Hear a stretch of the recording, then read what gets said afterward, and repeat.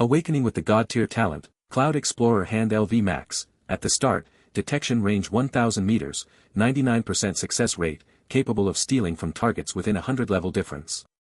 While others painstakingly grind monsters to level up, Chen simply passes by, makes a casual grab, and all EXP and equipment are his. When the most underhanded skill meets the boldest host, the entire world will become his personal backyard. Facing the examiner's mockery, Chen smiled calmly and insisted on taking the transfer test. Centuries ago, the game world merged with reality. 18-year-olds could transfer classes to gain extraordinary abilities. He, a transmigrator, didn't believe in the curse that Linglan Hai hadn't produced an awakener in years. In the transfer hall, Su Xiaoyue successfully transferred to mage, drawing envious gazes. Chen watched calmly, his attention on the 5 colors flickering in the testing machine, representing the 5 main classes: warrior, mage, assassin, archer, beastmaster. Mage was the most popular, assassin the least. When it was Chen's turn, the crowd sneered, disbelieving anyone from Linglan Hai could awaken. Chen placed his palm on the orb. 5-colored light grew brighter, finally settling on purplish black. "Excuse me, which class is this color?" Chen asked softly. The hall fell silent, then erupted. He actually succeeded. Has Linglan Hai's curse been broken? Su Xiaoyue reminded them, he only awakened as an assassin, nothing to envy. Assassins were squishy, and their core stealth skill book was extremely rare, making their prospects bleak. The crowd felt somewhat better. Chen, unfazed, took his certificate and left. On his way back, a prompt sounded in his mind: "Ding, congratulations host on completing the system binding task. Host detected to have transferred to assassin, the system has planned 2 paths for you. Option 1, change class, become a mage. Option 2, randomly draw 1 max level assassin skill." Chen unhesitatingly chose option 2. "I choose the second one." Ding. Congratulations host for obtaining the skill, Cloud Explorer Hand. Cloud Explorer Hand. A thief skill. Chen was a bit speechless. Thief was the trashiest assassin branch, with no attack skills and lower defense than a mage. But he learned it anyway. LV Max Cloud Explorer Hand, after casting this skill on multiple targets, up to 100, within a certain range, 1000 meters, level not exceeding host by 100, it will steal items from the target, 99% success rate. Chen's heart pounded, this was a god-tier skill. As he was about to try it, the system prompted: host's current level is too low, can use max level Cloud Explorer Hand at most once per day, please level up quickly. He was only level 1, with insufficient mana. He decided to head to Black Flood Dragon Forest outside the city to level up. Black Flood Dragon Forest was vast, divided into 3 zones. The outermost safe zone, monsters under LV 50, the middle zone, LV 50 to 100, occasional tier 2 monsters, and the core zone, high-level monsters, occasional tier 4. Chen's target was the outermost novice area. He passed to LV 10 to 20 area, finding the gear drops trashy, and continued to a LV 30 area. A team of a dozen was struggling against several tough LV 30 wild boars. A grey-robed swordmaster rushed in and quickly dispatched them. The loot was LV 20 warrior swords, LV 15 heavy armor shields, LV 20 mage staves, etc. Chen found the drop rate low and gear mediocre. He pressed deeper, finding a tattered sign: Hunter Tigers sighted, restricted area, do not approach. Hunter Tigers, originally from the middle zone, were high-level, LV 60 to 70, and roamed in packs. Roar! Dozens of blood-red striped hunter tigers were surrounding a rhinoceros horned beast. Chen ducked behind a rock, saw the target's levels were within his skill's limit, and grinned. Cloud Explorer Hand. His mana instantly depleted. The hunter tigers and the rhinoceros horned beast all froze momentarily. System prompts flooded his mind. Chen turned and fled, leaving no trace. Soon, a team from the Silver Wolf Guild, a Tier 2 guild, arrived. Their leader was Chen Chong, a LV 90 advanced mage with a rare high-damage AoE skill, leading LV 30 novices to get gear and EXP. They set traps and lured the hunter tigers. Chen Chong cast a rain of fire, and dozens of hunter tigers fell. The team cheered. Chen Chong was calm. Suddenly, someone shouted, Brother Chong, is EXP share off? I didn't get any EXP. Everyone checked, no one had gained EXP. Chen Chong checked the settings, share was on. He was bewildered. Those looting the corpses exclaimed, no gear or materials from 3 hunter tigers. Chen Chong investigated, indeed, nothing. Everyone was baffled, LV. 60 hunter tigers had high drop rates. Chen Chong, grim-faced, decided to report to the guild master. Elsewhere, and Chen was grinning from ear to ear. Ding, used Cloud Explorer hand, obtained massive EXP from Hunter Tiger, level up to 5. Ding, obtained massive EXP from Rhinoceros Horned Beast, level up to 15. It can even steal EXP. Who needs to grind levels anymore?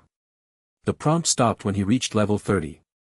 His mana had also increased, allowing 2 uses of Cloud Explorer hand per day. His inventory, 1 cubic meter, was stuffed with various gear, materials, and skill books, LV. 30 hunter gloves, blue, LV. 40 mage staff, green. Over 20 pieces of equipment, an astonishing drop rate. Challenge mission, reach level 100 and complete tier 2 transfer within 3 days.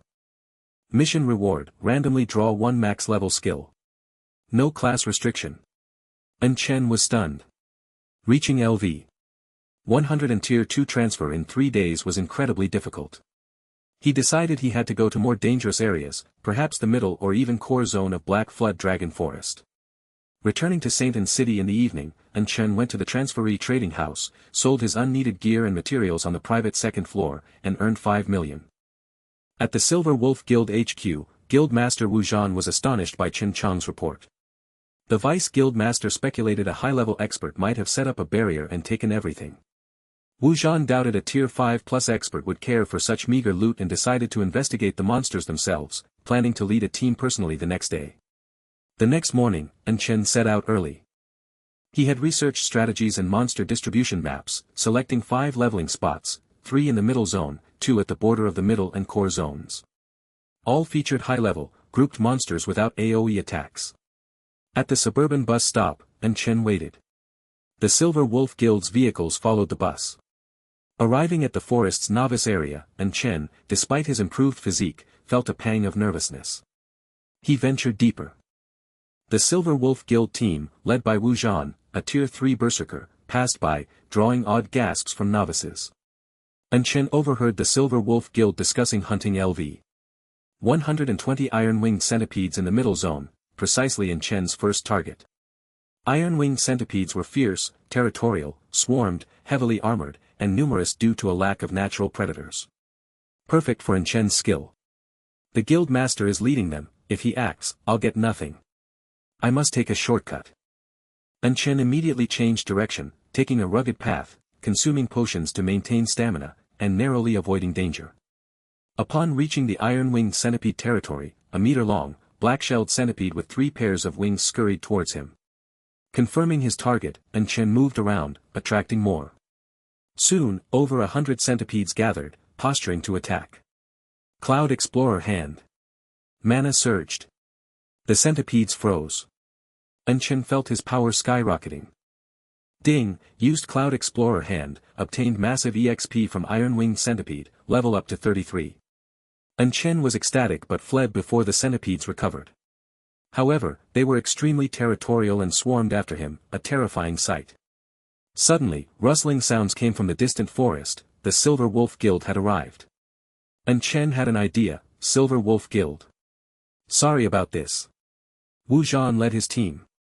A scout ahead shouted in panic, Guild Master, Iron-Winged Centipedes. Wu Zhan, annoyed by the panic, ordered them to speed up. He then saw a figure sprinting towards them, yelling, run. So many iron-winged centipedes. Rustling intensified. Countless iron-winged centipedes turned the green forest black. Wu Zhan frowned and drew his blade. Chen Chong reminded him, Guild Master, EXP share isn't on. Wu Zhan adjusted it, then faced the centipedes with his flame blade, red quality tier 3 berserker weapon, cutting them down like vegetables. The team cheered. Chen Chong asked a novice his level, still 30. The EXP is wrong again. Wu Zhan stopped.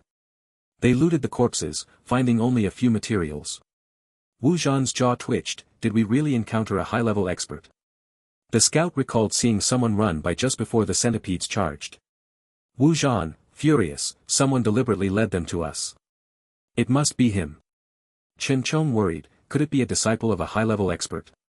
Wu Zhan, chase. Even if it is, they need to be taught a lesson. He released his powerful divine sense. Meanwhile, Chen escaped, reaching level 50. His inventory was full again. He stashed lower-level/quality items, keeping only high-value ones. Still, nothing for a thief. A powerful pressure approached. Chen tensed, hiding. He heard Wu Zhan's voice, the trail ends here, he can't be far, chase. Chen fled, Wu Zhan, a tier 3 berserker, rapidly closing in. Can't outrun him. He checked his map, spotting a red high-danger zone, ghost tomb. Wu Zhan shouted from behind, wait, don't run. I have questions. Who is your master? Chen glanced back at the berserker wreathed in golden-red flames, thinking it was a trick. You're not worthy to ask about my master. He yelled, running towards ghost tomb. Wu Zhan was frustrated. He just wanted to see who was causing trouble. Hearing the reply, he thought, a disciple of a tier 5 expert. Can't afford to offend. He decided to speak politely. But the other party fled so fast. As he chased, he realized they were nearing ghost tomb. Wu Zhan broke into a cold sweat and sped up. Just as he saw the tomb statues, Chen's figure vanished into the entrance, and the stone door rumbled shut. Wu Zhan stopped, his heart sinking. It's over. I forced an expert's disciple into ghost tomb. This is big trouble. The ghost tomb is said to be an ancient grave left behind hundreds of years ago. As for who was buried within this tomb, that remains a mystery. Moreover, many legends about the ghost tomb circulate among the people. Some say that a master of the 7th transition, an emperor level expert, is buried there and the entire Black Crawler forest became his territory after death. Others claim that countless demon beasts emerge from the ghost tomb at night to hunt the wild creatures in the jungle. There are also those who assert that getting close to or touching the ghost tomb will damage one's soul, as the person buried there absorbs human souls to nourish their own. In short, the tales are varied, but none hold up under scrutiny. Yet, this has planted a seed of caution in the hearts of everyone in Satan City. Do not approach the ghost tomb. As Inkhen entered the ghost tomb, he immediately felt a pang of regret. So cold, so weary. I can't possibly be trapped here, can I? He hurriedly retraced his steps, but after several attempts, he realized the exit had vanished. Is it a ghost wall, or is there some mechanism sealing the exit? Chin frowned slightly, understanding that he likely couldn't leave, and would have to search for another way out. He picked up the firestone for illumination. And looked around, only to discover 3 caves not far away. Approaching the cave entrances, Chin saw the words above them. Life, death, soul. What does it mean? Chin was puzzled, as there were no explanations provided. However, it was certain that these 3 caves represented 3 different survival difficulty modes. Choosing correctly might offer a chance to escape, but choosing poorly could mean eternal rest here. Generally speaking, tomb owners like to make things flashy, turning paths of life into paths of death and marking paths of death as paths of life, so I choose. With that, Enshin walked directly toward the cave marked soul. As soon as he entered the cave, a gust of cold wind rushed in from all directions. The chilling breeze seemed to penetrate everywhere, making Enshin's bones ache. If only I were a warrior or a mage, I wouldn't be so weak against this cold, Enshin said, pulling a thick mage cloak from his storage space and putting it on. If a mage were to see this, they would surely drool with envy and curse the wastefulness. This was a level 90 red quality mage robe with the rare attributes of protection and mana recovery. If this were to hit the auction house, it would definitely be snatched up in a frenzy, but Enshin only cared that the robe was thicker. Feeling a bit warmer, he continued deeper into the cave holding the firestone aloft. After walking for several hours, Enshin suddenly felt as if he was going in circles again. I didn't expect to encounter the markers I made earlier. It seems there must be other exits in this place. He immediately changed direction. Sure enough, after walking less than 100 steps, the temperature around him suddenly rose significantly. Chen stowed the mage robe and continued along the small path ahead. When he reached a low tunnel, he didn't rush in but carefully observed the tunnel. Snore, and Chen didn't notice anything strange except for the snoring sound. However, this snoring didn't seem like a human's. After observing for a while and sensing no danger, he ultimately decided to investigate. If it turned out to be an escape route, he could level up and complete his tasks. But he wasn't reckless. He prepared himself first while hunting the iron wing centipede he had obtained. A very special one-time use item. Once this equipment is worn, it can help the wearer defuse a danger when faced with peril. Of course, if the opponent is too strong, this equipment won't hold up. Originally, Enshin planned to wait until he entered the depths of the Black Flood Forest to put it on, but the eerie nature of this place had already caused him considerable psychological stress. So he had to wear this equipment to protect himself. After putting on the gear, and Shen bent down and walked deeper into the tunnel. The further he went, the clearer the snoring sound became. Enshin took a deep breath and continued forward. Just as he stepped out of the tunnel and onto the ground, the stone slab beneath him suddenly sank about 2 centimeters. Crack! A crisp sound echoed and the stone slab ahead rippled like waves. Shen immediately raised the firestone in his hand to shine it ahead. When he could finally see the full view of the cave, he realized where he had arrived. Is this the center of the tomb? As the wave of the stone slab reached its end, the snoring sound in the room abruptly stopped. Then Enshin saw a carved dragon on a distant stone pillar suddenly open its eyes and fall from the pillar. A white giant python with horns on its head opened its massive mouth and lunged toward him. Guardian Python! Enshin shouted and immediately turned back to run frantically. He finally understood one thing: why there was a tunnel and why it was so low. It turned out that it was a passage built for this giant python, not left for tomb raiders. In Satan City, in the office of the City Lord's mansion, the Deputy City Lord Liu with his grizzled beard showed a hint of surprise after listening to Wu Zhan's words. Did you just say that? We have a 5-turn master appearing here. Wu Zhan immediately replied, not 5-turn but at least 5-turn. At least 5-turn. Yes, at least 5-turn. However, the next second Liu slammed the table angrily and said, nonsense. 5-turn masters, would they pay attention to a small place like ours? There should be some basis for boasting. Just because you have no experience hunting wild monsters, you jump to such conclusions. It's simply ridiculous. Wu Zhan was stunned, feeling a bit wronged. Lord Lei, this matter is absolutely true. I really encountered that 5-turn master's disciple. Seeing Wu Zhan's expression, Lei waved his hand impatiently. All right, I understand. You go back first, and I will have someone investigate. Wu Zhan knew that the other party was just rushing him off.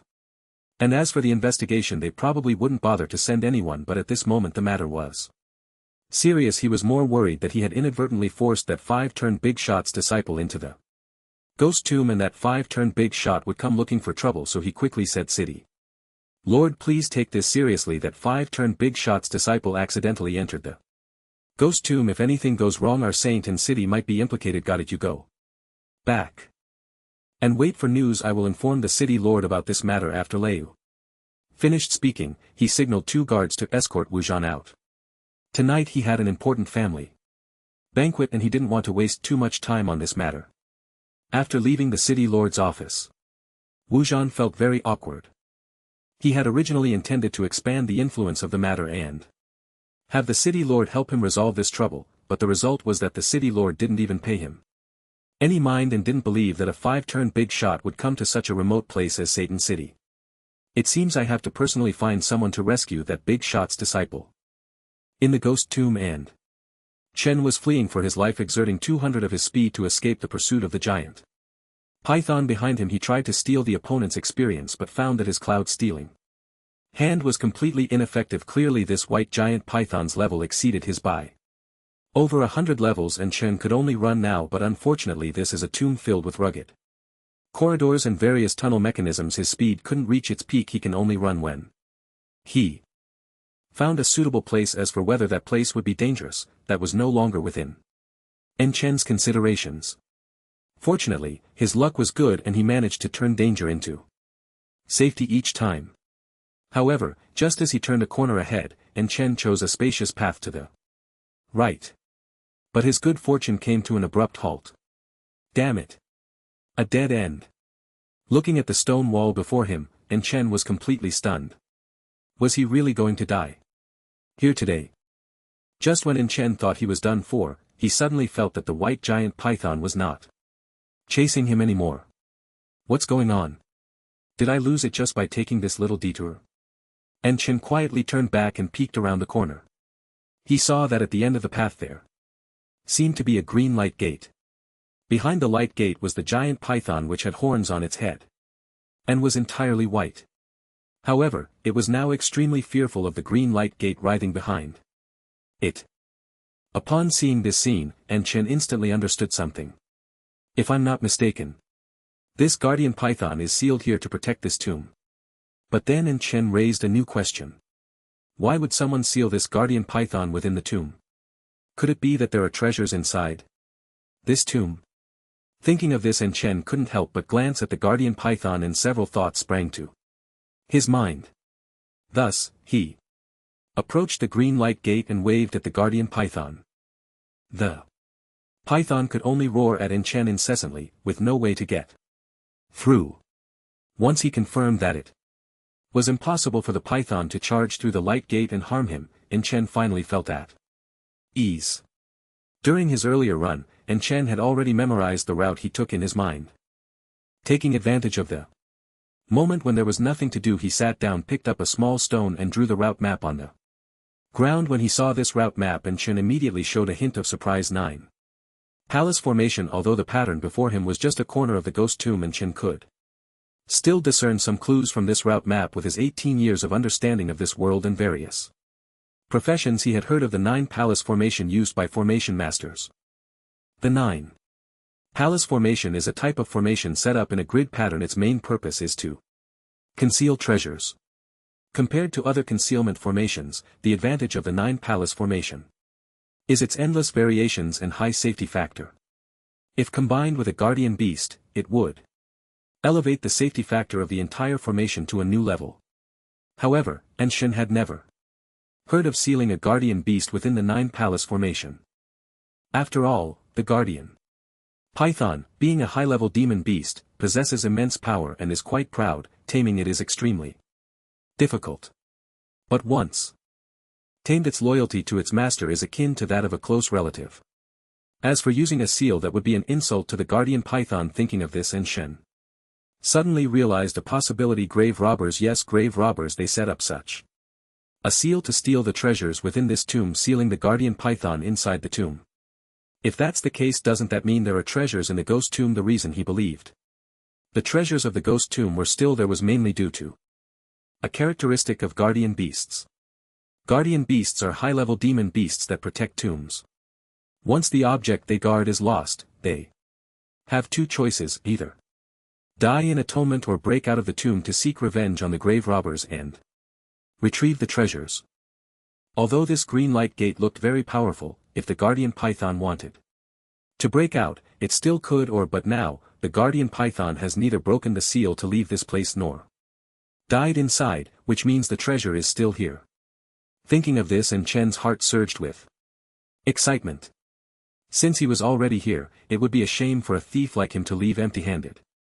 Thus En Chen immediately made a decision: I must enter the central area again and get the treasure. Previously En Chen was unaware of the treasure's existence, but now that he knew it was still there, he certainly wouldn't let this good opportunity slip away. He considered it a form of spiritual compensation for himself. So En Chen stood up, glanced at the guardian python, and a smile crept onto his lips. Goodbye, little snake. With that, he turned and walked towards another cave entrance, disappearing from the guardian python's sight. It seemed to sense En Chen's intentions as the guardian python quickly turned back and chased after the direction En Chen had left. However, not long after it departed, En Chan's figure reappeared behind the light gate. He all's fair in war, little snake, you're still too young. Then En Chen once again dove into the tunnel, heading straight for the center of the tomb. Along the path he had come, in the middle of the black serpent forest in front of the ghostly tomb, Wu Zhan looked seriously at the few people in front of him. Everyone, if you can help me find that young man today, I will be sure to reward you handsomely. The short man at the front waved his hand slightly, a hint of expression, on his face. Don't worry. With us brothers here, you can rest assured. I can't promise anything else, but we can definitely find someone. Hearing their words, Wujan immediately breathed a sigh of relief. Then thank you. All. The group took out their respective equipment and officially entered the ghostly tomb. Soon, they arrived in front of the 3 cave entrances. Looking at the words above, the 3 entrances. Wujan's face showed difficulty. Do you all know which path to take? Life Gate, Death Gate. Soul Gate? The senior was indeed right, there are really 3 doors here. Upon hearing this, Wujan was slightly taken aback. Then which path should we take? The short man explained. Lightly. The Life Gate represents the path of life, taking this route should have some twists and turns. As long as we are careful, it shouldn't be a problem. But the Death Gate and Soul Gate are different. The Death Gate is filled with traps and is highly dangerous, but it can be resolved. Over the years, many Toon Raiders have come and gone, and they have probably destroyed most of the traps inside and the Soul Gate has the least traps, but it is said that there is a 4-turn demon beast inside, which is the guardian beast of this ancient tomb. With our abilities there is no chance of survival. If we go in, Wujan's expression tightened, a sense of foreboding creeping in, but the short man laughed heartily. Don't worry, as long as they aren't fools no one would choose this path. Let's first check the Life Gate, and if we can't find anyone, then we'll take a trip through the Death Gate inside the ghostly tomb. After several twists and turns, Chen finally arrived at the deepest part of the 2. He stood at the end of the stone path, looking at the stone pillar in the distance, and couldn't help but take a deep breath. If I'm not mistaken, the treasure should be hidden inside that stone pillar. I wonder what kind of treasure it is that has been guarded by the guardian python for hundreds of years. However, Chen did not walk over directly. Instead, he raised his hand from a distance to measure the distance. Then, the magic power within him was instantly mobilized. Cloud Probe. As the Cloud Probe activated, Chen felt the stone pillar in the distance sway slightly. Soon, the entire tomb began to shake. Ding, obtained unidentified equipment *1. The system's voice echoed in Shan's ears. He quickly checked his storage space. A pitch black ancient sword lay quietly inside, plain and unadorned, making it hard to tell what profession it belonged to. It was about half a meter long, longer than an assassin's dagger but shorter than a warrior sword, just as in. Shan was admiring the ancient sword. A distant stone pillar suddenly cracked open. Boom! Entire tomb began to shake more violently, accompanied by falling rocks. Oh no, is it going to collapse? Chen's heart tightened as he put away the ancient sword. Suddenly, a massive stone fell from above, 2 beams of crimson light flickering with rage. Oh no! It's coming after me! Seeing the guardian serpent charging towards him, Chen immediately turned and ran. At this moment, the shaking of the ghostly tomb intensified. Cracks began to appear all over the ground. Chen sprinted desperately. He didn't care about anything else, as long as there was a path. He rushed forward without hesitation. Finally, when he saw that familiar green light charge, without a second thought, he dashed towards the green portal. Just then, a foul stench hit him from behind. The white guardian serpent opened its massive jaws, ready to swallow him whole. In a critical moment, Chen hurriedly threw out a weapon. Clang! The guardian serpent swung its head, knocking the weapon away, and with a snap, it bit into Chen's back. Bang! The armor on Chen's body instantly shattered, and a sharp pain shot through his back. But he didn't stop. After a stumble, his body burst through the green portal. Inside the ghostly tomb, at the entrance to the Life Gate, Wujan followed the few people deeper into the tomb. The traps and mechanisms they encountered along the way were easily resolved. The short man wore a calm smile on his face. After so many years, these traps are hardly challenging. However, Wujan was somewhat worried that the so-called Big Shot's disciple might not have taken this path. Everyone, let's hurry up, I'm worried. But before he could finish, the ground beneath them began to shake. What's going on? Everyone was startled and quickly pressed against the wall. The short man, who had just been smiling, immediately thought of a possibility upon seeing this scene. Oh no, could it be that kid? Triggered the central mechanism. Wu Zhan was taken aback and quickly asked, "What do you mean? The central mechanism? Is it dangerous?" The other person looked serious. "It's rumored that there is something very important in this ancient tomb, and once it's taken, the tomb will collapse." Hearing this, Wu Zhan's eyes widened in shock as he looked at the other person. "Are you saying he took that treasure?" But the short man shook his head. "How could that be possible? That treasure is protected by a guardian beast, there's no way he could take it." Then this earthquake. Wu Zhan's words were cut off as the tremors in the underground tomb intensified. Several massive stone slabs fell from above. Then the ground showed severe cracks. The short man exclaimed, unless that fight turned. Big shot came personally. Then what are we waiting for? Run. The tomb is going to collapse. Cough cough. A violent coughing sound came from behind the bushes. Then the thicket was pushed aside, and then Shen crawled out from the cave behind. Phew. I guess I've escaped now. Looking around, Shen finally breathed a sigh of relief. He had accidentally stumbled out of there, which was incredibly lucky. Then Shen stood up, brushed off the dust from his clothes, and a smile appeared on his face. "Ha, I didn't expect to accidentally get my hands on a treasure. I don't know what grade it is, but it can't be too low."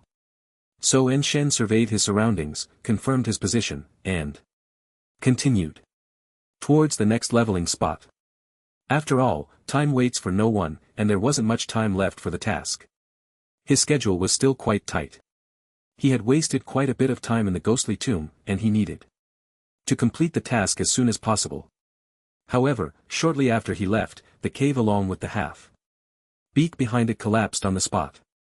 Nearby wild monsters and leveling teams were startled by the commotion.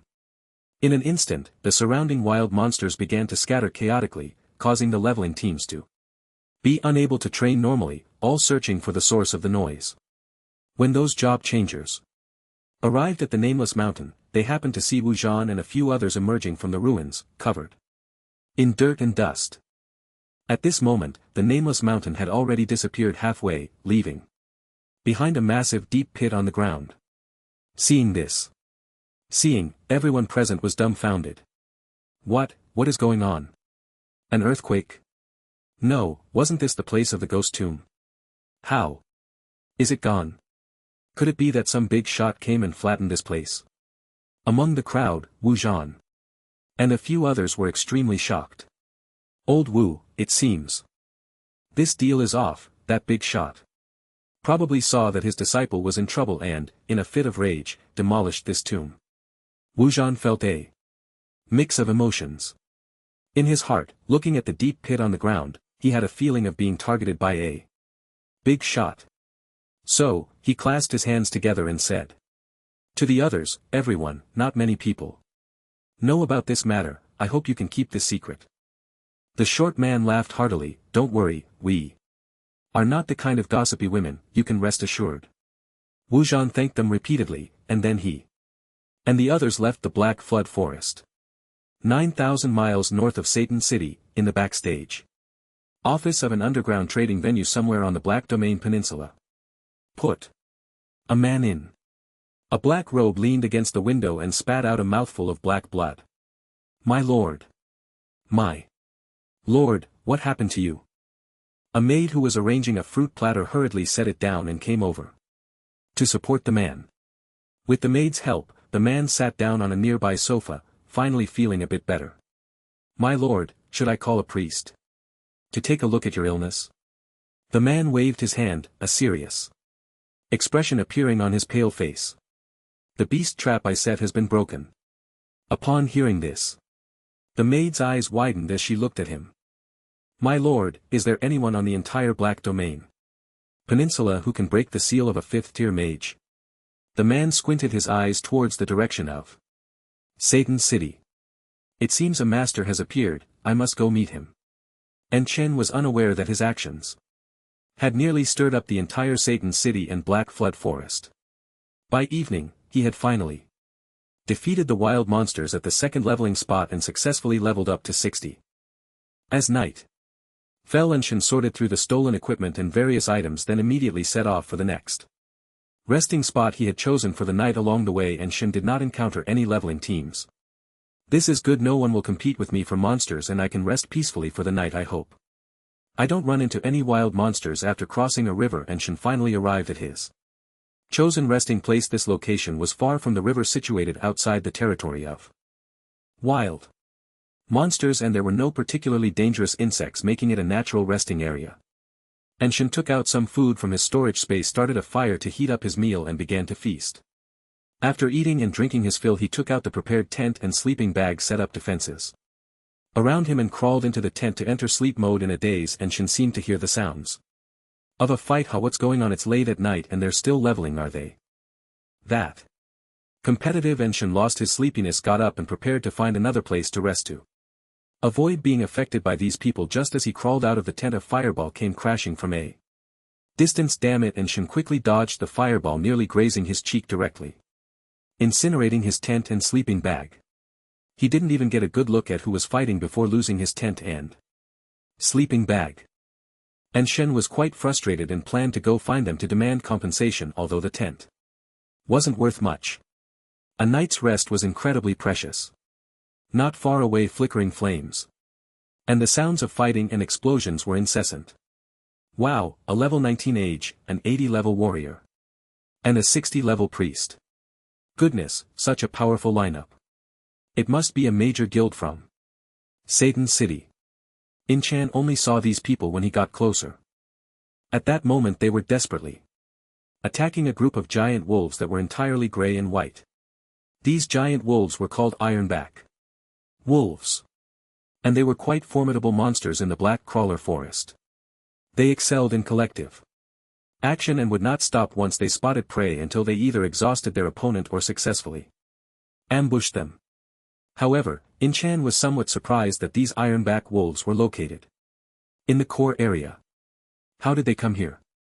This is really strange. The Ironback wolves had already reached level 30 after their second transformation, making them quite tough monsters that ordinary people would never encounter. The small team in front of him seemed to have decent strength, but they were no match for the Ironback wolves. Despite their good equipment, they were still being pushed back by the wolves. Ah! A scream pierced the night sky. At this point, the battle had undergone a qualitative change. The small team, which had been retreating steadily, was now being slaughtered. After breaking through their battle formation, the pack of Ironback wolves immediately began to kill the team members. The sounds of screams filled the air and the smell of blood permeated the forest. Chen, hiding not far away, realized that these people were likely doomed.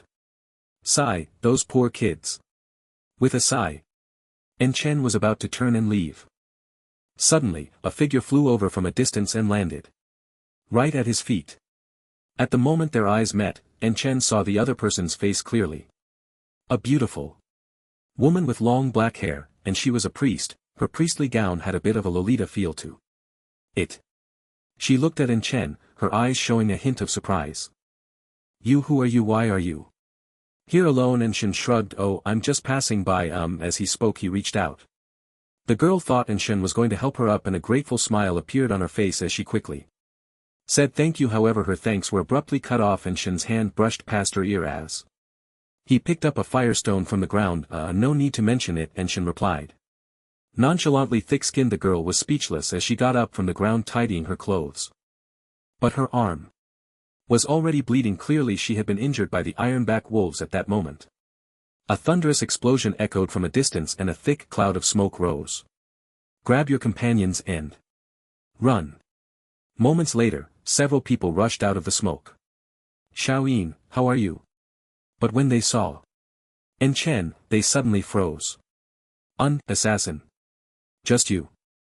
Chen nodded, yeah. What's up?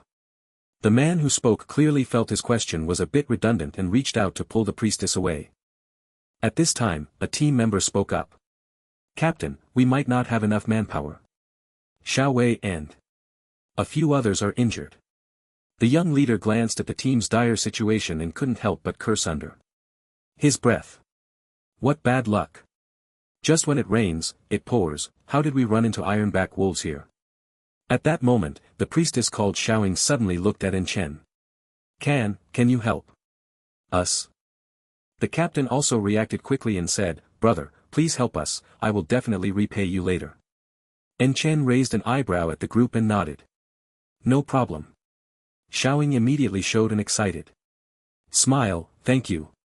But Chen raised his hand and said, hold on, don't be in such a hurry to thank me, I never said I would help you for free. Hearing this, several team members immediately showed expressions of anger. What do you mean? Taking advantage of the fire? Overestimating oneself.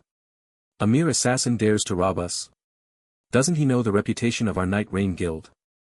Chen raised an eyebrow slightly, internally mocking. Night Rain Guild? An amateur guild? The captain's expression fluctuated, glancing towards the direction of the smoke, then glaring at the other team members. Shut up. Everyone fell silent but still looked down on Chen's actions. The captain introduced himself to Chan. Hello brother, I am Chao Bin, the vice president of the Night Rain Guild. May I ask how to address you? Chan. Brother Chan, it's like this. It's not safe for you to be alone in this forest. There was some trouble at the ghost tomb over there causing the wild monsters in the forest to run rampant. It's not safe for you to be here alone. Why not join our temporary team? You can share the loot and experience with us. Upon hearing this, the team members expressed confusion. Captain, why should we? He's just an assassin. Letting him join our team to share the loot and experiences too. Shut up. Xiaobin shouted angrily. Then looked at Chen. Brother, just consider it a favor, or if you have any conditions, feel free to bring them up. Chen glanced at the miserable state of the others and then spoke. Don't worry, I won't share equipment and experience with you, and I'm not the type to ask for too much. As a reward, just give me a few dozen or 100 of those smoke bombs. After witnessing the capabilities of those smoke bombs, Chen thought they were quite good, a decent life-saving item. Hearing Chan's response, Xiaobin couldn't help but twitch his mouth twice. Brother, that's not a smoke bomb, that's a flame spirit pearl, very expensive. As he spoke, Xiaobin was internally cursing. This guy really dares to ask for that. Those things are made by high-level alchemists. They are extremely expensive, costing millions for just one. They are truly life-saving items.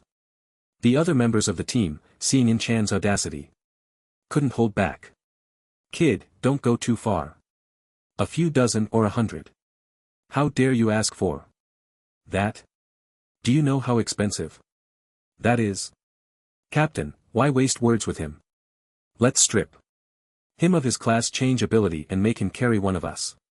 Exactly, no need to be polite with someone like him. Although Chao Bin was also very dissatisfied with Chan's opportunistic behavior, he understood one thing. Every lone wanderer in the Black Cuttlefish Forest is not to be trifled with. Especially since the other party is the least favored class, the assassin. He sternly told everyone to be quiet again, then awkwardly look at Chen.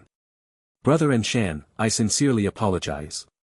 These flame spirit pearls are very hard to come by and are specifically made with the help of alchemists, so I only brought 3 this time. Upon hearing this, Chen nodded slightly. All right, in that case just give me 2 and I can help you carry an injured person. Xiaobin immediately nodded and took out 2 crimson pearls from his storage space, and Chen accepted them without hesitation into his own space. Facing the unfriendly expressions of the team members, Chen chose to ignore them directly. A few team members, feeling displeased that Chen had joined their team, seemed to think that the reward of 2 flame spirit pearls shouldn't be wasted, and directly handed over an almost dying team member to him. Xiaobin chose to ignore this and said to everyone, alright, while the ironback wolf hasn't recovered yet, let's hurry up.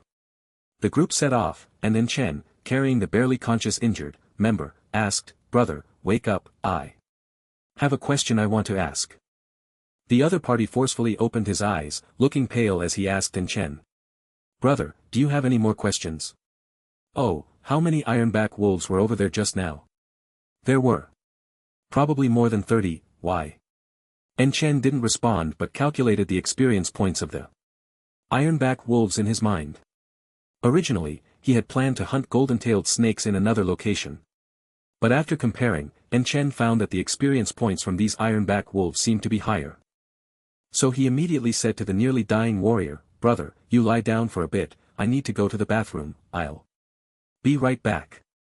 Watching Chen's disappearing figure, the warrior immediately realized a problem. This kid is here to steal something. He immediately shouted in protest, but Chen ran deeper into the forest without looking back.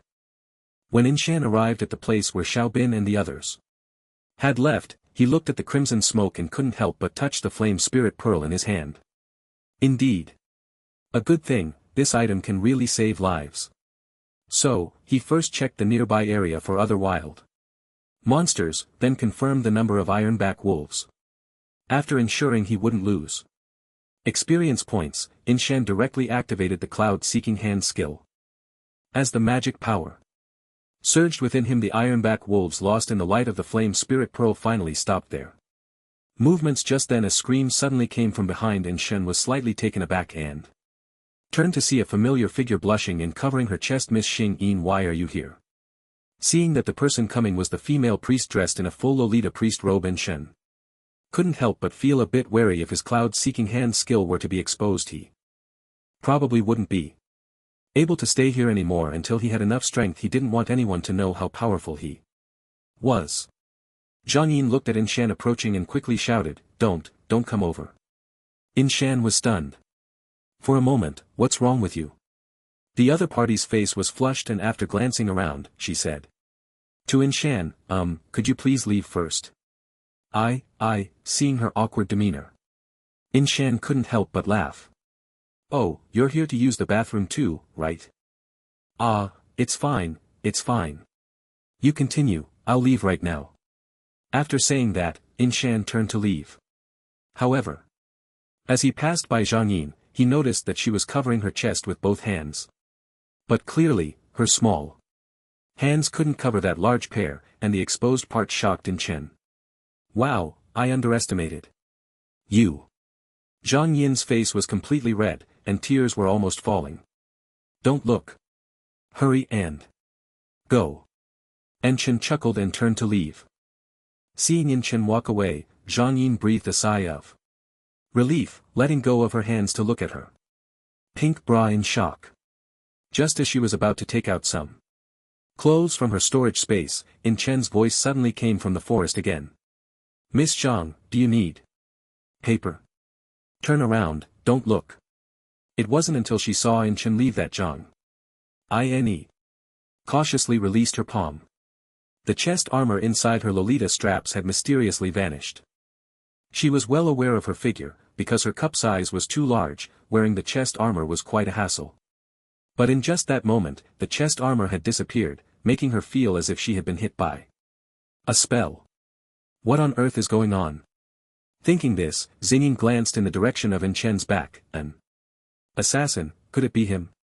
In an instant, Xingyin's face turned even redder. After a thorough search, Chen had already obtained the experience points and loot from the ironback wolves.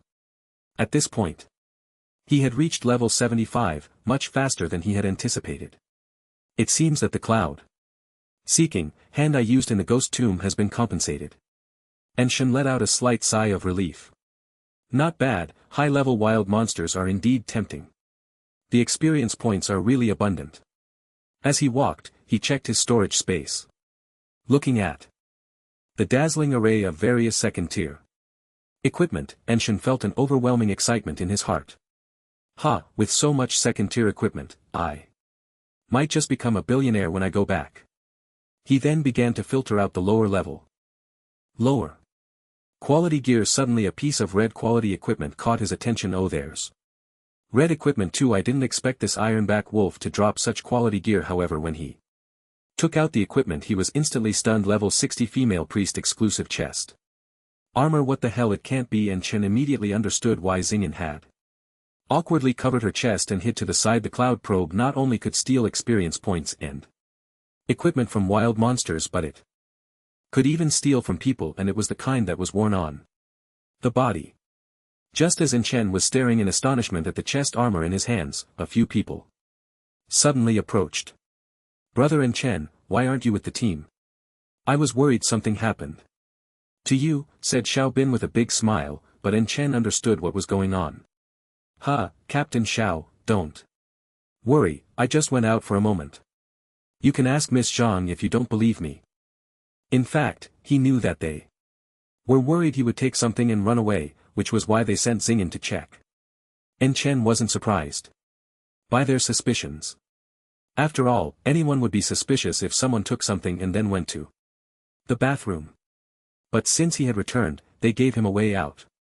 However, when he heard that Zhang Yin had gone along, Xiaobin's mouth twitched noticeably. "That girl? Why is she running around like that? You guys didn't go together, did you?" Before Chen could answer, Xiaobin turned to the people beside him and said, "You all go ahead, I'll check what's going on." Chen could see that Xiaobin had some thoughts about that female priest. So, he shook his head and continued to support the injured as they walked. Moments later, a scream echoed through the forest. Xingyin ran over, her face filled with anger as she yelled behind her. "Xiao Bin! You bastard!" Xiao Bin, who had followed her, came over with his face covered, looking frustrated. "Xiao Yin, what happened? I was just worried about you." Everyone looked at Xingyin in confusion, but only Chen knew what had happened. He smiled faintly and continued to help the injured person walk further away. As the night temperature dropped again, they finally found a safe resting area. Chen brushed off the dust from his clothes and found a place to rest. Zhang Yin, having had a conflict with Xiaobin, kept her distance and came to sit next to Chen. Watching Zhang Yin cast healing spells on the team members, Chen couldn't help but feel a bit envious. She was like a personal doctor, always in demand wherever she went. Moments later, the warrior who had been so injured he could barely stand was almost fully healed, even able to lift his heavy sword again. Just then, Chen suddenly caught a faint scent of a young girl wafting towards him. Turning his head, he saw Zhang Yin sitting beside him. "Take off your clothes." Chen was taken aback and looked at her. "What?" Zhang Yin stared at Inshan with a resentful expression. "You have a wound on your back, if you don't want to treat it, that's fine." Hearing this, Inshan remembered that he had indeed been bitten on the back by a guardian python when escaping the ancient tomb. So, he obediently took off his clothes, revealing his strong back. A soft glow illuminated, and Inshan felt the pain in his back gradually fade away, replaced by a cool sensation. At that moment, Zhang Yin's voice suddenly came to his ear. Did you do something to me?" Chen was taken aback for a moment and immediately replied, "Hey Miss Singh, you can eat whatever you want, but you can't say things like that. What do you mean by saying I've done something to you? You need to provide evidence when you speak." Xingyan quickly grabbed Chen, feeling quite wronged as she said, "Shu, keep your voice down. I was just asking casually, why are you being so fierce?" Chen certainly knew what she was asking about, but he would never admit it. After all, he hadn't intended to make a move on her. It was Xingyan who had come over and accidentally got injured. Looking at the tearful little priestess in front of him, Chen didn't know how to comfort her, so he said, all right, I won't say anything more. By the way, thank you, and your clothes are really pretty." Zhang Yin.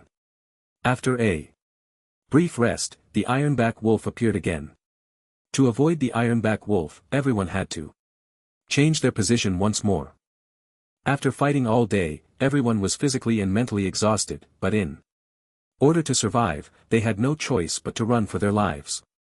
However, misfortune didn't end there. Suddenly, a team member's voice came from ahead. "Captain, not good. It seems we've stumbled into the territory of the golden silver bees." Upon hearing this, the team immediately panicked. "What? Golden silver bees? Aren't they the wild monsters in the core area of the jungle?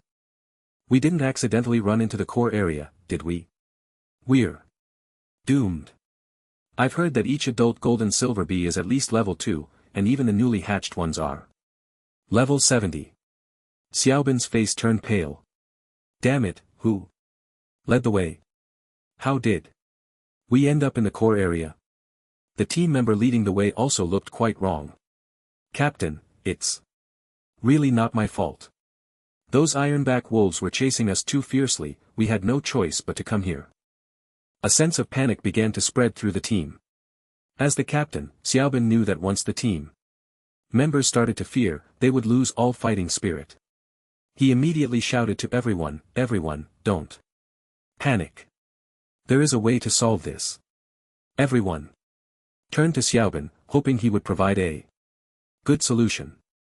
Without hesitation, Xiaobin shared his thoughts. As far as I know, while the gold and silver bees are fierce, they have a weakness, they love sweet food. We can use this to our advantage. Before he could finish, the others immediately began brainstorming. I have some honey wine made from flower nectar, the gold and silver bees will definitely love it. Yes. Let's leave the honey wine here and hurry away, letting those gold and silver bees teach the ironback wolves a lesson. Xiaobin was interrupted and shot an annoyed glare at everyone. Enough. Can you all let me finish?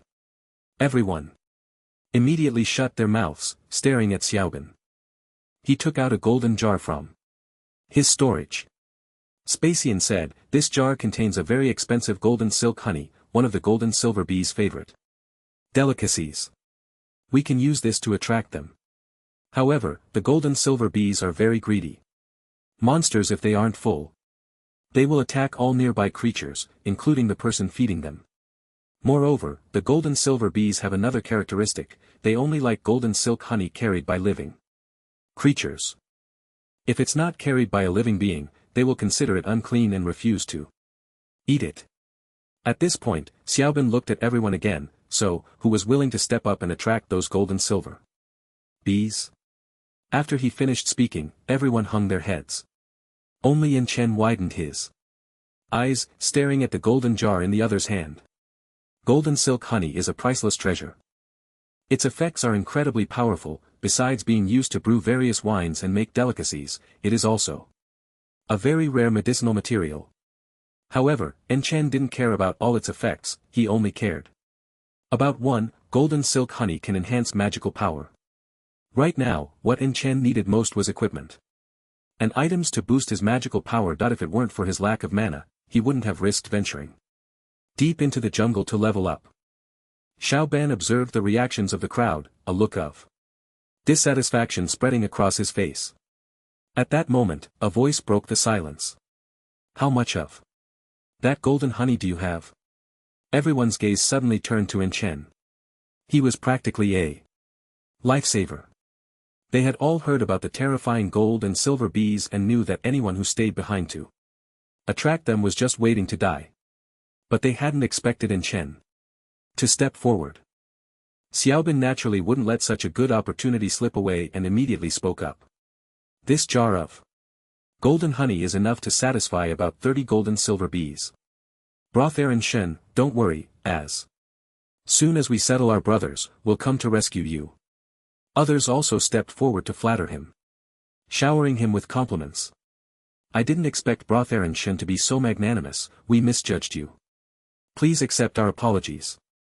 Oh, Brotharan, it's clear you're not an ordinary person, from now on, we are brothers in life and death. The crowd's reaction filled Zhang Yin with disdain. She walked up to Yin Chen and said, do you know the consequences of what you're doing? The poison of the gold and silver bees is extremely potent. If you're stung and don't get the antidote within 3 hours, it's all over. And these swarms might not even give you 3 hours to escape. As soon as Zhang Yin finished speaking, the crowd nearly broke down.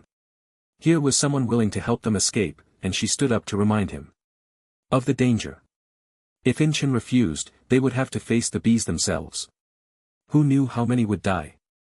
Then Xiaobin quickly pulled Zhang Yin aside and whispered, Xiao Yin, what are you doing? He wants to help us, why are you trying to stop him? Zhang Yin looked at Xiaobin's expression and couldn't help but shake off his hand. I just can't stand you deceiving him. This is clearly a dangerous task. Besides, In Chen isn't familiar with us, even if he wants to help, we need to inform him of the risks. Xiaobin frowned, a look of frustration on his face. Zhang Yin, let me tell you, I already explained the dangers to him, and Chen is volunteering to help. I haven't hidden anything. And don't think you can act recklessly just because your grandfather is the deputy city lord. Here, I am the captain. If too many people die because of this, will you take responsibility? Zhang Yin argued back, our team members are people. Too, is In Shan not a person? If he dies, who will be responsible? Xiaobin gritted his teeth. I gave him the flame spirit pearl. He'll be fine. And put away your sympathy, this kid can enter the forest alone, so he must be something special. By the way, do you have a crush on him? Zhang Yin's face flushed for a moment, then she shouted at Xiaobin, what does it have to do with you? And Chen watched the two argue over him, feeling somewhat helpless. This girl was indeed nice, but he had his own plans. All right, stop wasting time, you all need to take your people and leave here now.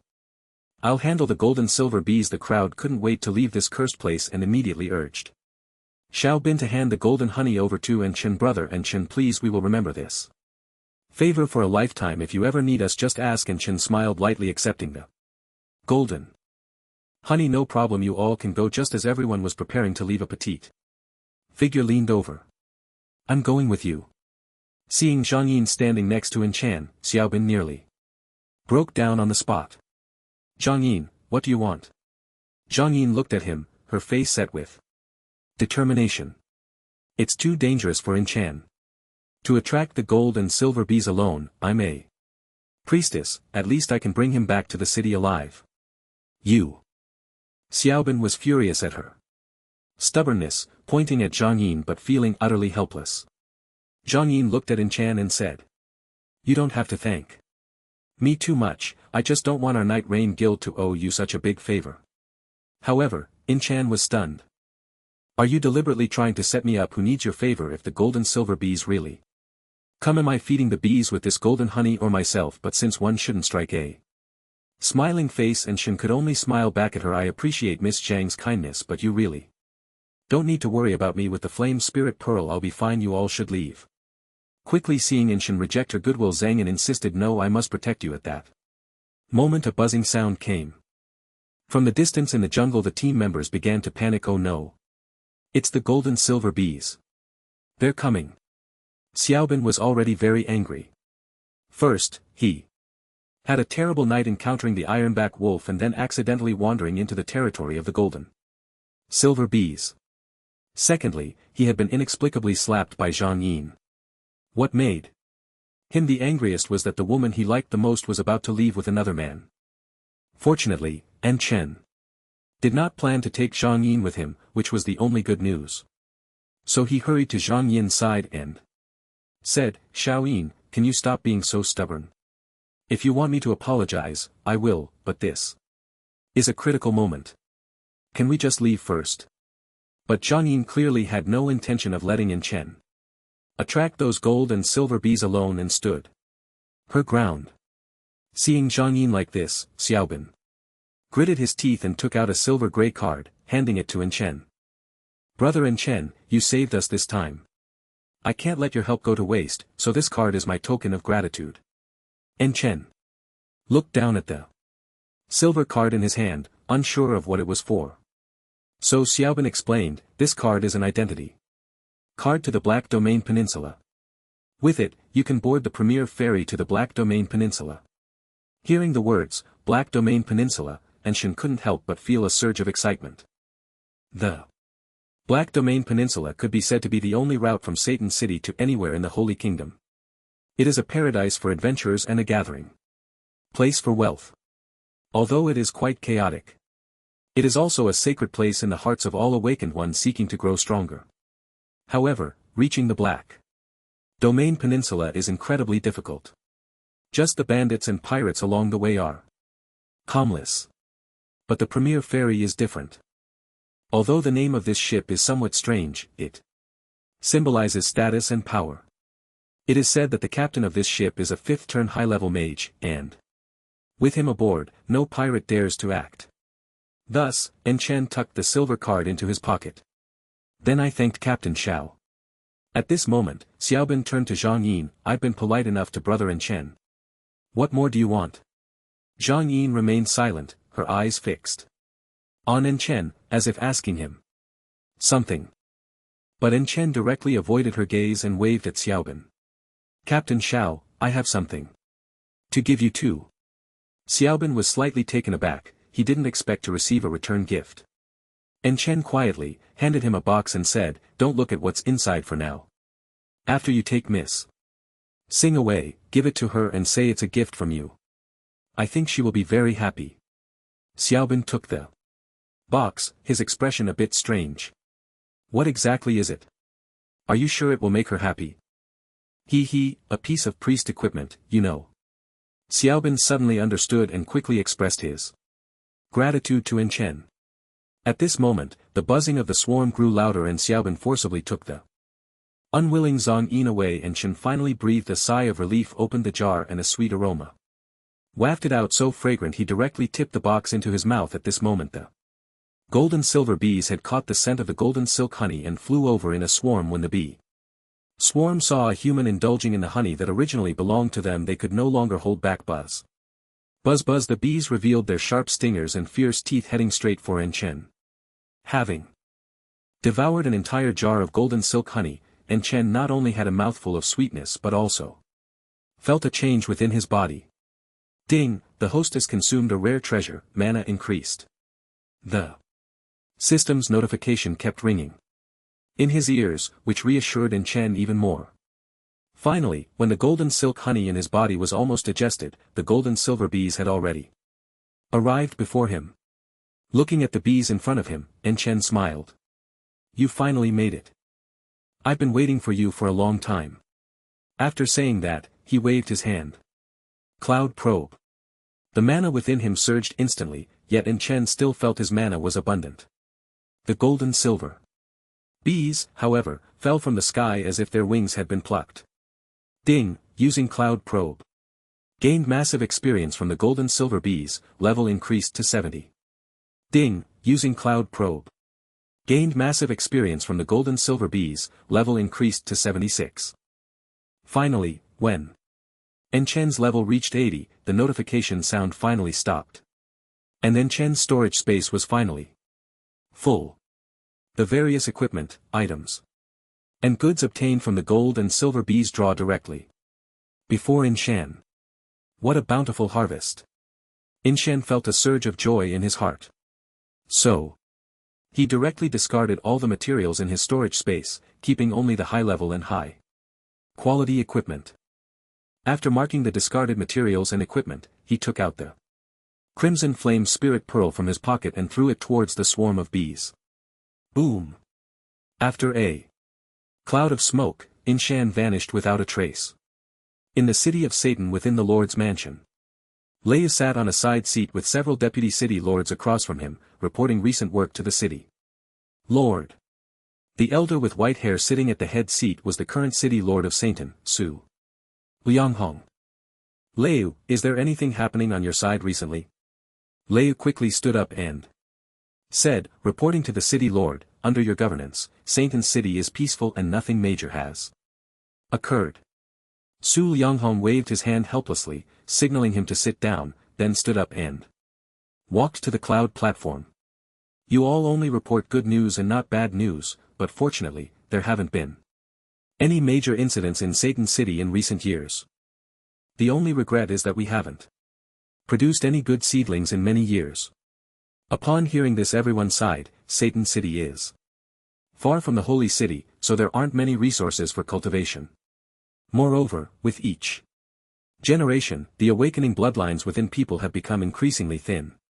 This has also led to modern awakeners, often lacking the formidable abilities of their predecessors.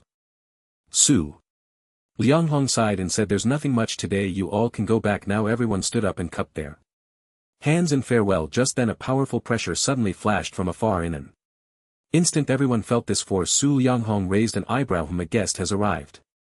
However, Lei Yu and the others looked serious. City Lord, it seems the visitor is not here for good. This person has arrived without restraining their aura, clearly looking for trouble. A fifth turn expert. City Lord. Let's go meet him and see what this person is all about. Su Yanghong pondered for a moment and said, this person did not directly enter the city but went to the Black Flood Forest, seemingly searching for something. There's no need to offend such an expert. First, notify others to prepare defenses. If this person truly wants to fight, then we shall fight. He then turned to Lei Yu and asked, by the way, has anything happened in the Black Crawler Forest recently? Lei Yu thought for a moment and shook his head affirmatively. City Lord, there hasn't been any news about the Black Crawler Forest in the past few days.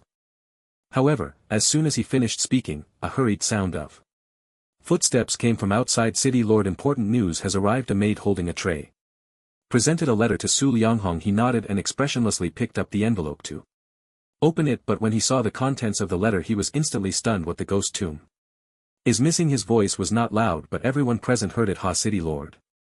Did you just say the ghost tomb is missing? How is that possible? A perfectly fine tomb just vanished. Yes, is there something wrong with the information? This ghost tomb has been around for hundreds of years, how can it just disappear? It is said that there is a 5-turn guardian python in that tomb. I doubt anyone could shake it, let alone dismantle the tomb. Su Yanghong looked seriously into the distance and said, Lei, take a few people over there now. Confirm the authenticity of this information.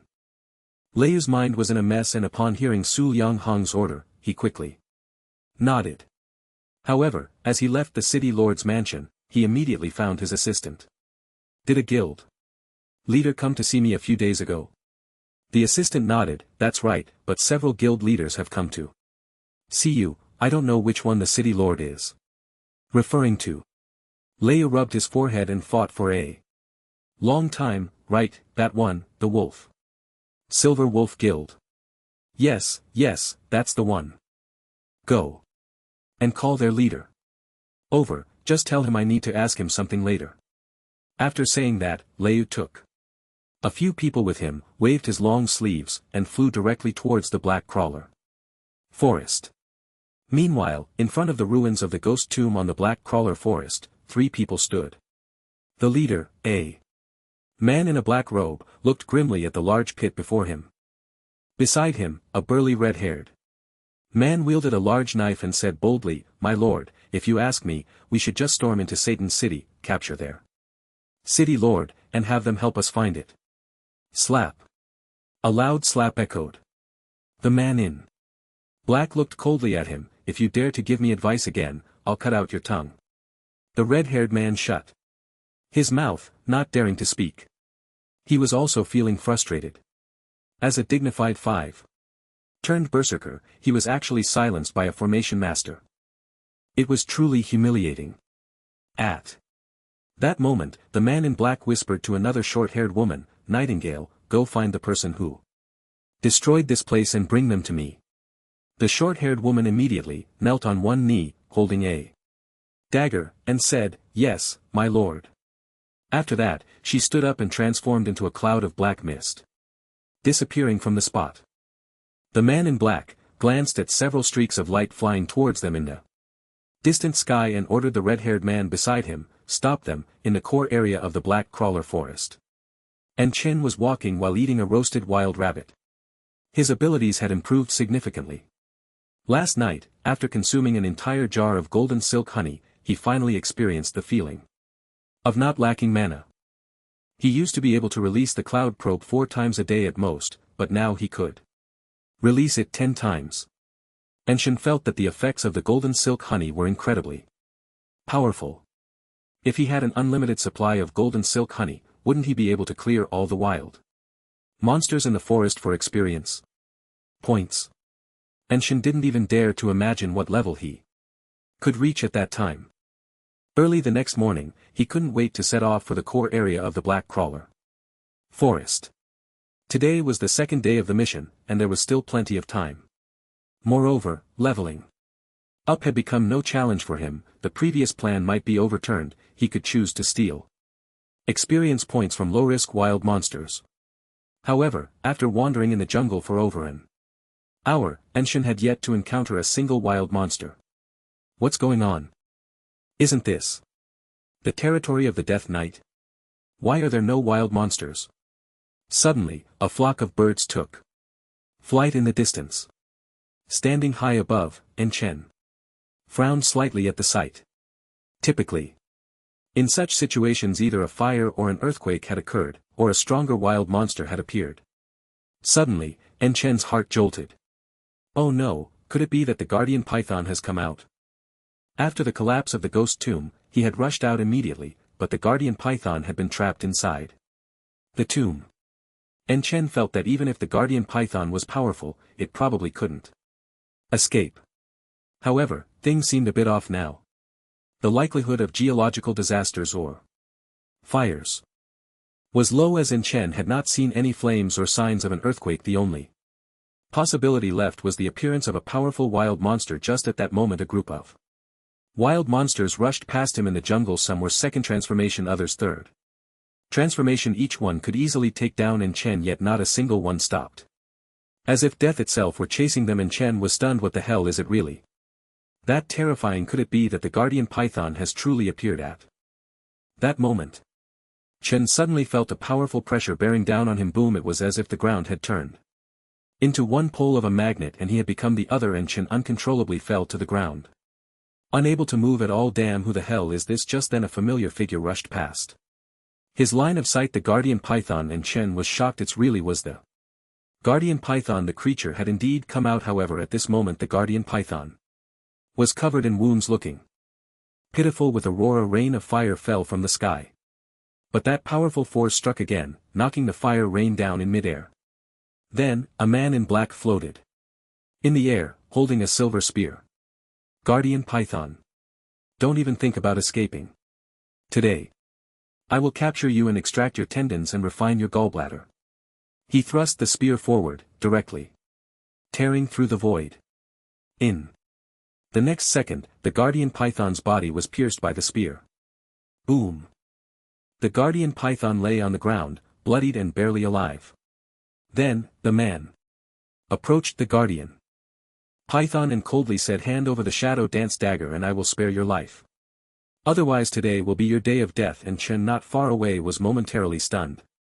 Upon hearing this shadow dance dagger, could it be the name of the black short sword I stole from that ancient tomb? Realizing this, and Chen suddenly felt that the guardian python was quite unfortunate. It was his own equipment that he had taken, yet the guardian python was taking the blame. And this blame was no small matter. It might very well cost it its life, but evidently, the guardian python was not to be trifled with, as it swung its tail and struck at the back of the man in black. Oomph, a mere trick, die. The silver spear once again tore through the void, directly pinning the guardian python's tail to the ground. Then, the man walked through the void and stepped on the guardian python's head. I sealed you for 100 years, yet I didn't expect someone to release you. You are quite lucky, but unfortunately, the one who saved you won't live long. Now hand over the shadow dance dagger, and I can spare your life. Hearing this, Chen was shocked. Who on earth is this person? Has he really lived for over 100 years? At that moment, sounds of fighting came from the horizon. And Chen looked up and saw a familiar face. Deputy City Lord Liu. Why? Is he here too? Could it be that Satan City has discovered them and intends to stop this man in black? Watching Liu and several others fighting a red-haired man to a standstill, and Chen was utterly stunned. So many experts in one place. Goodness, with just a casual skill, he could easily end up dead here. As he saw Liu and his team getting closer to confront the red-haired man, the black-clad man frowned slightly. Hu Ling. Meng, I'll say it again, hand over the shadow dance dagger and I'll spare your life. But all he received in return was a roar from Hu Ling Meng. Looking for death? Then I shall grant you that. With that, the black-clad man raised his wrist and the silver spear in his hand pierced the air, aiming straight for Hu Ling Meng's head. At that moment, Hu Ling Meng had no strength left to resist, his two emerald green eyes slowly closed, awaiting the arrival of death. Meanwhile, not far away, Chen was still quietly moving. Gradually adapting to the pressure, his pace quickened. Finally, when Chen reached a sufficient distance, a surge of mana erupted within him. Cloud Probe. As the skill activated, a series of system prompts echoed in Chen's mind. Ding, using Cloud Probe, gained massive experience from the Fire Cloud Beast, level increased to 81. Ding, using Cloud Probe, gained massive experience from the Blood Soul Taper, level increased to 85. Ding, using Cloud Probe gained massive experience from the Blackhorn Lizard, level increased to 90. Finally, when Chen's level reached 90, his mana surged once more. Suddenly, a voice appeared in Chen's mind. Ding, using Cloud Probe, obtained a 5-turn orange equipment, AUEI Spear. In an instant, the air seemed to freeze. The Hueling man, who had been waiting for death with his eyes closed, opened them in surprise, realizing he was still alive. The black-clad man was momentarily stunned, looking around. The true instigator, Chen, was crouched behind a rock, his back soaked. The thrill and excitement of acquiring a treasure made his breathing quicken. Damn! What the hell am I doing? To be honest, Chen was starting to regret his actions. If discovered, that black-clad man could find 1,000 ways to torture him to death. But it seemed the other party hadn't noticed him yet. Just then, a loud explosion echoed from afar. Chen looked up, his expression changing dramatically. He saw Huling Meng seizing the opportunity while the black-clad man was weaponless, unleashing a powerful attack. Swinging his tail fiercely at him. The black-clad man hadn't expected to lose his weapon right under his nose, and in that moment of distraction, he was counterattacked. With no time to dodge, the black-clad man was sent flying by Huling Meng's tail, crashing into a nearby tree, which snapped in half. At that moment, Huling Meng seized the opportunity to spew out a cloud of black smoke and vanished from the spot. The black-clad man was furious. Not only had he lost the Shadow Dance Dagger, but he had also lost his own prized possession. What a huge loss. He let out a furious roar. Who took my Aoi spear? Step forward. If I catch you, I'll grind you to dust. Just then, a flash of golden light suddenly appeared in the sky. The void seemed to be torn apart. A tall elder, dressed in a long white robe, stepped out from the void. I didn't expect you, the esteemed 7th prince, to come to our little corner of the world. My apologies for the poor hospitality. The newcomer was none other than Su Liang Hong, the lord of Hulian City, a 6-turn legendary mage and the only 6-turn expert in the entire Hulian City. Although his words were very respectful, he exuded a powerful aura. Even Shan hiding far away felt an overwhelming sense of pressure so strong. No wonder he's a 6-turn legendary mage. His power completely crushes everyone present in all the job transition level systems. There are some more fitting titles. For example, after reaching the 5th transition, one will be granted the title of Master Level Transitioner. The 6th transition is known as Legendary. The 7th is Emperor level. The 8th is Saint level, and the Knight, which has not appeared on the entire Blue Star for hundreds of years, is the Immortal King level. As for titles below the 5th transition, there are none. Therefore, generally speaking, once one reaches the 5th transition, their strength is considered rare, ranking in the top 70% across the entire Blue Star. The 6th transition is even more exceptional. What surprised him, Chen, was that the man in black was actually the 7th prince of the Holy Kingdom. Although the 7th prince has royal blood, his status within the royal family is very low. Due to a palace coup, he was exiled to the Black Domain Peninsula at a very young age. His status is even lower than that of a city lord. However, his outstanding royal lineage grants him a natural talent for elemental comprehension. Despite being in his 20s, he has already reached a terrifying 5th transition, specializing as a mage in formations. The 7th prince naturally understood the meaning behind Su Liang Hong's words. Humph. Old man Su, I'm just here to take my things today, you don't need to be nervous. Also, tell your subordinates to stop immediately, or don't blame me for being rude. Su Lianghong smiled lightly and shouted. To Lei Yu, who was fiercely battling the red-haired man beside him. All right, stop fighting. Lei Yu put away his large axe, looking quite pleased as he glanced at the red-haired man. Today you're lucky if you dare to cause trouble in my Holian city again. Be careful, you might not return. The red-haired man, badly beaten, staggered to the seventh prince's side. I'm sorry my lord, there were just too many of them. I bang. The seventh prince kicked him to the ground. You useless fool, you can't even handle a few of them. Although he was scolding his own man, it felt as if he was also scolding Lei Yu and the others. Then, the seventh prince turned to Su Lianghong. I lost a fifth transition orange weapon, the AOUS spear. On your territory. You need to take responsibility for this, right? Su Lianghong nearly smiled lightly. Seventh prince, you jest. You came here to steal things and now you want me to compensate for your loss. Isn't that a bit unreasonable? Old man, I'm giving you face by treating you as a city lord. If I don't give you face, you're just a dog of my royal family. Don't get too cocky. However, as soon as he finished speaking, a powerful force surged towards him. Boom! The seventh prince was knocked back, spitting out a mouthful of blood. Su Lianghong's eyes sparkled with brilliance. Seventh prince, have you forgotten your identity? Coming here to take advantage of me is indeed a bit too much. If there's a next time, I will personally capture you and present you to His Majesty. The seventh prince clutched his chest, his eyes filled with murderous intent. Su Lianghong. Wait for me. I will repay today's grudge 100-fold.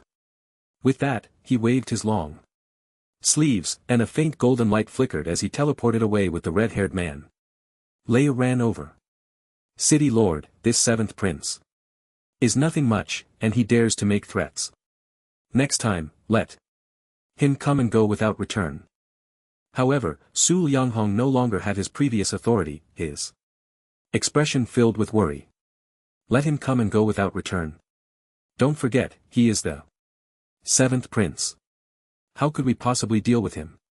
Moreover, you don't understand the seventh prince. If he says he will take revenge, he might really come.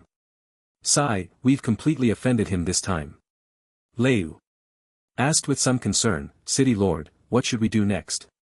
Su Lianghong glanced towards the black serpent forest. We can't just take the blame, we must find that thief. It was then that Lei remembered the matter of the Silver Wolf Guild leader, Wu Zhan, and hurriedly approached Su Lianghong. City Lord, there's something I want to tell you. And Chen, who had been hiding in the forest, finally emerged after Su Lianghong and Lei Yu left. Whoa, that was close, I almost got discovered, it scared me to death. And Chen gasped for breath, the appearances of those big shots were increasingly formidable. He felt like a lone boat in a stormy sea, at risk of capsizing at any moment. Fortunately, luck was on his side. They didn't actually start fighting, or he might have been in trouble. But this also taught him Chen a lesson. From now on, when dealing with experts, I need to have at least one life-saving skill. He glanced at his level. Level 90. I'll aim to reach level 100 and head back before dark. Then, he looked at the chaotic wild monsters in the jungle, a smile creeping onto his lips. Since I'm here, it would be a waste to leave without maxing out my experience points. With a higher level, he also had more mana. And Shen no longer had to worry about running out of mana to cast skills. After leveling up. After sweeping through the core area, relying on his excellent escape skills. And the fact that the wild monsters were still recovering from the shock of the confrontation between the city lord and the seventh prince, and Shen managed to level up 10 times in one go. Ding, the host's current level has reached the maximum for the first job change, please change jobs and continue leveling up. Looking at the lion-headed beasts in the distance who were raising their heads and preparing to attack him, and Shen dropped a harsh remark. I've maxed out my experience points. You guys are lucky. After saying that, he threw Down a flame spirit pearl and made a hasty escape. Looking somewhat disheveled, he fought his way through thorns and brambles, relying on his outstanding escape techniques, and finally returned to the outskirts of the Black Flood Forest. As evening approached, the job changers who had gone out to level up began to return one after another. Watching everyone chatting and laughing, Inshin finally felt a bit of relief. Reflecting on the experiences of the past 2 days, he realized he truly needed some life-saving skills. After all, every time he went out to steal monsters and level up, it was nerve-wracking. He had to guard against ambushes from wild monsters while also keeping an eye out for other job changers. That feeling was just too exhausting. I wonder what skills I can get from this job change. Enshin thought with anticipation. The vehicle arrived, and everyone boarded, leaning against the not-so-comfortable seat. Enshin slightly closed his eyes and took a short nap. Upon arriving in the city, Enshin headed straight to the job change hall to book his second job change. Since there were quite a few job changers at the moment, appointments for the second job change had to be made in advance, otherwise one would have to wait in a long line. Although he arrived relatively late, and Chen managed to get the last appointment ticket. However, when the staff at the job change hall saw how recently Chen had become a job changer, they were taken aback. You're going for a second job change less than a week after becoming a job changer? Chen nodded while holding his appointment card. That's right. Is there a problem? The staff shook their head, but their expression clearly showed shock. Just as Chen left the job changer hall, a short-haired woman in a black tight-fitting outfit walked in. I want to inquire about something, the short-haired woman asked straightforwardly. However, the staff at the job change hall pointed to a sign nearby with annoyance. We're closed, come back tomorrow. Hearing this, the short-haired woman frowned and then pulled out a card, placing it on the table. Will this help me get the information? Upon seeing the card, the staff's eyes widened, and their expression immediately turned to one of flattery. Of course. The short-haired woman snorted coldly, show me the most recent second job change list from here. The staff promptly handed over the list without hesitation. After glancing at the list, the short-haired woman nodded to herself, then placed the list back on the table and turned to leave. Watching her, the staff felt a bit suspicious. Why is someone from the Black Gold auction house interested in the information of these low-level job changers? Could it be that they are adjusting their sales direction to focus on low-end products? But he's just a minor staff member. Even if he finds out about these matters, it has nothing to do with him. It's time to get off work. Why should I worry about things that have nothing to do with me? Seriously, with that he tidied up his things and prepared to leave. At that moment a few people arrived outside the door. When he saw the newcomers he was taken aback. Lord Lei, what brings you here? The visitor was none other than Lei Yu. After the confrontation with the 7th Prince's people during the day, the city lord had a vague feeling that something was amiss. He didn't dare to conceal much at the time and directly recounted what Wu Zhan had said. After meeting with Wu Zhan and inquiring further, the city lord believed that the loss of the 7th Prince's weapons must be related to a big shot. It was not a good sign that 2 high-level job changers, both of whom were formation masters, had suddenly appeared in the normally peaceful Shenzhen city. Therefore, he was instructed to investigate this matter with all his might. According to Wu Zhan, the big shot's disciple who had fled into the ghost tomb was just a novice at the first job change. Thus, he dispatched several people to investigate the job changers in the city who had not yet reached the second job change. Lei waved his hand and said, all right, first show me the list of novice job changers. On your side.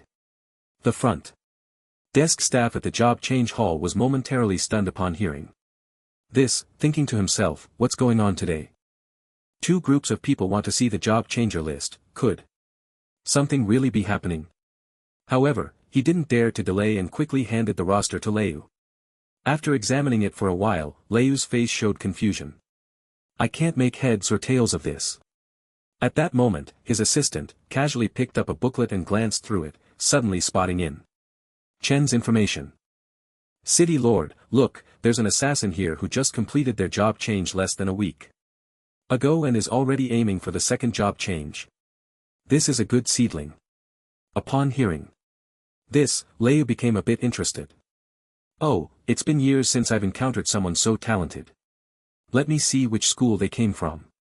When the assistant flipped to the next page and saw in Chen's school, he was immediately stunned. Ling Lan High School. Leia was taken aback. Huh? Ling Lan High School? Isn't that the school that announced it would no longer allow students to participate in job changer awakenings and is specifically training college students? After saying this, he picked up the booklet to take a look and sure enough, it was Ling Lan High School. He immediately told his assistant, "You go to Ling Lan High School and ask about the situation. Why are they hiding such a good thing? This is a chance to make a fortune quietly." Then, he looked at the other job changers participating in the second job change but found no valuable clues, so he simply put down the items and left. Dragging his weary body home as soon as he opened the door, you saw a familiar figure. Grandpa. Woo woo. Seeing his granddaughter Zhang Yin looking so aggrieved, Yu felt a pang of heartache. "Xiao Yin, why are you crying? Who bullied you? Tell Grandpa, and I'll help you deal with them." Zhang Yin cried, her tears flowing like rain, and after a long while, she sniffled, "I want to change jobs, I don't want to be a priest anymore." Hearing this, Yu was somewhat surprised. "Ha! Why not? Isn't being a priest great? Healing the sick and saving lives, how many guilds are fighting to recruit them?" However, Zhang Yin shook her head vigorously. "I want to be a warrior who charges to the front, a mage who can wipe out a group of monsters with one skill, an archer who never misses. I don't want to be a priest whose abilities only show when people are injured. Whoa whoa." As she spoke she cried, although Chao Bin had apologized profusely at the time. She had already decided not to stay in the Night Rain Guild. The two people she now hated were In Chan, who looked down on her, and Chao Bin, who had stolen her chest armor. "These stinky men, I will make you regret underestimating me sooner or later." Looking at his granddaughter like this, Leia took a deep breath and pondered for a long time. "It's not impossible. How about this? I have a secret experience room here, and tonight, Grandpa will take you to level up." When it came to his granddaughter, Leia was undoubtedly the most doting person in Satan City. The experience room was originally prepared for himself, even though he was already at the 5th transition. Leveling up once might not even raise him a level, but it would certainly make his granddaughter happy for a day. Leia felt it was worth it. After finishing up the equipment and materials in his storage space the night before, and Chen returned home just past midnight. The next day, he lazily woke up at 9:30. Glancing at the time, he suddenly sprang out of bed. "Oh no. I thought I had already transitioned to the 2nd level in my dream and slept in a bit longer. Turns out it was just a dream." He hurriedly washed up, grabbed a piece of bread, and rushed downstairs to head to the job transition center. However, as soon as he reached the ground floor, he saw a few familiar faces. "Mr. Wang. Principal Kong. What are you doing here?" The visitors were none other than the principal of Ling Lan High School, his homeroom teacher, and several school leaders. Upon seeing him, their faces were all filled with joy. "Not bad. Not bad. This is quite a talented individual, you can tell he's a natural-born job transitioner. Yes, such a good candidate appearing in our school. It seems Ling Lan High School is about to turn its fortunes around. Thank goodness. I thought the curse of Ling Lan High School would haunt us for a lifetime, but who would have thought we'd see this day? All thanks to En Chen." Listening to their chatter, En Chen was completely confused. He saw Mr. Wang, his homeroom teacher, walk up to him and grasp his hand. "En Chan. Such a big event, why didn't you tell us?" At that moment En Chan finally realized what they were talking about and smiled slightly. "Oh, it's just a job transition. How could I trouble you teachers with such a small matter?" At that, the balding Principal Kong shook his head. "Student, and that's not the right way to think. What do you mean by trouble? You have the determination to become a job transitioner, and the ability to do so as your alma mater. We must show our support, and besides, you're participating in the 2nd transition today. This is such an important matter that we had to come Seeing Principal Kong's serious expression, Shen could only smile awkwardly. Principal, since I'm going to participate in the second transition trial, could you let me go to the trial center first? Otherwise, if I'm late, I'll have to wait a few more days. Ha ha ha. Principal Kong laughed heartily, then pointed to a luxury car behind him. Get in. We've prepared a special passage for your second transition trial. Even if you're late, it doesn't matter. The homeroom teacher was also grinning from ear to ear. And Chen, who would have thought you not only succeeded in becoming a job transitioner but also reached the second transition in such a short time? You've truly impressed us. Now you're the star of the school. Do you have time to go back and give a talk to your juniors about your hard-earned achievements? Looking at the eager expressions of his homeroom teacher and principal, Kong and Chen understood their intentions. The curse of Ling Lan High School had been a lingering concern for every principal since its inception. However, even before Chen's arrival, the school had been unable to break this curse, leading to a decline in student enrollment and bringing the school to the brink of closure. Yet, his appearance had directly shattered this curse, so they wanted to seize this opportunity to restore confidence in Ling Lan High School among everyone in Satan City. Chen smiled. Mr. Wang, of course, no problem. But my time. Principal Kong was perceptive and immediately understood what he meant, waving his hand grandly. Don't worry, and as long as you're willing to give this public lecture at school, our school is willing to provide you with a set of second-tier equipment. And Shen grinned, I don't need the second-tier equipment, I only have one condition. Principal Kong leaned in closer. Feel free to say it. And Shen whispered a few words in the other's ear. After hearing this, Principal Kong's expression turned slightly serious, and then he gritted his teeth and said, no problem. I agree. Principal Kong immediately broke into a broad smile, then let's not waste any time, let's go. The crowd then surrounded Shen and headed towards the job transfer hall. Meanwhile, inside the black gold auction house, a short-haired woman dressed in shadow assassin gear looked at the pill in her hand.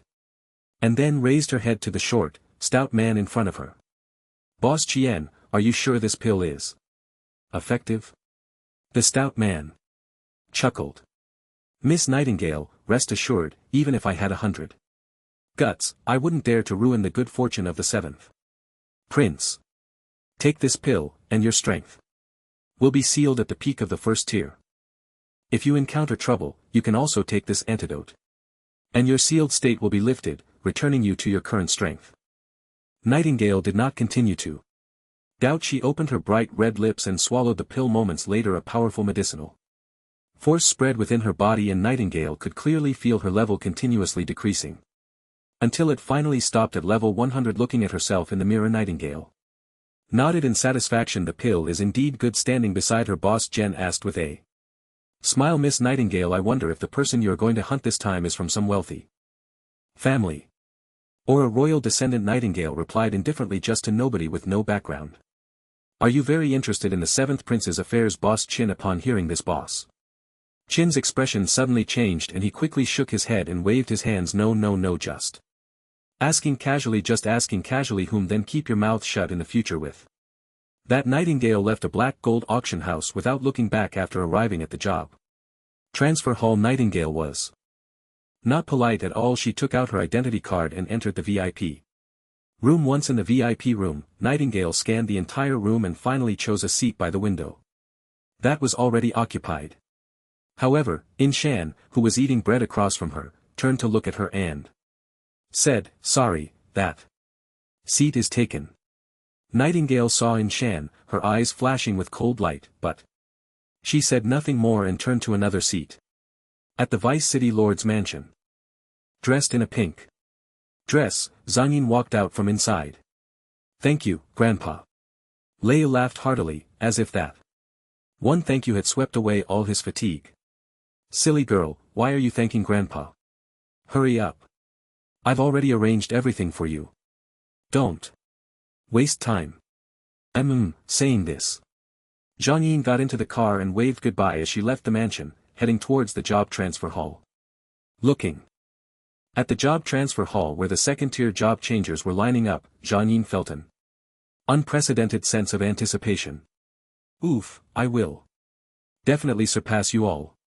With that, she handed in her identity card and directly entered another passage. The VIP room is specifically for receiving the children of the wealthy. The most special thing about this place is that there is a separate trial area so you don't have to compete with many second-tier job changers for monsters.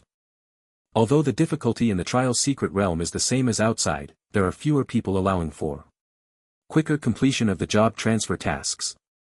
Although it was Zhang Yin's first job transfer, she was not unfamiliar with this place at all. Seeing that there were already people at a table by the window, she still habitually walked over and asked, "Hello, may I sit here?" "Sorry, that seat is taken." But when the person looked up, both of them were taken aback. "Miss Zhang. And Chen. What are you doing here? What are you doing here?" When En Chen saw Zhang Yin again, his face was filled with shock. This was the waiting area for the second transfer trial, and those who could enter here were all second transfer candidates having reached level 100. The last time he saw her was just a day ago and her level was only 60. But in just one day she had reached level 100. If she were a mage or a warrior, En Chen wouldn't be so surprised, but her class was a priest, which made it hard not to feel a bit stunned. After all, priests really needed teammates to level up.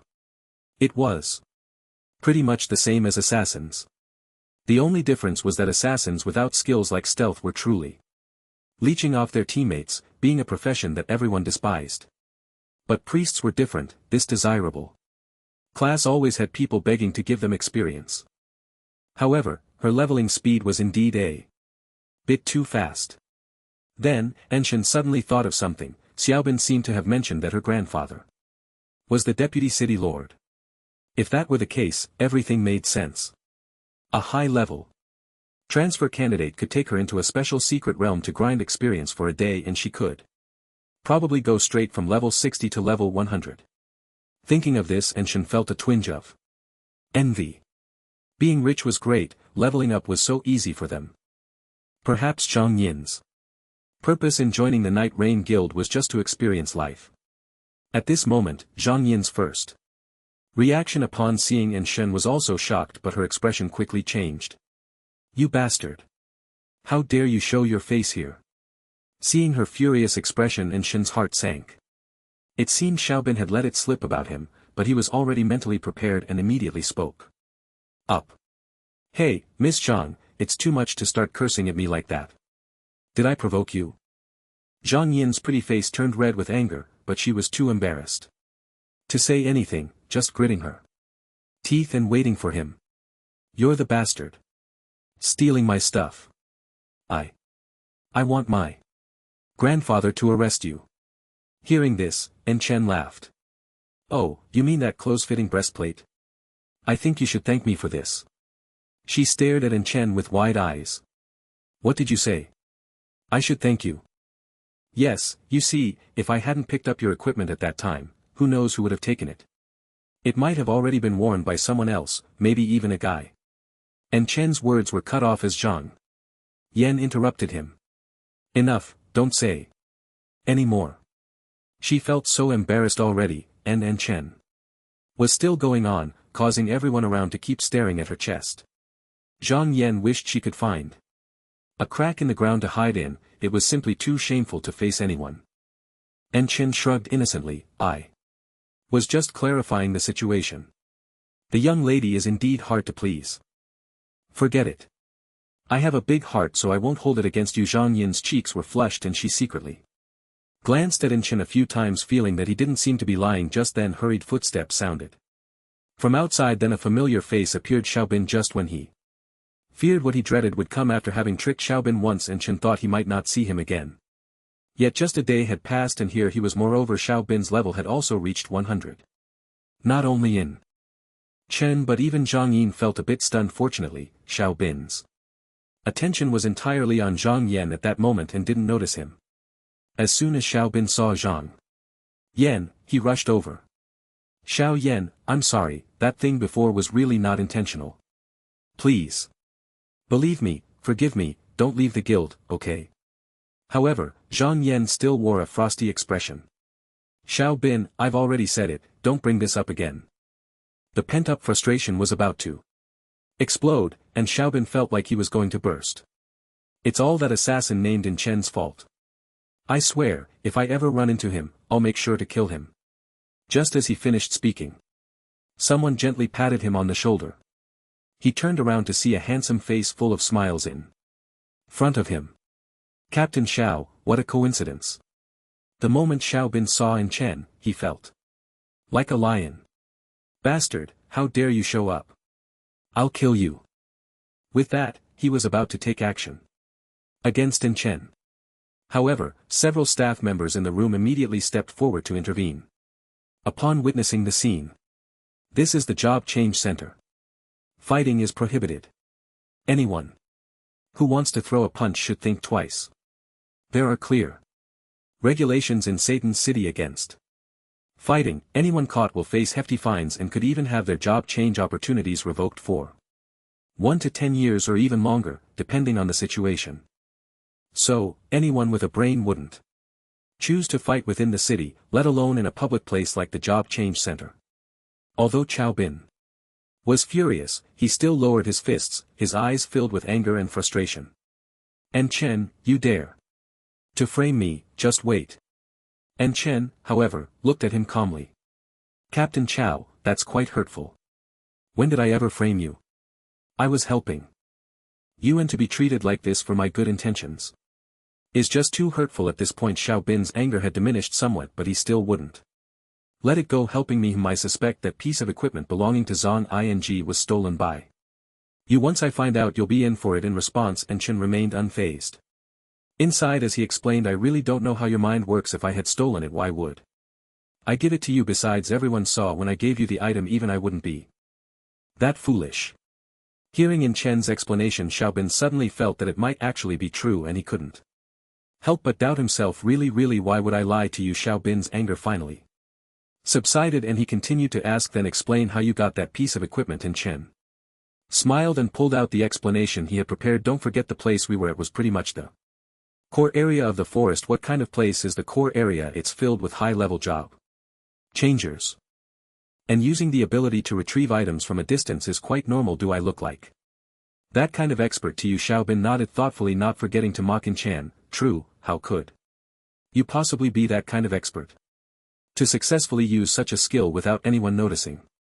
It must be a very powerful technique. Exactly. See, that clears everything up. At that moment, Xiao Bin was completely convinced by In Chen. Not just him, even Zhang Ying found his words very reasonable, unable to pick out any flaws. It seems I really wronged him. Anyway, I won't be joining the Night Rain Guild again. Just as Zhang Ying finished mumbling, footsteps were heard from outside. All job changers participating in the second job change, please follow me to enter the job change secret realm and begin your second job change trial. The requirement for this job change trial is that each person must submit 10 beast soul hearts. Only after submission can you leave the secret realm. One last reminder, the secret realm is fraught with danger and has a chance of death, so please be careful. Everyone stood up and followed the staff member towards the exclusive passage. When they arrived at a pitch-black room, the staff member finally spoke. This is the teleportation point to enter the trial secret realm. Please check your equipment and weapons. You have half a minute. Everyone fell silent, quietly preparing their gear and weapons. Half a minute passed. In the blink of an eye, and the other party asked again, are you all ready? I'm about to open the secret realm. Still no one spoke. With a low chant, everyone felt a bright light appear above their heads. Moments later, the light grew stronger, so bright that it was blinding, and Chan simply closed his eyes finally, when the brightness before him was no longer dazzling, and Shen slowly opened his eyes. What lay before him was no longer the dark room, but an endless jungle. The place where everyone stood was the entrance of a cave, and the light was coming from outside the cave. Ha! After waiting so long, it's finally our turn. By the way, is anyone forming a team? If we group up, we can get the beast's soul heart faster. Someone said, and everyone began to look for teammates. And Shen had no intention of finding a teammate. To him, teammates were a burden. With his max-level cloud-searching hand, obtaining the beast soul heart was a piece of cake. However, another remark made those who wanted to act alone start to waver. I've inquired and to leave the secret realm. We must cross this forest and reach the other side, so teaming up is the best option after. Hearing this, Chen couldn't help but frown slightly, although this was a class transition secret realm. It was also fraught with danger and had a mortality rate if he didn't look for teammates. He might truly be unable to pass through this forest. After all, this wasn't the Black Serpent forest, and he didn't have various strategies, so it was naturally impossible to pass through easily. But glancing at everyone, he noticed that it seemed everyone had formed their own teams except for himself and a short-haired girl. Suddenly he had a good idea, seeing In Chan's lonely appearance. Xinging felt a twinge of guilt, so she turned to the side and said to Chaobin, "Why don't we let In Chan join our team?" Upon hearing this, Chaobin immediately became displeased. Although he believed In Chan's words, he still didn't like that guy. Moreover, it was his favorite goddess asking him to invite another man. No man would agree to that. So he casually made an excuse, saying, "It's fine. Xiao In, he should have his own way."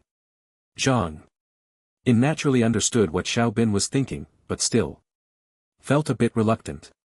He saved us in the territory of the golden silver bees. Out of both sentiment and reason, we owe him a favor. Didn't you say the same back then?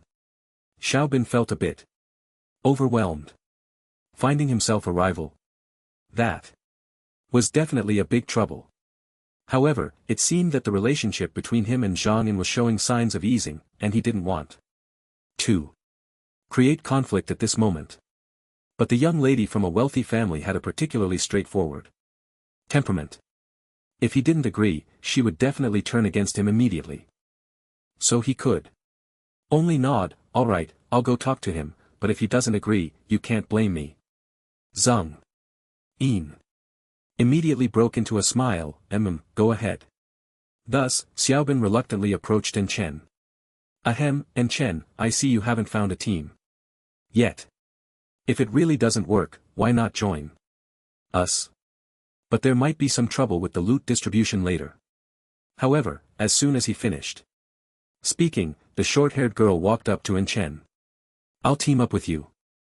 Suddenly, En Chen, who had been a lonely assassin with no one to ask, received 2 team invitations, and he felt completely different. Although Chao Bin didn't want En Chen to join his team, a strange competitive spirit took hold of him again. Another assassin, what use can they be? The short-haired girl merely shot him a cold glance before turning to En Chen. "I'll get you to the other side in the shortest time possible, what do you think?" After saying that, her figure suddenly swayed and disappeared from the spot. Then a knife was pressed against Xiao Bin's neck. Seeing this scene, the people around were stunned. Stealth. Skill. Gale step. Wow. To have such a high-level skill right after a turn, this luck is simply unbelievable. Goodness, I can only say good job. It seems like only the Cold Blade Master in Satan City has stealth skills. Who on earth is she? In an instant, the attitude of everyone present shifted from disdain to envy and worship. Xiao Bin's neck stiffened, not daring to move. Cold sweat pouring down his body. "Why you, who are you?" "I tell you, my dad is the president of the Night Rain Guild." The short-haired girl let out a cold laugh. "Mind your mouth, next time, this knife might just taste your heart's blood." The scene fell silent. No one expected there would be such a formidable expert. The assassin profession is not well liked, mainly due to the lack of stealth skills. But an assassin with stealth skills is as popular as a mage. After all, the ability to reap the lives of enemies without a trace is incredibly powerful. Thus, all the teams present extended an olive branch to the short-haired girl. "Beautiful lady, join our team. We are willing to give you the first beast soul heart we obtain. Join us. Our team has mages and warriors, a complete variety of professions. Miss Assassin, join us. We all are willing to follow your Orders guaranteed to be obedient and honest, however, despite the enthusiastic invitations from so many teams. The short-haired girl remained unmoved and turned to Chen. What have you decided?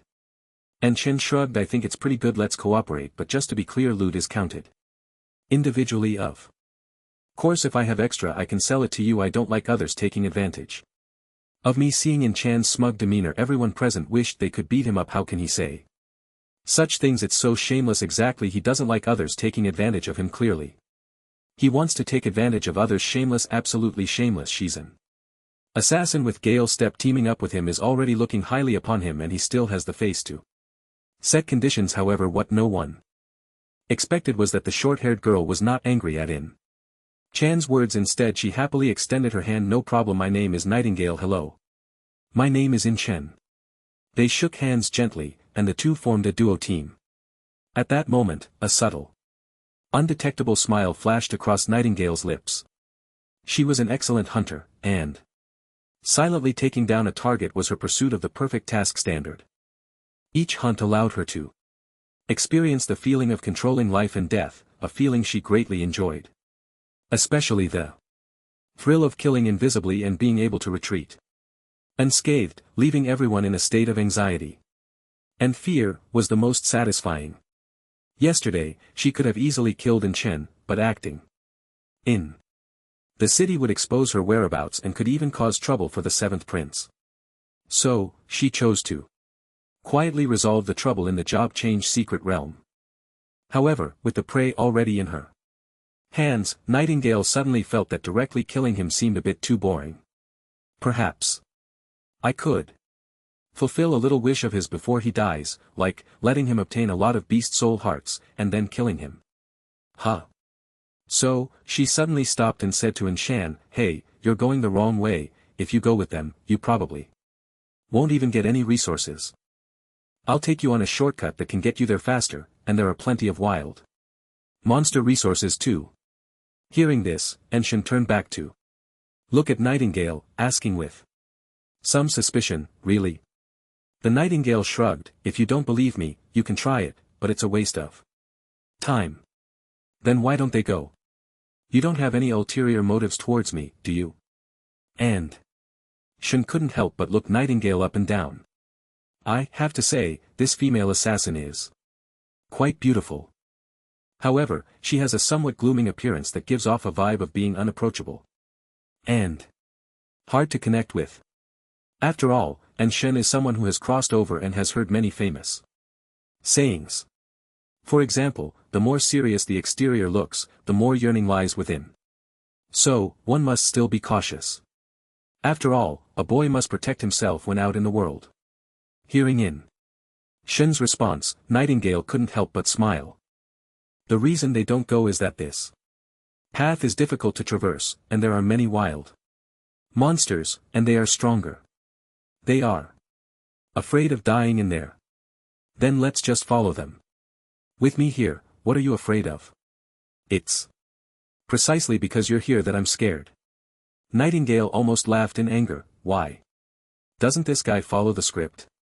Thinking this, she suppressed the urge to take him down and said, don't worry. You're not my type, so you can relax as much as you want. Chen glanced at Nightingale. Usually, those with ulterior motives say that. Finally, Nightingale couldn't hold back anymore, and the dagger in her hand glinted. Are we going or not? Cough. If you had taken it out earlier, wouldn't we have left already?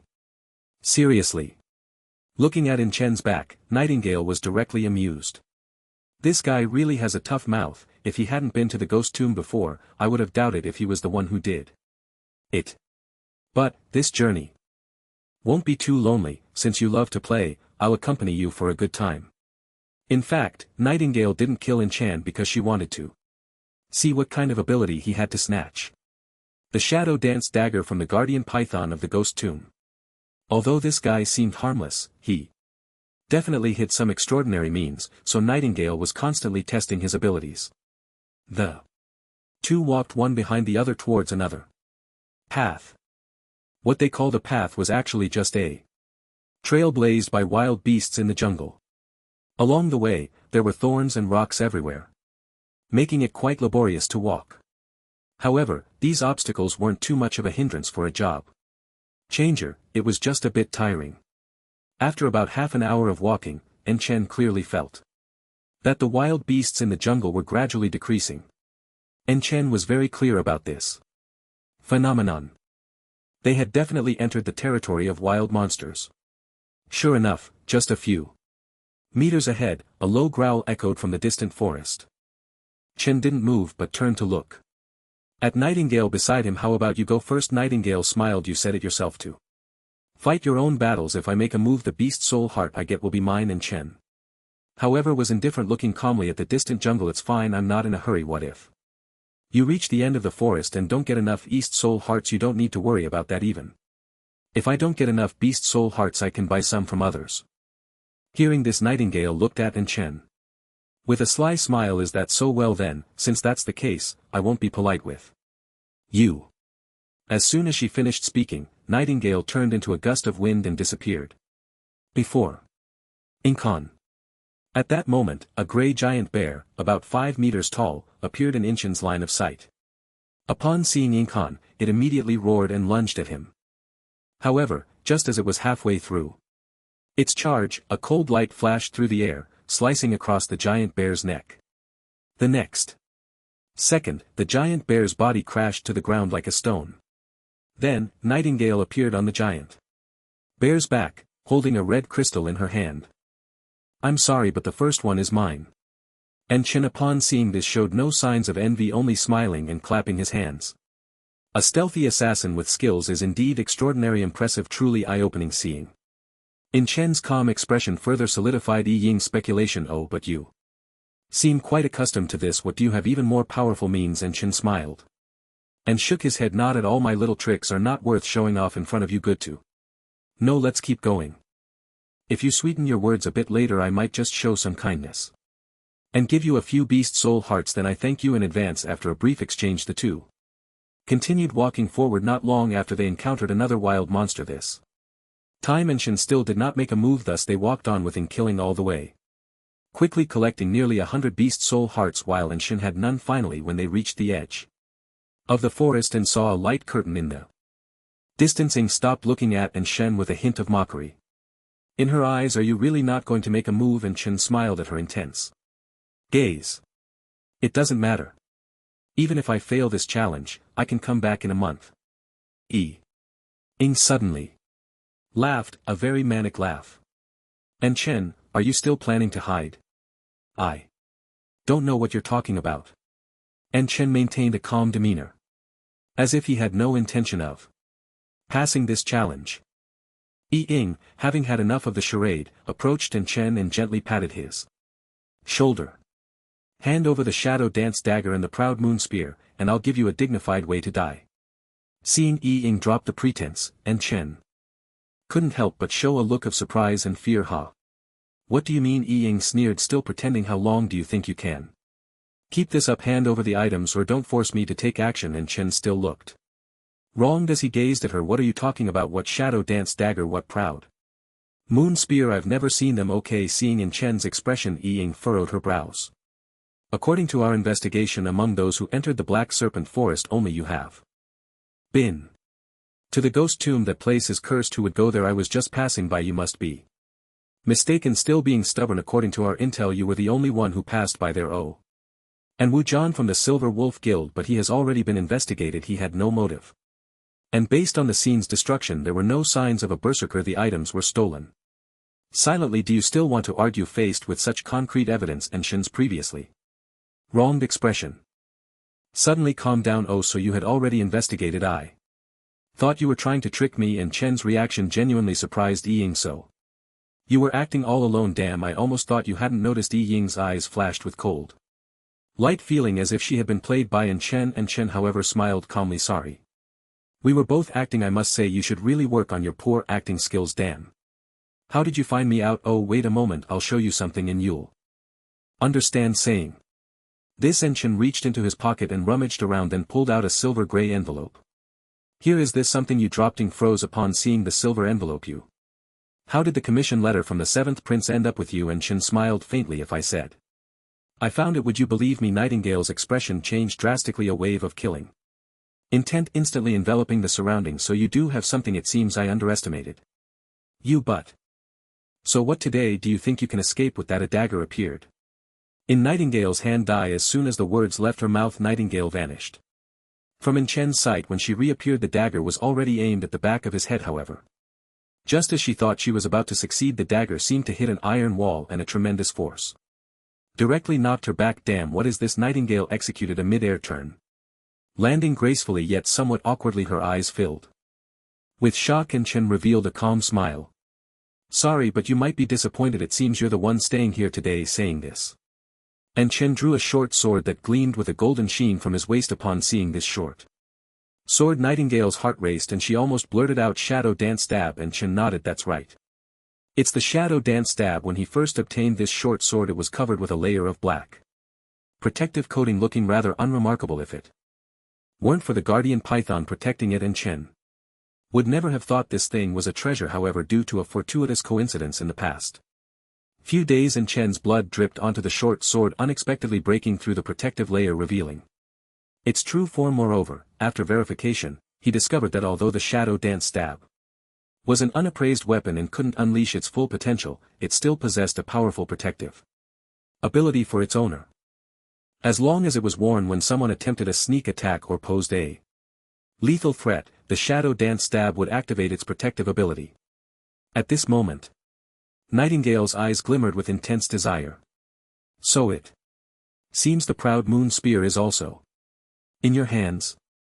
And Chen smiled and casually pulled out a silver spear. Is this it? Seeing both weapons in Chen's hands, Nightingale suddenly laughed. Not bad, not bad. I was planning to exert some effort to pry the whereabouts of these two weapons from you, but it seems that's unnecessary. Now I can save myself the trouble. And Chen planted the spear into the ground in front of him and waved at Nightingale. I'll give you a chance, take it, and the seventh prince's weapon will be yours. But it all depends on whether you have the ability. Watching in Chen's confident demeanor, Nightingale laughed even more wildly. You don't think having a Shadow Dance Stab means you can rest easy, do you?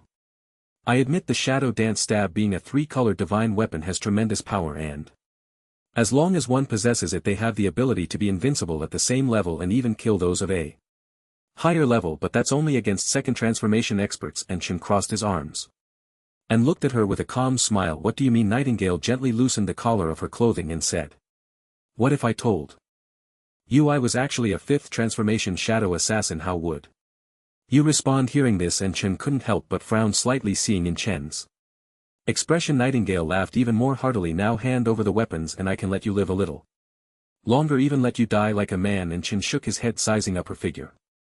Honestly, your figure is just okay. I prefer something a bit bigger. In an instant, Nightingale's smile vanished, refusing a toast and opting for punishment. I see. You're looking for death. With that, she reached for a small box from her waist and said, my abilities are temporarily sealed. As long as I take this antidote, I can regain my strength. Fifth transformation shadow assassin, do you think you can escape? However, when she opened the box, Nightingale's expression suddenly froze. Cough, cough. What's wrong? Keep talking. And Chen dug at his ear, smiling broadly at the other person. Nightingale finally understood that she had been played, and Chen, as if suddenly enlightened, took out a pill. Are you looking for this? Sorry, I didn't pay attention and just took it alone. At that moment, Nightingale felt like she could die. However, she was even more shocked at how the other person had gotten hold of her personal belongings. Still, she did not give up on the idea of taking down In Chen. Do you think this means I can't do anything? As she spoke, Nightingale vanished from her spot. The next second, the pill in Chen's hand disappeared. When Nightingale reappeared, the pill was already in her hand. I can still use the Gale step, did you forget? Ha ha ha. In Chen looked at her with a serious expression. Don't eat it, the pill is poisonous. Nightingale sneered. At this point, do you think such childish tricks can fool me? With that, she opened her red lips and the pill fell directly into her mouth. After swallowing the pill, Nightingale looked at In Chen with a hint of arrogance. Acting? You like to act? Too bad, this trick won't work on me. In Chen sighed. Why don't you ever listen I told you, that pill is poisonous, why don't you believe me? Believe you? If I believed you, I'd probably be left with nothing but scraps, and you still dare to act here. But does it even matter now? Nightingale's dagger glinted coldly as she walked straight towards In-chan. So, tell me, how do you want to die? Today I'm in a good mood, I'll leave you with a complete corpse. Just remember. Not everything can be taken without consequence or you might just lose your life. In-chan, however, seemed not to hear her, still looking at her with a face full of regret. It's getting late, so say your last words. This is probably the only thing I can do for you. Hearing In-chan's words, Nightingale couldn't help but frown. That should be something I say to you. You seem to have lost your mind. Still acting like this when death is at your door. I think you've gone mad from acting. And Chen smiled bitterly and shook his head, suddenly pulling out another pill from his pocket. What can I say to make you believe me? That last pill was actually poison. This is the one you need. Nightingale's eyes widened, but she quickly reacted. Are you still planning to trick me? Did you find a pill of the same color to fool me? But my poison is about to take effect, and once I recover to the 5th transition, let's see how you argue. And Chen sighed and put the pill back in his pocket. All right, let's chat for a bit. By the way, where did you get the Gale step skill? Can you tell me if there are more like it? Nightingale was in a good mood and spoke directly. The Gale step, being a stealth-type assassin skill, is certainly hard to come by in this backwater place. If you can reach the Black Domain Peninsula, as long as you can afford it, you can buy anything you want, including stealth skills. The Black Domain Peninsula. I've heard of that place more than once. Is it really as amazing as they say? Hearing Yin-ken say this, Nightingale looked at him as if he were a country bumpkin. Hee, you really are a small fry who hasn't seen much of the world. When you have the chance to go to the Black Domain Peninsula in your next life, you'll understand what it's like there. Now that I've answered your question, it's time for you to answer mine, right? En-shen nodded. No problem. Go ahead, what do you want to ask? I want to know how you got the Shadow Dance dagger without triggering the traps. You should know that thing is suppressed by the entire Ghost Tomb, and the Guardian Python is right there. How did a newcomer who hasn't even reached the 2nd transition manage to get it? Or do you have companions? Looking at Nightingale's serious expression, En-shen revealed a faint, indifferent smile. If I said I have the ability to steal things from a distance, would you believe me? Steal from a distance? Are you saying you're a thief? But as far as I know, low-level thieves are the worst profession among all assassins, and the ability to steal from a distance is limited to petty theft. At close range. Nightingale clearly held strong doubts about In-chen's words, staring into his eyes as she continued. Moreover, I've been to the Ghost Tomb, where the Shadow Dance needle is located, and it's filled with intricate traps and powerful formations. How could you possibly get anything? Don't try to fool me. Seeing that she didn't believe him, En-chen could only smile. How about this? I'll demonstrate for you so you won't doubt me again. En-chen's confident demeanor made Nightingale feel somewhat insecure. Could he really do it? He extended his fingers towards her from a distance and gently curled them. In the next second it seemed as if an invisible wave of energy rippled through the air. Then Nightingale felt as if something was missing from her. Suddenly she realized and reached for her waist. Where's my dagger? At that moment Nightingale finally sensed something was wrong and hurriedly tried to pull out her backup dagger to deal with En-chen, but it was too late. En-chen was smiling at her, holding a dagger that glimmered with a dark light. Now do you believe me? Nightingale regretted it immensely. Her weapon had been stolen without her noticing. And Shen's ability had proven that he could indeed steal the Shadow Dance needle. I believe you. Give me back my dagger. I'll give you 10 beast soul hearts, okay? En-shen merely smiled indifferently and shook his head. Do you really think I'm a 3-year-old? Besides, it seems you can't even produce 10 beast soul hearts, can you? Nightingale was taken aback and looked down at the other side of her waist. Sure enough, even the more than 100 beast soul hearts she had worked so hard to collect were gone. Damn it, you really have some skills. I underestimated you, but do you think you can leave here alive like this? Nightingale slowly walked towards Chen, exuding confidence as if she regarded him as a lamb to be slaughtered. Chen remained calm as if everything was under his control. My ability is about to recover, are you sure you want to go against me? Chen suddenly laughed, which infuriated Nightingale. Do you think I'm joking with you, or do you still think that pill is poison? Chen shook his head. I think you should prepare some antidote before you try to kill me, otherwise if you really die later it would be a hassle to dirty the flowers and plants. On the ground, however, after being tricked a few times, Nightingale refused to believe him this time. She immediately activated her ability to accelerate the dissolution of the pill in her body. Seeing her do this, Chen quickly said, hey, don't be impulsive. Once the drug takes effect you'll die even faster. Keep acting, I can already feel my power returning. What? What's happening? My stomach hurts so much. Just as Nightingale felt her abilities were about to return, a sudden wave of intense pain surged through her abdomen. Could it really be poison, you? Chen took out the pill again, playing with it in his hand. I told you, it's poison. You mustn't eat it. Look, you just wouldn't listen, there's nothing I can do about it. You're so despicable. Bang!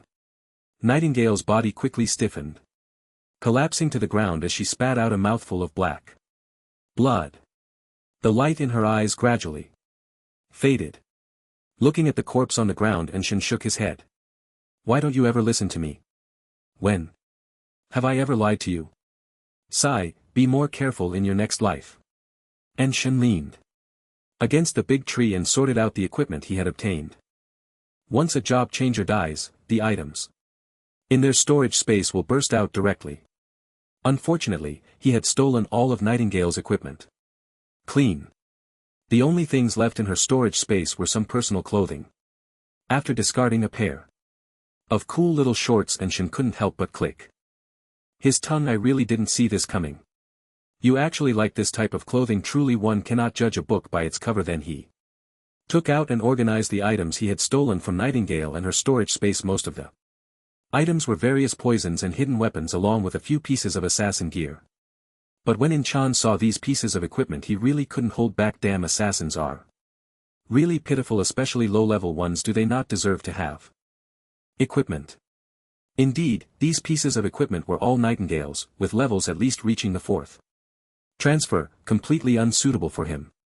Since Chen had changed jobs, he had stolen countless wild monsters, and the equipment he obtained numbered in the thousands. Yet, the total number of assassin gear he had was even less than 100, either due to level mismatches or poor attributes. Up to this point, Chen still didn't have a single suitable piece of equipment. He even suspected that the assassin profession might become extinct in the future. But thinking about his imminent specialization, Chen felt a bit better. Forget it, I'm about to change jobs. I hope I can get a better profession so that the good equipment I've hoarded can finally be used. He had long made ample preparations for this job change, gathering several second transfer equipment needed for different professions. After all, he had struggled to reach level 100. After changing jobs, he should at least enjoy it a bit. The main reason was that Chen also wanted to disguise himself with a secondary profession. After all, every time he went out to hunt monsters without taking action, it would definitely raise suspicions. If someone discovered his cloud stealing skill, that would be troublesome. So, he was tidying up while looking for valuable equipment and items. Suddenly, an inconspicuous black soft armor caught his attention. Oh, what is this? He took it out and held it in his hand, feeling a sense of high-quality material, just from the feel of it. Chen could clearly tell that this piece of equipment was definitely extraordinary. Soon, the systems analysis results for this equipment came to his mind. Night Demon Armor exclusive equipment. For the assassin profession, level 1st transfer, level 100, green quality set piece equipment. Attribute 1 doubles the wearer's defense, can withstand 3 fatal blows from 3rd transfer or below. After that, the equipment level must be upgraded to regain this ability equipment attribute. 2. Wearing this equipment increases mana recovery speed by double. Equipment attribute 3. Wearing this equipment will absorb 1 layer of experience from the host. For the purpose of upgrading and improving the quality of this equipment. Note: long-term non-wearing of this equipment will lead to a drop in its level in quality. Equipment attribute 4. After upgrading, the attributes double. And there is a chance to gain new attributes for the equipment. Equipment attribute 5. Collecting the full Night Demon set grants a hidden divine skill, doubling all equipment attributes. After seeing this piece of equipment, Chen was shocked. Wow, growth type equipment. If cultivated well, this could be a divine artifact. However, when he saw the third attribute, he understood why this equipment was so powerful, yet Nightingale hadn't worn it. After all, for current job changers, leveling up was already very difficult. If they had to share 1% of their experience with this equipment, it was likely that no job changer would accept that. But who was Chen? He was a transmigrator. A transmigrator with a golden finger. Moreover, he now possessed the cloud stealing skill, which allowed him to directly steal experience points from wild monsters. This equipment is simply tailor-made for me, just the attribute that can withstand 3 fatal blows is already incredible. And not only can the level be upgraded, but even the quality can be improved. Amazing. He then looked at the last attribute of the equipment. Collecting the full set grants a divine skill, and the equipment attributes double. This is awesome. This set of equipment is definitely worth wearing, but with such incredible attributes there will probably be many people interested, but those who choose to wear it should be few. An item that absorbs 10% of experience. What if this set has 10 pieces or even more? I wonder where I can gather this set. Forget it, I'll just wear it first. And Chen unhesitatingly donned the Night Demon armor, and an instant sense of security washed over him. He then looked at the hundreds of beast soul hearts on the ground and couldn't help but hesitate. Speaking of which, although being the first to leave the secret realm can attract a lot of attention and gain favor from major guilds, as an assassin these things are of no use to me. It would be better to sell them for something practical. Even though there are over 100 beast soul hearts here, after taking away the 10 I need, I can only sell to 10 people at most, which isn't enough profit. If worst comes to worst, should I grind for a while? After hesitating for a moment, and Shen ultimately decided to grind for a bit. After all, there wasn't much to do today, and the remaining mana would fully recover overnight, so it was better to use it up in the secret realm. And Shen was no longer the person he used to be. After consuming an entire jar of golden silk honey and leveling up to 100, he could now unleash nearly 20 cloud-seeking hands each day. Excluding the 2 he secretly used on the Nightingale in the jungle, he still had 18 left. Thus, and Shen decided to grind a bit more before other teams could gather the beast soul hearts, and then sell the excess to them. After all, they were all wealthy, and Chen wasn't worried about not getting a good price. With that thought, he immediately set off to hunt monsters. Although he no longer had the protection of teammates, Chen had followed the Nightingale through the jungle and gradually became familiar with the behavior of these wild monsters, knowing how to avoid them and how to attract their aggro. Relying on these abilities, Chen began to continuously search for wild monsters in the jungle, drawing their aggro, and when enough monsters gathered he would unleash a cloud-seeking hand to directly obtain what he needed. Just like that, after the last cloud-seeking hand was released, Chen already had over 800 beast soul hearts in his hands. Glancing at the sun, which was already setting in the west, and Shen turned to look back at the jungle he had already cleared, stroking his chin, and thought, if I haven't left a secret realm before sunset, I will be automatically teleported out, so they should be quite anxious right now. In that case I should go find them. I can't let them wait too long with that. And Shen set off deeper into the jungle inside the Trial's secret realm. Jungle, what right do you have to steal our monsters? We found them first. What you're doing is simply unethical. Hearing the shouting from the other side, Xiaobin showed no fear and boldly drew his weapon, addressing them.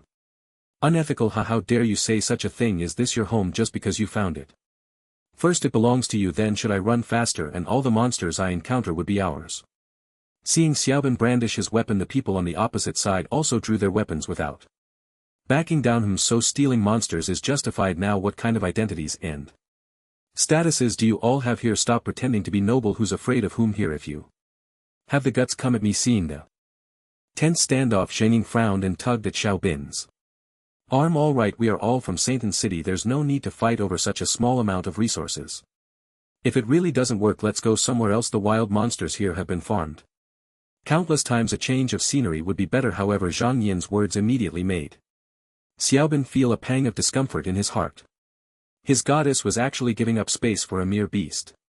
Soul heart. Where was he supposed to put his face? So he immediately resolutely said to Zhang Yin. Xiao Yin, don't worry, with me around, no one can steal our monsters. After saying that, Xiaobin turned to the others and said, protect our priest, leave these scoundrels to me. Seeing Xiaobin take the lead, the others didn't say much. After all, they hadn't farmed many beast soul hearts so far, and each of them was harboring anger. But Zhang Yin didn't. What a fight in such a place, nor did she want to owe Xiaobin a favor. She believed that fighting wouldn't solve the problem. They needed to quickly find more wild monsters and obtain beast soul hearts. Xiaobin, stop. Seeing Xiaobin, who was ready to charge at the opponent with his weapon, Zhang Yin immediately shouted. Xiaobin wanted to say something but was scolded by Zhang Yin and awkwardly returned to the crowd. Then, Zhang Yin stepped out of the crowd and said to the opposing group, everyone, I think this is not the time to argue. We should think about how to get enough beast soul hearts to complete our class change task. Meaningless fighting will only waste our precious time. What do you think? The opposing group, seeing such a beautiful girl come out to mediate, had their tempers cooled considerably. However, the current situation was that there were too many monks and too little porridge. Up to this point their 7-person team had obtained less than 20 beast soul hearts, and everyone was anxious, seeing that the team was about to fall apart because of this. Everyone wanted to hear Zhang Yin's thoughts. We don't want to either, but there are just too few wild monsters. You all never mind, I won't say more. Miss Zhang, do you have any ideas? Zhang Yin nodded.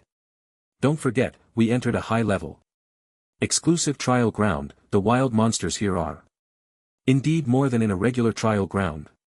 It's just that we are taking a safer route, so, naturally, the wild monsters are fewer. Upon hearing this, everyone's gaze involuntarily shifted to the side. Are you suggesting we take another route? The monsters on that side are too many, and sometimes we might even encounter a swarm attack. We probably don't have the strength for that. Yeah, I heard that if we're not careful, we could be wiped out completely.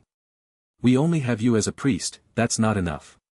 Moreover, there's basically no road over there, and we might not even be able to come back. If we can't submit the beast soul hearts before sunset, it would be all for nothing. We don't have much time left. In an instant, the endless questions from the crowd made Zhang Yin feel her head spinning. But she quickly regained her composure. The concerns everyone has aren't really problems. Aren't we lacking beast soul hearts? More wild monsters would meet our needs, right? As for being afraid of not reaching the place before dark, I think if we continue to waste time, we might really run out of it. So, after a brief discussion, everyone decided to temporarily cooperate and take a chance on the adjacent route. Zhang Yin glanced at the time and asked the group, what have you all decided? Those willing to go, come over here. Those who don't want to can leave on their own. Just then, a voice suddenly came from afar. Don't waste your time, there are no wild monsters left on that road. As soon as the words fell, everyone saw a familiar figure appear in their line of sight. Chen. He's not dead. When they saw Chen, everyone felt a wave of shock. When Chen left with Ying, everyone thought he had made a killing. But when they saw the two of them walking down another path, everyone believed these two assassins were doomed. In their eyes, assassins were not meant for this kind of work. Assassinating high-level wild monster leaders or bosses was the assassin's job. Of course, this referred to assassins with stealth skills. As for those without stealth skills, they weren't even worthy of entering the second transition trial ground. However, Chen now appeared here unscathed, which immediately surprised everyone. Xiaobin frowned slightly and muttered under his breath, this guy isn't dead yet? What a lucky guy, it seems that female assassin took good care of him. This sour remark happened to fall into Zhang Yin's ears, instantly lowering Chen's image in Zhang Yin's mind. However, Zhang Yin looked at Chen walking towards them with some curiosity. Why is he alone? Where's that female assassin? This question reminded everyone, but soon they quickly provided what they thought was the answer. Haha. She must have found him a burden and abandoned him. Yeah, what's the use of keeping such a waste in a team just sucking the blood of teammates? Probably got bored and tossed him aside. I wish I could be played with. And Shin walked up to everyone and reminded them there are less than 2 hours left until sunset. Don't waste your time, and besides, the wild monsters over there have been mostly killed, so going there would be pointless. Hearing in Chen's words, Xiao Bin immediately felt displeased. What are you doing here? Aren't you supposed to be continuing your pretty boy acts? Stop causing trouble for us. Quit spreading your nonsense. And hurry up, don't waste our time. Although Xiao Bin's words were quite inappropriate, Zhang Yin also felt that En Chen's disruption was somewhat out of place. En Chen, do you not have a team anymore? Why not join us? If we have extra beast soul hearts later, we can share them with you. En Chen grinned. No need, I've already gathered enough beast soul hearts. I came here specifically to help you. As soon as he said this, everyone stopped in their tracks. What? Did I hear that right? He got enough beast soul hearts? Impossible, that's just not possible. 10 beast soul hearts may not sound like much, but hunting 10 level 100 wild monsters is no easy task. He's just bragging. Exactly, he must be feeling unbalanced and wants to drag us down with him. Everyone, don't believe him. After a round of mockery, they continued deeper into the jungle. Before leaving, Zhang Yin glanced at En Shan and shook his head helplessly. Thanks for thinking of us, but we still plan to go on our own. Goodbye. With that, Zhang Yin turned and entered the jungle. Watching everyone like this, En Shan felt frustrated and pulled out his beast soul hearts to shake them. Hey, I really have them, I'm not lying to you. However, not a single person turned back. They all disappeared into the jungle. What's wrong with these people? I clearly came to help you. So En Shan decided to look for other teams. However, after searching around, no one was willing to believe him. Even when he showed his beast soul hearts, they mocked him, saying they were fake. Sitting on a rock, En Shan looked at the whole bag of beast soul hearts. Seeing isn't necessarily believing. It seems I can only let you see how I complete the second transition task before you believe me. With that, En Shan headed straight towards the end of the jungle. Meanwhile, the group that had just entered another path immediately felt surrounded by beasts. Everyone be careful, maintain battle formation. The group's hearts instantly tightened, each one nervously watching the surroundings of the forest. A roar of a beast echoed from deep within the forest, followed by a massive shadow lunging towards the crowd. Upon witnessing this scene, everyone's eyes were filled with joy and tension. Kill! Xiao Bin shouted, brandishing his long knife as he charged ahead, and the others, seeing him rush forward, immediately gathered their courage and followed suit. In the forest, the glint of blades and the flashes of fireballs from mages intertwined with the arrows of elves. Ultimately, amidst the fierce battle, the black unicorn panther finally fell to the ground. The crowd rushed forward to split open the panther's head, searching for the beast's soul heart. However, after scouring even the bone fragments, they found no trace of the beast's soul heart. Damn it, what's going on? Who stole the beast's soul heart? Step forward quickly, don't wait to be pointed out. Xiaobin yelled in frustration at the crowd. The people exchanged glances, observing one another, but none seemed suspicious. After all, this wild monster had been taken down and disassembled in plain sight. No one had any suspicion of theft. At that moment, Xingyan spoke up. Maybe we just had bad luck and ended up with a wild monster that didn't have a beast soul heart. That kind of probability does exist, so don't be disheartened. Since we're already here, let's keep killing. Xiaobin, feeling quite dejected, tossed a piece of skull to the ground and crushed it underfoot. Damn it, what a waste of effort, let's continue. The group moved forward again. They hadn't walked 20 meters when another wild monster appeared in the forest. This time, they didn't even bother to form a formation and just rushed in. After a flurry of slashing, the rhino monster left not even a complete corpse, its head a chaotic mess. Damn it, this can't be another one with that low Probability, right? What the hell, 2 in a row without a beast's soul heart. The odds can't be this low. I don't think we've ever encountered this situation before, have we? Zhang Yin was at a loss for how to comfort everyone this time. Xiaobin, with a dark expression, silently gripped his long knife and moved forward. However, the next wild monster completely broke everyone's defenses. 3 in a row without one. What the hell, how are we supposed to change jobs now? Exactly, we're already short on time and now it feels like they're deliberately messing with us. I want to complain about the designer of this secret realm. What the hell, how are we supposed to play this? 3 monsters and not a single drop. Is this even possible? At this moment, even Zhang Yin, who usually had a good temper, began to doubt whether she had come to the wrong place. Suddenly, she recalled what In Chen had said. Could he be warning us not to come here? Does he have a better way? With that thought, she looked at the others, unsure of how to speak. Up, just then. A voice suddenly echoed from the sky. Congratulations to In Chen for completing the second transition trial. All job changers who have completed the second transition task must leave the secret realm within 1 hour. In an instant, everyone on site was stunned. What's going on? Who is In Chen? Is he really that amazing? He completed the task just like that. Which In Chen could it be? The male assassin who was picked by that female assassin. I'm so damn envious. Wow, what a total winner in life. How did that female assassin even notice him back then? By the way, why didn't that female assassin change jobs? But this guy did. Looking at the envious and puzzled expressions of the crowd, Xingyin felt a pang of bitterness in her heart. The man she wanted to surpass seemed to have effortlessly surpassed her once again. She still didn't know if she could successfully pass this second transition trial, but he had already completed his. It was truly enviable. She took a deep breath, suddenly feeling that if she didn't come up with a plan soon, she might not complete the second transition trial today.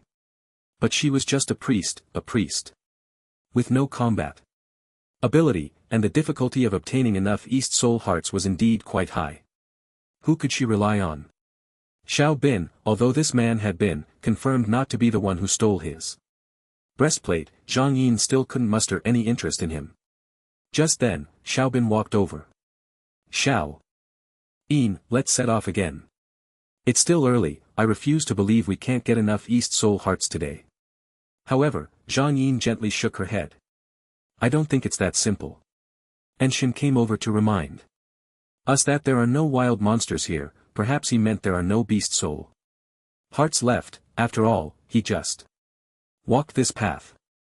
Hearing Zhang Yin's words, Xiaobin frowned. Do you think that kid's words are reliable? I don't really believe him. That guy is the best at fooling people. I suspect that piece of equipment of yours was stolen by him. Xiaobin, that's enough. There's no evidence. What right do you have to suspect him? Is it just jealousy in your heart? Don't make me look down on you too much. Her words immediately shut Xiaobin up. The others were now at a loss about what to do. They urgently needed a leader. But Zhang Yin also didn't know whether she should go find Inken. If Inken really had a solution, then she would have an explanation for the others. But if Inken had already left or didn't have a solution, then so many people might vent their anger on her. After thinking it over, Zhang Yin didn't know how to start. In the end, she decided to go find Inken alone. Even if there was no solution, it wouldn't put her in a difficult position. Zhang Yin immediately said to Xiaobin, I'm going to find Inken, you take everyone and continue fighting monsters. As soon as she said this, Xiaobin reacted like a cat that had stepped on its tail. What do you want him for, Xiaoyin? You don't really want to go worship his stinky feet, do you? You know your grandfather is the deputy city lord, do you really need to do this? His thoughtless words only made Zhang Yin more annoyed. What are you talking about? What do you mean by worshipping his stinky feet? I just want to ask where. There are still wild monsters and why these wild monsters don't have beast soul hearts. What are you thinking? But Xiaobin was still unhappy. He couldn't understand why his goddess was so interested in another man. He couldn't figure out what was so attractive about Inshan, who came from a common background. After all, although his own background was not as good as Zhang Yin's, he was still considered a prominent family in Sainton City, far better than Inshan. Even if he didn't compare backgrounds, as a berserker, he was one of the more favorite professions, far superior to Inshan, that detestable assassin. Of course, Inshan's looks were indeed at a bug level. But men rely on strength. What use is there in comparing looks? However, seeing Zhang Yin's determined expression, he still felt very uncomfortable. Xiao Yin, I just said something wrong, but I want to ask, you don't really believe he has a way, do you? That guy only got the beast's soul heart thanks to that female assassin. You can't be counting on him to help us, right? Zhang Yin pressed her lips together. Although she had thought the same, she still wanted to give it a try. What if Inshan wasn't relying on that woman? Alright, stop talking. We've run into trouble here. I just want to ask him where we can get beast soul hearts. After all, I've worked with him before. Then I'll go with you. Seeing he couldn't stop her, Xiaobin simply decided to follow along, feeling a bit more at ease. Zhang Yin didn't say much more and walked with Xiaobin towards the exit. In the distance, the sun was already slanting westward, and the sunset's glow painted half the sky in vibrant colors, very beautiful. After walking a long distance, Zhang Yin felt both tired and thirsty. But there was no choice, this was the trial ground, and they all thought they would quickly complete their job transfer tasks after entering, so they hadn't brought any food or drink. However, after walking for a while, a sudden aroma wafted over Gulialu. Zhang Yin's stomach let out an ungracious growl. Xiaobin grinned, are you hungry? Let me get you something to eat. But the other party shook their head, refusing his kindness. It's fine, I can hold on. Let's find someone first. As they walked through the dense forest, a leisurely figure appeared by the distant stream. The familiar silhouette instantly stunned Xingyin and Xiaobin. And Chen. Why haven't you left yet? Xiaobin approached in surprise. And when he saw the roasted wild chicken, grilled fish and various barbecue foods on a campfire rack by the river, he was dumbfounded. In such a tense job transfer assessment task, how could you still have the mood to eat here? Are you here for the job transfer assessment or on vacation? Chen, holding a roasted rabbit, turned around and was pleasantly surprised to see the two. Ah, finally, you're here. Come, sit down and eat something. Looking at Chen's eager demeanor, Xiaobin even doubted if he was dreaming. Zhang Yin was completely bewildered. She really couldn't understand why Chen was waiting for them. Although she was hungry, she still held back the aroma of the barbecue and asked, do you have something to tell us? And Chen took a bite of the rabbit meat and nodded. Yes, I told you, there aren't any wild monsters in the forest. Even if there are, you probably won't be able to get the beast soul hearts. You just wouldn't listen. I'm worried you'll waste time and fail the assessment. What? Xiao Bin's eyes widened, staring suspiciously at Chen. Are you really that kind-hearted? You must have some ulterior motive. Chen rubbed the grease off his hands, revealing a warm smile. How can that be called an ulterior motive? I'm here to help you. Help us? How? Without further ado, Chen directly took out a bag and placed it in front of the two. Here. I don't have much, just a lot of beast soul hearts. If you need them, I can sell them to you at a low price. In an instant, it felt as if the air had solidified. Xiao Bin and Zhang Yin stared at the full bag of beast soul hearts, their brains momentarily crashing. Although they had split into many Small teams, apart from En Chen and Yi Ying, everyone else had taken the main road. So they were clear about how many wild monsters had been killed and how many beast soul hearts had been obtained. From entering the trial's secret realm until now, their entire team had only gathered a little over 100 beast soul hearts. But these 100 beast soul hearts had to be divided among more than 100 people, which was simply not enough.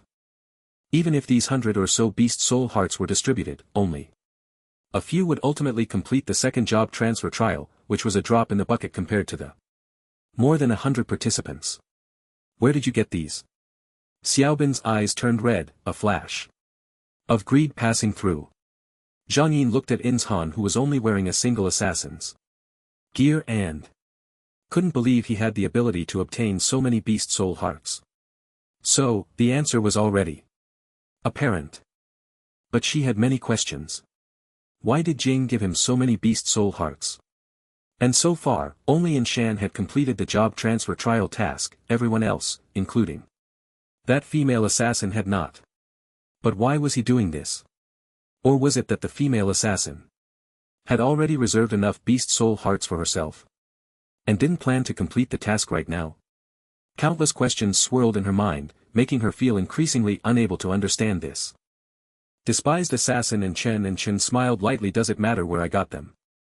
Xiao Bin was momentarily speechless. It indeed seemed unimportant. He didn't care where these beast soul hearts came from as long as he could get enough to complete the second job transfer trial task. That was enough. But Zhang Yin suddenly spoke up. It's very important. I want to know, where did you get these beast soul hearts? Her words left Xiao Bin feeling quite frustrated. The sun was about to set. Why were you still concerned about this? And wasn't the answer obvious? It must have been taken from the nightingale. Hearing Zhang Yin's retort, En Chen smiled. These beast soul hearts were given by the nightingale and some I got myself, so, you can eat them with peace of mind. En Chen tried his best to appear honest and reliable. He really couldn't understand why this girl had so many questions. At that moment, it seemed Zhang Yin could hear his thoughts and threw out another question. What about that female assassin? En Chen sighed. Are you buying or not? If you tell me the truth, I'll buy. You buy first, and then I'll tell you. Finally, even Xiaobin couldn't stand it anymore. Ahem, how much are these beast soul hearts? And Chen grinned and looked at Xiaobin. 1 million each, buy 10 get 1 free, fair price, no cheating. Put. Ahem. Xiaobin was drinking water when he almost choked to death on the spot upon hearing In Chen's words. 1 million each, buy 10 get 1 free. Is there a problem? 1 million each, why don't you just go rob someone? And Chen glanced at him. Yes, I could actually rob, but I think since we're all from Satan City it wouldn't be right to target you.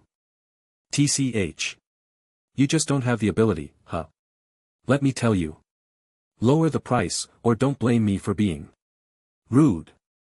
With that, Xiaobin drew out his long knife to threaten In Chen. Zhang Yin frowned.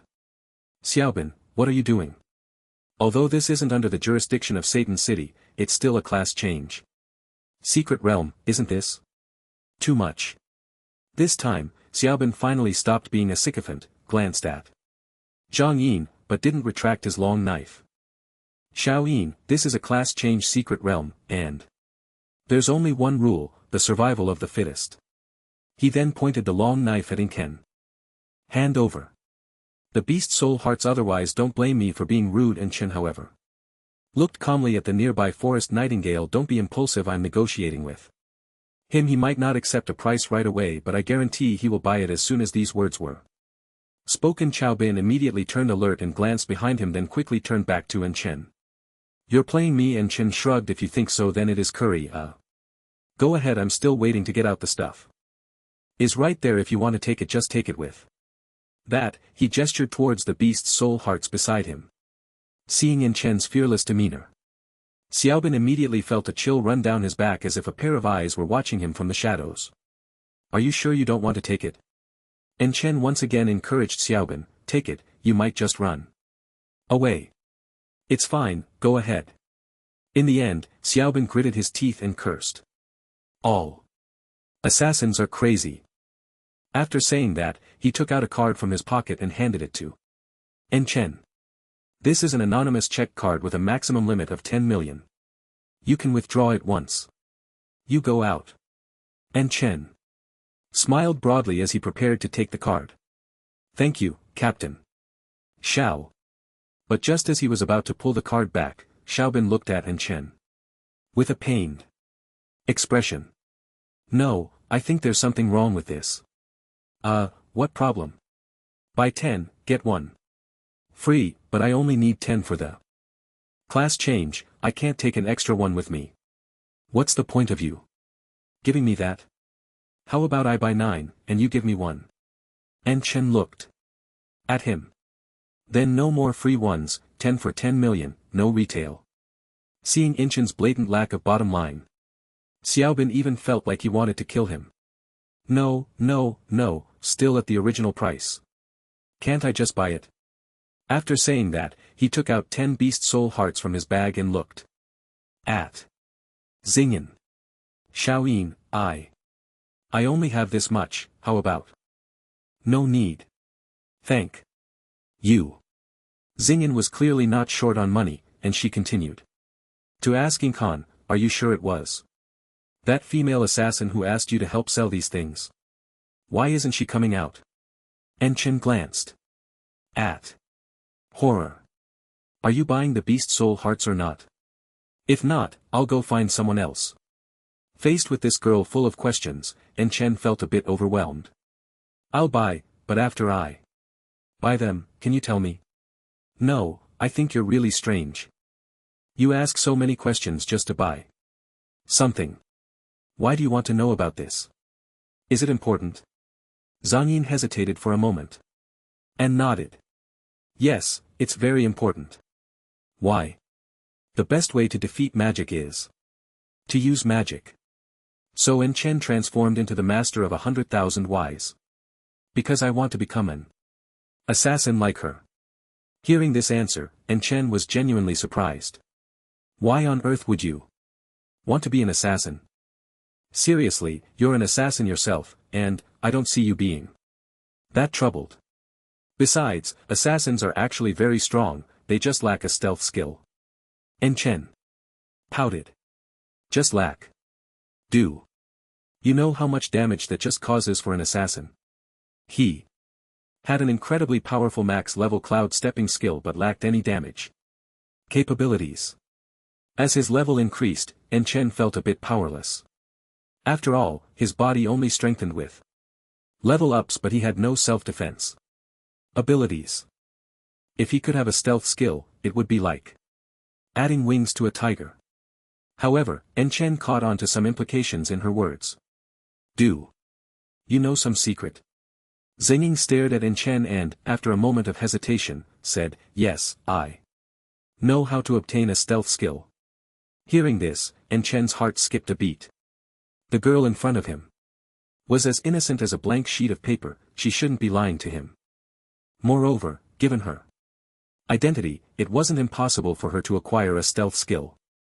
But it was clear she had conditions. Alright, what are your conditions? I can give you 10 beast soul hearts for free, as long as you tell me this information. Although he didn't know how difficult it would be, Chen was willing to trade 10 beast soul hearts for her secret. But at that moment, Xingyan seemed to suddenly have a surge in intelligence and said, plus, you tell me where Nightingale is. Chen frowned. This girl really liked to dig deep. So he nodded, no problem. You probably won't see a living Nightingale, but there is a dead one. After saying that, Chen took out 10 beast soul hearts from his pocket and handed them to Zhang Yin. Now you can tell me, right? Zhang Yin nodded. Yes. After that, she gently leaned into Chen's ear and whispered something. The next second, Chen's eyes widened in shock. Are you sure? Sure, my grandfather is the person in charge this time. Standing aside, Xiaobin, unable to contain his curiosity, asked. Xiaoyin, what's the secret? Chen shot him a glance. What, do you want to be an assassin too? Xiaobin crossed his arms and snorted coldly. Such a trash profession, even dogs disdain it. But after saying that, he realized he had misspoken and quickly explained to Zhang Yin, Xiao Yin. I didn't mean it like that. I meant assassins actually. Enough. Don't say any more. Xiao Bin was momentarily speechless and could only vent his frustration on Enchen. It's all your fault. You made me say the wrong thing. Enchen rolled his eyes. What does that have to do with me? Your mouth is on you, not me. After saying that, he grabbed the bag on the ground and said to Zhang Yin, I'll give you an address, you go find Nightingale. Zhang Ying nodded readily and then a warm breath rushed past her ear. She had obtained Nightingale's address but her heartstrings were also plucked a few times by Enchen. Although she had grown up with a silver spoon in her mouth and had countless suitors she had never encountered a bold young man like Enchen who didn't take her seriously. Just as she was lost in thought, Enchen had already stepped back ready to promote his beast's soul hearts. I've told you the place, if you can't find it just wait for me to come back and help you look. After all, there were still many wild monsters in the forest, who knew if they liked Nightingale's body. Xiao Bin, who had been left aside, rolled his eyes and looked at the 11 beast soul hearts in his hand, suddenly coming up with an idea. Wait, I think we can team up for a business. Enchen was slightly taken aback and glanced at him. What business? You're not very familiar with those people, but I am. How about I help you sell these beast soul hearts? Sorry, but these things don't need me to promote them, they will come looking to buy on their own. Are you kidding? You think you can take advantage of me? Enchen wasn't worried about not being able to sell the beast soul hearts, he was just concerned that those people didn't know he had them. Seeing that Enchen was not interested at all, Xiaobin hurriedly chased after him. Wait a minute. Catching up to Enchen, Xiaobin said, I think you need me. After all, with so many people, what if they have bad intentions? Besides, 10 million isn't something everyone can afford, they might not have that much cash. Don't you think so? Enchen suddenly stopped, feeling that Xiaobin had a point. First of all, he wasn't very familiar with them and it would be a bit difficult to convince them, plus these people weren't exactly saints and if they couldn't afford it, robbing him would probably be the most normal thing to do, so he looked at Xiao Bin and asked, then can you avoid being robbed? Xiaobin smiled slightly, a bit smug, and said of course they wouldn't dare touch me, after all my father is from a prominent family in Sainton City. Running a pawn shop, they wouldn't dare offend me, otherwise the things they pawned at my family's place would be lost to them. And Chen pondered for a moment and felt that what the other party said made some sense. Alright, then I'll give you a beast soul heart for free as a reward. Xiao Bin's face darkened.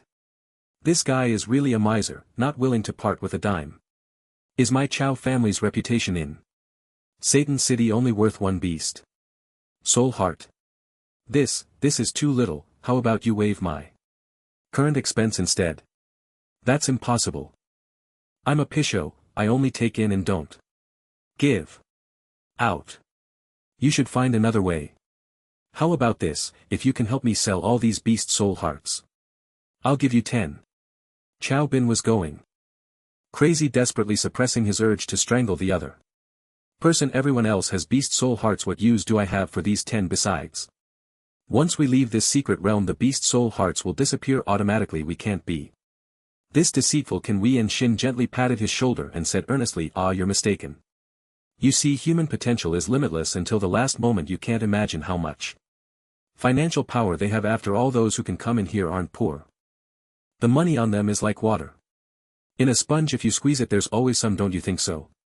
Xiaobin was on the verge of tears. I thought my dad was the #1 rogue in Sainton City, but now I realize he's a saint compared to you. And Chen smiled wickedly, thanks for the compliment, now go. I'll be waiting for you at the exit, don't miss the time. At the job change center in Sainton City, in the second job change hall, everyone was anxiously sitting in their seats, waiting. Principal Calm from Linglan High School was equally anxious, even harboring a hint of doubt. And Chen is a pleasant surprise, this hard to come by job. Changer graduate really makes me question his authenticity. I still feel like I'm dreaming. Teacher Wang, do you think he might fail?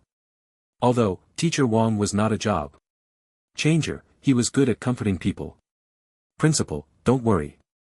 And Chen has always been very diligent in class. And achieving level 100 in such a short time shows his great talent. He definitely won't fail. Alright, Teacher Wang, stop trying to comfort me. I know a bit about job changers and the assassin profession, it's tough. After saying this, Principal Kong stood up and patted his backside, saying, I'm getting old, sitting for too long is bad for my back, keep an eye on things for me and let me know if anything happens, I'm going out for a bit. Alright, Principal Kong. Teacher Wang shook his head helplessly, watching Principal Kong walk further away and could only sit quietly in his chair. And Shin, you must not fail whether I can get the bonus. This year depends on you. At that moment a bright light emanated from the giant stone in the hall. The lifeless atmosphere in the hall suddenly froze. Everyone raised their heads to stare at the giant stone. And Chen, job change successful. After checking the information, the staff in the second job change hall looked incredulously at the crowd, trying to find En Chen's family. Bang! Teacher Wang's legs went weak, and he fell directly into his chair. The first one. I must be hearing things. It really is En Chen. He immediately stood up excitedly and rushed outside. Principal! Principal! Our Ling Long High School has produced a second job changer. En Chen succeeded. His voice echoed in the hall. Everyone was stunned. What? From Ling Lan High School?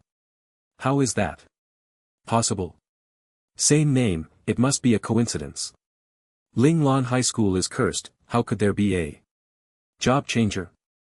Damn it, our Nantown High School hasn't succeeded yet. How did he from Ling Lan High School succeed? Find out more and bring him over. Second job change trial, secret realm. Everyone, time is running out. Think carefully, 15 million or equivalent items can be exchanged for 10 beast soul hearts. Don't hesitate, we won't make it out if we wait too long. Xiaobin worked hard to create a sense of urgency among the crowd, desperately persuading them. But clearly, everyone was stunned after hearing the price. Goodness, starting with 15 million, that's outrageous. Where's that assassin? Let's go ask him. Why is he selling it for such a high price? Exactly. 15 million. Why doesn't he just rob someone? Who can afford that price? That price is enough to buy a second job red equipment. He really has the nerve to ask for it.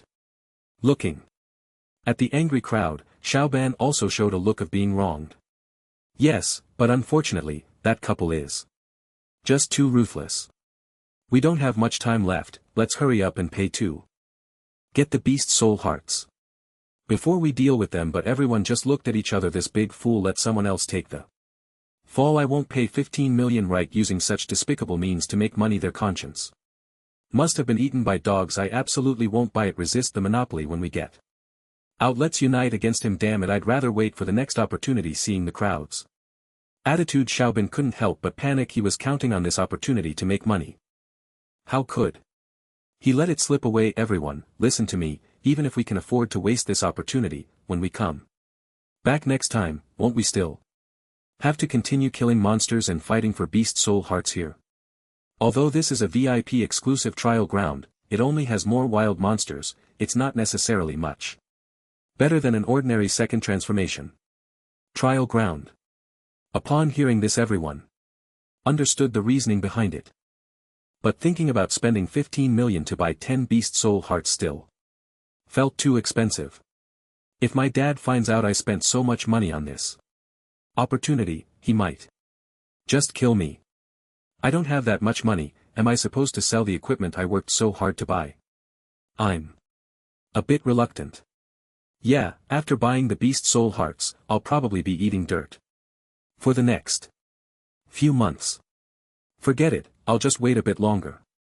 Right, let's keep waiting and see who can outlast Whom? He can't take those beast soul hearts out anyway, I don't believe he won't be anxious.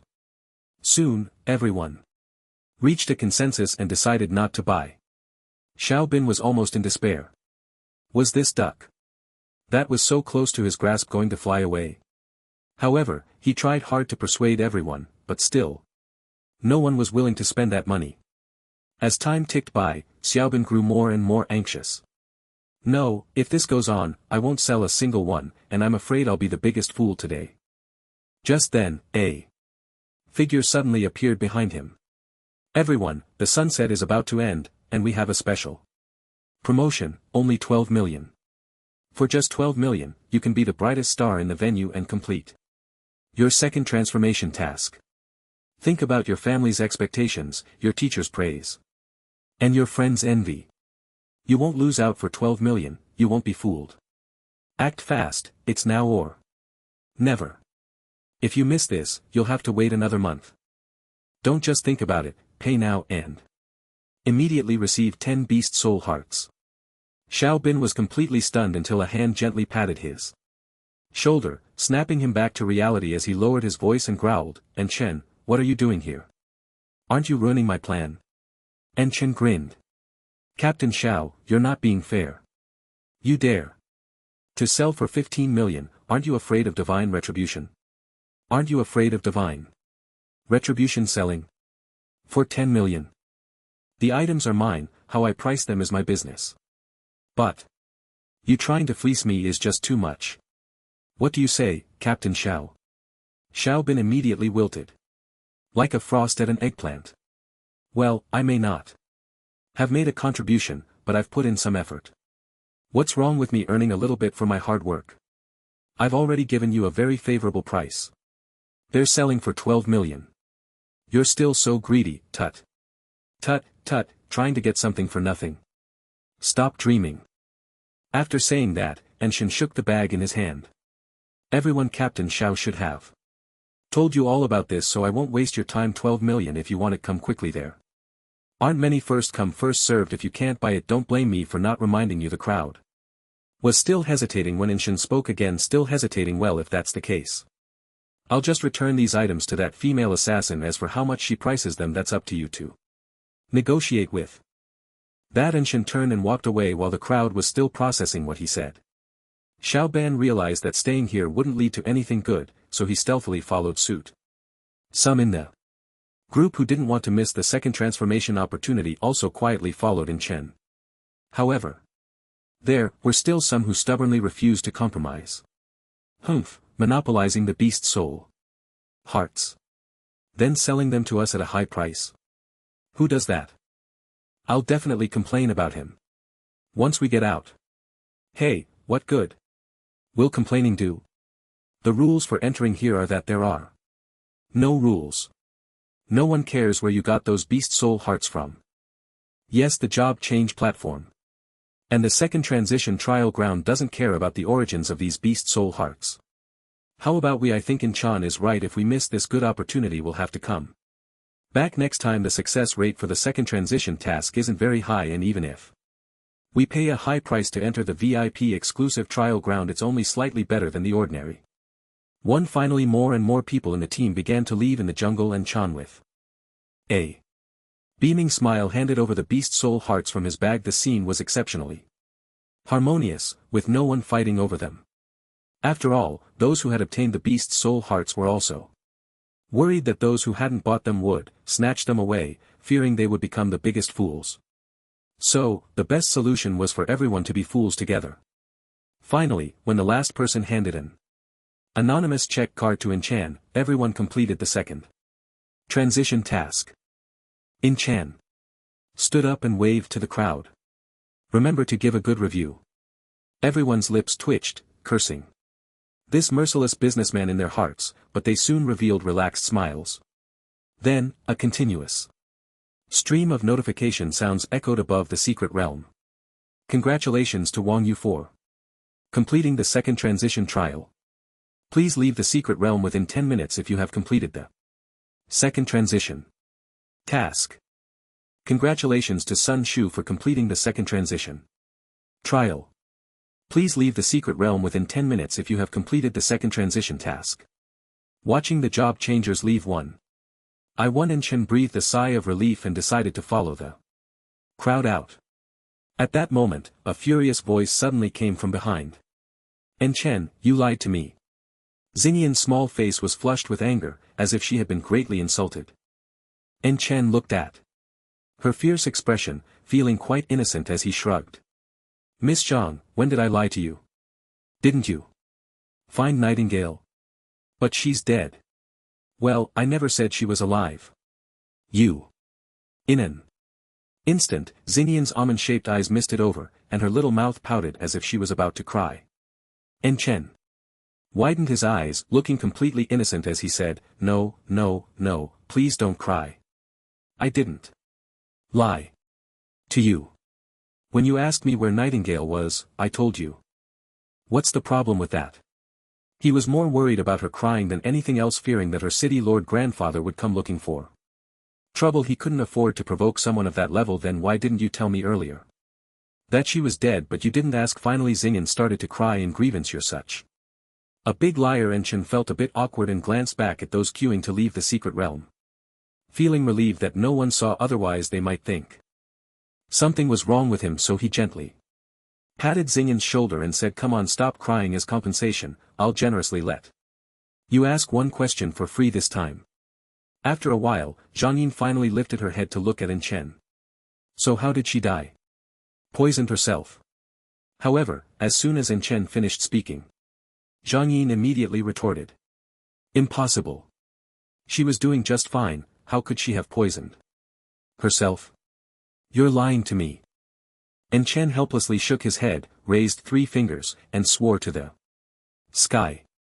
"I swear, she really did poison herself. I even tried to stop her when she was alive, but she was desperate to die, and I couldn't stop her." Seeing En Chen swearing and saying this, Zhang Yin was stunned. Why did she want to die? She was so young. Well, maybe she had a heartbreak. Zhang Yin's expression suddenly became a bit desolate as she sighed.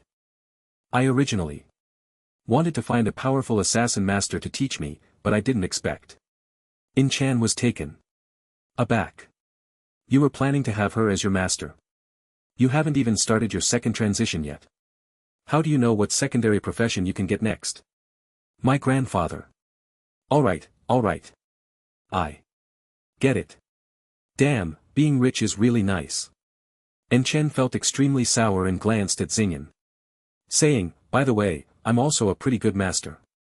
How about you casually pay a few $100 million as a master fee, and I'll take you as my disciple?" Xingyan frowned at En Chen. "Forget it, I can't let you be my master. What if you sell me out one day?" With that, she changed her previous despondency and walked gracefully towards the exit of the secret realm. Inside the second job transfer hall, everyone was staring enviously at Principal Kong and Teacher Wang, but they all felt something was off. It's been so long, and aside from that student from Linglan High School, no one else has successfully transferred jobs. Yeah, could there be a problem? Impossible, my child leveled up from level 1 to level 100 in just 3 months, with such talent, how could there be a problem? Absolutely impossible. Although everyone was saying there was nothing to worry about, their eyes were all on Principal Kong and the others. "By the way, old Kong, what profession is that student from your school?" Principal Kong was so caught up in his joy that he momentarily forgot En Chen's profession and turned to look at Teacher Wang. Teacher Wang blurted out, "Assassin, and Chen is an assassin." Upon hearing this, everyone finally breathed a sigh of relief. "An assassin, then it's fine." Right, everyone calm down. What threat could an assassin pose? My nephew is a berserker, he can't possibly be a match for my nephew. Yeah, he probably encountered some tough wild monsters inside, after all, killing small monsters. Isn't that interesting?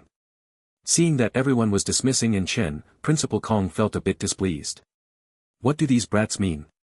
Even if En Chen is an assassin, he's still a job transfer and the first one to complete the transfer task. Why do they look down on us? Teacher Wan was also filled with righteous Indignation.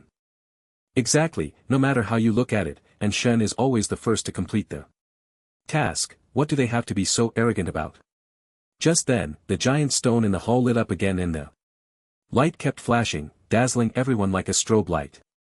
Principal Kong and Teacher Wang exchanged glances. What's going on? Is this stone about to break? The crowd, who had been waiting impatiently, was also a bit stunned and quickly got up to ask the staff. What's going on? It's not usually this bright, right? The staff member looked at the information on the control panel and was stunned. How can so many people complete the job transfer task at the same time and so many? The people below were getting anxious. Hurry up and say is our child. Among them the staff member raised a hand to calm them down. Everyone please be quiet. I will now announce the list of those who have completed the second job transfer trial. The scene instantly fell silent. As the staff member called out names one by one, the parents or relatives who weren't called felt a pang in their hearts. The further it went, the tighter it felt in their chests. After all, the job transfer trial has a success rate. Although the VIP job transfer area is better than the ordinary transfer area, it still only increases the success rate by less than 10%. However, the staff member seemed to have no intention of stopping and continued to read. Finally, when he stopped, everyone in the hall wore smiles. The staff member at the control panel looked at the number of successful transfers and then at the number of failures, stunned on the spot.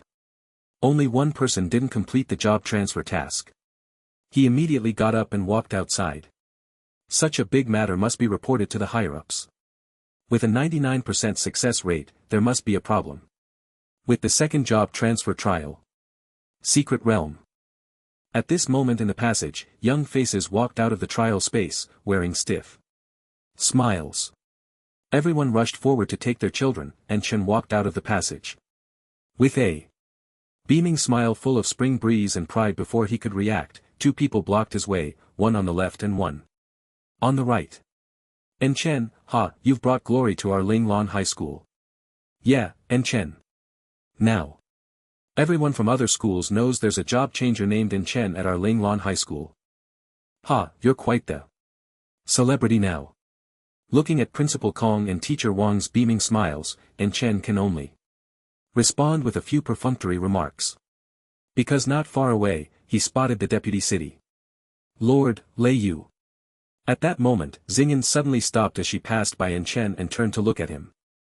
Congratulations En Chen. Hearing her words, En Chen's heart skipped a beat. This girl wouldn't be holding a grudge, would she? I don't think we've had any conflicts. Just then a flustered-looking person, who seemed to be a leader from the job-changing hall, hurried over to Lei Yu and whispered a few words.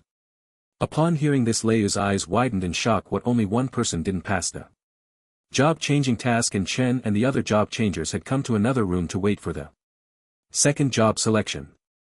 Only those who had passed the second job trial task were qualified to draw for a secondary profession. Normally, this room wouldn't have so many people, but today it was packed. Even the parents and relatives who had come to accompany them had no place to sit and could only wait outside. However, today was special. The equipment had not been turned on, and the staff kept reminding everyone to be patient. After about an hour, several high-level job changers had been checking the second job trial's secret realm for a long time without finding any answers. Lei Yu frowned and looked at them, asking, "What's going on? Did you find any problems?"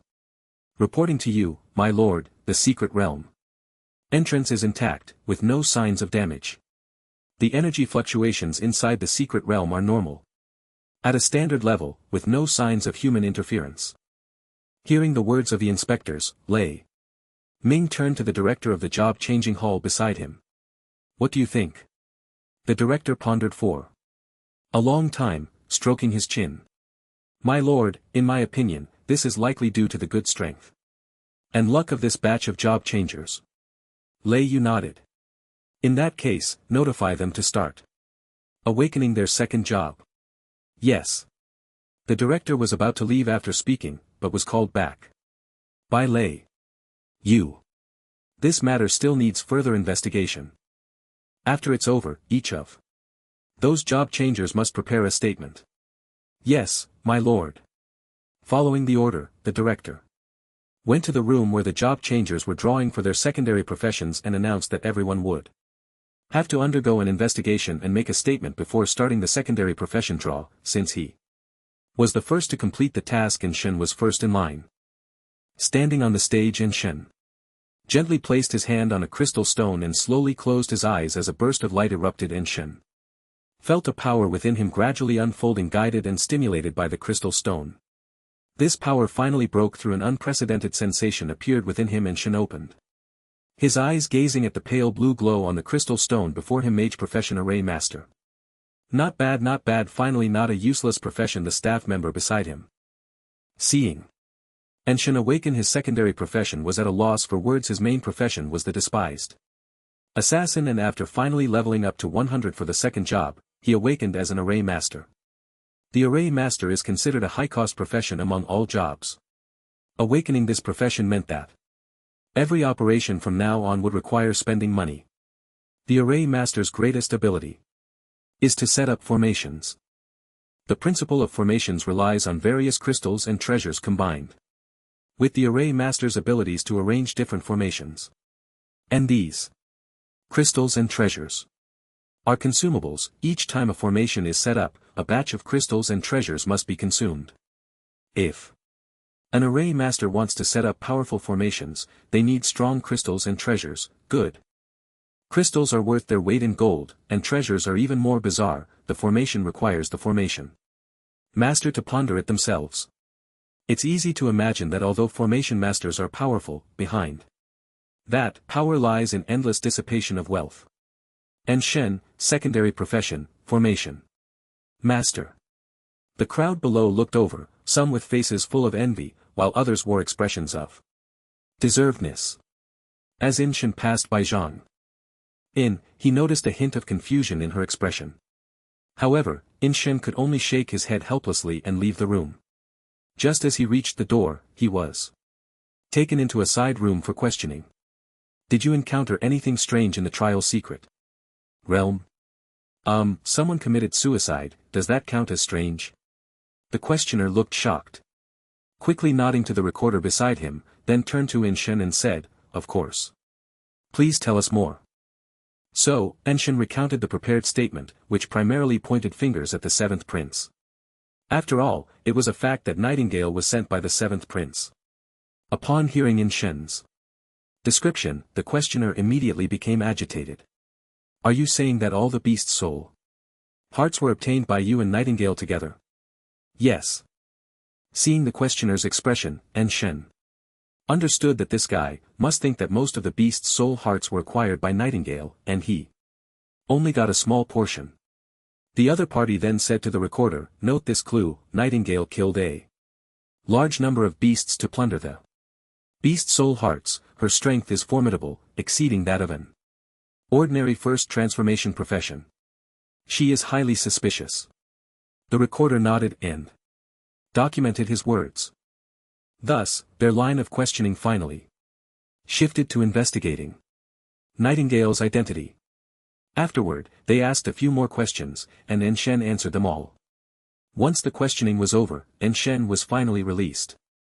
After agreeing on a time for the campus lecture with Principal Kong, Shen first went to the trading post to sell the equipment and items he needed to dispose of, then transferred the money from those anonymous check cards into his account before returning to his residence. Finally, the long-awaited system notification sounded again. Ding, mission completed, you have received a random full-level skill draw. Shen said without hesitation, draw ding. Drawing skills for the host. Congratulations, the host has obtained the full-level skill of Formation Master, Divine Puppet. Divine Puppet? Shen was thrilled and quickly checked the skill description. LV Max Divine Puppet, a formation type skill. By setting up this formation, the Formation Master can summon a puppet not exceeding their own level of 300, which can be a person or a beast, and the duration of this formation depends on the quality of the formation crystal and the quality of the treasure. After reading the skill description, Shen was left speechless in astonishment. Wow. This is so powerful. I'm currently at level 100 in my second transformation, so I can summon a puppet up to level 300, which means I can release a puppet of level 5. This is simply Outrageous. If I encounter a particularly strong monster or opponent in the future, I can just pull out the divine puppet and turn the tables. A life-saving skill, not bad at all. Then, Chen asked, does the loot from the monsters killed by this puppet count as mine? Yes, the equipment, items, and experience points dropped by the targets killed by the puppet, belong to the host. Note, this formation has a certain range, and the puppet's activity range cannot exceed this range. The skill is great, but it does consume a bit. I wonder if I can handle it. As he spoke, Chen quietly took out the black gold card with over 1 billion in it these past few days. Chen had no plans to level up outside the city. However, he wasn't idle either. He was browsing through various auction houses and trading posts. After all, having the skill of the god puppet made it necessary to procure some required crystals and treasures. Fortunately, although the god puppet skill was quite extraordinary, the quality requirements for the crystals and treasures were not very high. Plus, Chen was now quite wealthy, having purchased various grades of crystals and some magical tools needed for formations worth 50 million. Without batting an eye. After returning, Chen found an empty place to test the god puppet formation, and the results greatly exceeded his expectations. Wow! A first-grade crystal combined with a treasure can summon a second-turn puppet. A second-grade crystal can summon a third-turn puppet. So wouldn't a third-grade crystal be able to summon a fourth-turn puppet? And wouldn't a fourth-grade crystal directly summon a fifth-turn puppet? Chen's heart raced as he looked at the few fourth-grade crystals worth millions in his hand, ultimately abandoning the idea of testing.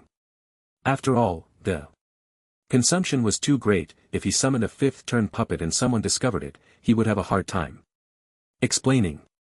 So, he planned to experiment the next time he left the city. However, before leaving the city, he still needed to return to school to attend a lecture. After all, he had promised Principal Kong. And he had an important matter to attend to. What Chen didn't know was that he had already become a celebrity in Satan City. After all, making 1 billion in one go was something everyone envied. Those who had been tricked by Chen hated him too. The core, but felt powerless. After all, dueling was not allowed in the city. As long as Chen remained in the city, they could only watch helplessly. Thus, these wronged individuals now had nothing to do every day but wait for Chen to leave the city. They even extended their hatred to Linglan High School, which became a target of their resentment. However, Principal Kong of Linglan High School was now in high spirits. Although there was only one awakened individual, Chen, he believed that with the first, there would be a second, a third, and even more. Therefore, to increase the enrollment rate of Linglan High School, he sent invitations to several other schools, inviting them to participate in the promotional lecture organized by Linglan High School. Suddenly, Linglan High School gained popularity in Satan City thanks to Chen's reputation, becoming a hot topic recently. Tomorrow is the promotional lecture. Have all the schools been notified? Although Principal Kong was extremely busy, he was very happy. Teacher Wang had now become Principal Kong's right-hand man and was eager to assist. Principal, don't worry, all the schools have replied that they will attend the promotional meeting, and they will be there on time. Principal Kong smiled broadly. That's great. That's great. This time, Linglan High School is going to be revived. Congratulations, Principal. Our Linglan High School will definitely get better and better. Yes, go ahead and be busy. I'm going to visit Inken now. So, Principal Kong drove to Inchen's residence. Inken lived in a very ordinary community, which was the inheritance left by his parents. Knock, knock, knock. A series of knocks interrupted Inchen's thoughts and he got up to shut down his computer. Opening the door, he saw Principal Kong standing outside and Inchen quickly said, Principal, you're here. Please come in. Principal Kong smiled broadly and couldn't help but praise Chen as he looked at him. Truly a young talent. By the way, how is the preparation for tomorrow's lecture going? Chen nodded. Everything is ready. He led Principal Kong to the living room and they sat facing each other.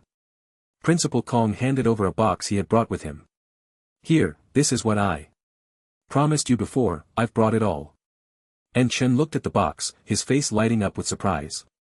You're too kind, Principal. The other waved his hand, his eyes pained as he looked at the box. On the table. Alright, don't be so polite with me. This double experience talisman was left to me by a senior alchemist. It's been sitting and used for many years, and now that our Linglan High School has produced a young talent like you, it's only right that I pass it on to you. Last time, Principal Kong had offered to give him a piece of second-tier equipment, but Chen had declined. After all, he had no idea how many of those he already had. And ordinary second-tier equipment wasn't very useful to him.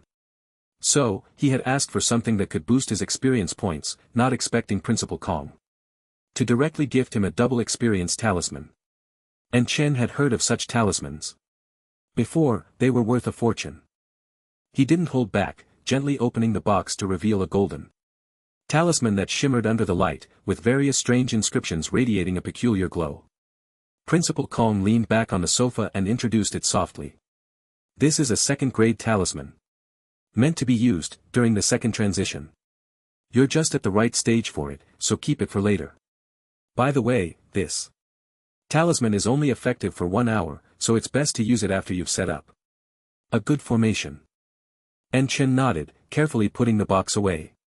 He had already formed a preliminary plan for using the talisman when he first saw it. Don't worry, Principal Kong, I won't let you down. Haha. Then I look forward to hearing good news about your growth. After chatting with Principal Kong for a while, the latter left. And Chen took out the double experience talisman and fell into thought for a moment. If I don't make good use of this treasure, it would be a waste. However, to maximize the effect of this double experience talisman, the best way would be to enter a secret realm, otherwise the wild monsters in the Black Crawler Forest simply won't be enough. But then he smirked slightly, revealing a hint of a smile. However, that girl Zhangyan said that the highest reward for the joint challenge secret realm held by various universities in Satan's City is a stealth skill book for assassins. If I can enter this challenge secret realm, that would be fantastic. There are plenty of wild monsters in there, making it a great place to grind experience. If I can take down one of the bosses, I could get the top reward. But Linglan High School isn't among those universities. No, I need to think of a way to get in. And Chen pondered briefly. And a cunning idea popped into his mind. Got it. Linglan High School's 30th anniversary celebration. The weather was clear. After many years without holding a celebration, Linglan High School was decked out today. Bustling more than the Blue Star Day. The school leaders had organized a welcoming team early on. Buses from various universities slowly rolled into the school. The buses carried leaders from various universities as well as some students. The people inside the buses looked like they were attending a circus, their expressions filled with pride, making the teachers and students of Linglan High School feel quite uncomfortable. Look at them. They're so excited just because their school produced one job changer. I feel so embarrassed. Who can argue with that? But it's understandable. After all, it's been years since they had a job changer, so it's about time they celebrated. Just enjoy the show, let's indulge their eager desire to show off. I love seeing their naive expressions. Next time, we must bring them to our school for a visit, let them broaden their horizons. Backstage at the venue, Teacher Wang hurried over, handing a speech draft to Chen. Chen, when you speak later, just follow what's on this paper. It's best to add some emotion, alright? Chen smiled, don't worry, teacher Wang, I'm the most reliable person. You should go get busy. Alright, then perform well. If you need anything, just let me know. Looking at everyone busying about, Chen shook his head helplessly and opened the speech draft. But after glancing at the content, he felt that if he really read it as it was, Linglan High School would probably remain the same as before. This won't do. I'm already so impressive, yet the speech is so humble. What's the point of holding this meeting? So, Chen casually tossed the Speech draft onto the table beside him and took out his own prepared speech to skim through. Before long, everyone who was supposed to be there had arrived. And the seats were packed. Everyone was waiting to see the joke of Ling Lan High School. That's right, they were all here for the spectacle. Principal Kong took the stage and delivered an enthusiastic opening speech. The applause from the audience was sparse, which made him feel somewhat uncomfortable. The teachers and students of Ling Lan High School were infuriated by the condescending attitude of these guests from other schools, yet they felt powerless. This is too much. They really don't regard us at all. You should know that when Ling Lan High School was established, it was also the top place for job changers in Saint and City. Ah, a hero doesn't speak of past glories. Who made Ling Lan High School cursed? Forget it, I had already guessed it. Yeah, they have the capital to be proud. They came here just to see us embarrass ourselves. I just wonder if Senior and Chen can handle it. I hope Senior and Chen does well and shows these lowly-eyed guys our strength. Sigh, what strength do we have? Now. They probably came here just for Senior and Chen, after all, he has caused trouble for several universities. Amidst the whispers of the crowd, Chen finally stepped onto the stage. However, at the moment he came up, what greeted him was not applause, but laughter. Chen slightly raised the corner of his mouth unconcerned and walked to the podium. Once the noise from the audience subsided Chen cleared his throat and scanned everyone with his gaze. I'm very glad you could come to this meeting held for me by our school. As soon as he said this, the audience erupted in an uproar. Damn, did this kid grab the wrong script? How dare he say that? Goodness, he has some thick skin, actually. Admitting it's for him. Shameless, just as thick-skinned as in the secret realm. Principal Kong, sitting in the audience, was also stunned. This kid, why isn't he following the speech draft? A sense of foreboding lingered in his mind, and beads of sweat had already formed on his forehead. At this moment, Chen spoke again. Many years ago, Ling Lan High School was also the most famous job changer university in Satan City, but a small incident occurred. However, since I have appeared, this situation will come to an end. His words instantly made those from other universities feel provoked. You're just one person, and you're here claiming to end this phenomenon. What qualifications do you have? This remark happened to fall during a pause in Shen's speech, so everyone around heard it clearly. Shen suddenly looked at the speaker, his eyes sweeping over the nameplate in front of him. Oh. I just heard a student from Lei Yan High School say I have no right to say such things, is that you? As soon as he said this, the scene erupted in chaos. Even Principal Kong felt a chill run down his back. How could this kid be so young and reckless? Someone says a word, and he just has to latch onto it. This is bad. Of all people to provoke, he chose the top school in Satan City. Lei Yan High School, and they definitely won't give us any face. The others from different universities looked on with expressions of delight. Ha, today is indeed going to be a good show. Daring to provoke Lei Yan High School, he probably won't even know how he dies. The top school in Satan City is not to be trifled with. This kid really knows how to stir up trouble, and he's gone after the strongest one. Indeed, they are young, thinking that just because they have achieved a little, they can jump out and show off. It's truly the bravado of a newborn calf not fearing a tiger, but they can only jump a few times at most. The audience from various universities was enjoying the spectacle, with no one stepping in to intervene. The teachers and school leaders from Ling Lan High School sensed something was amiss, each expressing that Inshan was too impulsive and irrational. However, the students of Ling Lan High School were thrilled to see Inshan daring to confront the students from Lei Yan High School. Well done, Senior. Go for it, Senior. Below the stage, the young man named by Inshan showed no sign of apology, instead standing up with a hint of arrogance. That's right, it was me who said it and it's the truth, am I wrong? Inshan smiled, holding the microphone and looking at him. You a level 30 with a first transfer, what qualifications Do you have to mock me with that one sentence? And Shen scored another point, leaving the young man's face dark with anger. Speechless at that moment, a middle-aged man stood up and gently patted the young man's shoulder, seemingly to support him. You are the Shen who scammed everyone out of 10 billion in the second transfer trial, right? And Shen looked at the badge hanging on the man's chest that read Director of the Disciplinary Office of Luoyan High School. He then smiled calmly and said, what you said is incorrect. I am indeed Chen, and I did earn 10 billion, but I absolutely did not scam anyone. I helped them complete the second transfer trial task. They should be thanking me. The man snorted coldly. So you mean to say that those people are not as capable as you, that they are all trash? And Chen chuckled. I never said that. The man persisted. What, afraid to admit it? Are you scared? No, what I mean is, those people, including all of you from various universities, are trash.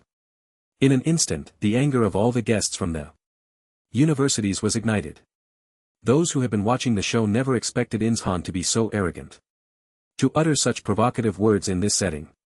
Moreover, he was provoking all the universities in Satan City. In the eyes of the crowd, Inshan was practically courting death. Principal Kong, sitting below the stage, was drenched in cold sweat. But at that moment, he felt as if his back had straightened.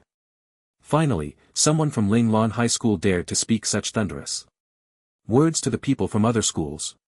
Suddenly, he felt as if he had returned to 20 years ago, when he was still just a homeroom teacher at Linglan High School, filled with youthful vigor. However, that feeling was fleeting.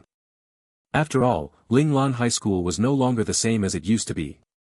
They hadn't produced an awakened one in many years, and Inshan was their only hope.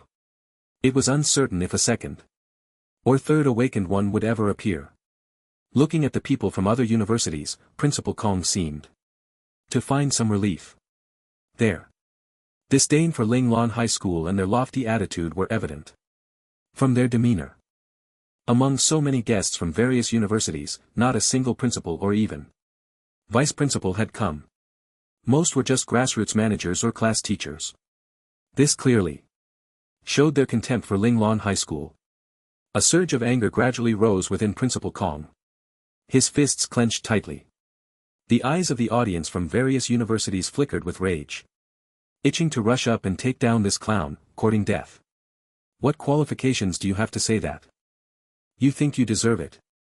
Humph, you must be tired of living calling us trash. What does that make Linglan High School? Saying you're a newborn calf not fearing a tiger seems like a compliment, to put it bluntly. You're just brainless, daring to openly provoke all the universities. What qualifications do you have? The director of discipline at Leiyin High School flashed a hint of disdain in his eyes, glanced at Principal Kong, and then straightened his back to look at Inshan. Kid, I really don't know if you're fearless or just plain stupid to say such things. Do you think we don't matter compared to the other schools in Shang and City? And Chen, however, looked at him calmly and replied, you're not Sand, why should I care about you? What qualifications do you have to say that just a mere second-tier job changer and you think you're worthy? Have you even participated in the Secret Realm Challenge competitions of various schools? You don't even have a ranking yet, you dare to boast here. His words immediately prompted others from different schools to step forward and voice their opinions. That's right, your name isn't even on the rankings of major schools. What right do you have to shout here? Get down here and apologize to us, or this matter won't end today. I suggest that Linglan High School be disqualified. The crowd was in an uproar. But Principal Kong suddenly felt a sense of relief. At this moment, no one from any school stepped forward to help. They were only adding fuel to the fire and salt to the wound. However, he also didn't step forward to explain anything. The situation was already out of control. Anything he said would be futile. After all, Anshin had already spoken. If he were to apologize, it would be a slap in the face. Not only failing to quell their anger but also making him look weak, encouraging others to escalate the situation further. Yet, the more he wanted to avoid making a statement at this moment, the more people pointed their fingers at him. Principal Kong, your school's good student really knows how to talk. What do you have to say about this? Or can you give us an explanation? The director of discipline at Lei Yen High School turned to Principal Kong, a smug look on his face.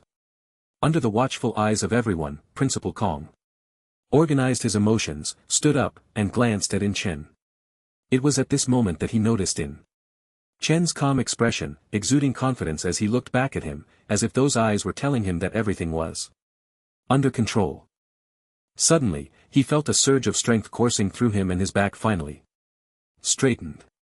Everyone present was watching him.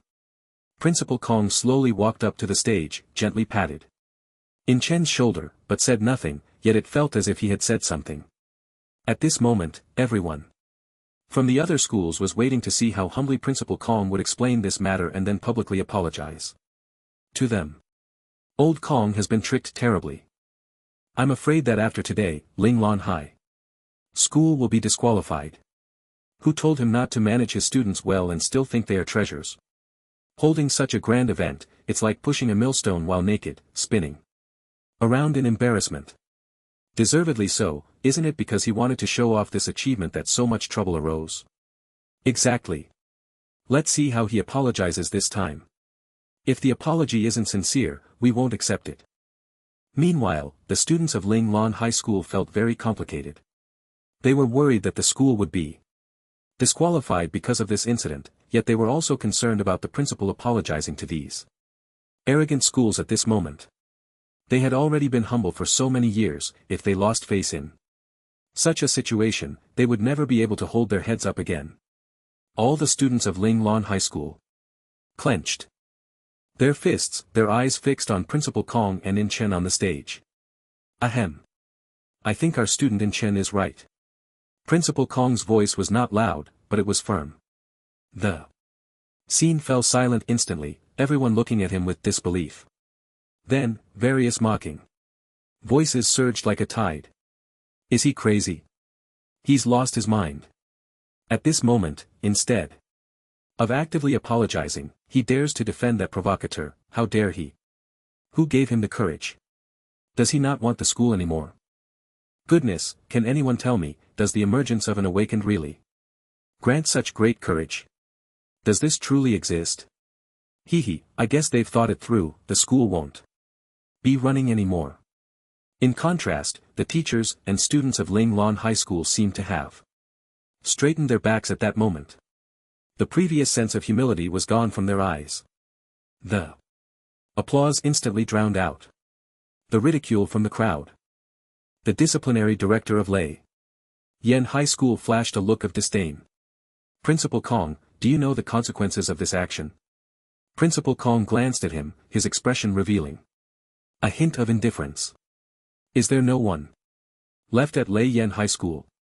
You, a disciplinary director, dare to speak to me like this? Let me tell you, Linglan High School is not shutting down. I'm saying this today. Aaron Chan is right. You are nothing but trash. Wow. At that moment, all the teachers and students of Linglan High School were moved to tears, clapping vigorously. The faces of the crowd from various universities turned pale, and they stood up, wanting to leave. At that moment, a voice suddenly came from the stage. You say that Linglan High School has no name on the university transmutation leaderboard, right? Then let me prove it to you. Linglan High School will dominate the top spot starting today. Looking at Inshan on stage, the crowd from various universities showed expressions of disdain. The disciplinary director of Lei Yen High School wore a face full of contempt. Fine, I'll go back and help you. Apply for a qualification for Linglan High School. If you fail to reach the top of the university leaderboard, Linglan High School will disband on the spot. Do you dare to accept the challenge? Before In Chen could speak, Principal Kong grabbed the microphone and said, what's there to be afraid of about disbanding? In Chen, I'll agree for you. Watching the people from various universities leave, the teachers and students of the entire school were in an uproar. The moment Principal Kong accepted the challenge, they had already made up their minds. They would rather stand and die than kneel and live. On stage, Principal Kong looked at the thousands of teachers and students below, feeling as if a light had dawned upon him. Thank you all for your understanding. From today onwards, Linglan High School will no longer live on its knees. The applause thundered below. Subsequently, Principal Kohn delivered a passionate speech. At this moment, Shen was overjoyed.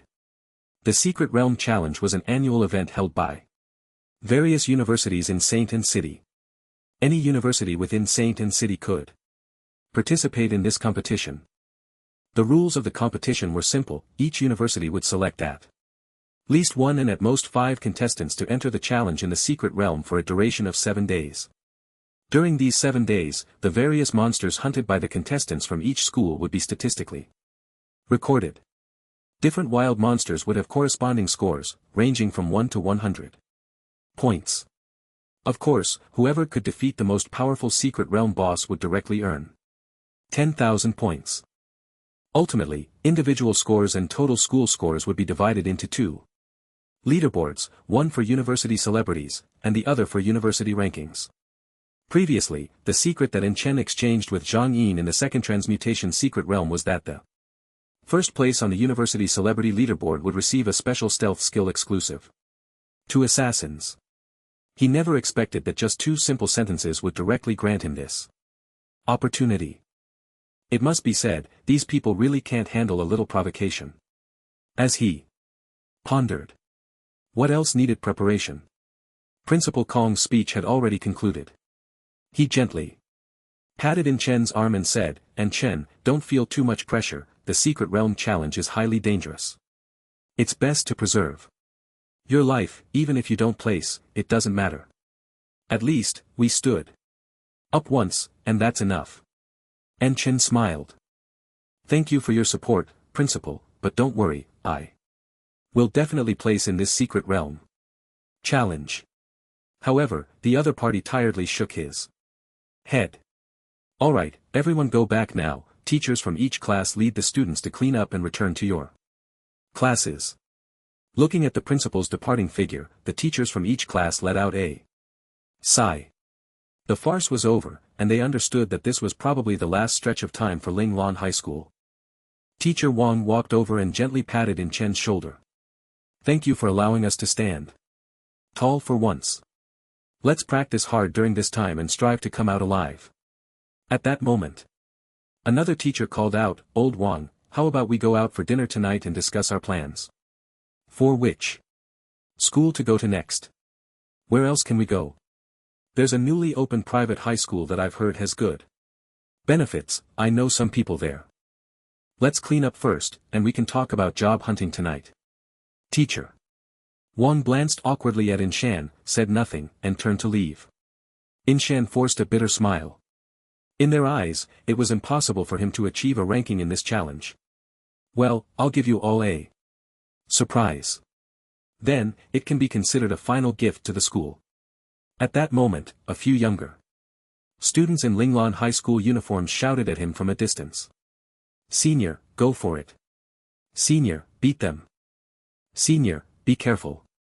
We'll be waiting for you to come back." Shen looked over and grinned. "Don't worry, I promise to beat the crap out of them." After leaving the school, Shen returned to his residence, waiting for the notification. The farce at Linglan High School was making waves in Saint City, but many people didn't really care about such trivial matters. After a busy day, Lei Yu returned home and started preparing dinner again. Hearing a knock at the door, he wiped his hands and hurried to open it. Seeing Zhang Yin standing outside, a warm smile immediately appeared on his face. "Shaoan, go wash your hands quickly, Grandpa will have dinner ready soon." Xing Yin quickly stopped him. "Grandpa, today I'm cooking, you just take a good rest." "How can that be? Let me do it." "No, Grandpa, today it's my turn, I'm already an adult now." Seeing his granddaughter like this, Lei didn't argue and laughed heartily. "Alright, Grandpa will assist you, today you take the lead." He. The grandfather and granddaughter busied themselves in the kitchen. While picking vegetables, Lei casually asked, "Shaoan, how's the preparation for tomorrow's Secret Realm Challenge going?" Zhang Yin replied while stir-frying, "It's mostly ready, but it seems our school won't be able to secure the first place on the leaderboard this time." Lei Yu gently comforted her, "It's okay, the school ranking isn't that important. What's important is that your awakened secondary profession is an assassin, paired with your healing ability as a priest. Do you have confidence in securing the first place? Upon hearing this, Zhang Yin thought for a moment, then put down the spatula and said, I don't know. There are quite a few experts participating in this challenge, including Chen Yi from Lei Yan High School and Yun Man from Qingyu High School, both of whom are top-notch. With them around, I really don't have much confidence. Lei Yu laughed heartily. It's okay, I actually think you have a chance this time.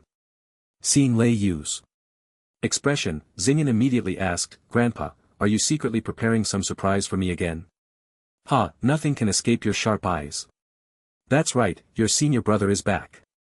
With his help, you will definitely secure the first place. What? Senior brother is back. Grandpa. Why didn't you tell me such a big thing? Oh, don't fuss, your senior brother just returned today, so he should be here soon. Before Lei Yu could finish speaking, there was a knock at the door. Zhang Yin's eyes widened as she looked towards the door. Could it be senior brother returning? Ha ha ha, then why not hurry and open the door? Zhang Yin quickly got up and ran outside.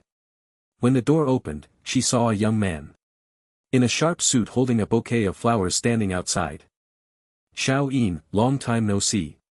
Zhang Yin suddenly threw herself into the other person's arms, but soon realized that both of them had grown up. And hugging like they did when they were kids seemed inappropriate now. She quickly let go, her face flushed as she looked at him.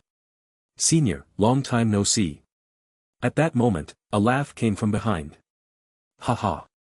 Ningxie really didn't waste his time as an exchange student. In just a few short years, he's already reached the third transition and his strength has increased quite a bit. Ningxie, dressed in a suit, quickly said to Lei Yu, teacher, long time no see.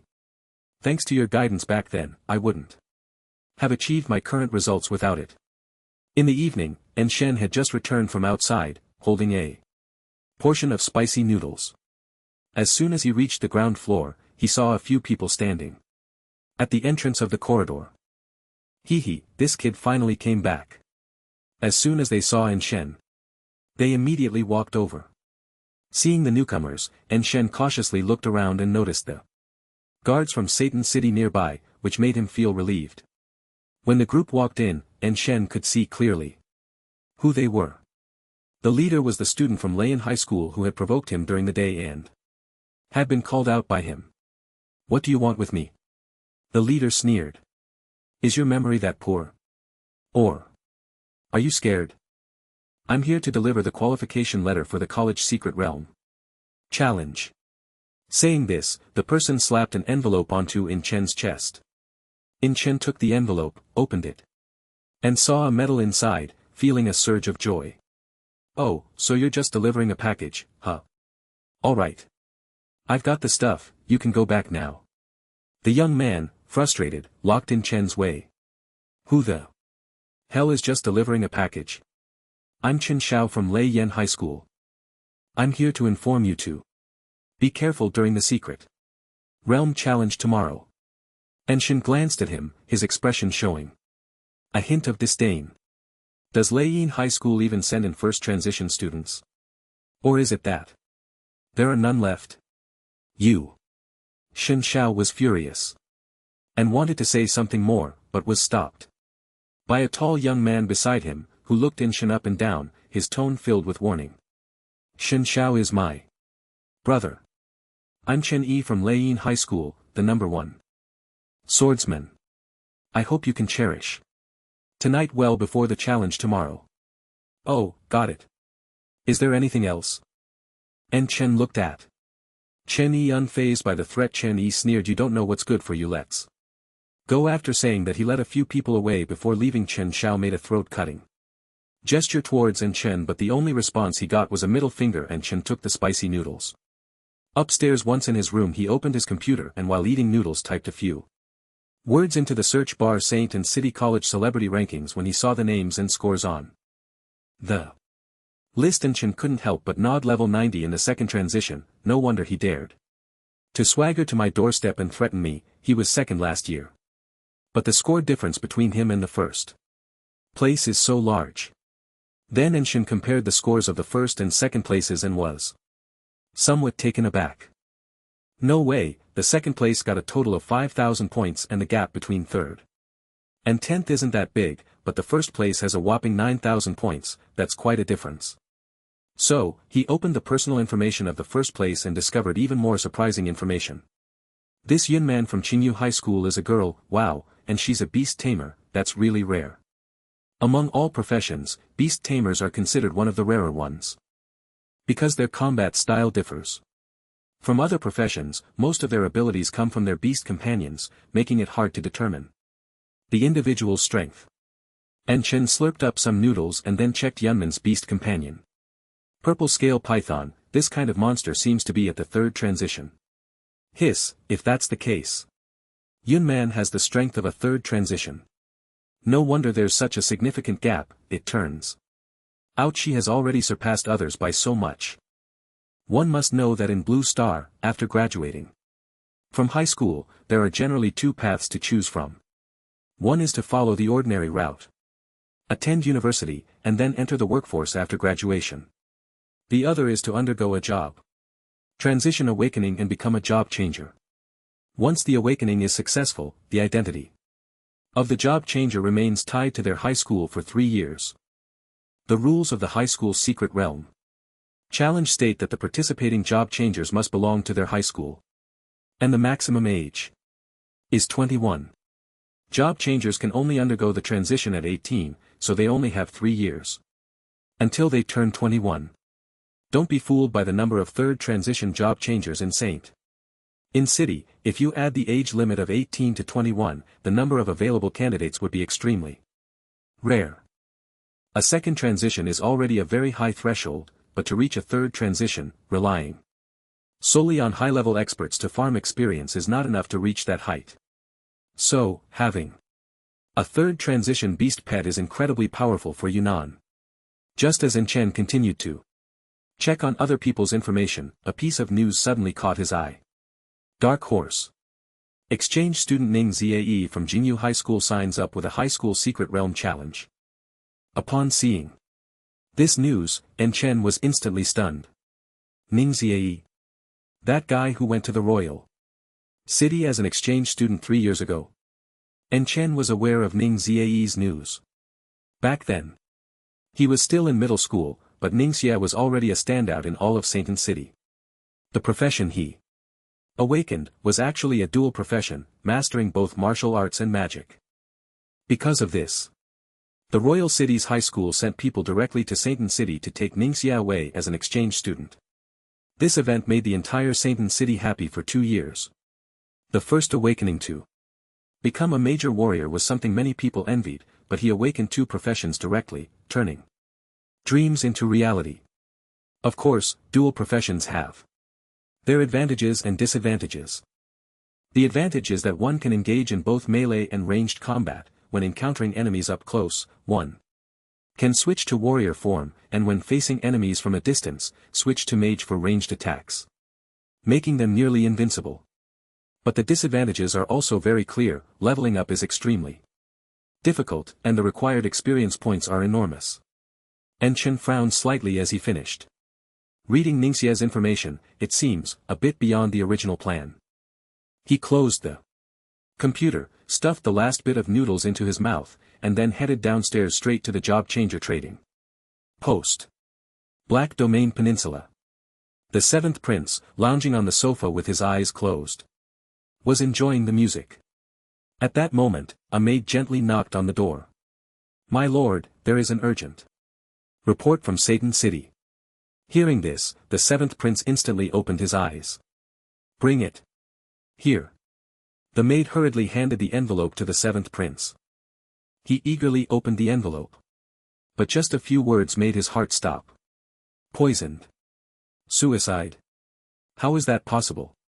How could Nightingale commit suicide by poison? He then angrily tore the letter into pieces. Notify the people in Satan City to investigate thoroughly. We must find the person who killed Nightingale.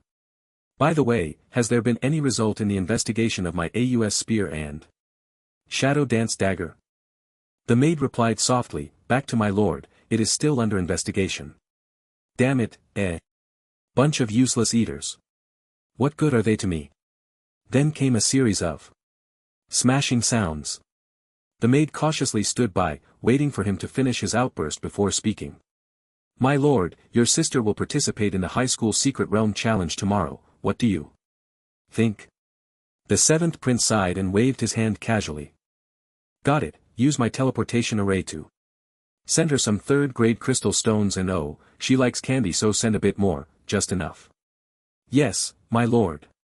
The next morning Enshin got up early. The owner of the bun shop downstairs was as enthusiastic as ever, bringing over a dish of vinegar and a dish of chili.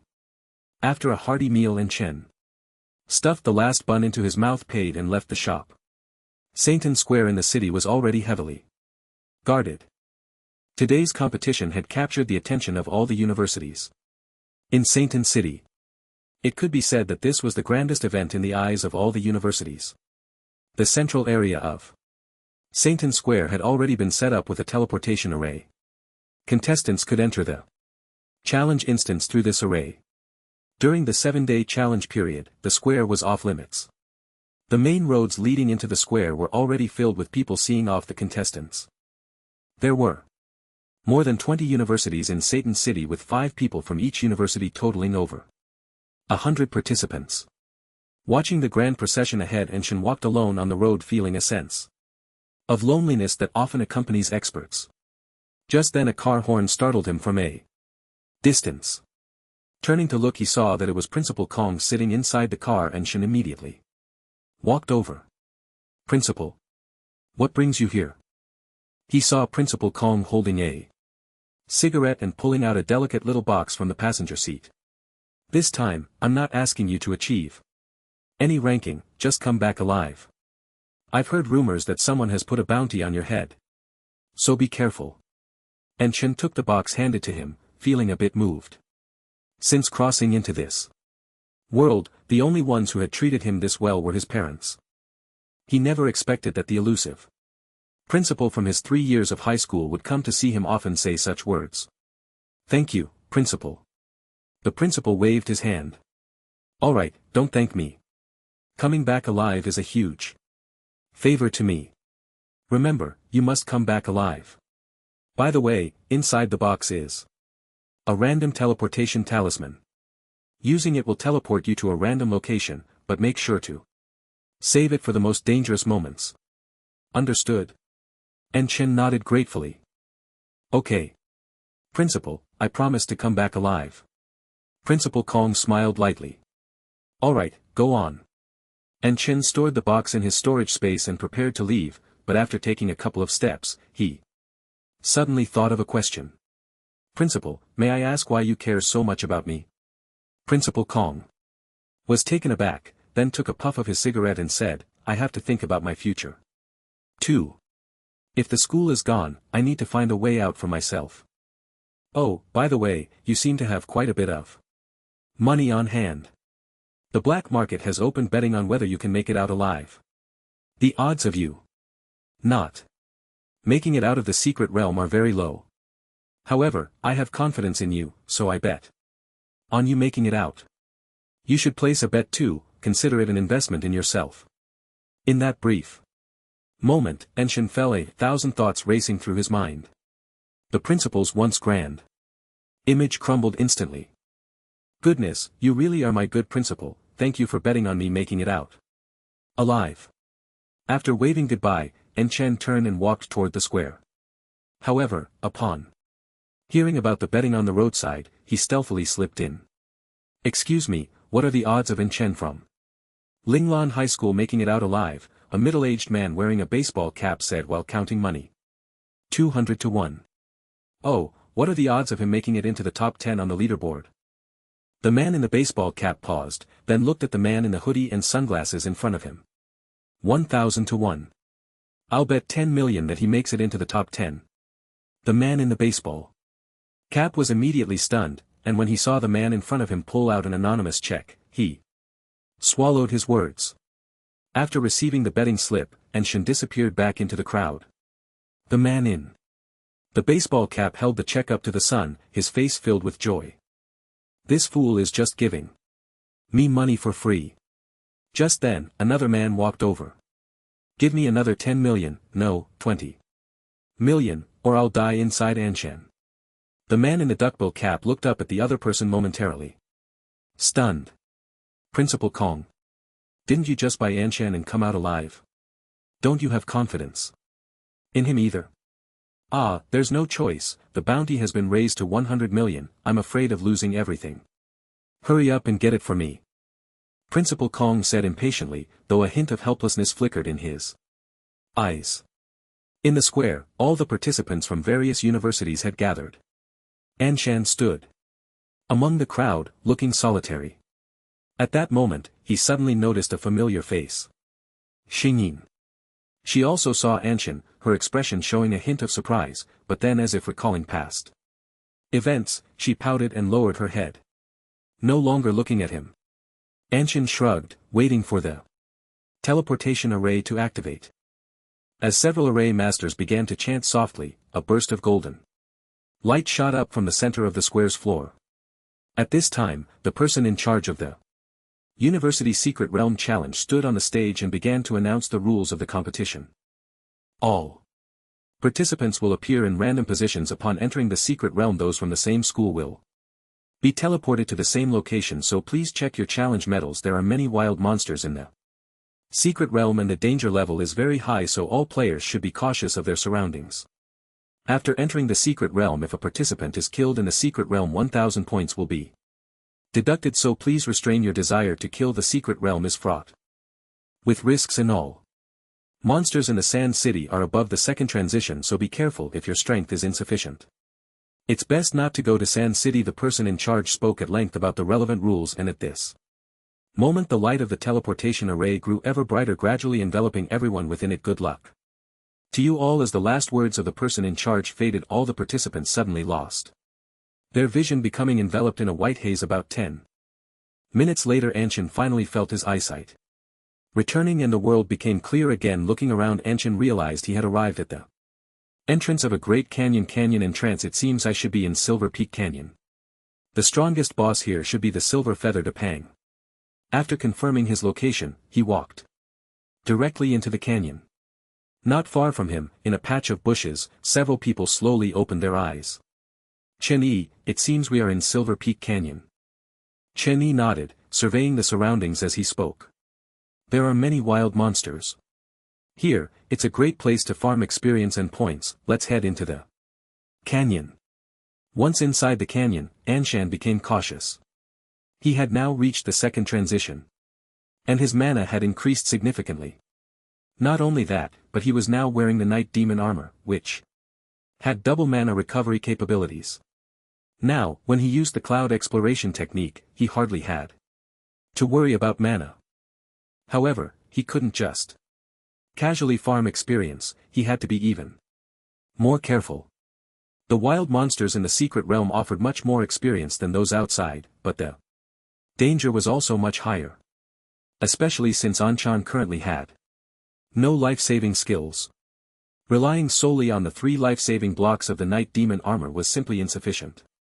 As for the new skill, Divine Puppet, its limitations were too many. First, this skill required the consumption of crystal stones and treasures.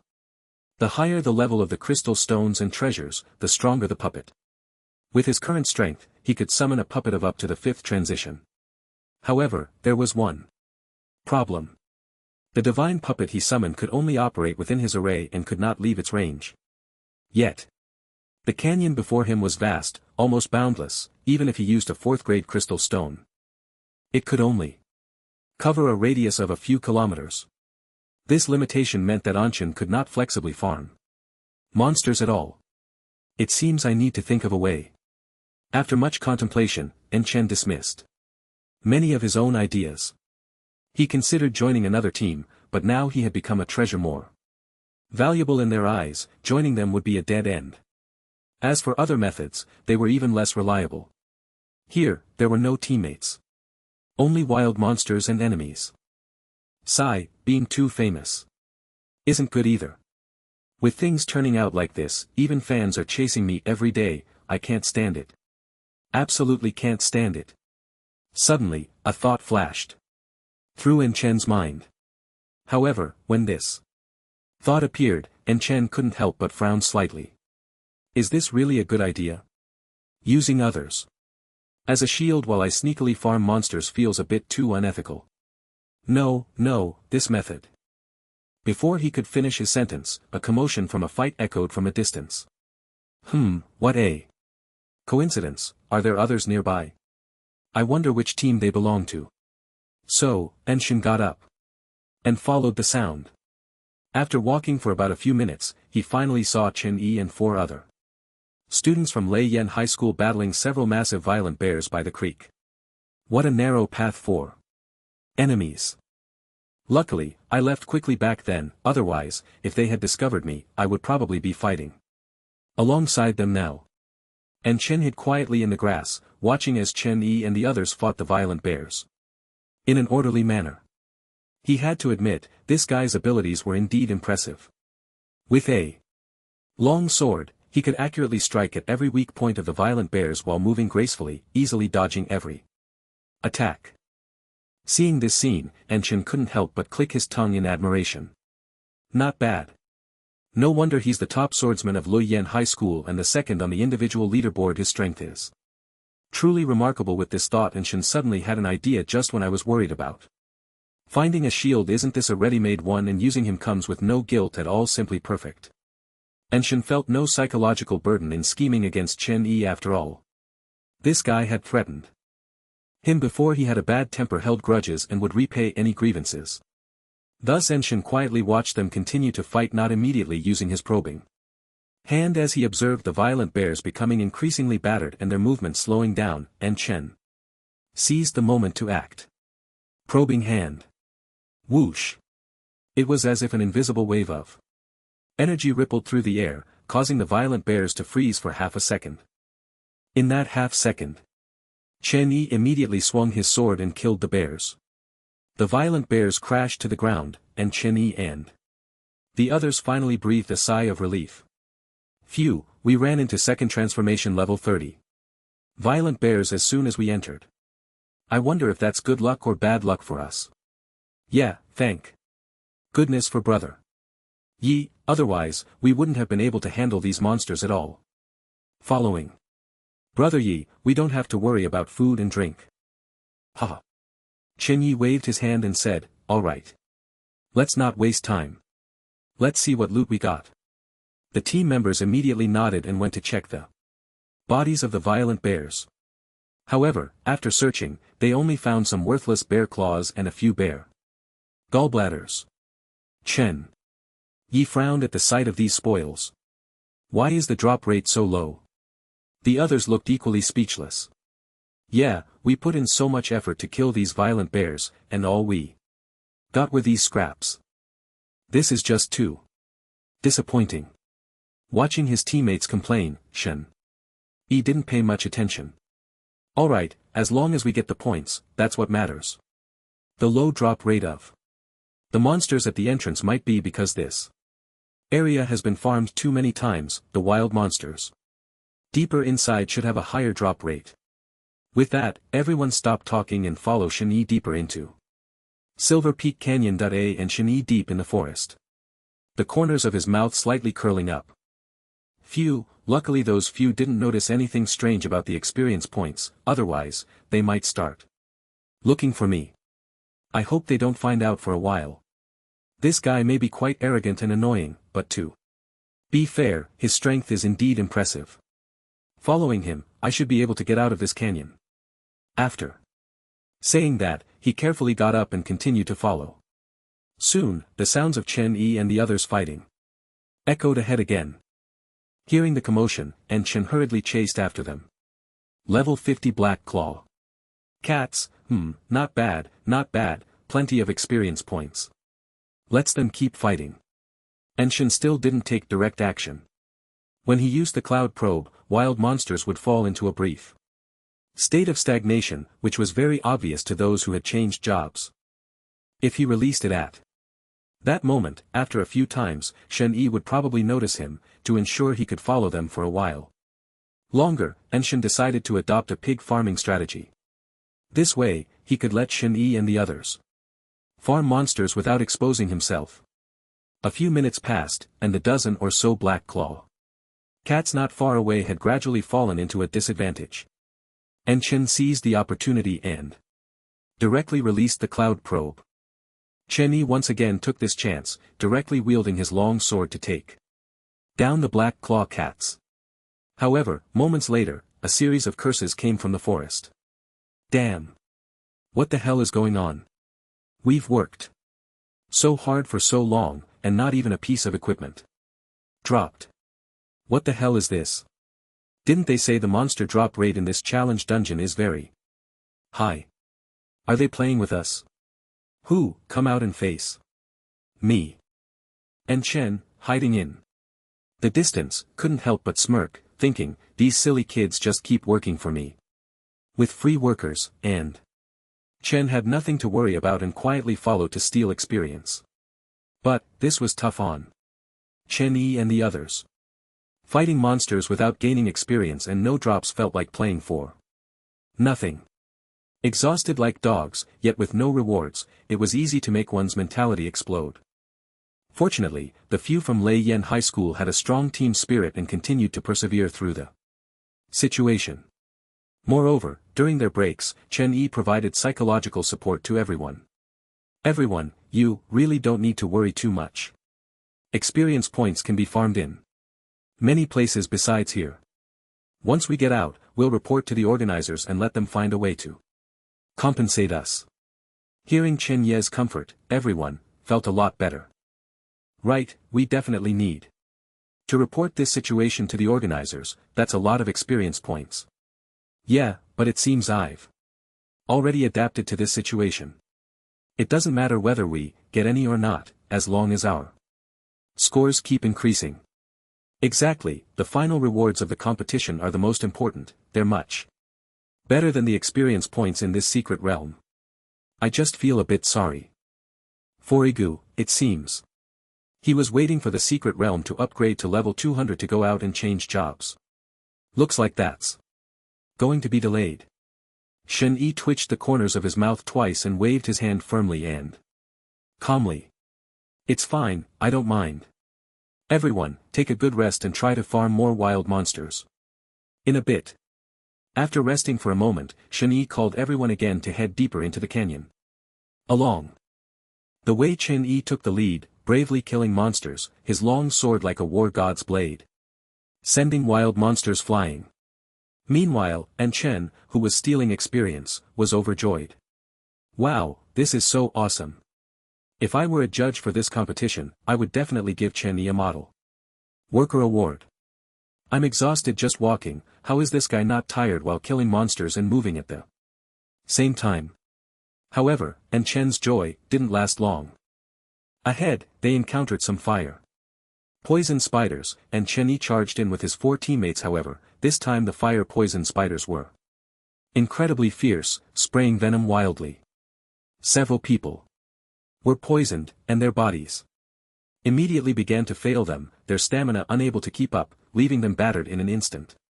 Although Chen-Yi was powerful, he could only barely hold his own against these fire poison spiders alone. And Chen was taken aback. Oh no, there's danger. As he spoke, he extended his right hand. Cloud probe. A swarm of fire poison spiders froze momentarily, and seizing this moment, Chen-Yi charged back into the midst of the spiders, slashing away. In an instant, the fire poison spiders were taken down, and Chen-Yi emerged, stepping over the corpses of the spiders, only to crash to the ground with a thud. Brother E. Brother E, what's wrong? Not good, Brother E is poisoned. Hurry, save him. But we don't have any antidotes. What do we do? We're in the wilderness. Where can we find an antidote? Brother E, Brother E, wake up, do you have any antidote on you? Right, I remember now, the fire poison spiders drop antidotes. Quick, see if there's any. Antidote. Everyone busied themselves wishing they could squeeze juice from the spider corpses. But found no antidote. It's over, there's no antidote. Brother Yi might be done for. What do we do? Brother Yi, wake up Brother Yi. However, no matter how much his teammates called out, Chen Yi lay on the ground motionless, and Chen not far away stroked his chin as he looked at the corpses of the fire poison spiders. The toxicity of the fire poison spiders doesn't seem that strong. If I remember correctly, it should be that he has exhausted too much stamina combined with the poison that caused him to faint. If he stays unconscious for a day, how am I supposed to continue farming this monster? Looks like I need to step in and save him. Enshin found a pile of materials that had just dropped from the fire poison spiders in his storage space. The gallbladder of the fire poison spider can be used to treat its poison. This thing isn't really useful to keep. It takes up space. Might as well give it to them. As he spoke, he casually tossed in some stamina restoring potions as well. But just as he was about to throw these items nearby for them to grab, Chen paused again. No, it seems they need more than just antidotes and potions. To make the horse run, it needs to eat some good grass. So, Chen stroked his chin and conducted a simple analysis of the few people below. Their lineup was very balanced, with a swordsman in the front for damage output, an ice mage in the back for support damage, a tanky warrior to absorb damage, a ranged archer for additional damage, and a priest. This team was practically perfect. But Chen noticed some shortcomings. The ice mage's mana consumption is too fast. If only there were a piece of equipment to restore mana. The tanky warrior, while tough, can't keep up with the pace and lacks boots to increase movement speed. The archer is even worse off, lacking even a second-tier bow. How pitiful. And that priest, while responsible for recovery, is so inefficient that he's practically unnecessary. As he spoke, he found suitable equipment from his storage space. Well, luckily I have everything, I'll lend it to you for now. Saying this, he packed everything together and tossed it into a bush not far from Chen Yi. Phew, now it all depends on your luck, you must find it. The few members of the Lei Yan High School team anxiously called out to Chen Yi in various ways. But he remained unresponsive, lying on the ground, unaware of his fate. Right, search around here. I've heard that antidotes can be found near where poisonous insects live. Everyone hurry and look for anything that might be an antidote. Finally, someone thought of a solution, and the others immediately began searching the area for anything that could be the antidote. Seeing these people's breathless actions, Enshin couldn't hold back anymore. Goodness, don't just stuff everything into his mouth. If this thing is really toxic, you guys are in big trouble. Enshin felt as if he was being as kind as a saint at that moment. Fortunately, none of the various plants nearby were poisonous, aside from the unpleasant taste and color, and Shinye's mouth being full of various unknown juices. It didn't cause any harm. Finally, just when Shen was getting anxious for them, this group finally found the antidote he had left for them. Guys, come look, see what I found. A young man walked towards them, carrying a large bag of items. The few people responsible for taking care of Chen Yi were instantly filled with joy upon seeing what he was holding. Could it be the antidote? The young man smiled, a crazed grin in his eyes. Not only the antidote, but we even have our gear. What? We got gear drops? Everyone looked astonished and immediately dropped Chen Yi to run over. When the bag was open, a few of them were so excited they almost cried. Whoa, could this be heaven opening its eyes, knowing our suffering, and specially sending this to us? This bow, how long have I waited for it? Finally, I have one that suits me. Oh my god, am I favored by the goddess of luck? Ha! These boots are just right. With these shoes, you guys won't be able to mock me as a meat shield anymore. Brother E is saved, and I'm finally not a useless person anymore. The four of them tacitly divided all the items before finally picking up the spider's gallbladder and walking towards Chen Yi. Just as the archer was about to squeeze the fire poison spider's gallbladder into Chen Yi's mouth, the ice mage beside him reached out to stop him. Wait, I have something to say. The other three looked at the ice mage. He hesitated for a moment and said, "You all know that the gear we unexpectedly obtained just now isn't cheap. Of course, for Brother E. It's just a drop in the bucket, but I think we shouldn't tell Brother E about this. For now. What do you all think?" The other three exchanged glances and nodded in agreement. Right, according to the rules, the loot of the team should be evenly divided, but none of this gear is suitable for Brother E, so let's not tell him. For now. We need to come up with a good way to keep it from him, otherwise, if he finds out, we might not have a good outcome. Yes, how about we say we bought it before we came in? The ice mage shook his head. That's not right. If we say we bought it before coming in, then why didn't we use it earlier? The meat shield warrior scratched his head, a bit anxious. You're killing me here, just say what you have to say. Anyway, Brother Yi isn't awake right now, so we can say whatever we want, I promise I won't spill. The other two nodded, looking at the ice mage. Only then did he speak up. When we joined, the team's rule was that all loot is distributed by the captain, right? But what is loot? It's the gear dropped by the monsters we hunt. However, we haven't gotten any gear drops from the monsters we've killed along the way. Everyone knows this, so we can tell Brother E this. Just say that to save Brother E, we sought help from another team and then got the antidote and bought this gear. What do you all think of my suggestion? The archer scratched his head and raised his question. But what if Brother E asks which school sold it to us? The ice mage smiled, clearly already having a plan. There are so many schools participating in the competition, just pick one. For example, Lily of the Valley High School. Everyone was momentarily stunned after hearing this. Lily of the Valley High School. Well, that's not easy to explain. That guy in Chen is a sworn enemy of Brother E and is also a celebrity on the bounty list. If we cooperate with him, it just doesn't make sense. Yeah, if we bought the equipment from him, what if we run into him? If we confront him, we'll be exposed. Exactly, if this gets revealed, we'll be in a terrible position.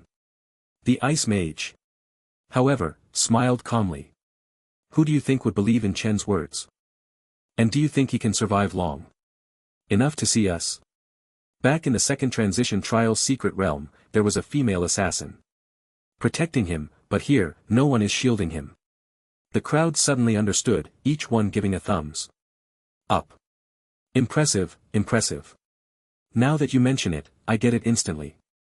This method is good, but we all need to agree that no one is allowed to spill the beans. Heaven knows, earth knows, and only the three of us know. Only a fool would talk about it. Thus, the few of them reached a complete consensus and squeezed the gallbladder of the fire-poison spider into Chen Yi's mouth. Moments later, Chen Yi slowly woke up. Looking at the four teammates in front of him, he inquired about what had happened. Upon learning that they had bought the equipment from Min Chen, he couldn't help but feel a bit regretful. Hey, why didn't you just take him out back then? The others had already prepared their excuses and quickly explained. That little brat is quite cunning, he set up an illusion array and almost trapped us all inside. Hearing this, Chen Yi could only sigh helplessly. Well, you missed a great opportunity to make a fortune. But getting these pieces of equipment at a low price isn't a loss. Then, he expressed his gratitude with a full face of appreciation. Thank you all for your help. Once we leave the secret realm, I will definitely thank you properly. As for why Yin Chen had so much equipment, he simply thought it was from the last person who got scammed by Yin Chen using their gear as payment. The others shyly insisted it was unnecessary, and Chen Yi didn't say much more. After a brief rest, the five of them continued on their journey ahead. Meanwhile, Yin Chen, hiding not far away, finally revealed a smile. My little workers have finally learned to work, how delightful. Saying this, he quietly followed behind. The pleasant experience grinding phase began again. With the new equipment, the workers teamed up with Chuni, and their monster killing efficiency skyrocketed. Although they had no experience or gear, they still enjoyed the killing spree. They fought from morning until evening, and finally, they could no longer keep going. Chuani stood on a high point, looking into the distance, a smile appearing on his face. Hard work pays off, we finally managed to leave this damned canyon. Suddenly, the ice mage spoke up. Brother E, I heard there's a boss in Silver Peak Canyon, should we? Chun E glanced down at him, do you think we can take on the Silver Feather Rock? Even if we all combined, we might just be enough for that guy's dinner. But alright, I know what you're thinking. We can't miss the Silver Feather Rock, after all, it's the weakest boss in this secret realm, but it's still worth 3,000 points. We need to find some help. As soon as he said this, the ice mage grinned widely. I thought you didn't want to go after that boss, Brother E. How could that be? But we need to find some reliable help. For now, let's not rush into the Silver Feather Rock matter. If we can get past this section, we can officially leave this canyon. Once we leave the canyon, we can rest properly. The other four were already exhausted, agreeing verbally but remaining motionless. Seeing their state, Chen Yi could only shake his head helplessly. Forget it, it seems you all are too exhausted. Why not go over there and take a shower? Leave the front to me. Upon hearing this, everyone cheered. I love you so much, Brother E. I'm so moved I could cry, Brother E, you'll always be my brother. Chen Yi waved his hand nonchalantly. Alright, go ahead, there aren't many wild monsters ahead, just leave it to me. With that he turned and walked forward. In truth, he wasn't a workaholic. He planned to check today's rankings outside the canyon first. After all, having had the experience once, he was now quite familiar with the terrain. However, Enshin did not follow him. After all, he had lent his equipment to others for so long, it was time to get it back. Saying this, Enshin followed a few others to the riverbank, raising his palms slightly. Cloud exploration hand with a whoosh, a pile of clothes by the river instantly vanished. Enshin checked his storage space with satisfaction, only to unexpectedly find that besides the equipment he had lent them, he had also stolen their discarded clothes. Hiss, this isn't too good, is it? How did I end up stealing their clothes too? Moments later, a pile of clothes was left behind in the bushes in the distance. As for Enshin, he had long since disappeared into the realm of fame and fortune. Outside Silver Peak Canyon, Chen Yi held a common weapon, looking at the corpses scattered everywhere, his face showing a serious expression. He had just discovered that not only had he obtained the equipment dropped by these monsters, but he had also gained experience points. Suddenly, he felt something was off. Why did I get experience points and equipment as soon as I left the canyon while we fought desperately in the canyon for a whole day without seeing a single experience point or piece of equipment? Could it be that someone did this on purpose? Or is there something wrong with the canyon itself? With these doubts in mind, he quickly walked towards the end of the canyon. When a fade light curtain appeared at the end of the canyon, Chen Yi felt a surge of joy and quickened his pace. However, after just a few steps, he noticed that quite a few people seemed to be heading here as well. Chen Yi immediately slowed down, trying to appear less anxious.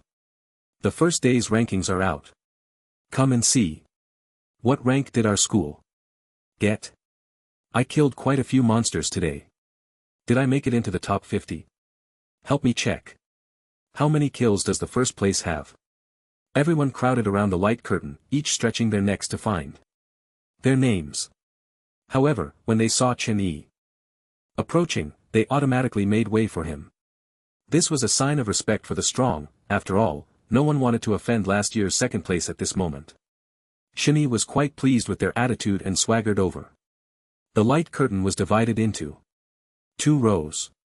The first row displayed the rankings of the universities, while the other row showed the individual rankings. Glancing at both rankings, Chen Yi was momentarily stunned. The first ranked university is actually Jingyu School, with a total kill score of 3,800, that's impressive. Then, he glanced down and saw Leiyin High School in second place. They actually surpassed Jingyu High School with a total score of 1,007. The gap with the first place is a bit too large. When did Jingyu's school become this strong? Shenyi recalled Jingyu's school in his mind. However, after thinking it over, he realized that this school wasn't very famous. The only thing he remembered was that the deputy city lord, Lei Yu, was the founder of this school. Suddenly, a name popped back into Shen Ye's mind. Ninja. That exchange student from the royal city, rumored to have the potential to reach the 7th transition as a dual-class job changer. I almost forgot about him. Just thinking of Ningze made Chunyi feel very uncomfortable. He had originally planned to settle for second place, but unexpectedly, someone even stronger had come along. He feared he would only manage to get third at most. People really can be infuriating. But I don't want to be at the bottom of the pile. The Silver Feather Rock has a score of 3,000 points. If I can take it down, I'll surpass the first place. Hoof. He turned around to look at the surroundings. But didn't see a suitable team, so he decided to leave the crowd. Many people glanced at the leaderboard and then left one after another. Shinny waited but still didn't see his teammates, and he couldn't help but curse under his breath. These guys really planned to take a good rest. After cursing, he still had to go back to look for them. Just as he stood up to leave, he saw 5 women approaching in the distance. The for walking behind looked stunningly beautiful, more like bodyguards. The one in front had a breathtaking appearance with a tall and curvy figure that made all the other women envious. At that moment she was chewing on a lollipop, looking a bit mischievous. Yun Man Chun-Yi was taken aback. The person was none other than the top expert from Qingyu High School, the beast tamer Yun Man. Seeing her, Chun-Yi felt a surge of excitement and hurriedly chased after her. Miss Yun, what a coincidence, I didn't expect to see you here in Silver Peak Canyon. Yun Man looked at Chun-Yi, raising an eyebrow. What are you looking for? Me for something? Chun-Yi grinned. Miss Yun, don't be so cold, okay? Can't I even get a chance to greet you? Yunan showed no signs of being impressed. If you don't want to say anything, I might just leave. I have no interest in chatting with you here. Looking at her stunning beauty while she spoke such icy words, Chun-Yi could clearly feel her arrogance. So, he decided to be straightforward and said, all right, Miss Yun, the reason I came over is, firstly, to say hello, and secondly, I want to collaborate with you. Yunan took the lollipop out of her mouth. You want to team up to take down the Silver Feather Rock? Exactly. I wonder if Miss Yun would be willing to grace me with your presence. Yun Man looked up at the high cliffs by the canyon. It might be a bit late now. Shinai was taken aback. What do you mean? The people from Jingyu High School have already gone ahead. You probably won't get anything if you go now. After saying that, Yun Man turned and walked towards the leaderboard. Shinye's eyes were fixed on the high cliffs by the canyon, filled with shock. But at that moment, Yun Man suddenly stopped and said, by the way, if you have time, you might want to check on your subordinates. Shinai turned back to look at her, somewhat bewildered. What happened to them? Yun Man shrugged, I just heard on the way that the people from Layan High School are at Guaban. You better go check on them. Chen-Yi. At that moment, Chen-Yi felt like giving up. He was someone who cared a lot about his reputation, and yet these incompetent teammates had completely embarrassed him. Seeing Chen-Yi like this, Yun Man couldn't help but smile lightly. I heard you're planning to level up to max level in here before going out for the 3rd transition. Is that true?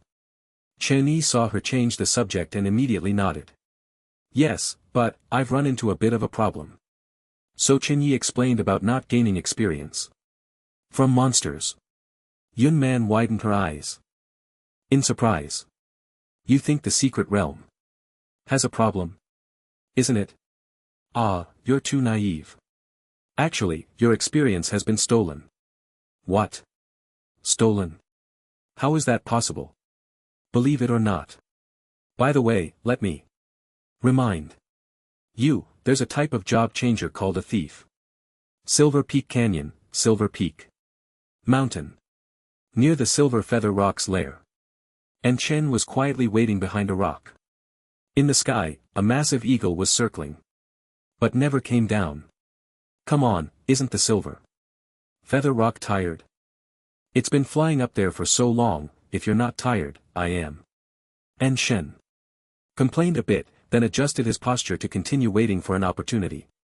In his hand, he held an unplaced third-grade crystal stone. He was just waiting for the silver feather rock to descend, then he would place the crystal stone to activate his divine puppet. Another 10 minutes passed, and Shen was starting to feel a bit impatient. This was his first time using the divine puppet in actual combat. And he wanted to see just how strong this puppet was, whether it could directly take down the third transformation. Silver feather rock, do I really need bait? But what does the silver feather rock like to eat? Shen began to ponder the silver feather rock's diet. Just then, the silver feather rock in the sky suddenly flapped its wings violently and dove downwards. Shen, holding the third-grade crystal stone, felt a surge of joy in his heart. It's coming.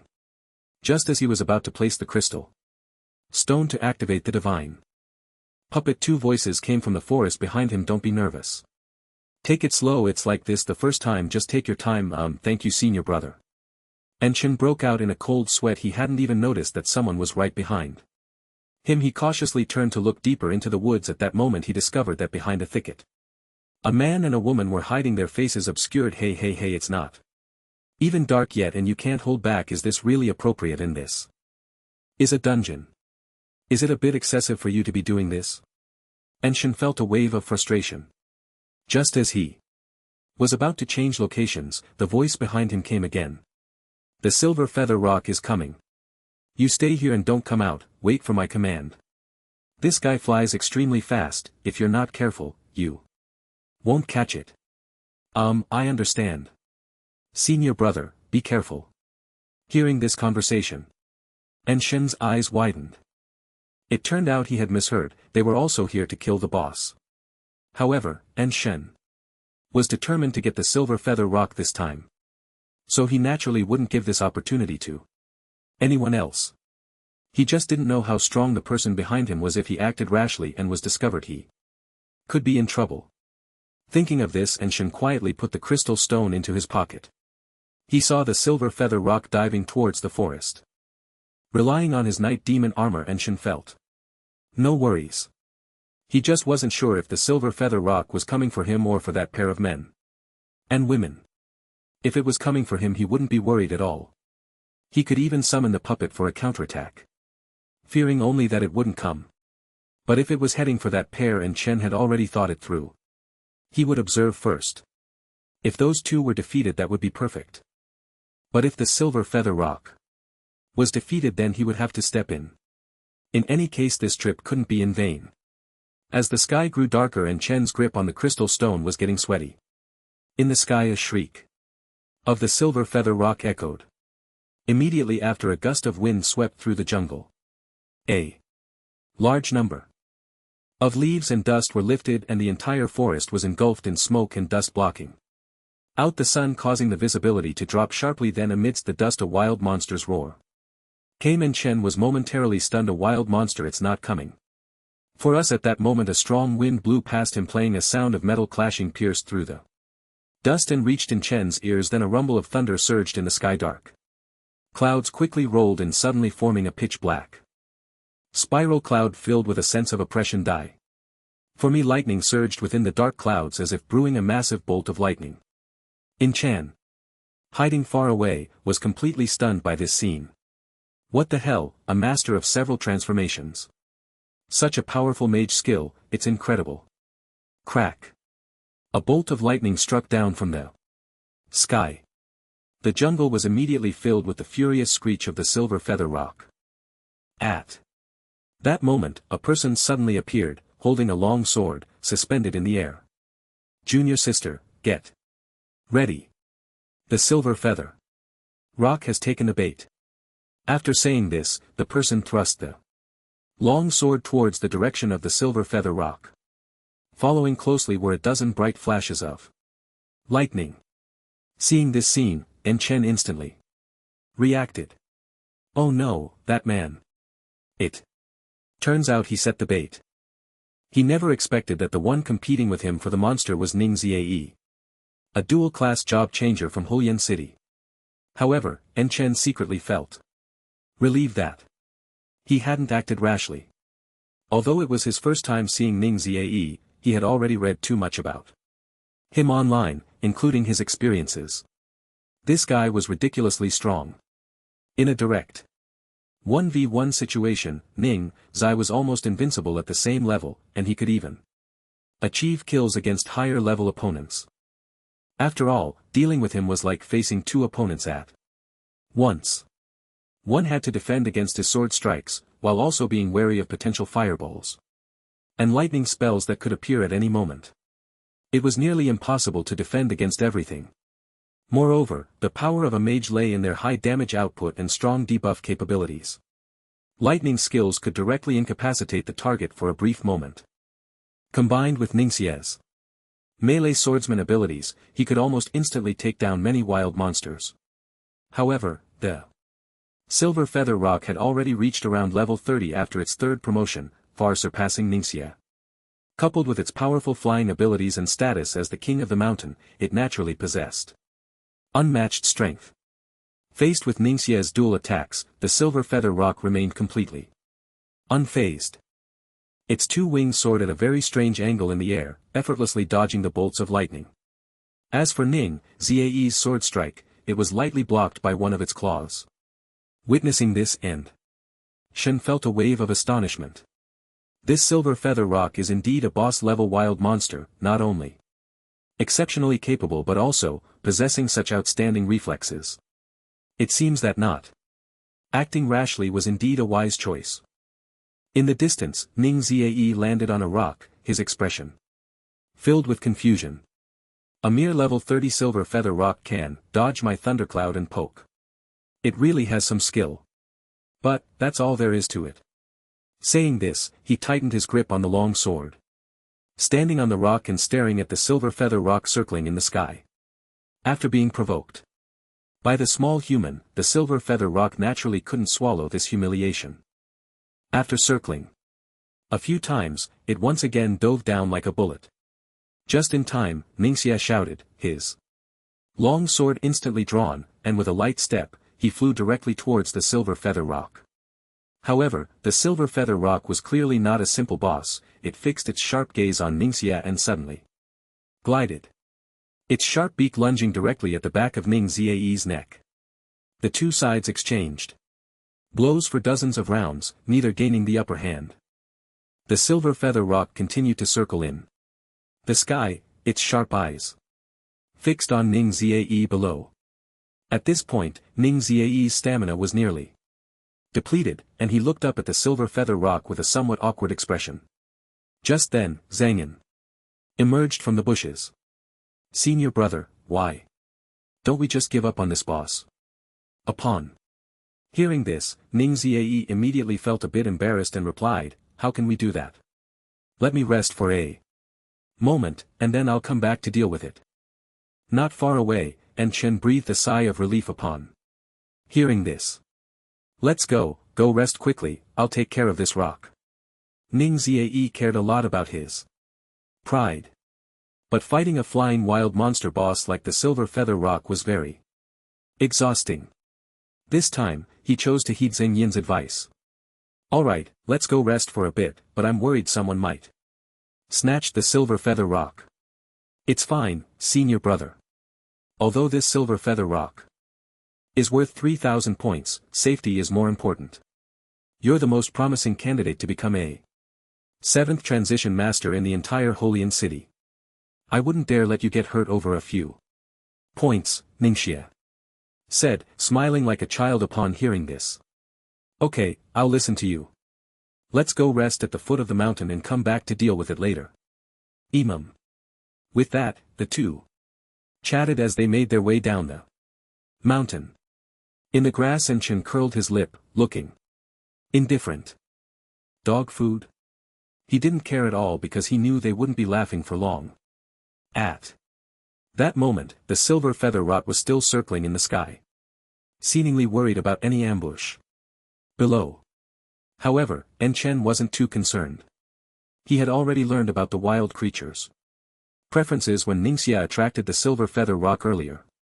His divine puppet could mimic any person or wild creature according to his thoughts.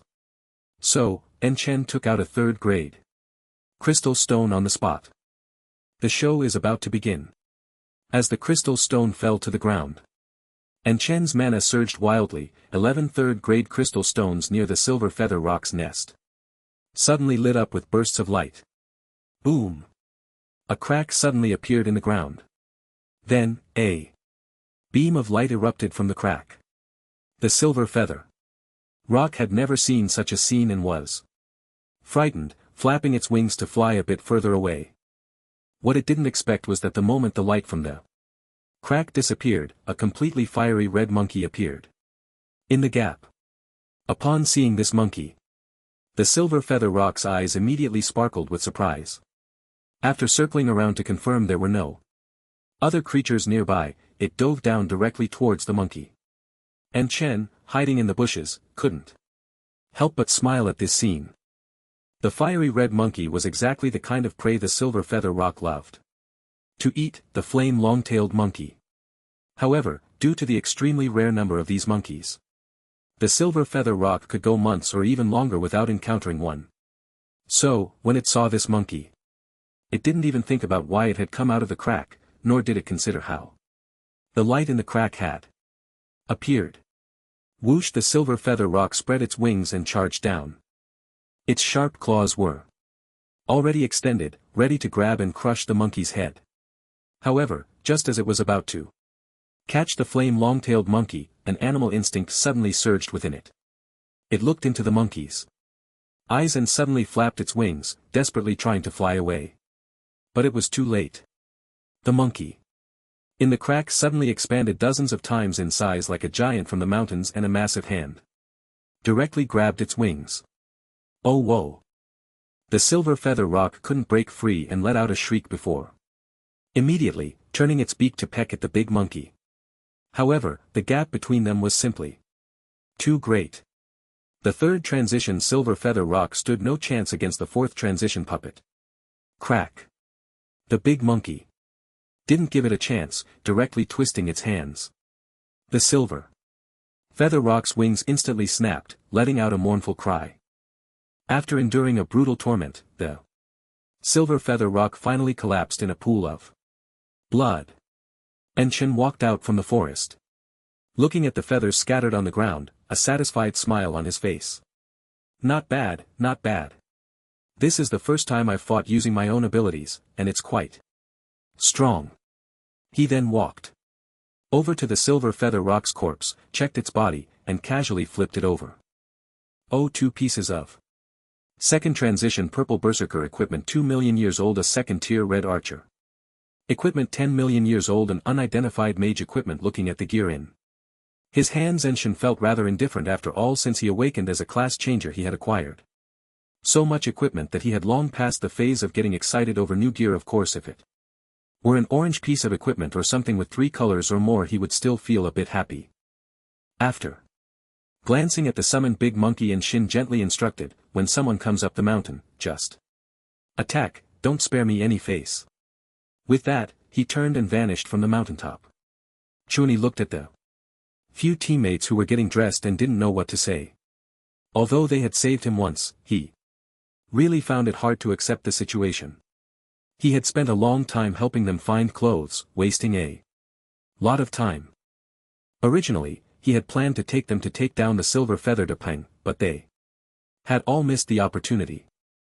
The few teammates who had finished dressing expressed their warm greetings to the thief of their clothes, and then apologized. Chen Yi sat helplessly on the ground scratching his head. Alright, I don't want to say anything right now, and you guys don't talk to me either. The others could only nod cautiously, preparing for the evening's items. As for their lost equipment, it seemed to not bother them at all. Instead, there was a sense of relief. They exchanged glances and silently began to get busy. Only Chen Yi, leaning against a tree, was still pondering the thief who had stolen his experience points. He repeatedly filtered through all the assassins in his mind, but there were a few he just couldn't remember what class they were. Just then, shouts came again from the mountain not far away. Chen Ye's attention was instantly diverted. What's going on? What happened? At that moment, a teammate ran over, panting, pointing towards the mountain. Brother Yi, someone up the mountain is shouting to find people to fight the boss. Upon hearing this, Chen Yi immediately stood up. What? The silver-feathered Apang isn't dead? The teammate scratched his head. It was too far, I didn't hear clearly. Brother Yi, should we go take a look? Chen Yi immediately said, hurry. Follow me up the mountain. The few teammates unhesitatingly dropped what they were holding and ran after Chen Yi towards the mountain. When they finally reached the mountaintop panting, they found that several universities had already arrived. Not far away, Yun Man, with a lollipop in her mouth, waved at him. Chen Yi immediately walked over. What's going on? Didn't the silver-feathered Apang get taken down already? Yun Man took out the lollipop, shaking it in her hand. A new monster has appeared, the silver-feathered Apang was taken down by a 4th-tier flame long-tailed monkey. Do you want to join us? Chuan was stunned at that moment. I didn't hear wrong, did I? 4th-tier flame long-tailed monkey. That's right, a 4th-tier wild monster, 10,000 points, we'll split it later. Now we have 3 schools and I still need a few helpers. Are you willing to join? Yun Man didn't speak, and beside her Ningzi walked out holding a long sword.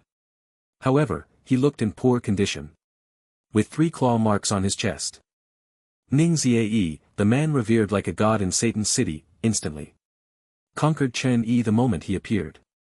This was his idol. Being able to fight alongside his idol was simply an honor. Although Ningzi's appearance directly dashed his hopes of even getting second place, being able to challenge in the same secret realm with him was also a bragging right. So he said without hesitation, I'm willing. Just like that, Chen Yi smoothly joined the temporary team formed by Ning Ziae. Watching Ning Ziae's back, Chen Yi sighed helplessly, then turned to Yun Man and quietly asked. Isn't the flame-tailed monkey the food for the silver-feathered rock? How come it's the other way around this time? And I see that Ning Ziae's injury is in light. Yun Man said calmly. It's true it's food, but who doesn't have a chance to turn their life around? The flame-tailed monkey is a bit formidable. Chen Yi felt a bit uncomfortable hearing this profound statement. However, after a moment's thought, he felt relieved. One was the top beast tamer in Satan's City, and the other was the top dual-class job changer. Each was more talented than him. But who knows, maybe he would really have a chance to turn his life around in the future. He then asked again, by the way, I have another question. You told me before that the experience points from those wild monsters were stolen by a thief.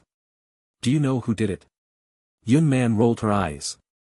Sorry, I don't know who did it, but I do know it should be related to the thieves among the assassin class. Chen Yi looked at Yun Man, who had stopped halfway through her sentence, and quickly pressed on, then you should know how to find that guy. Right? At that moment, Yun Man grinned and stated her condition. 10 pieces of purple equipment. Chen Yi was taken aback, but his curiosity still drove him to agree, even though it stung a bit. Alright, but I only have 3 pieces right now, I'll get you the rest when I get out. Deal. Can I speak now? Shen Yi took out the 3 pieces of purple equipment, eagerly asking. Yun Man smiled slightly and said, there is a very ancient thief skill specifically for stealing experience points and equipment, and this situation has also appeared in Satan City. The city lord is currently sending people to investigate. You can follow this clue to look for it. Upon hearing Yun Man's words, Shen Ye's eyes widened in shock. How do you know this? That's not for you to worry about. In any case, you can use this clue to search. Based on my own analysis, there might be other possibilities, like it could be a beast tamer, but at least the direction the city lord is investigating is the thieves. Just then Ning's a call out to everyone. It seems we are almost ready. So we can start. Although the flame-tailed monkey is just food for the silver-feathered rock, it has mutated and become a 4th-tier wild monster with very strong power, but no matter how strong a wild monster is, it is still a wild monster and naturally has its own habits and weaknesses. From what I just observed, this guy likes to hide in the crack in the middle and doesn't like to leave the mountaintop. So, I plan to lead everyone to use ranged attacks to test it out first. And then coordinate with close combat. What do you all think? Upon hearing Ning Ziae's words, everyone nodded. After some arrangements, they confirmed the attack plan and began their assault on the flame-tailed monkey. Satan City, Central Square. Although it was already dark, many people were still watching the situation in the challenge secret realm. The principal of Lei Yan High School and the principal of Qingyu High School sat side by side, both looking a bit gloomy. I didn't expect Ning Ziae to come back, it's really unfortunate. Otherwise, our school would probably be in first place right now. Just be content. I don't know what's wrong with Yun Man today, she only got 7th place. What on earth is she doing? Wasn't it the same last year? Yun Man did the same thing, quietly hanging back for days, and on the last day suddenly made a move, directly taking down the top boss and earning 5,000 points, surpassing our school.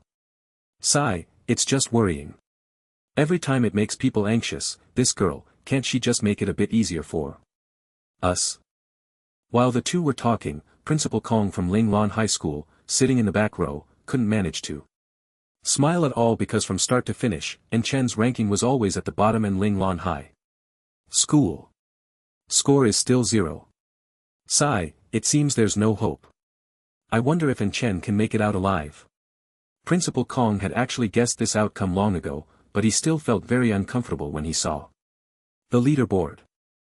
At that moment, Teacher Wang, dragging his weary body, sat down beside him. Principal, I've already inquired, and it seems Inshan is in grave danger. Principal Kong's expression tightened, and he quickly asked, what have you found out? Hurry up and tell me. The news from the black market says that various universities have secretly taken on the task of assassinating Inshan. But Qingyu High School did not take it. Hearing this, Principal Kong couldn't help but breathe a slight sigh of relief.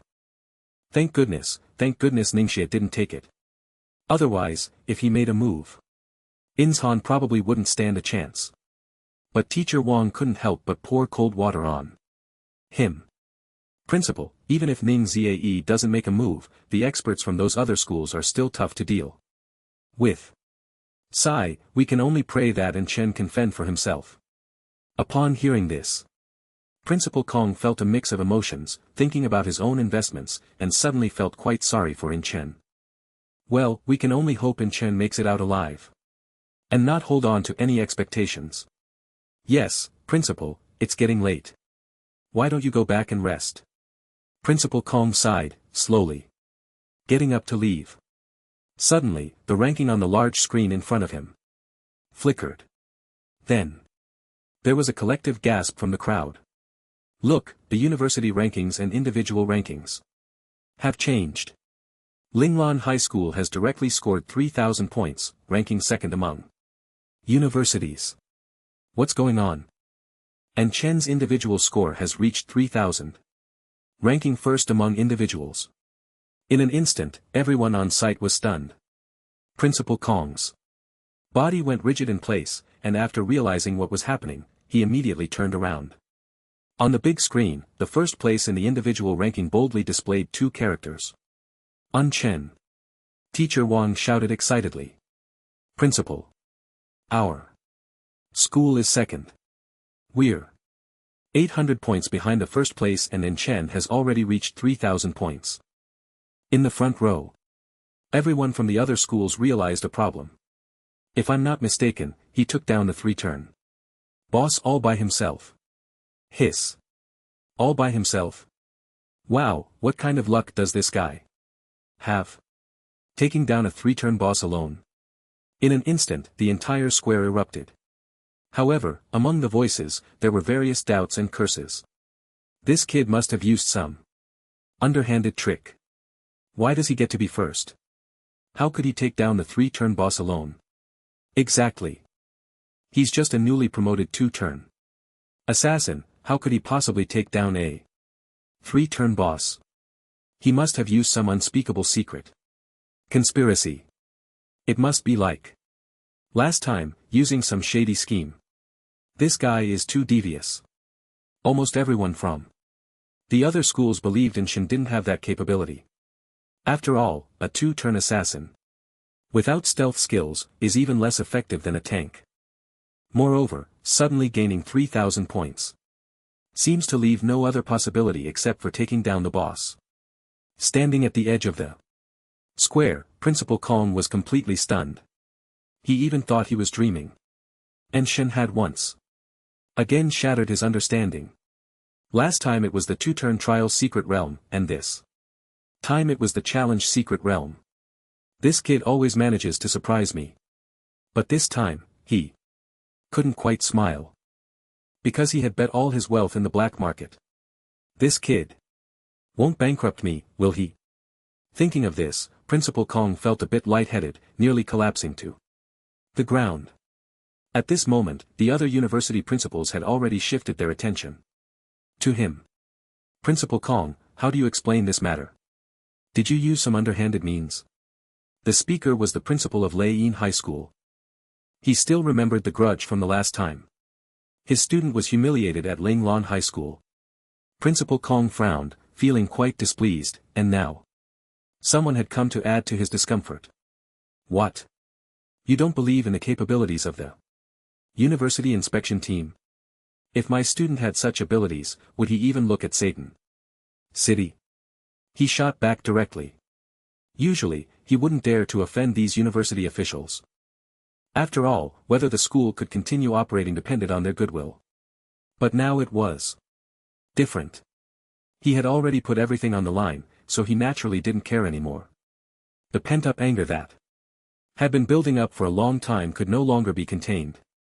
The other party nearly exploded upon hearing this.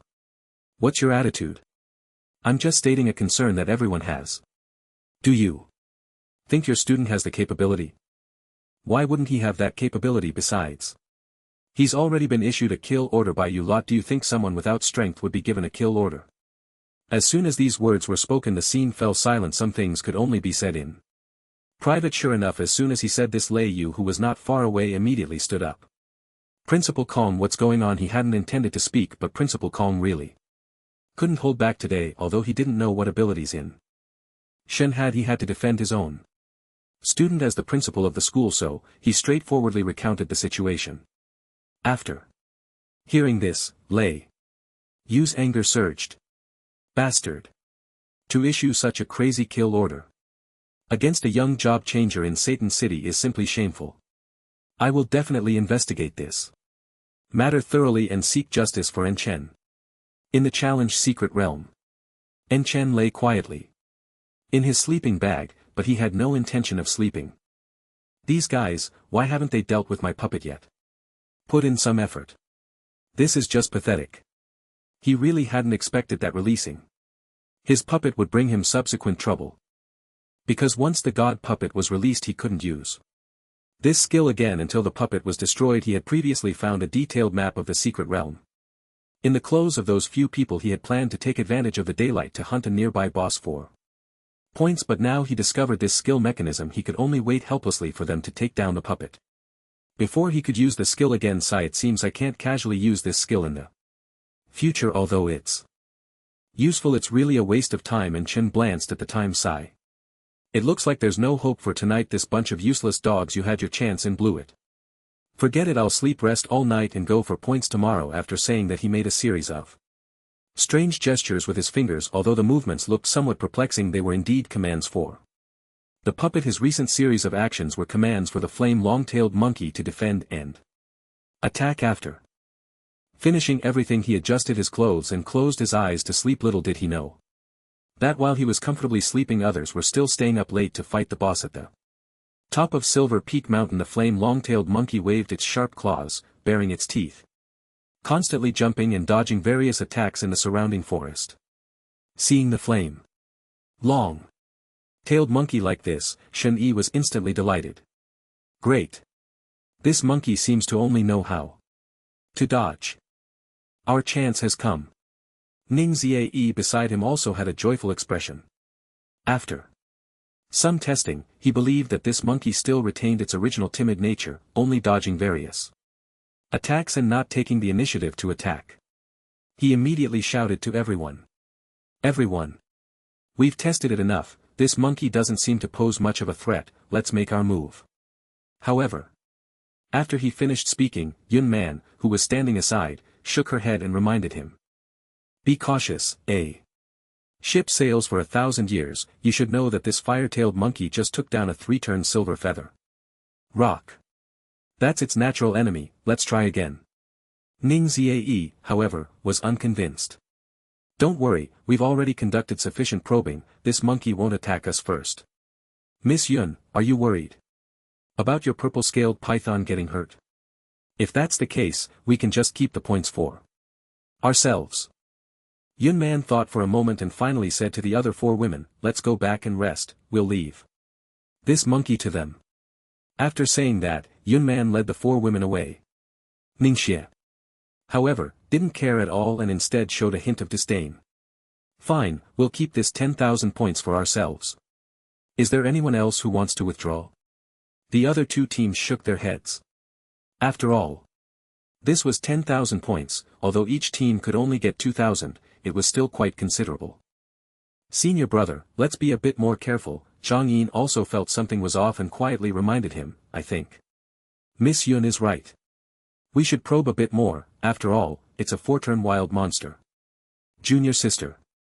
Don't worry, do you not trust your senior brother's abilities? Just watch from the side, leave the rest to me. Seeing that Ning Ziae was resolute in his battle intent, Zhang Yin could only nod helplessly, but a strange feeling lingered in her heart. Then, Ning Ziae shouted to everyone, everyone, follow me, let's kill the monkey and earn points. The crowd quickly grabbed their weapons and charged towards the fire-tailed monkey. At that moment, a glimmer suddenly flashed in the fire-tailed monkey's eyes, as if it had received some kind of command. In the next second, it lunged forward with its sharp claws towards the group. Ning Zai took the lead, his shimmering golden sword aimed directly at the monkey's throat. However, at that moment, the fire-tailed monkey behaved unusually, a fierce glint flashed in its eyes, and with a nimble leap, it dodged this deadly strike. Not bad. This monkey is indeed agile. After missing his attack, Ning Zai immediately summoned lightning, preparing to give the fire-tailed monkey a shocking baptism. But just as he raised his hand, he suddenly felt a surge of threat from the fire-tailed monkey. Senior brother, be careful. Outside the battle formation, Xingyan saw this scene and felt anxious, urgently shouting a warning to Ningxie. But as soon as her words fell, the fire-tailed monkey's attack had already struck. Rip. A claw directly hit Ningxie's shoulder, leaving 3 bloody gashes that burned with fire, causing him unbearable pain. Damn. This guy is so agile. The battle had just unfolded in the blink of an eye. And Chen Yi and the others rushed over, trying to block the fire-tailed monkey's lethal attack on Ningxie. But clearly, their abilities were far too weak compared to Ningxie, not to mention the fire-tailed monkey, which was over 100 levels higher than them. Hiss. Facing the crowd siege, the fire-tailed monkey made a nimble leap, then swung its long tail like a whip towards them. Crack. Crack. A series of explosive sounds rang out, and the crowd was sent flying by the tail. Ah! It hurts. The wound feels like it's on fire. Help me. Save me.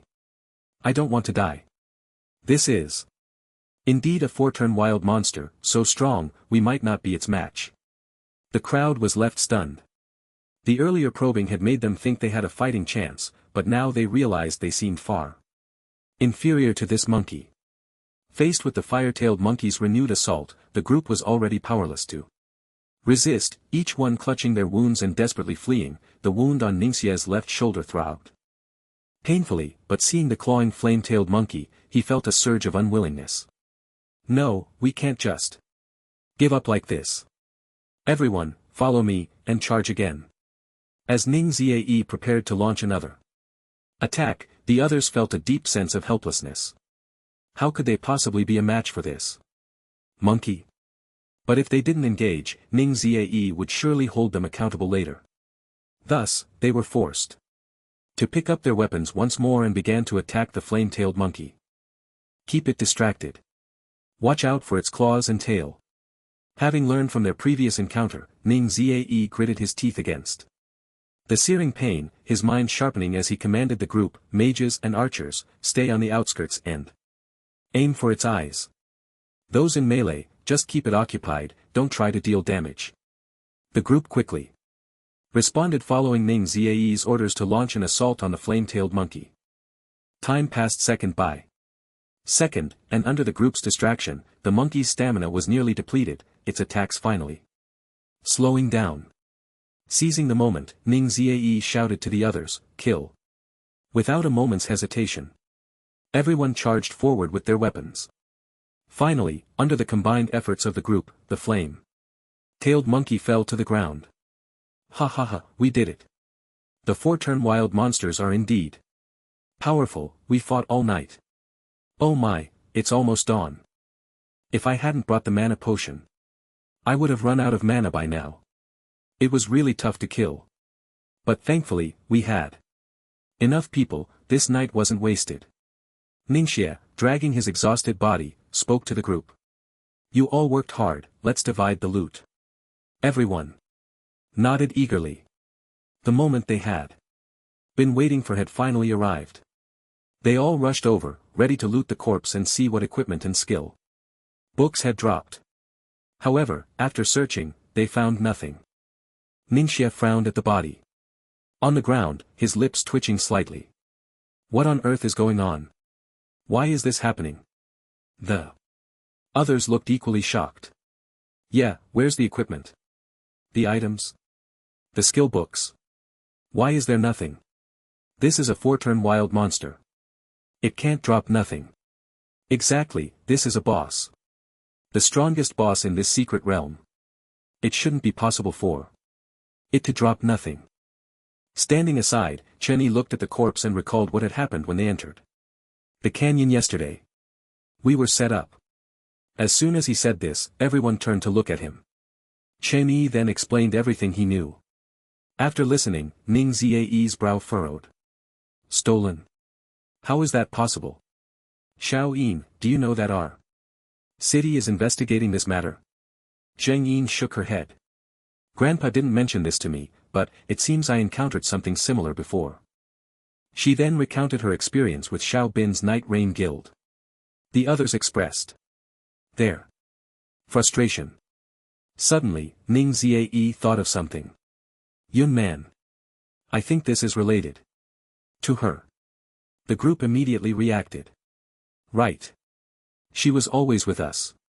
And when it was time to fight, she chose to leave, it must be her doing. This woman is too cunning. I thought she was nice, warning us to be careful, but it turns out she was behind this.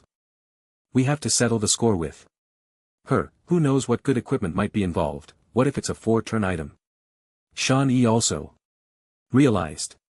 Damn, how could I have trusted her? She was the one causing trouble. Ning Zae's face turned ashen as he looked at the corpse on the ground, suppressing the urge to curse. We can't let this night go to waste, we must find Yun Man. Princess, it's dawn. We should set off. On the soft couch, Yun Man opened her eyes and looked at the woman in front of her, her expression suddenly turning stern. I told you. Don't call me princess outside. Have you forgotten again? The woman's face changed abruptly and she quickly knelt on the ground. I'm sorry, miss, I was wrong. Yun Man waved her hand. Alright, if it happens again, you should know what to do, right? I know, thank you, young lady. At that moment, hurried footsteps echoed from a distance. Young lady, Zilin has discovered someone sneaking up on the ice beast.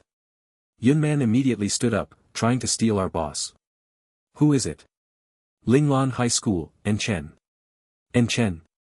That guy. Who was being hunted?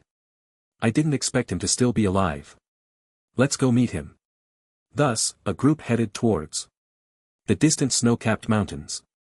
Meanwhile, Chen was munching on a chicken leg, humming a tune. Hey! I didn't expect these guys to be so weak. It took them all night to take down the flame longtail monkey. Looks like I can't release such a strong puppet directly this time. Otherwise, it might delay me quite a bit. As he spoke, he tightened his cotton robe and continued walking up the snow mountain. Not long after, a dark cave appeared before him, with icy cold air seeping out from inside. Phew, finally. Here, 3-turn ice beast, 4,000 points, it's you. Saying this, he stepped into the cave. Just as he entered, several graceful figures appeared outside the cave. This guy really isn't afraid of death. Daring to go in alone. Young man, with a lollipop in her mouth, watched the cave with great interest. The woman draping a cotton robe over her asked softly, "Young lady, should we take him down?" Yun Man shook her head. "I'm the type who loves to reap the benefits of others' hard work. Let's follow him and see what abilities he has." Changlin Ice Cave. Chen held a torch. Stepping deeper into the cave.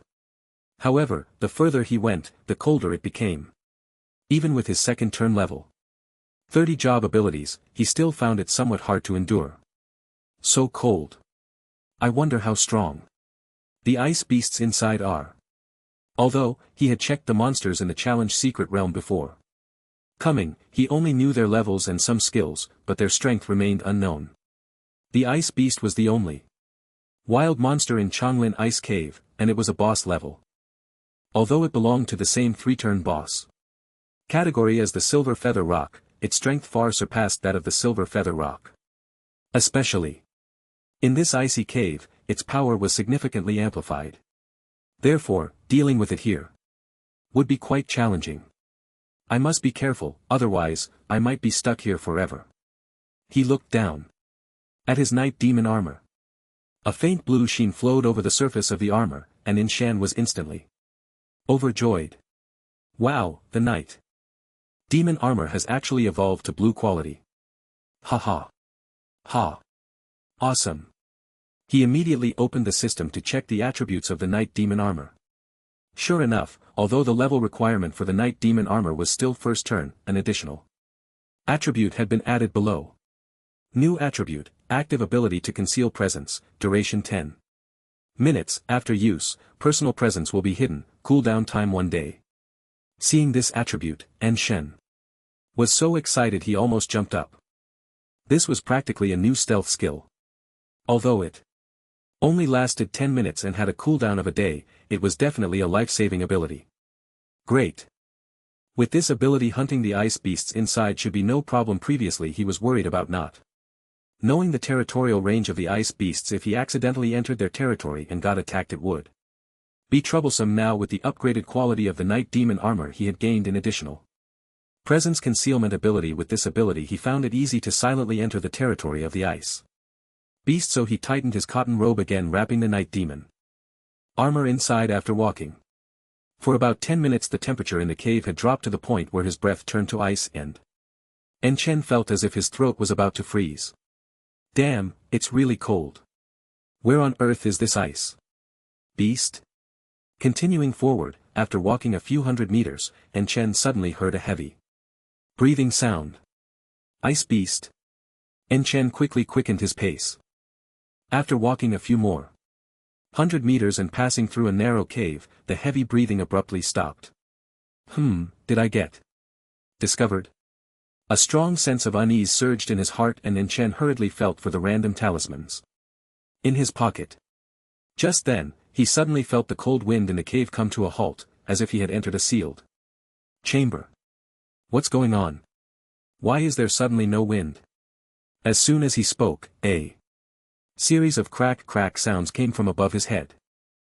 Chen's body tensed up instantly and he ran forward. Bang bang bang. Just as he left his original spot, ice pillars began to fall directly from above, and the ground was instantly littered with debris. Phew. That was close. Chen, still shaken, immediately started running forward. The crisis still surrounded him, leaving no chance to catch his breath. The ice Pillars above continued to fall as if they were free. The loud noises echoed in his ears. Damn. How come I haven't even seen a shadow of the ice beast? En Chen observed as he ran. If he could spot that ice beast, he could immediately use the hiding ability of the night demon armor and set up the god's puppet formation. But now, without even a glimpse of the ice beast, he had no way to proceed. The crackling sounds continued and En Chen could only keep dodging these ice pillars. Meanwhile, in the area En Chen had just escaped from, Yun Man and her group of 5 were trapped inside the ice chamber. Miss, the exit of the cave is blocked by ice and rocks. It can't be broken through in a short time. Hearing her subordinate's words, Yun Man's face turned serious. It seems I underestimated this ice beast. Come. I'll take you to a place. After saying that, she immediately extended her arm and suddenly, a python radiating purple light slowly emerged from her sleeve. Zeline, go ahead and clear the way. Upon hearing the command, the purple-scaled python immediately opened its mouth. In an instant, its body began to swell dramatically, growing from the size of a palm to over 10 meters long and as thick as a barrel. Yun Man waved her hand, and more than 10 pieces of equipment scattered on the ground. Eat, you need to be full to have the strength to work. The purple-scaled python was not polite, opening its mouth and directly swallowing the equipment. Moments later, its body glowed even brighter, as if it had gained an extra layer of purple shield. The well-fed purple-scaled python happily twisted its barrel-like waist and then charged straight at the ice wall. Boom! With a loud crash, the ice wall instantly collapsed, creating a large hole. The women beside Yun Man picked up their weapons and rushed into the opening, only nodding to Yun Man after confirming there was no danger. Miss, it's safe inside.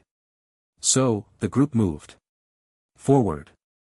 With the help of the purple-scaled python, almost all obstacles along the way were cleared, but the layer of purple light around its body was also growing weaker. At this moment, Yun Man and her companions had arrived at a much larger area. Miss, look, it seems there are signs of a struggle here. Yun Man walked over to examine the various marks left on the walls and floor, revealing a hint of surprise.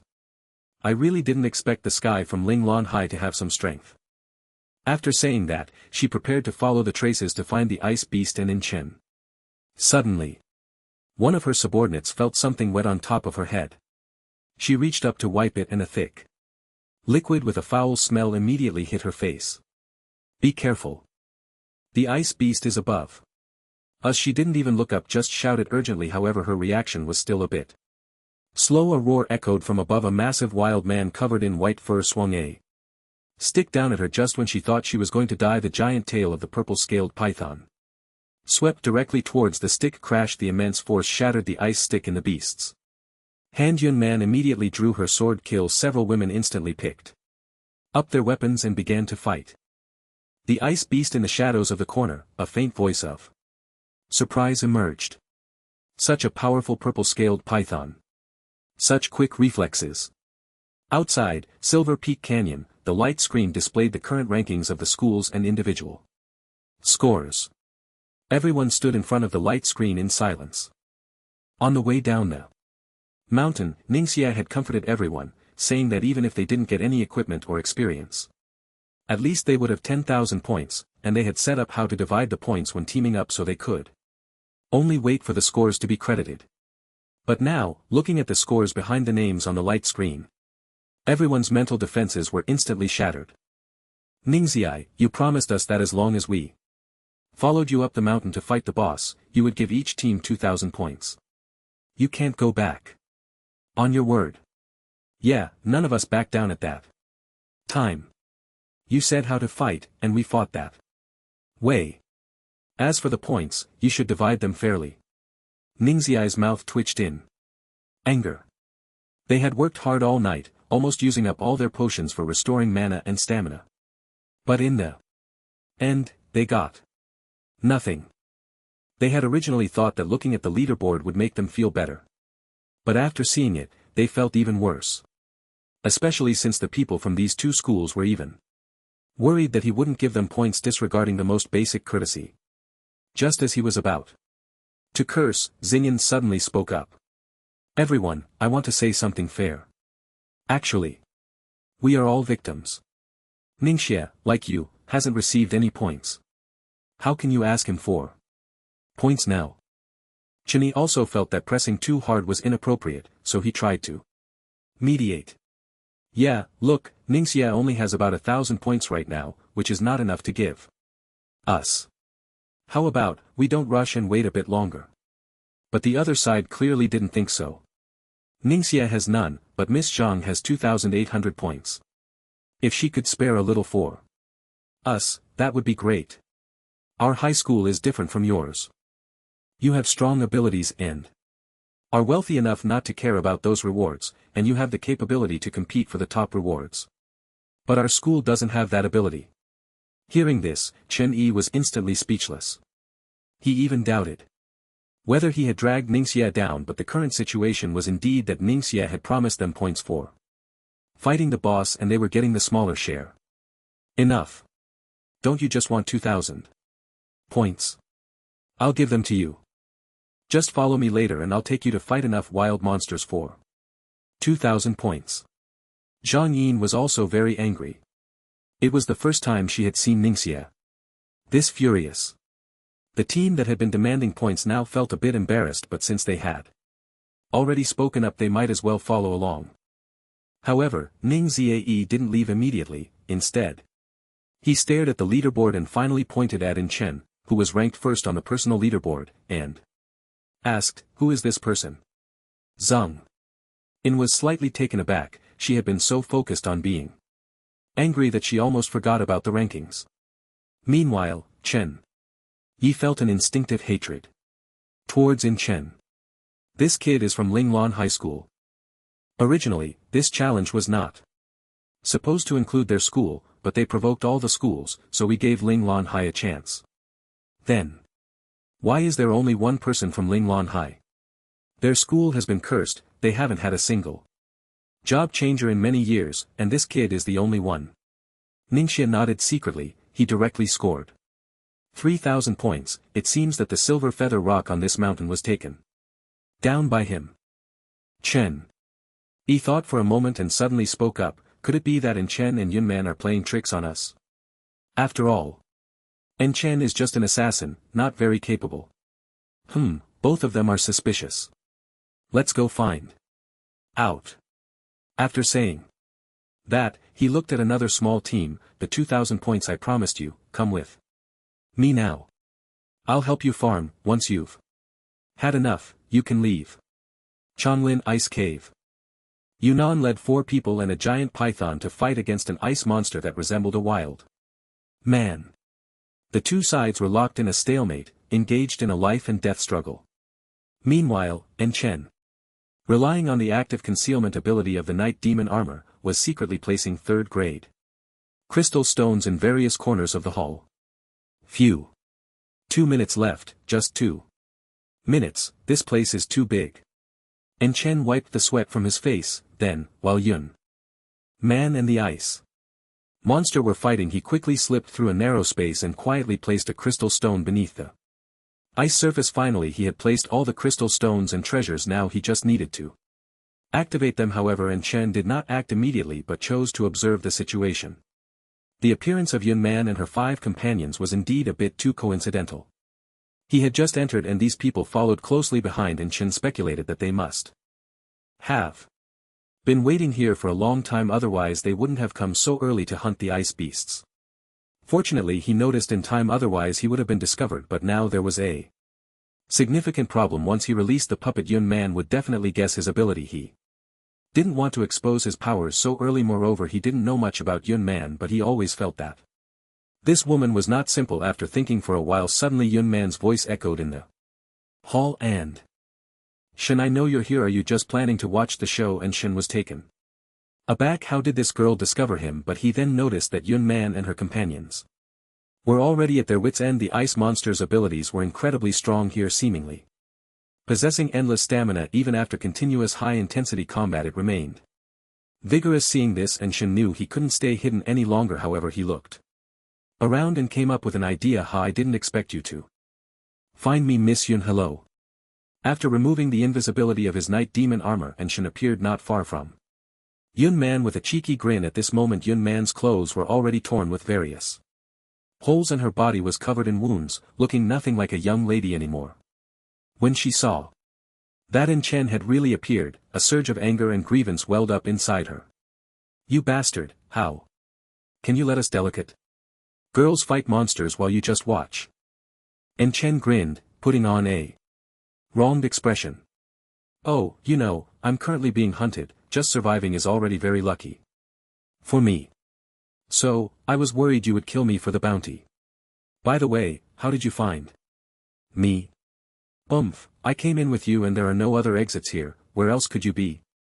Enshin's explanation was reasonable, and after hearing it Yin Man couldn't help but nod. "All right, we won't kill you. Hurry up and help." However, Enshin did not move, pointing to a nearby ice wall. "We can't possibly be its match. Escaping is the priority. Your big python seems a bit stubborn. Why not try crashing through this place to see if you can escape? I asked you to come help, not to think about running away. Today we need to take down the ice monster." Sorry, I'm an assassin."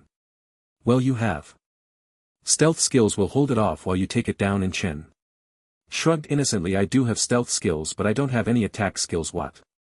No attack skills?" Yun Man thought she must have misheard. Stealth skills for an assassin are incredibly powerful, especially when paired with strong damage skills. It's practically invincible, yet this guy claims he has stealth skills but no attack skills. "Yes, I really don't have any attack skills as an assassin, I swear," and Chen said, but in his heart he added a caveat: the god puppet is a skill of a formation master, not an assassin skill. At that moment, a scream echoed from not far away. Another female companion fell to the ground, covered in wounds. Yun Man gritted her teeth and glared at In Chan. "You better tell me the truth." Then she turned to the purple-scaled python and said, "Purple scale, come on. Break through this ice wall." The purple-scaled python turned its head, looking at Yun Man with a hint of resentment. But this time, Yun Man didn't indulge it as she usually did.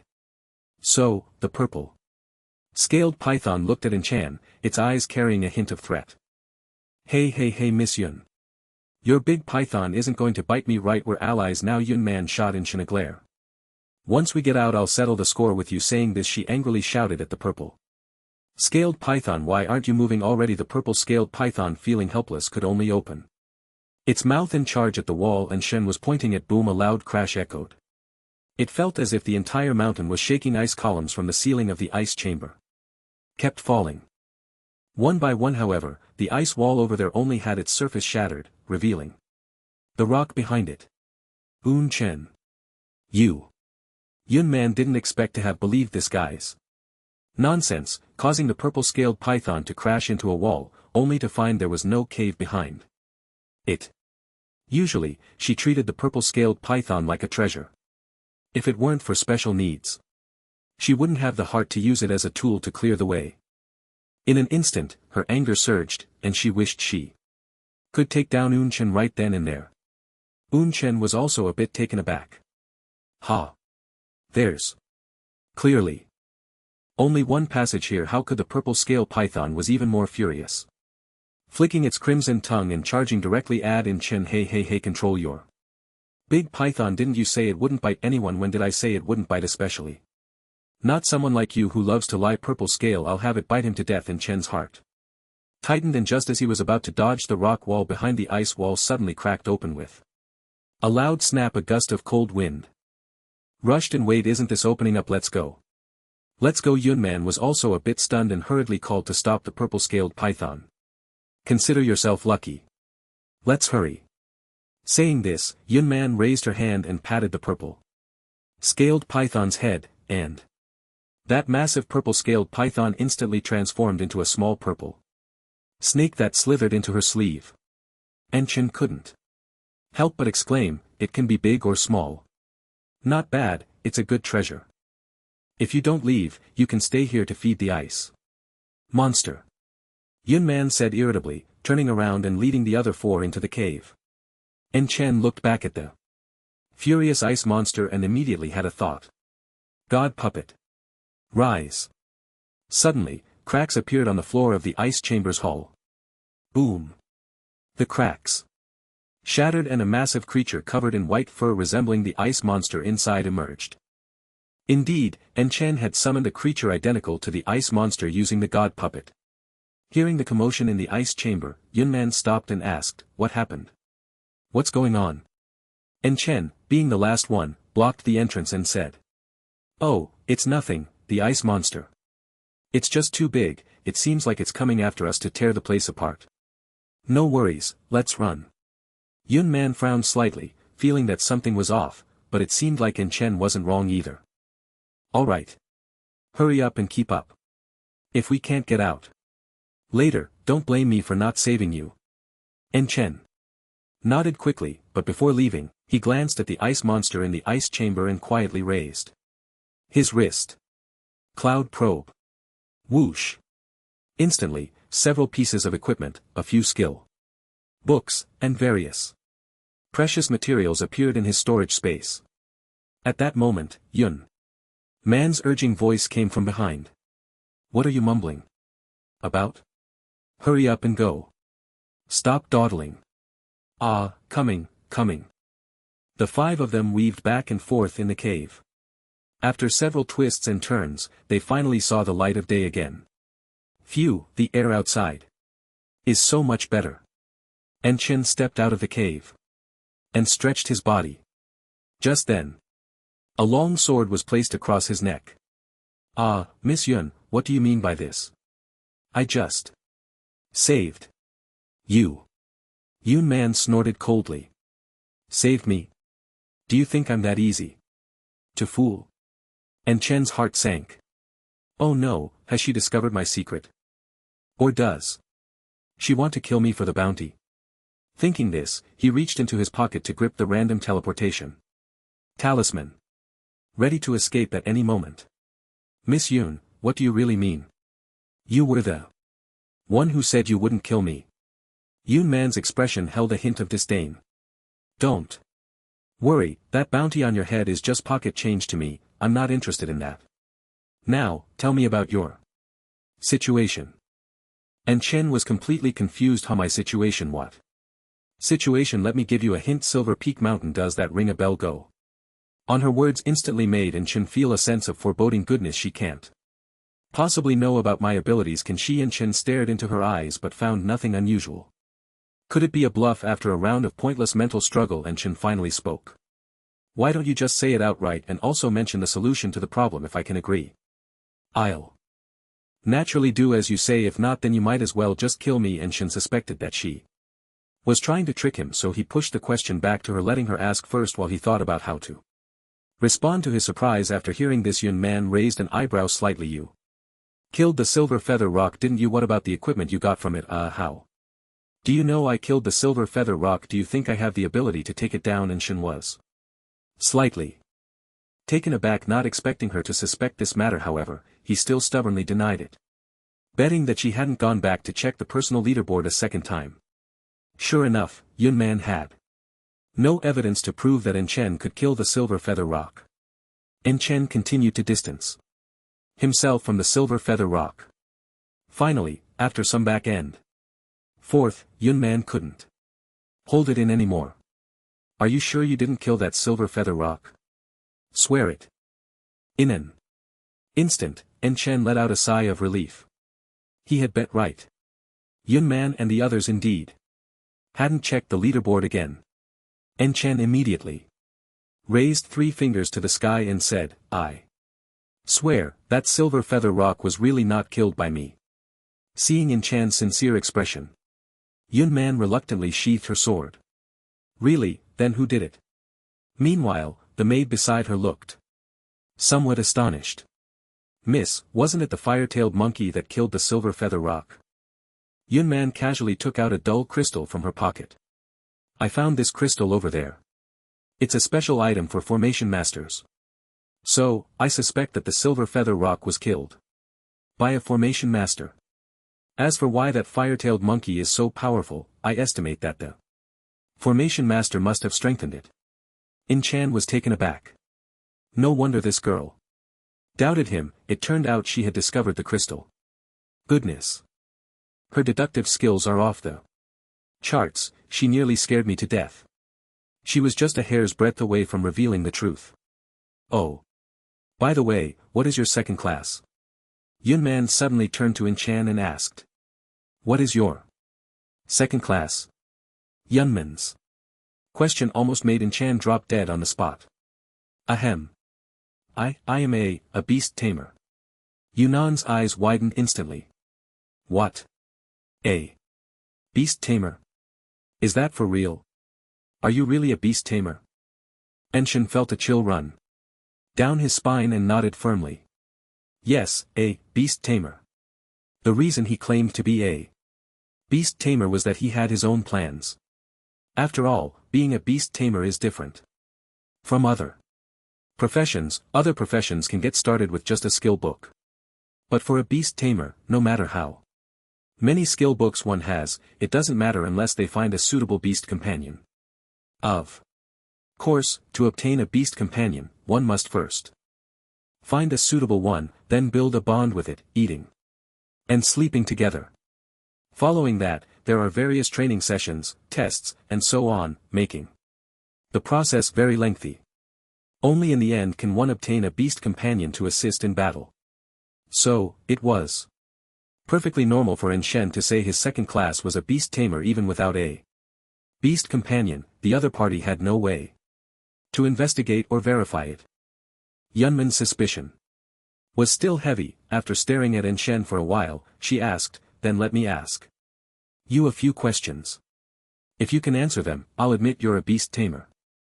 In-shen's eyes widened immediately. I've only been a beast tamer for less than a month. I basically know nothing. It would be pointless to ask. You might as well just kill me. Seeing In-shen's defeated demeanor, Yunman pondered for a moment. Alright, since that's the case, tell me why you went to the Changlin ice cave. This place is clearly not somewhere a mere assassin should be. In-shen was speechless. This girl really wasn't planning to let him off the hook. What merit did he have to warrant her attention? Could it be that she had taken a liking to him? Ahem. Well, if I said I was being chased and had to escape here, would you believe me? I haven't seen anyone chasing you around the Changlin ice cave. Just because you can't see them doesn't mean they're not there. You should know about those bounty notices. Besides, I'm a bit timid, so, you understand. And Chen's excuse indeed made Yunman relax completely. Alright, I must have overestimated you. Ahem, I will get stronger in the future. There are many who say such things, but how many have actually succeeded? Then, if there's nothing else, can I leave now? As he spoke, In-shen prepared to leave, but Jin-man called out to him again. Wait. When did I say you could leave? In-shen felt a wave of frustration. Sister, what else do you want me to do? I can't help you with anything. You're worth $1 million. Letting you go just like that seems inappropriate, doesn't it? Then what do you want? I heard you got quite a few good things in the second-class trials secret realm. I need equipment. What kind of equipment? The higher the level, the better. The higher the quality, the better. No restrictions on profession. Hearing this, In-shen suddenly remembered something. Yunman's purple scale python was a very rare breed, said to have high growth attributes. There were rumors that it was a beast derived from the offspring of the amethyst divine beast and a dragon containing thin dragon blood within.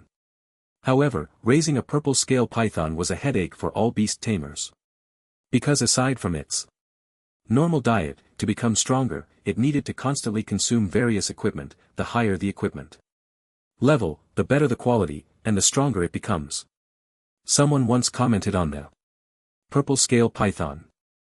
It is an exceptionally outstanding beast pet that, in the later stages, can even crush most beast pets of the same level, but its only drawback is that it eats too much. Ordinary people simply can't afford to raise it. A true gold guzzler.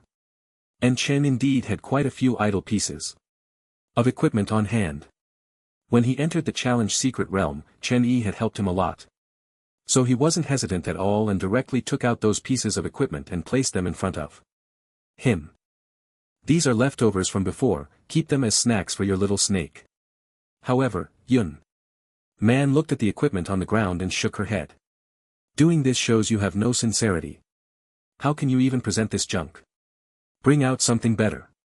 Enshin frowned slightly at the purple equipment on the ground, even some lower-level red equipment. Hey, this equipment is worth millions, you call it junk? If you don't want it, I can dispose of it. He hated people who lacked boundaries the most. He had already shown ample sincerity, but the other party always treated him like a fool. Ridiculous. After years of wandering the world, how could he be deceived by her? As Inshan was about to take the equipment, Yunman quickly reached out to stop him. Hee, I was just joking with you. Why are you taking it seriously? Inshan shot her a glance. If there's nothing else, I'm leaving. Go ahead. Let me know next time you have good equipment. Inshan waved his hand and turned to leave. Watching Inshan's figure disappear from view, a maid beside Yunman whispered, Miss, are you really just letting this man go? He seems a bit dishonest. Yunman smiled as if everything was under her control. Of course I know, I just want to fish for big ones. I suspect that formation was created by him. Miss, are you talking about the fire-tailed monkey on Silver Peak Mountain? Besides, the fire-tailed monkey, there's also the ice monster in the ice chamber. Ah, isn't that the ice monster boss? Yun Man extended her snow-white wrist and the purple scale python slowly crawled out from her sleeve. Just now, the purple scale saw it all. When we were leaving, that guy secretly formed hand seals. And then a perfectly identical ice monster appeared. Upon hearing this, everyone was astonished. Miss, so you already knew his abilities. Why did you say so much to him just now? I did it to confuse him, otherwise it wouldn't be easy to hook him, the maids all expressed their admiration. Miss, you truly have a meticulous mind. We admire you. Such a master is rare. Miss, he seems to be the kind of person you're looking for. But Jean Man shook her head. This guy is too slippery. We can only cooperate with him if I want him to join me. It would be quite difficult. However, his current strength is too weak and I have more important things for him to help me with. Miss, you aren't talking about that Black Flood Dragon King, are you? That's right, the purple scale has been craving it for a long time. Our strength is simply not enough to deal with the Black Flood Dragon King. Perhaps that guy has the ability. As she spoke, Yun Man looked towards the distant towering peak, murmuring, I hope you won't disappoint me on the gray rock plain. After getting rid of Yun Man and Shin finally felt he could breathe a sigh of relief. That was dangerous. This woman seems to be getting close to guessing my secrets. If others find out, I might become a public enemy. And Chen knew very well how powerful his cloud exploration and God's puppet skills were. Once the matter was exposed, anything lost in the city or any wild monsters being robbed could easily be pinned on him. Moreover, he is now on the assassination list. Although it's just a covert assassination, it is still quite dangerous. If his two skills were to be known, he would probably not be safe even in the open. It seems I have to leave Satan City. As a transmigrator, and Chan actually doesn't have much of a sense of belonging to Satan City. However, having lived here for over 10 years and now having a system, he naturally cannot just settle down and live a laid-back life. For talented job changers, Satan City can only be considered a transitional place. Most job changers here are below the third job transfer. Once they reach the third transfer, hardly anyone is willing to stay. After all, the largest leveling area, the Black Serpent Forest, has monsters that are only suitable for those below the third transfer. Although there are monsters of the third and even fourth transfers inside, they are not dense enough and their numbers are too few, making it nearly impossible to level up quickly by staying here. Therefore, young job changers with ability and ambition generally leave Satan City after reaching the third transfer, heading to other cities or more dangerous battlefields for training. Those who lack ability and do not wish to leave Satan City stay here, gradually accumulating experience by grinding in the Black Pepper Forest outside the city. Currently, in Satan City, those who have surpassed the third transfer are mostly middle-aged or elderly. Hey, system, after the third transfer, will I be able to draw a max Level skill again. And Chen recalled that.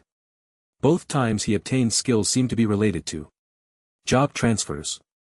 The system promptly answered his question. To the host, you can draw a max level skill each time you change jobs. Please keep up the good work and level up to the third transfer as soon as possible. Alright, just as I thought, but last time there was a quest, why isn't there one this time? System quests require conditions to trigger and the host currently does not meet the triggering conditions. Please be patient. Hearing this response, and Chen couldn't help but show a Subway Elder's expression. Does this thing also require triggering conditions? What are the general triggering conditions based on the host's current level? The conditions to trigger system quests are generally to defeat certain bosses, level up to a certain level, or encounter danger. Encountering danger can also trigger a thought suddenly flashed through in Chen's mind. However, the system was in sync with his thoughts. Whatever he was thinking, the system would immediately know. So, a reminder came to his mind. It is not recommended for the host to do this. Not every time you are in danger will a quest trigger. Please be aware. However, Chen smiled calmly. Don't worry, I'm not that kind of person. I still want to live well. I won't do dangerous things. Then, and Chen looked at his current level. Second transfer, level 36. I've only leveled up 36 levels since coming in, and I even stole 35 levels by following Chen Yi. Goodness, so these two bosses only got me one level. It seems that just killing bosses to level up is a bit unprofitable. Although bosses drop a lot of good equipment and various skill books, and they also provide high points. The downside is that bosses are high level and very difficult to kill, and the experience points are not much. Many job changers start grinding monsters after entering the challenge secret realm, and they won't even glance at those high point bosses. Their purpose in coming in is to level up because they know that their abilities cannot secure a high rank. Rather than expending effort to fight bosses, it's more suitable to come in and level up a few levels. After all, the experience from the wild monsters here is several times that of the outside, and it doesn't cost any money. However, Chen's current situation is a bit awkward. He had no attack skills at all. It wasn't that he couldn't learn assassin skills, but rather that there weren't any particularly good assassin skills available. Chen didn't want to waste too much time on those useless skills. Especially after he obtained the system and had max level skills, he was even lazier about practicing. Looks like I need to find a guide. With that, Chen glanced down the mountain and suddenly saw a few figures appear in his line of sight. Speak of the devil, and he shall appear. I didn't expect it to be old acquaintances. The newcomers were none other than a group led by Ningxia and Shen Yi, the joint team that had previously gone up the mountain to hunt the boss flame longtail monkey. However, this group looked rather grim and troubled. Alright, if we go a bit further, we'll reach the Greystone Plain where the wild monsters are most numerous. I'll start repaying the 2,000 points I owe you from here. Chuni glanced at the captain of the other team and spoke with a hint of complaint. Hey, being able to fight alongside Zigu is a blessing for us, yet you're coveting these few points. What good does that do you? The captain of that team didn't know what to say now. After all, he had already offended Ning Zai.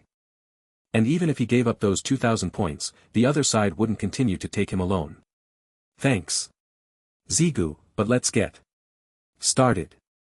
Ning Zai drew his long sword. No more nonsense, follow me into the jungle. I don't like owing people.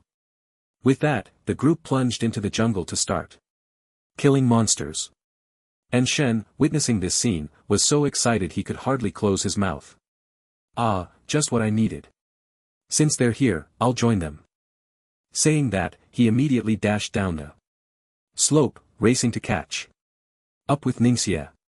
As soon as he entered the plain, and Shen saw Ningxia surrounded by dozens of wild monsters, faced with the onslaught of these wild monsters. Ningxia displayed remarkable composure, his long sword striking precisely and swiftly at each monsters Vital points. The others stood by, having no space to contribute.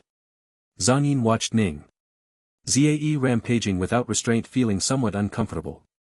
Chen Yi sighed. Zae. Go wants to quickly earn those 2,000 points and then track down in Chen and Yun. Man. No one tried to stop him. They all watched as Ning Zae killed monsters. Meanwhile, hiding deep in the grass, In Chen was momentarily stunned upon hearing this. Ha, they all know about me. But what does this have to do with Yun Man? What exactly happened in between? Could it be that Yun Man told them about me? A sense of foreboding suddenly arose. And Chen was startled by this thought. If that's the case, once I leave this place, I'll be caught. It's over. But then he thought again and felt something was off. If Yun Man exposed my whereabouts, why would Chen Yi say they were going to track me and Yun Man? Logically, they should be thanking Yun Man instead. There must be some issue here. At that moment, a group of tiger-headed dogs in the distance had been beaten to a pulp by Ningxiai. And now it was just a matter of waiting to reap the rewards. And Chen quickly put aside his wild thoughts and raised his hand towards those tiger-headed dogs. Cloud probe. In an instant in Shen's experience points increased again. Ding. Used cloud probe. Gained a large amount of experience from the tiger-headed dog. Ding. Used cloud probe. Gained a large amount of experience from the iron-armored lizard. Ding. Used cloud probe. Gained a large amount of experience from the fire poison ant. Why is there so much experience? Didn't I only use cloud probe on those tiger-headed dogs? And Chen was a bit dazed because the armored lizard, the fire poison ant, and other wild monsters were not within his release range. How could their experience points come to him? If the host does not deliberately control their attention, he will randomly use its stealing ability on 100 targets within its release range. And Chen. What? There's such a mechanism. And Chen was completely stunned. He had not noticed this situation since he obtained the max level skill. This was the first time he learned that had such a mechanism. He then checked the introduction of and noticed a line that mentioned, after using this skill on multiple, up to 100 targets, level not exceeding the host's 100, within the surrounding area, within 1,000 meters, it will steal items from the targets. Ha! So that's how it is. I actually overlooked this mechanism. In an instant, Inken felt as if he had opened a door to a new world. Looking at Ningxia and the others not far away, a thought burst forth in Inchen's mind. Right, I just heard that Ningxia is going to get 2,000 points to track me and Yunman. But if they leave, I won't have any wild monsters to farm. It seems I need to find a way to keep them here. Just then, a rustling sound suddenly came from the grass in the distance. And Chen immediately became alert. He couldn't expose himself now, so he had to pay attention to the movements around him at all times. If a wild monster ambushed him, it might not just be the risk of a wild monster attack, but also the risk of being exposed. Especially if Chen Yi discovered him. That guy would definitely not let him off. He was currently worth 100 million, who wouldn't be confused upon seeing him. And Chen cautiously looked around. Suddenly, a thick tail flashed through the grass. Armored lizard. It really was attracted by MY just now. He quickly drew his sword, ready to deal with the sudden risk. But just as he drew his sword, a cry of pain came from afar. Ah! Something bit me. The speaker was Zhang Yan. Her voice immediately made Ning Zai, who was fighting not far away, stop his actions. Xiao Yan. What happened? Ning Zai rushed over with his long sword, while at that moment, Chen Yi had already pierced an armored lizard with his sword. Zai Gu, it's this lizard. Ningxia checked Zhang Yin's wound. Saw that it wasn't too serious, and took out some ointment to hand to her.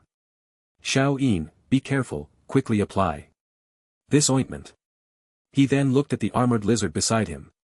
This should be the territory of the tiger. Headed dog, why is the armored lizard here? Meanwhile, voices from other team members came from not far away. Not good, we found a group of fire poison ants. Is there an ice mage here? Hurry and put out the fire. Ah. I've been bitten. Hearing everyone's voices, Ningxia felt a bit confused in his head. Wait, the Greystone Plain shouldn't have wild monsters running around like this. Is there a problem? But there was no time to think too much as various wild monsters, totaling more than 10 types, had already rushed over. Seeing so many wild monsters, even the team members who were originally not much help were forced to join the chaotic battle. Everyone be careful. Fire poison ants come in groups and are very fierce. Oh no, beast face. Birds, so many. Beast-faced bird snakes. I'm most afraid of snakes. The scene was chaotic, with everyone shouting and not knowing how to deal with it. Even Ningxia, who was used to big scenes, felt a bit dazed in this situation. Damn it. Everyone quickly rushed to the area with fewer wild monsters, otherwise, we might get surrounded here. Saying this, Ningxia directly formed a hand seal. Immediately, dark clouds gathered in the sky. Rumble, rumble, rumble. The surroundings for hundreds of meters were ominously dark. Thundercloud flash. Kill for me. Crack. A thick bolt of lightning struck down, instantly paralyzing the wild monsters on the ground. Taking advantage of this moment, everyone finally reacted, raising their weapons and starting to indiscriminately slaughter the wild monsters that had been struck by lightning. And Chen, however, remained calm and continued to aimlessly use his cloud probe technique on the surrounding wild monsters. More and more wild monsters gathered, many of them coming over with their kind. Seeing this scene, and Chen couldn't help but start to worry. Isn't this a bit too much? So many wild monsters. What if they end up killing Ning Zhe or Zhang Yin? Everyone would be implicated, and if they find out my identity, it would be troublesome. But if I summon a puppet in a different location, it seems like it wouldn't help either, because puppets have no attraction for wild monsters. In that case, the target of the wild monsters' concentrated attacks would only be me. It seems I still need them here to help draw the fire. After pondering for a while, and Shen finally made a decision. No, I need to release a puppet to help them deal with some trouble. But the crystal on me is at least of the second rank, so the summoned puppet would be a third turn puppet. I'm afraid it would scare them away. It seems I need to create a puppet that won't frighten them but can still stick around here. But what kind of puppet can both not scare them and stay here? Just as he was deep in thought, the reflection on the crystal in his hand suddenly sparked an idea. Haha. Got it. On the gray rock plain, Ningxia, Chenyi, Zhang Yin and others were desperately dealing with the endless waves of wild monsters rushing towards them. Everyone was already exhausted, completely unable to care about picking up equipment or checking experience points. I'm dead tired. So tired. It's even more exhausting than working at the construction site before I changed jobs. I can barely lift my knife. Are these wild monsters crazy? Why are they only coming at us? This isn't how you farm monsters. I used to fantasize every day about having endless wild monsters to farm. And now that it's come true, I never want to farm monsters again. In just this morning, I've already farmed a month's worth of monsters. When will it end? It wasn't just the team members who felt tired. Even Ningxia and the others were starting to struggle. Xiaoyin, how are you holding up? Are you okay? Senior brother, I can still hold on, but I'm running out of mana potions. Zae Gu, I can barely hold on either. My mana has long run out. How about we find a way to break through? Ning Zae wanted to leave too. But looking at the increasing number of wild monsters around, he knew that breaking through would be harder than holding their ground here. 2,000 points must have been completed. Why does it feel like there have been endless problems since we came in? He was feeling very irritable, especially after fighting a boss all night last night without any rewards, which was truly frustrating. Now faced with so many wild monsters, and not all at once but in waves, he couldn't rely on the Thundercloud Flash skill to Clear them all at once. His mana was almost depleted, and if this continued he would probably have to stay here. Today Chunyi saw that Ning Zhe was ignoring him and felt a bit displeased, but still asked again. Zhe, let's break through. If we keep this up we're definitely going to die here. Ning Zhe gritted his teeth and glanced at the wild monsters around. All right, let's raid, senior brother. From which direction should we raid? Zhang Yin was already injured, her mana long exhausted. She felt even less useful than an ordinary person and was a burden to everyone, feeling immense pressure. Ningxia didn't know where to break through. The areas with fewer wild monsters were deep in the plains, and if they broke through in that direction, they would enter the heart of the plains where they would encounter even more wild monsters. Although the direction with more wild monsters was the entrance to the limestone plains, there were simply too many of them. Trying to rush through now would be extremely difficult and could even result in significant casualties. He regretted not listening to Yun Man's advice. If he had followed her suggestion and given up on the fire-tailed monkey, perhaps they would have had enough strength to break through by now. But then he thought about that woman again, feeling a surge of resentment, even suspecting that she had orchestrated this situation. Now everyone was waiting for him to make a decision, and if he chose wrong, they would all fall into an irretrievable predicament. Break through to the outside of the plains. In the end, Ning Zhe made his choice. Upon hearing this, everyone immediately adjusted their battle direction, preparing to head towards the outside of the plains. The battle became intense once more, with more and more wild monsters joining in, causing them not only to fail to advance but to be pushed back by the monsters. Bang! A limestone giant swung its meteor hammer, striking Ning Zhe in the chest and sending him flying several meters away. Lying on the ground, Ning Zhe felt a sense of unwillingness, but his eyes already revealed a hint of desolation. I never expected that the first dual-class job changer of Satan City would fall in such a secret realm. How ridiculous.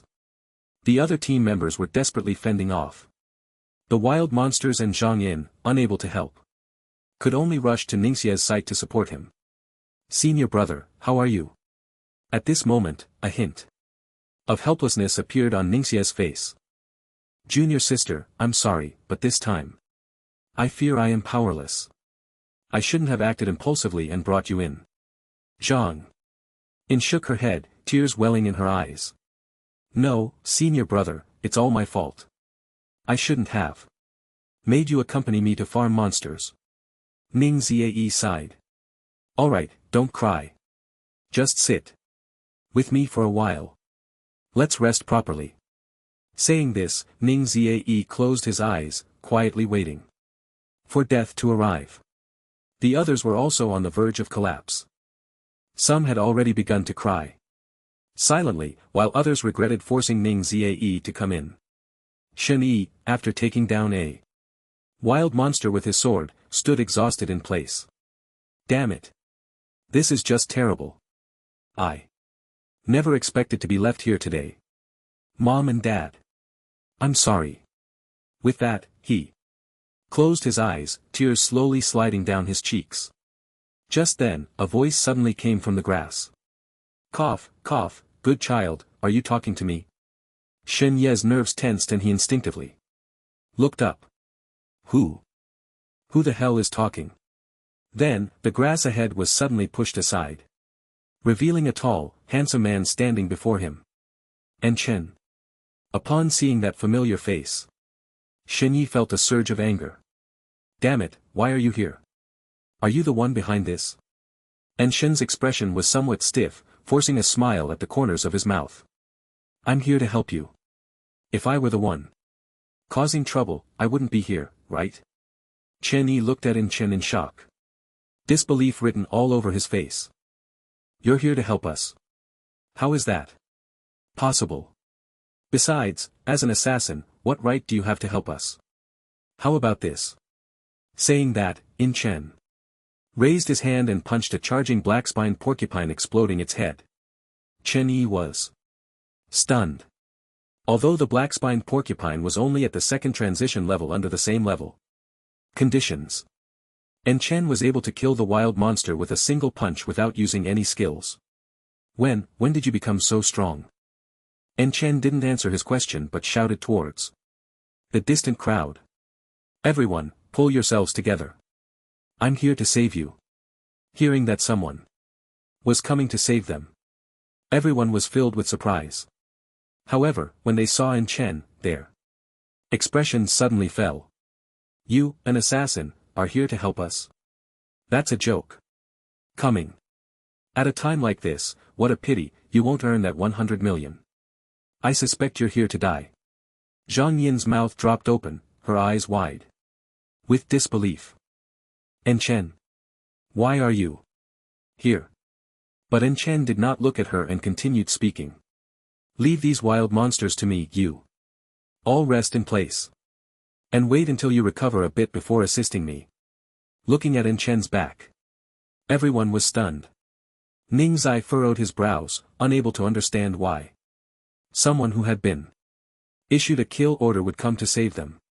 He was so strong, yet had to rely on a despised assassin for help. It was simply ironic. However, the others seemed to have little faith in Chen, each maintaining a dejected expression.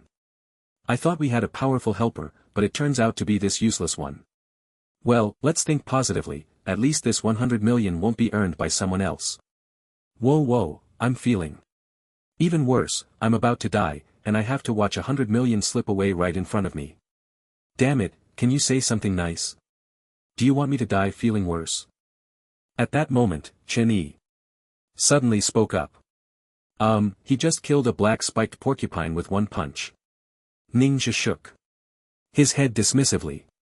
Just killed a black spiked porcupine, what halfway through his sentence he suddenly widened his eyes and stared at Chen Yi. Did you just say he killed a black spiked porcupine with one punch? Are you sure it was one punch? Chen Yi nodded firmly. That's right, just one punch barehanded without using any skills. In an instant everyone's gaze turned to En Chen, who was walking barehanded towards the wild monsters. Suddenly a purple-red leopard sprang out from the bushes, opening its bloody maw and lunging straight for En Chen's neck. Just as the leopard was about to strike, and Shan suddenly turned around, he delivered a piercing punch. Bang! The sound of the punch even created a loud explosion in the air. Then the leopard's belly was actually pierced by the punch and its body was sent flying dozens of meters away. Everyone was dumbfounded. What kind of physical strength is this, killing a second-tier wild monster with one punch? And it's a purple-spotted leopard known for its defensive capabilities as a second-tier wild monster. A close combat warrior can't do that, but he, an assassin, can. This damage, I can't comprehend. Too strong. Although Chunyi had already witnessed In Chen's abilities, he was still shocked by that punch. Ningxia was even more astonished, his mouth agape, taking a long time to water a single sentence. This person, it seems his level has reached the third tier. Everyone was taken aback, then immediately checked In Chen's level, and in an instant, everyone was stunned. What the hell? Third tier. It's definitely third tier. How did he achieve that? Wasn't there a restriction after entering the secret realm? Could it be he farmed experience here to reach the third tier? But that doesn't make sense. Without a job change trial, how did he reach the third tier? While everyone was speculating wildly, Ning Zha furrowed his brows and spoke. If I'm not mistaken, he must have obtained some kind of pill that can temporarily boost levels. Zhe Ying suddenly asked, Blood Soul Pill? It can't be the Blood Soul Pill, right? Upon hearing the words Blood Soul Pill, the people around looked at the two in confusion. Blood Soul Pill? What kind of pill is that? Meanwhile, Chen Yi, who had been silent in the crowd, spoke calmly. Blood Soul Pill is a type of elixir specifically for the dead soldiers to consume. It was first used on the battlefield, but later, due to its severe side effects, it was ultimately banned. However, in recent years, this pill has frequently appeared on the black market, used in underground fighting arenas for those combatants. Upon hearing Chen Yi's introduction, Ningxia nodded slightly. Indeed, the Blood Soul Pill is an elixir that burns one's own essence as a cost. Although it is of low grade, it is extremely domineering, capable of rapidly increasing levels and enhancing the body's resistance to blows and close combat abilities. Of course, the side effect is that future upgrades will become more difficult and lifespan will be shorter. As these words were spoken, everyone's attention naturally focused on In Chen. Wow, that's ruthless. No wonder he's so fierce, turns out he's on drugs. No wonder a rogue is almost as fierce as my warrior. So he has an auxiliary boost. The pill is indeed powerful, a rogue doesn't even need to use a skill, relying solely on two fists. My god, one punch kills a wild monster, who can withstand that? Seeing this, Ningxia immediately said, alright, let's not worry about why the other party came to save us. While we can, let's quickly recover. And strive to break through as soon as possible. Everyone nodded quickly, splitting into two groups, one for leveling up and the other for recovery. Not far away, and Chen wore a satisfied smile. Not bad, not bad, I really didn't help you all in vain. Since that's the case, let's start farming. With that, Chen casually released his probing hand around him. More and more wild monsters began to move towards Chen, but upon getting closer, they were attracted by the scent emanating from Ningxia and the others, then changed their target. After about an hour, the area within a kilometer radius centered around Ningxia and his group was already filled with wild monsters. Moreover, more and more wild monsters were moving in their direction. Chen found a safer high point too. Observed the movements of the wild monsters in the distance, then glanced at the route on the map. These wild monsters should be enough to farm until nightfall. Since that's the case, I can conserve my energy and leave here at night to head to the Shattered Star Valley. Although it was only the second day, and Chen had already completed a small portion of the entire secret realm. The challenge of the secret realm is divided into four main areas. The first stop is Silver Peak Canyon, the second stop is Greystone Plain, the third stop is Shattered Star Valley, and the last one is Crimson Flame Volcano. And Chen came in this time specifically for the last location, Crimson Flame Volcano. It is said that there is a 4-turn boss inside, worth 10,000 points, with extremely high experience points, and it can drop many precious items and equipment. More importantly, that boss guards a treasure. Since Ken was aiming for the first place personal ranking reward, he naturally wouldn't miss this opportunity. The surrounding wild monsters were increasing, as if all the wild monsters on the plain had come over.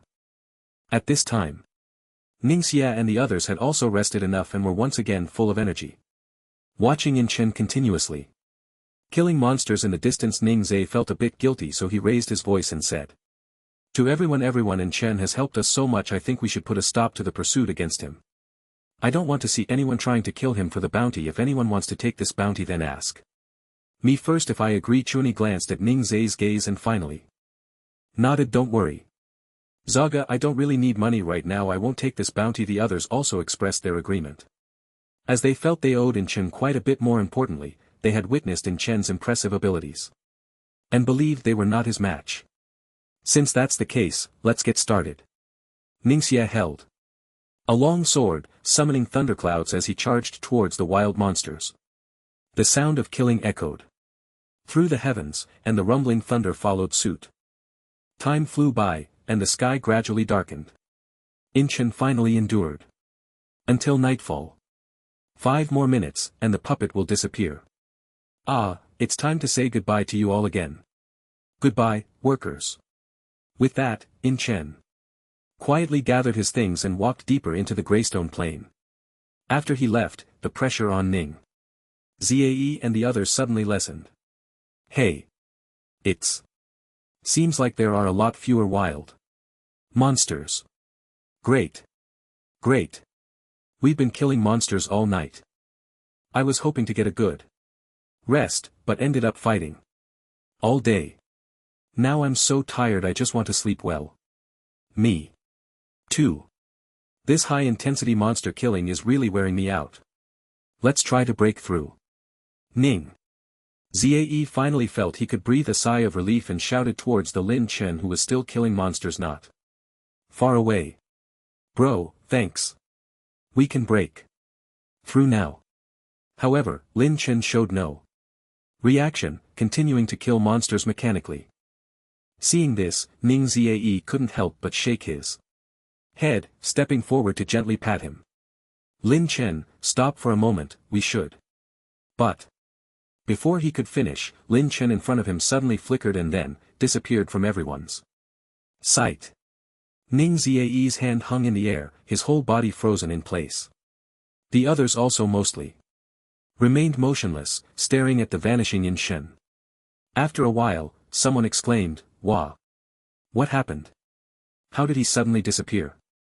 Then, everyone seemed to realize something, looking at the retreating wild monsters around them.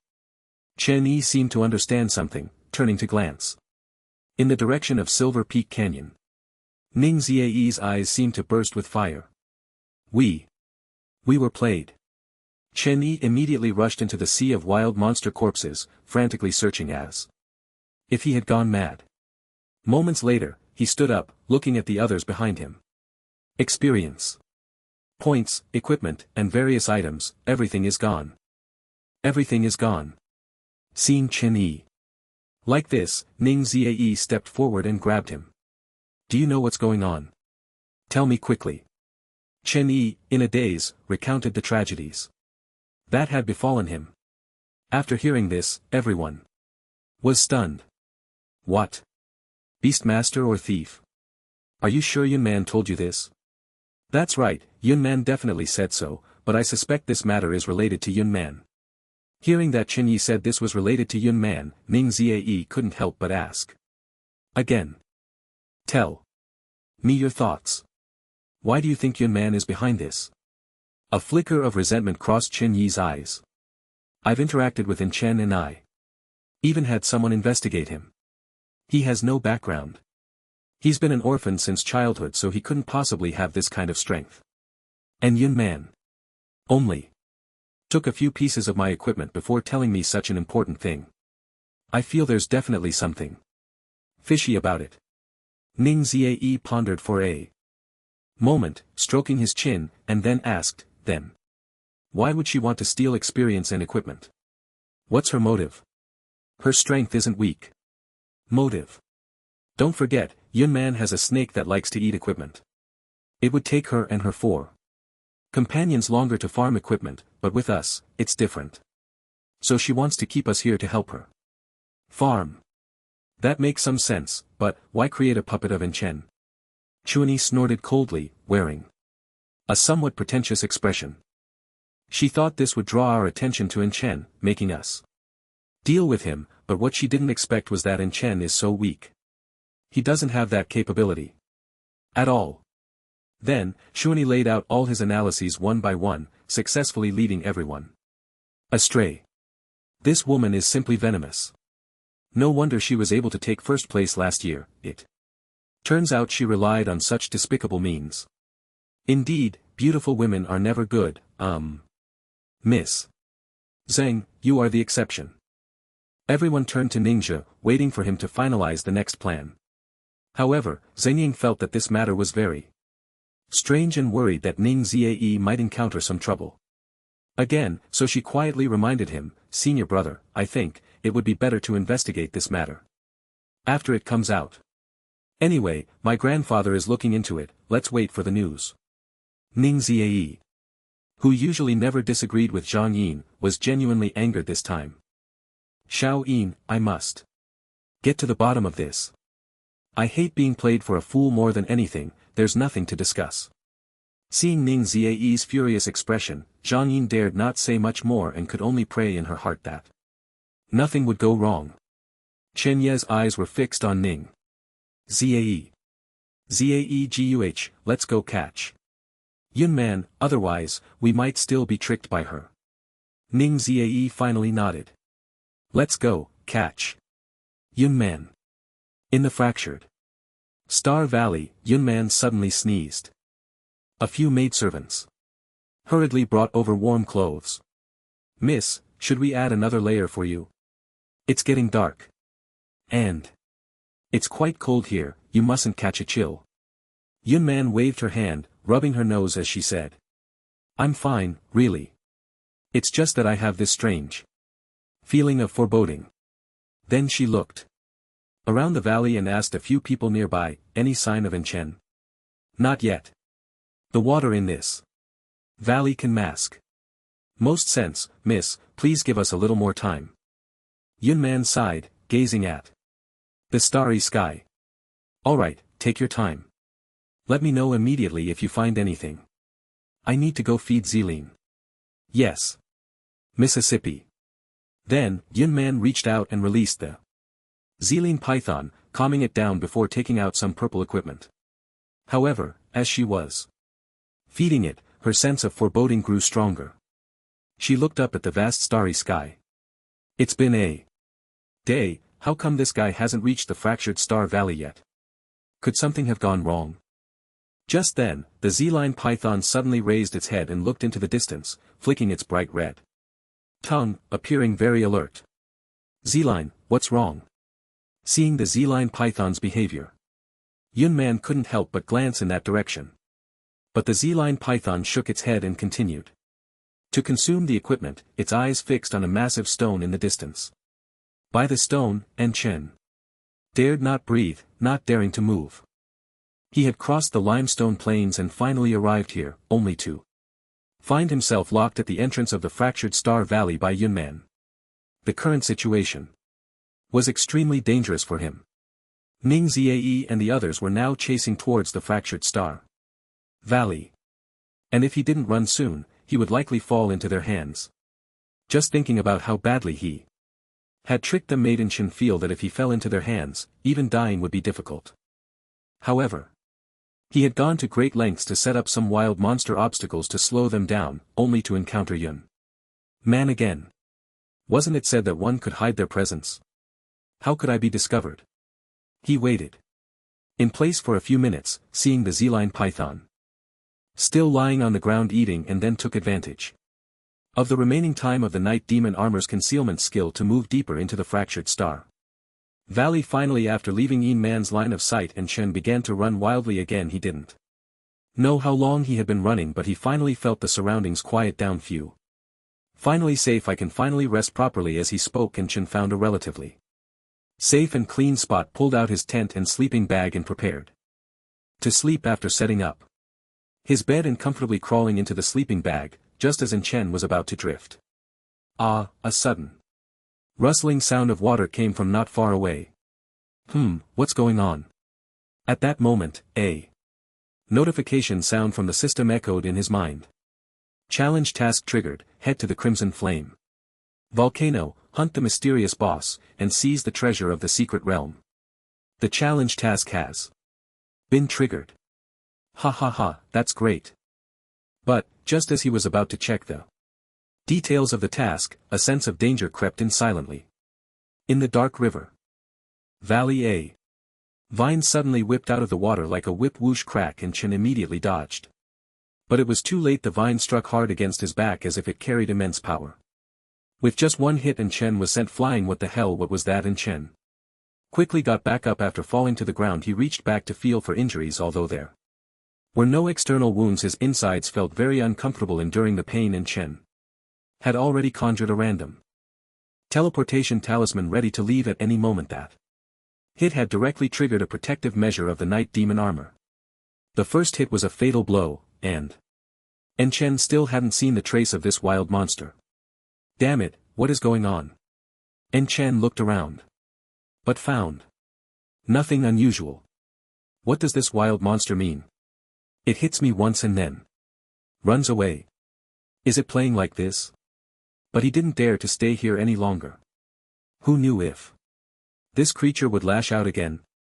Although his night demon armor could withstand fatal damage, it was definitely not something to waste. Just as Enchen was preparing to pack up and leave, the ground beneath him suddenly shifted.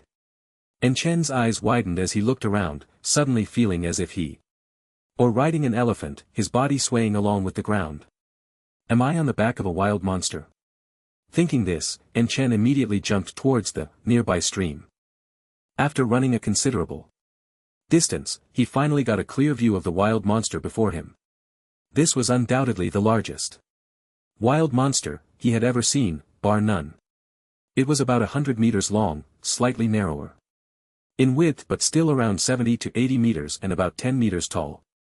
Its back was covered with a thick shell resembling an entire piece of ground, its limbs were robust and its tail twisted for dozens of meters resembling a city wall.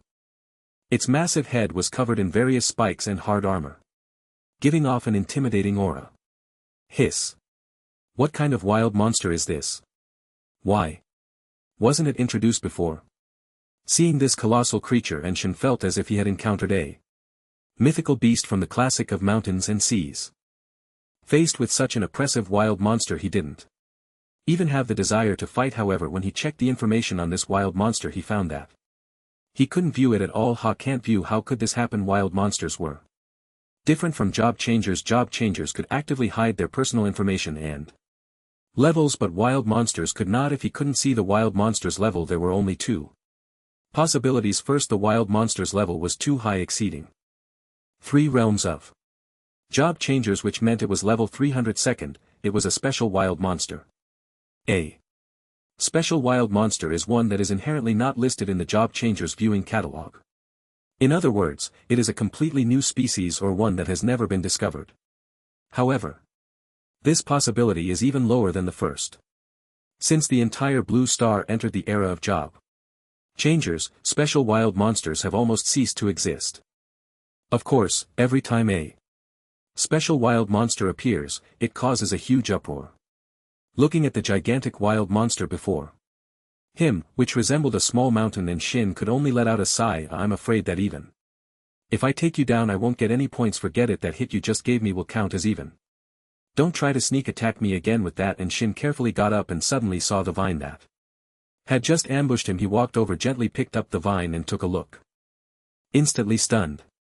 Runes. Could this big guy have been sealed here by someone using a spell? He also realized that the whip that had just struck him was not an ambush from a wild monster but rather a misfire from the vine after the wild monster broke free from its restraints. Wow, so strong. Looks like I need to keep my distance from this guy. After saying that, Shin turned around and cautiously walked deeper into the Broken Star Valley. After walking for a while, he noticed that the big guy didn't seem to have followed him, which made him breathe a sigh of relief. Looks like I won't be able to sleep tonight. Let's see what tasks the system has issued. Task content: go to the Crimson Flame Volcano, hunt the mysterious boss and seize the treasure of the secret realm. Task hint 1: the area where the mysterious boss appears is deep within the Crimson Flame Volcano. Please bring enough cooling items. Task hint 2: the mysterious boss does not belong to the challenge secret realm boss. Killing it will not earn you points. Task hint 3: perhaps you can find a companion. Task hint 4: you don't have much time to waste. Task reward: gain a random draw for max level skills. *1 Seeing that the task content was so simple, just giving a few hints, and Shin immediately felt that this kind of task was precisely the hardest. 4 hints, they all seem very important. He then began to analyze these hints. First, the location of this boss was deep within the Crimson Flame Volcano, and based on the information he had gathered, the depths of the Crimson Flame Volcano were the crater. Such a place would never have anyone going there. After all, no matter how powerful a job changer was, they couldn't move in lava. If that boss was inside the crater, he probably wouldn't even have a chance to get close. However, Shin knew that the system would never give him an impossible task, so he felt he had a chance to get in. But he didn't know exactly how.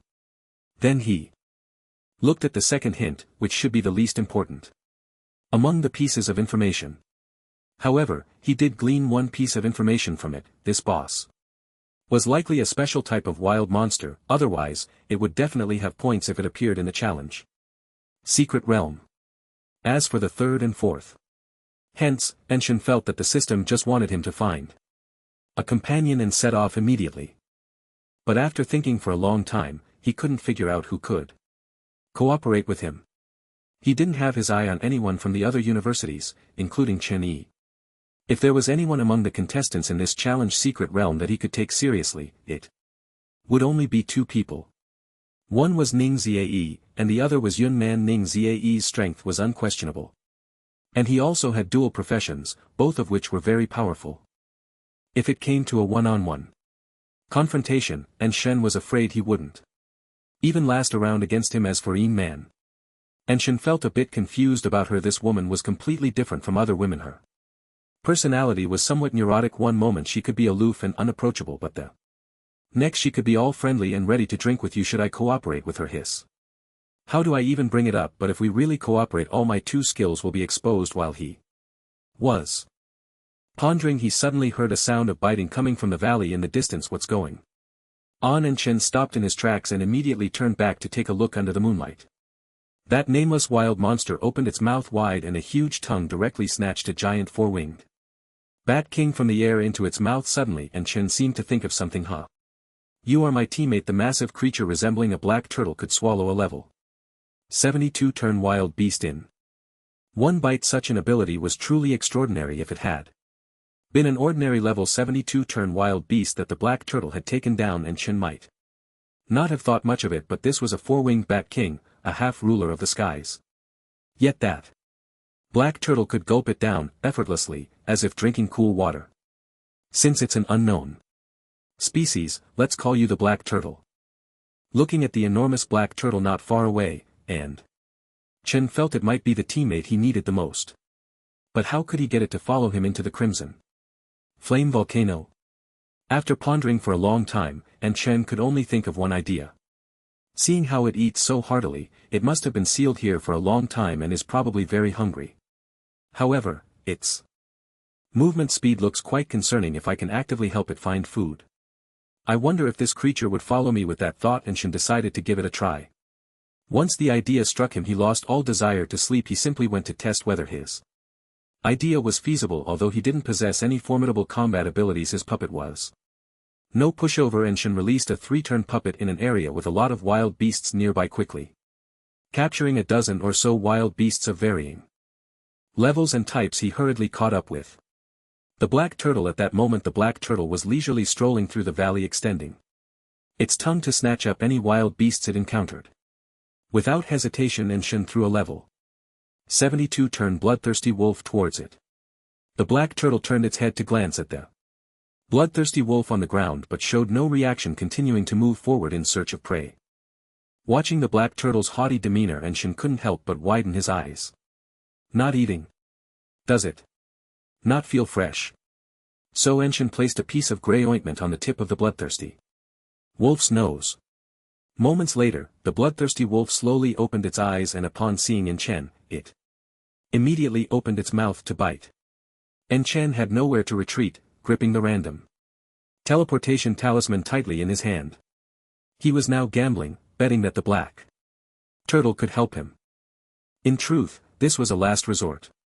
His night demon armor still had 2 chances left, but if he engaged in close combat with the bloodthirsty wolf, even wearing 10 layers of night demon armor wouldn't protect him from the opponent. However, to test the black turtle's preferences, he had to pay a price. Just as Chen caught a whiff of the bloodthirsty wolf's scent, a sudden gust of wind swept past him, and then all was calm. When he regained his senses, the bloodthirsty wolf had already vanished. He quickly glanced towards the black turtle. To his surprise, its enormous mouth was already stained with blood, with a clearly visible wolf tail hanging out. Ha! It really does prefer to eat live prey. Chen was overjoyed. If that's the case, then it must want to follow me. After all, his presence would undoubtedly be more attractive than that of an ordinary wild beast. Thought of another question: will this creature eat me too?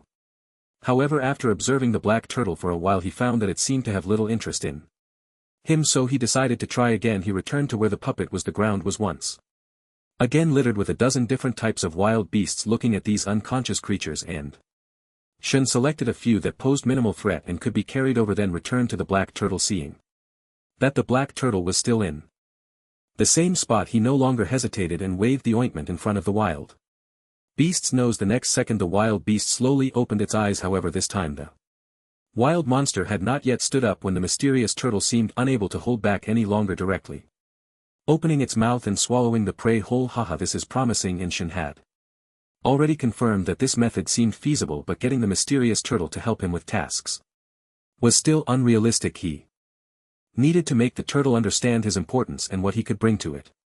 So he immediately waved at the turtle and shouted, "Follow me, I have plenty of delicious food." He wasn't sure if the turtle understood his words or recognized his gestures. The mysterious turtle slowly turned its massive body around and followed in Chen. When they reached the spot and Chen woke up the wild monsters he had caught one by one, the turtle on the other hand woke one up and ate it without any hesitation. When the last wild monster was finished and Chen shrugged at it all. "Gone? Do you still want to eat?" The turtle nodded and Chen grinned. "Let's go, I'll take you to a good place. There are tons of wild monsters over there." The turtle continued to nod and followed in Chen, and Chen thought, "Damn, I've never seen such a obedient wild monster. Could it have been tamed?" He had no way of knowing all this, but it didn't matter. After all, the mysterious turtle had already decided that following in Chen meant there would be food. Meanwhile, outside the Broken Star Valley, Yunnan yawned but didn't want to sleep. At that moment a commotion of fighting sounds came from a distance. "What's going on? Let's go check." A nearby maid hurried over to investigate, and after a moment she rushed back panting and pointing behind her. "Miss, it's bad. Ning Zae has brought people to attack." Yun Man was instantly stunned. "What?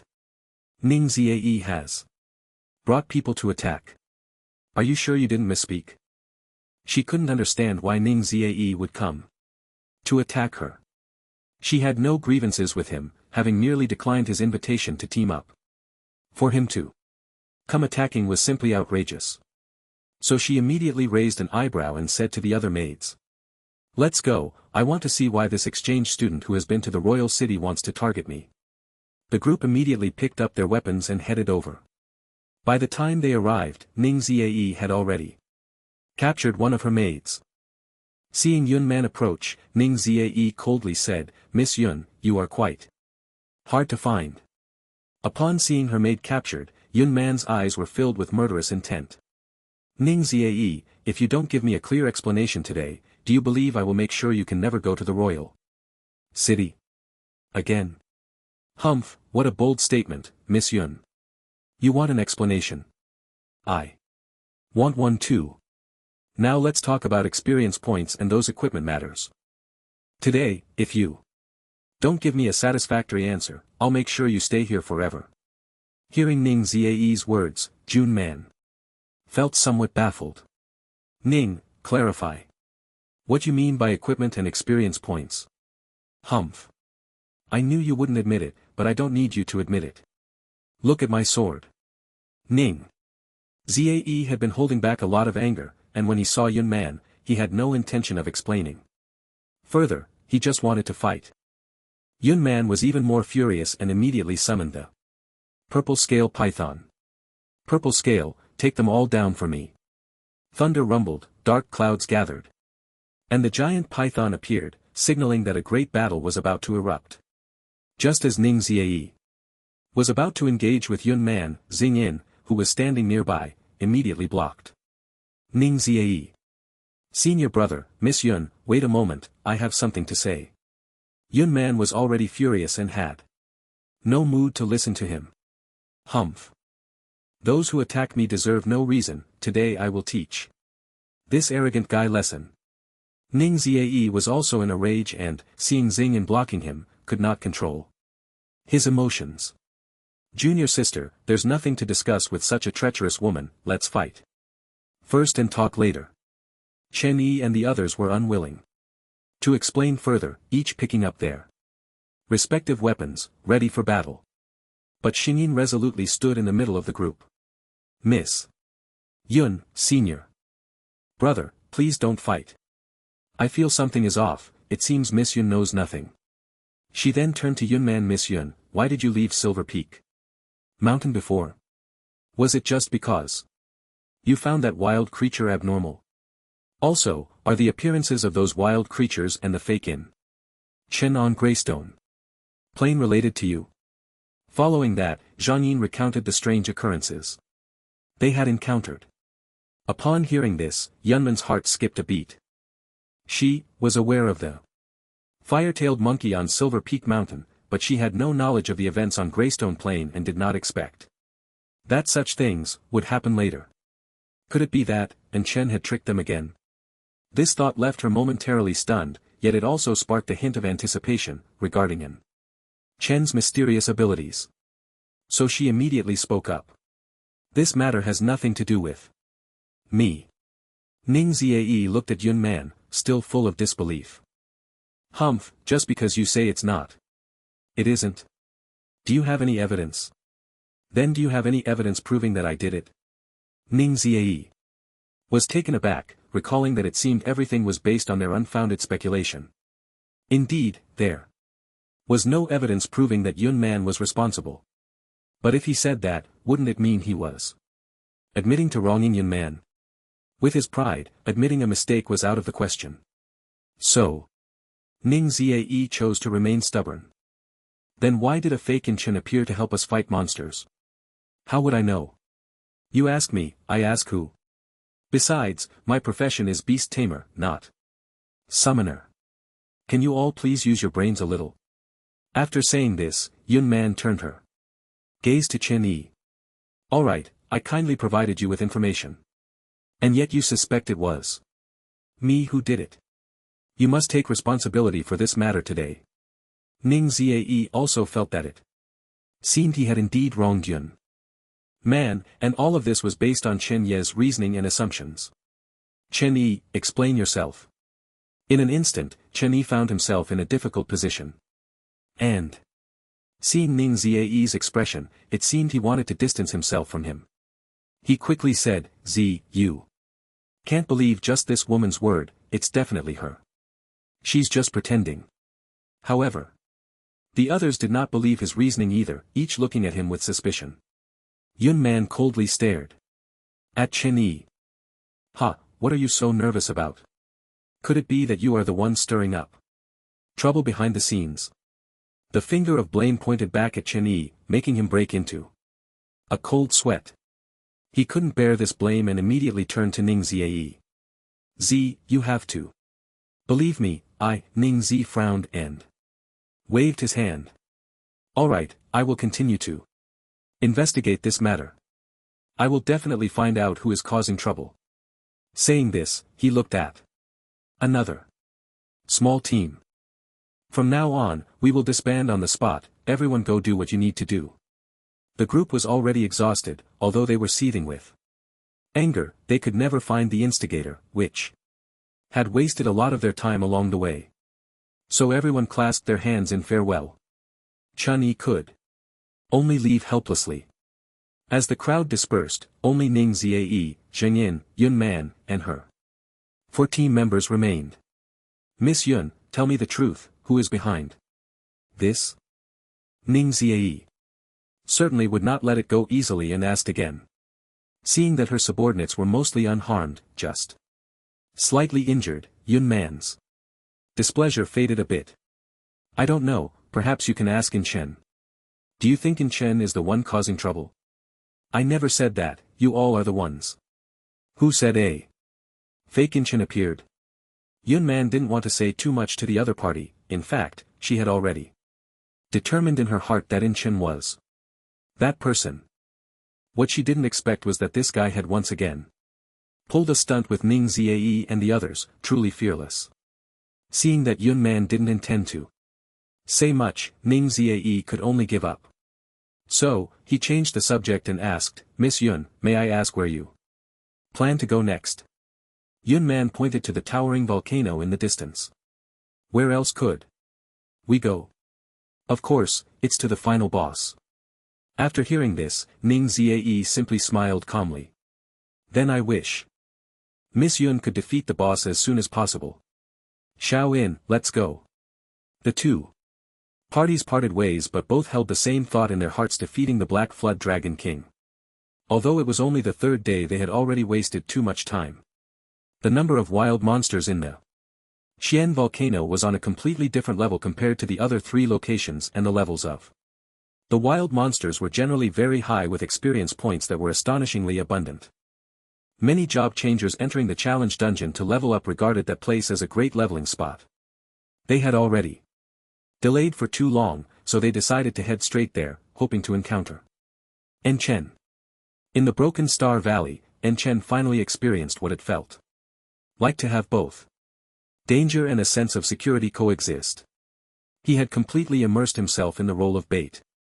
Every time those wild monsters charged at him, it sent chills down his spine, but every time, the Shin Turtle kept him safe. As he walked along, helping the Shin Turtle attract wild monsters, and Chen had no idea how much the other party had consumed, but his storage space was filled to the brim time and again. At this point, he had reached level 80 after his second job change, which was even faster than leveling up on the Greystone Plains. Finally, he arrived at the end of the Broken Star Valley, where the scorching heatwaves of the Xian volcano were already sweeping in. Looking at the majestic volcano, Chen couldn't help but glance back at the Xian turtle. I hope it hasn't eaten too much. Otherwise, we might not complete the task. He muttered to himself, and then he saw the leaderboard light screen. At the end of the valley. He quickened his pace and took a glance. Haha. Unknowingly. I've already reached 9,000 points. Seems like I've surpassed Yun Man's score from last year. TSK first in personal ranking, first in school ranking, not bad then. He waved at the Shin Turtle. Come on, I'll take you to have some barbecue. The Shin Turtle raised its massive head to look at the distant volcano, and its hollow eyes instantly filled with excitement. Then it let out a roar towards the sky as if the entire volcano was trembling. What's going on? It looks like this guy has been here before, just as in. Chen was about to continue leading the Xian Turtle forward. The Xian Turtle lowered its head to look at him. What do you mean? Don't tell me you want to go back now that we've reached this place. A bad premonition rose in Chen's heart. He had been the bait for so long, finally bringing the other party to the Qian volcano to help him complete his task. But now, at the foot of the mountain, the other party wanted to leave. This was absolutely unacceptable to Chen. However, before he could persuade it, the Xian Turtle suddenly lowered its head and opened its mouth to bite at him. What the hell? Is this a case of killing the donkey after the grind? And Chen broke out in a cold sweat.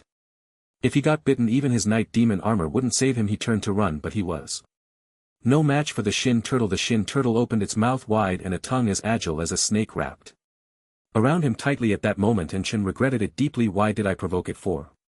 No reason. Is this level of wild monster something I can handle? But there's no such thing as regret in this world. And Chen felt his body suddenly jerk in the air. A strong sense of weightlessness made his head spin, and after a moment, as his body steadied, he realized he was actually standing on the back of the Shin Turtle. Immediately the Shin Turtle began to sprint towards the volcano. Wow, that startled me. I thought I was going to be eaten. Looking down at the Shin Turtle, an idea suddenly flashed through in Chen's mind. What if I captured it? However, as soon as Chen saw such a massive creature, he abandoned the thought. Forget it, I'm not a beast master, and I probably can't take it out. Even if I could, those people outside wouldn't just watch me take it away, would they? Watching the Shin Turtle move step by step towards the Qian volcano, Chen secretly felt that this creature seemed to be up to something. Hey, where are you going? Regardless of whether the creature could understand him, Chen asked. But, this time, the Shin Turtle ignored him and continued on its way. Finally, when the first rays of sunlight illuminated the peak of the volcano, it seemed that all the wild monsters on the mountain had awakened. When they saw an outsider intruding on their territory, the wild monsters rushed forward. Rumble, rumble. The ground seemed to tremble, as if all the monsters on the mountain were pouncing. A thick cloud of dust enveloped the sky above Xian volcano, resembling a sandstorm. The Xian Turtle raised its head again and roared towards the sun, then began to charge forward with its four massive legs. The wild monsters on Xian volcano included some large and ferocious creatures. But when faced with the Xian Turtle, they appeared like cats and dogs standing under a roof. These monsters seemed to be born with a deep hatred for the Shin Turtle, rushing forward with red eyes. The Shin Turtle, of course, was not polite at all. Its massive tail swept across, instantly knocking several monsters to the ground. Witnessing this scene, Chen was extremely shocked. This further confirmed his suspicion that the Shin Turtle must have been here before and might have had some conflicts in this place. Thinking of this, he couldn't help but connect it to his system task. Could it be that the final mysterious boss is related to the Shin Turtle? Everything was uncertain and Shen had no idea where the Shuren Turtle would take him next. However, the good thing was that with the Shuren Turtle's protection he didn't have to worry about the high temperatures of Chien volcano. Forget it, let's just follow and see what's going on. Knowing he couldn't stop this giant beast, Shen decided not to dwell on it and moved deeper into the volcano under the Shuren Turtle's lead. As for the wild monsters rushing at him, he was also unceremonious, directly starting to unleash his cloud-seeking hand on the surrounding monsters. Experience points surged once again, and he could see signs of nearing the second transition's maximum level. However, just as Chen was happily leveling up with the Shin Turtle, Yun Man and Ning Ziae's team had already arrived at the foot of Chien volcano. Miss Yun, what a coincidence, we meet again. Seeing Ning Ziae's smug expression, Yun Man did not look pleased. Yeah, you're quite persistent. Heh, men really are petty. You. Ning Ziae was somewhat displeased by her retort, but he quickly suppressed his anger and said, I'm not here to argue with you today, I'm actually here to propose a collaboration. Hearing about a collaboration, Yun Man paused for a moment, her hand holding the lollipop. Collaboration? Yes, collaboration. The boss here, the Black Flood Dragon King, is very powerful. If either of us tries to hunt it alone, it would be impossible. But if we collaborate, we have a chance to take down the Black Flood Dragon King. What do you think, are you interested? Looking at Ning's eyes, eager expression, Yun Man smiled dismissively. I'm sorry, I don't need a partner. After saying that, Yun Man turned to leave and Ning Ziae, surprised, called after her. Wait, why not? Collaborate? Now our strengths are about equal, and if we cooperate, we can definitely take down this Black Flood Dragon King. When I arrived just now, I noticed that our scores are almost the same, both around 3,000, which is too far behind the first place and Chen. If we want to surpass him, this is our only chance. However, Yun Man was completely unconcerned. Sorry, I'm not interested in first place. Why? Do you really want me to apologize to you? Ning Ziae glanced at the leaderboard and finally realized who had been causing trouble earlier. Unfortunately, Shen had not shown his face yet, otherwise, he would have wanted to eliminate him long ago. Yun Man suddenly laughed and turned to Ning Ziae, alright, then you apologize to me, and I might consider cooperating with you. Just afraid you won't be sincere. Ning Ziae gritted his teeth and finally spoke. I'm sorry, I wrongly accused you before. Is that okay? Yun Man raised an eyebrow, your attitude isn't sincere. Forget it, I'll think about it some more. With that, Yun Man left with a few people. She finally understood why Chen could mess with others' mindsets again and again. It was simply too enjoyable, wasn't it? Ning Ziae had been fooled once and his psychological defenses were almost breaking down. Damn it. I told you those two are in cahoots. Look. Zhengyan stood by, feeling quite wronged. I'm sorry, senior brother. I really thought Miss Yun was wronged. So what should we do now? Should we still go to the volcano to hunt the Black Flood Dragon King? Seeing Zhang Yin's pitiful expression, Ning Ziae's heart softened once more. Of course we're going. I promise to help you get first place, so we must get first place. Let's go. I'll take you to a place. Zhang Yin asked. Curiously, what place? You look so mysterious. Ning Ziae revealed a slight smile. He, the lava river. There's a good treasure inside. That can help us withstand the high temperatures here. Come on, we mustn't let Yun Man get there first. Meanwhile, Yun Man had the same thought. Hurry up. The number of holy firestones in the lava river is limited. Ningxie definitely knows about it, we must reach there before him. At this moment, at the entrance of the lava river, Shen was holding a map that had turned slightly yellow from the high temperatures. Lava river. Shungue, you're not planning to take me to the lava river, are you? Shungue remained silent, directly raising his paw and smashing the rocks at the entrance of the lava river, instantly enlarging the entrance. In the morning, at the plaza of Satan City. It was already the third day. But people from various universities were still guarding the place. Even though they couldn't see the situation inside, just the information about the rankings was enough to make them feel the pressure. Principal Kong of Linglan High School hadn't been this spirited and happy in many years as he was in these past few days. And Chen's scores seemed almost unreal, but at least up to now, the responsible parties had not provided any evidence to indicate that Chen's scores were fake. Although Principal Kong had almost bet his entire fortune in the black market. If Chen returned safely and secured first place, all his investments might go down the drain. But he didn't feel regretful at all. Instead, he was looking forward to Chen's safe return. Because as long as Chen could come out, Linglan High School could completely escape its current predicament and allow more capable students to join the school. He wasn't young anymore, and he didn't have many years left until retirement. If he could lift the curse on Linglan High School in his lifetime, he could retire with a sense of accomplishment.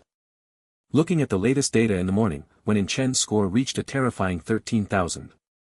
Principal Kong was so excited he couldn't close his mouth.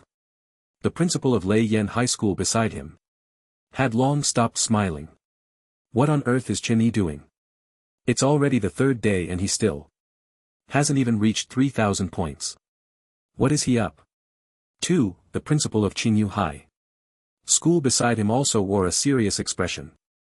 Last year at this time, Yun Man had already reached nearly 5,000 points. How come this time it's not even 3,000? The principal of Jingyu High School was somewhat restless and quietly said to Lei Yu beside him. City Lord, could it be that there's a problem with the dungeon? Young Master Ning and the young lady have only scored a little over 3,000 so far. With their abilities, that shouldn't be the case. Lei Ming also frowned slightly, staring at the screen. In the distance.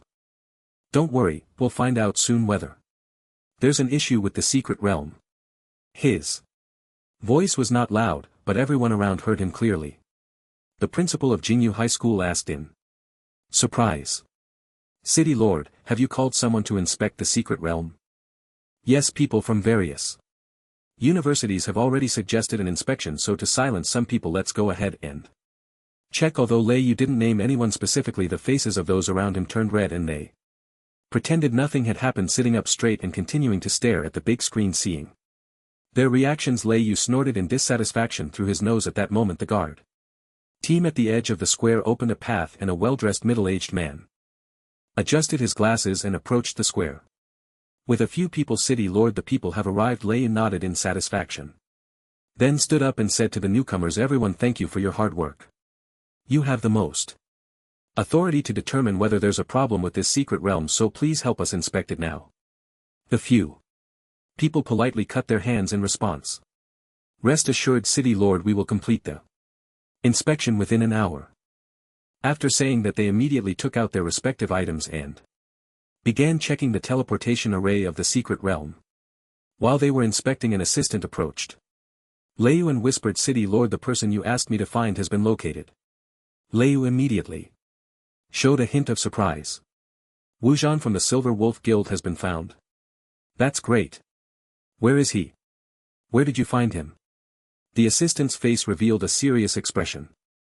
He was found at the Black Gold Auction House. When we discovered Wu Zhan, he was barely alive. If we had arrived any later, he might not have been saved. Lei Yu's expression darkened. What exactly happened? The people from the Black Gold Guild are also investigating the matter of the Guardian Python. Wu Zhan appeared over there and revealed a very important piece of information. Quickly tell me the person who stole the treasures from the ghost tomb and the one who took the seventh prince's weapon seems to be in Shun. What? Lei Yu was greatly shocked at that moment. Several inspectors of the secret realm approached with anxious expressions. City Lord, it's bad, there really is a problem with the secret realm. The people around had long focused their attention on this, and upon hearing that there was an issue with the secret realm, they immediately showed expressions of long-awaited realization. See, I told you the secret realm definitely has problems. The results from Linglan High School must be fake. Exactly, I said it was impossible. How could a mere assassin win 2 championships by himself? That's simply impossible. I want to see how Linglan High School explains this matter. Even Principal Kong was thrown into a panic upon hearing that there was a problem with that secret realm. City Lord, what exactly happened? Lei Ming looked somewhat dazed as he spoke to the crowd. And Chen did not cheat, rather, the time in this secret realm has been too long, and the array structure has begun to malfunction. The current situation is that the mysterious creatures hidden in the secret realm are awakening and everyone may be trapped inside forever. Inside the challenge secret realm, most people were busy killing monsters, leveling up and competing for points. Everything was proceeding in an orderly manner as if from the very beginning the secret realm had already established such rules. However, those strong individuals are destined to be different from ordinary people. At the mouth of the lava river Ningxia encountered Yun Man once again. Why are you following us? Why are you following us? The two spoke the same words in unison upon meeting, but soon they both noticed that the entrance to the lava river had been destroyed and immediately stopped their argument. It seems someone has gotten there first. It must be in Chen, right? That's right. This guy is even more formidable than I imagined. It looks like he's going for the final Black Flood Dragon boss. Let's cooperate. If we don't eliminate this guy, none of us will be able to claim the final boss reward. Are you just going to watch him become number 1? Ning Ziae began to earnestly persuade Yun Man. At that moment, his feelings towards Xi and Chen were akin to a vendetta. He couldn't rest easy until he was dealt with. Yun Man, however, calmly took out a lollipop and declined the cooperation request. Sorry, I have no grudge against him, and I don't want to offend that guy, so, let's just rely on our own abilities. You really are impossible. Thanks for the compliment. Ning Ziae completely gave up on the idea of teaming up with Yun Man and turned to his junior sister, Xingyin. Junior sister. Let's not waste time, let's hurry in and see if we can quickly secure the fire-resistant pill. Okay. However, at that moment the entire ground of the volcano suddenly trembled twice. Boom! A loud noise shattered the tranquility of the crimson flame volcano. The sky was instantly filled with brilliant light and countless fireballs shot up into the air. Oh no, the crimson flame volcano is erupting. Run! Yun Man, who was about to lead her team inside, was struck with shock at the sight of volcanic eruption. The awakening of the super spirit. The prophet's words have indeed come true. It seems a storm is brewing inside the lava river, and Shen sat quietly on the back of the Xian turtle, following it towards the direction of the lava river. He only had a simple secret realm map, which only marked the locations and some distribution of wild monsters. The lava river inside the volcano was nearly labeled by name, without indicating that the lava river was very deep. After walking for about 10 minutes, a commotion suddenly arose above his head. Suddenly, a rush of sound came. Without thinking, and Shen directly lay down on the back of the Xian turtle. When the monsters from the depths of the cave flew over, and Chen realized that these were all fire bats living in the lava cave. Seeing these fire bats, he couldn't help but feel delighted. I heard that killing these fire bats can yield fire-resistant pills. I wonder if it's true. This information couldn't be found online. The reason, and Chen knew, was thanks to Principal Kong's help. Before he left, he specifically sent him an internal strategy which included this piece of information if one wanted to stay long in the crimson flame volcano. An essential item was a type of pill, fire-resistant pill. This item could only be found on the fire bats in the caves of the lava river. However, the terrain in the lava river was complex, and it was often the case that the lava would fill the caves. Therefore, obtaining the fire-resistant pill was quite difficult and often required luck. So, he unceremoniously raised his hand to release the cloud probe. In the distance, after Enchant's cloud probe stole experience points and equipment from the fire bats, they fell into a brief silence before plummeting into the lava. After obtaining the fire-resistant pill, and Shen didn't hesitate to grab a few and stuff them into his Mouth. As the medicinal power of the fire-resistant pill spread, a cool sensation instantly spread throughout his body. This feels great. The fire-resistant pill is indeed a wonderful thing. At this moment, the further he went, the more fire. That's their work. Most of them frantically fleeing towards the cave's exit. Seeing this scene, Enshin initially thought that the Xian Gui posed a significant threat to them, which was why they were frantically running outside. However, after a while, this thought was shattered. No, it seems that the Xian Gui has never killed them. This phenomenon is more like the survival instinct of animals after encountering a disaster. As the Shirin Gui continued deeper into the cave, and Shin's feeling grew stronger. Could something really be wrong? Just as this thought surfaced in his mind, a muffled sound echoed throughout the cave. The ground trembled and rocks began to fall from above. What the hell, what's going on? And Shin quickly started to dodge the falling stones from the mountain top. However, as time passed, the tremors intensified. The frequency of the rocks falling from above increased, and Chen even saw a crack. Suddenly, he felt as if there was a ball of fire above him. When he looked up, he was startled to find that the rocks in the crack were gradually turning red. Oh no! We aren't walking beneath lava, are we? As soon as he finished speaking, a large number of bubbles suddenly appeared in the lava river where the Xian Gui was, as if it were boiling. Suddenly, a wave of heat surged from the front of the cave, illuminating the entire space. Chen finally understood what was happening. This is a volcanic eruption. Hurry up, Shingui, let's get out of here. Just as he finished speaking, he heard a roaring sound from deep within the cave, like a torrent rushing in. However, this time it was the magma from beneath the ground. No matter how much Chen called out, the Shingui did not heed his command and continued to swim forward. Chen's heart was in turmoil. If they didn't get out of the way, they would probably be burned to ashes in no time.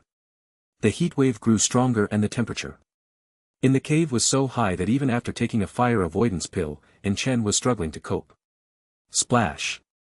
The magma surged from deep within the cave, leaving nothing alive in its path. Crack! The rocks above finally couldn't withstand the high temperature of the magma and split open. In an instant, countless streams of magma poured down like molten iron from a furnace. Enshin felt as if his heart had turned to ashes. Damn it, I kindly brought you for a picnic, and you're leading me to my death. Just then, the Shingui suddenly opened its mouth wide and directly used its tongue to pull him inside. In an instant, the heat wave around Enshin disappeared, but everything around him was pitch black. After a while, he finally regained his composure. After howling for a moment, Enshin finally vented his frustration. He took out a fire spirit stone to illuminate the surroundings, and the inside of the Xian Gui's mouth looked like a stalactite cave filled with stone pillars. He was now only worried that this guy might suddenly spit out lava. But the Xian Gui seemed to keep its mouth tightly closed. Enshin didn't know what the Xian Gui was planning to do, so he can only crouch in a corner and wait quietly. At this moment, outside the Chiyin volcano, everyone was watching this extraordinary spectacle. The massive volcano, at the moment of eruption, completely blocked out the blazing sun in the sky. The sky was shrouded in volcanic ash, and amidst the dark sky, streams of volcanic lava were occasionally ejected like shooting stars. Standing beside the shattered star valley, Yunman looked at the magnificent scene, her face filled with seriousness. The eruption intensity of this Chiyin volcano is somewhat outrageous. I fear that most places in the secret realm will be covered. At this time, almost all the job changers from various universities had gathered around her. Ningxia, hearing this, reluctantly asked, "Do you know something?" However, as soon as he finished speaking, he regretted it. But this time, Yunman surprisingly did not refuse to answer his question. Instead, her tone carried a hint of concern. I once heard a description in ancient texts that the secret realm is actually a very powerful and complex formation. However, over time, the secret realm, like other formations, can develop some issues, and once these issues arise, the entire secret realm will completely collapse. Her voice wasn't very loud, but everyone Present heard it. Ning Ziae's expression suddenly changed. Are you saying that this secret realm is going to collapse? Yunnan nodded slightly. I'm afraid so.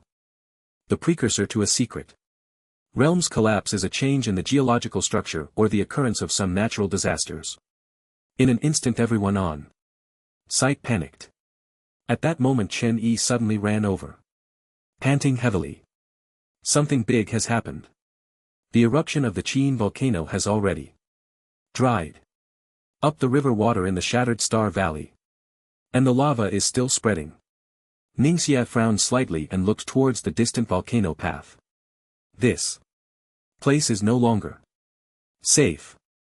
The wild monsters from the limestone plains are all rushing towards Silver Peak Mountain. I think we should run in that direction. 2. Everyone could no longer afford to admire the spectacular scene reminiscent of the apocalypse and began to sprint towards Silver Peak Mountain. However, before Yin Man left, she glanced back at the Qin volcano. That guy seems to have gone in.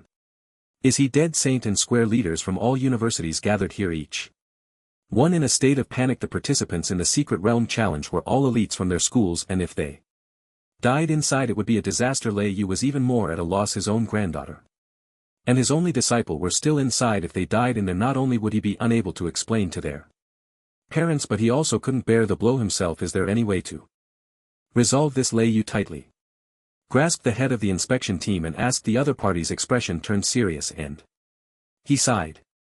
There is a way to resolve it. Quickly say it. Don't keep us in suspense. The other party glanced at Lei Yu, then suddenly shook his head. The difficulty is too great. By the time you prepare everything, the secret realm might no longer exist. What? Lei Yu felt dizzy, struggling to regain his composure before continuing. I don't care how difficult it is, just tell me. As long as there's a way, we can't give up. The person in charge nodded.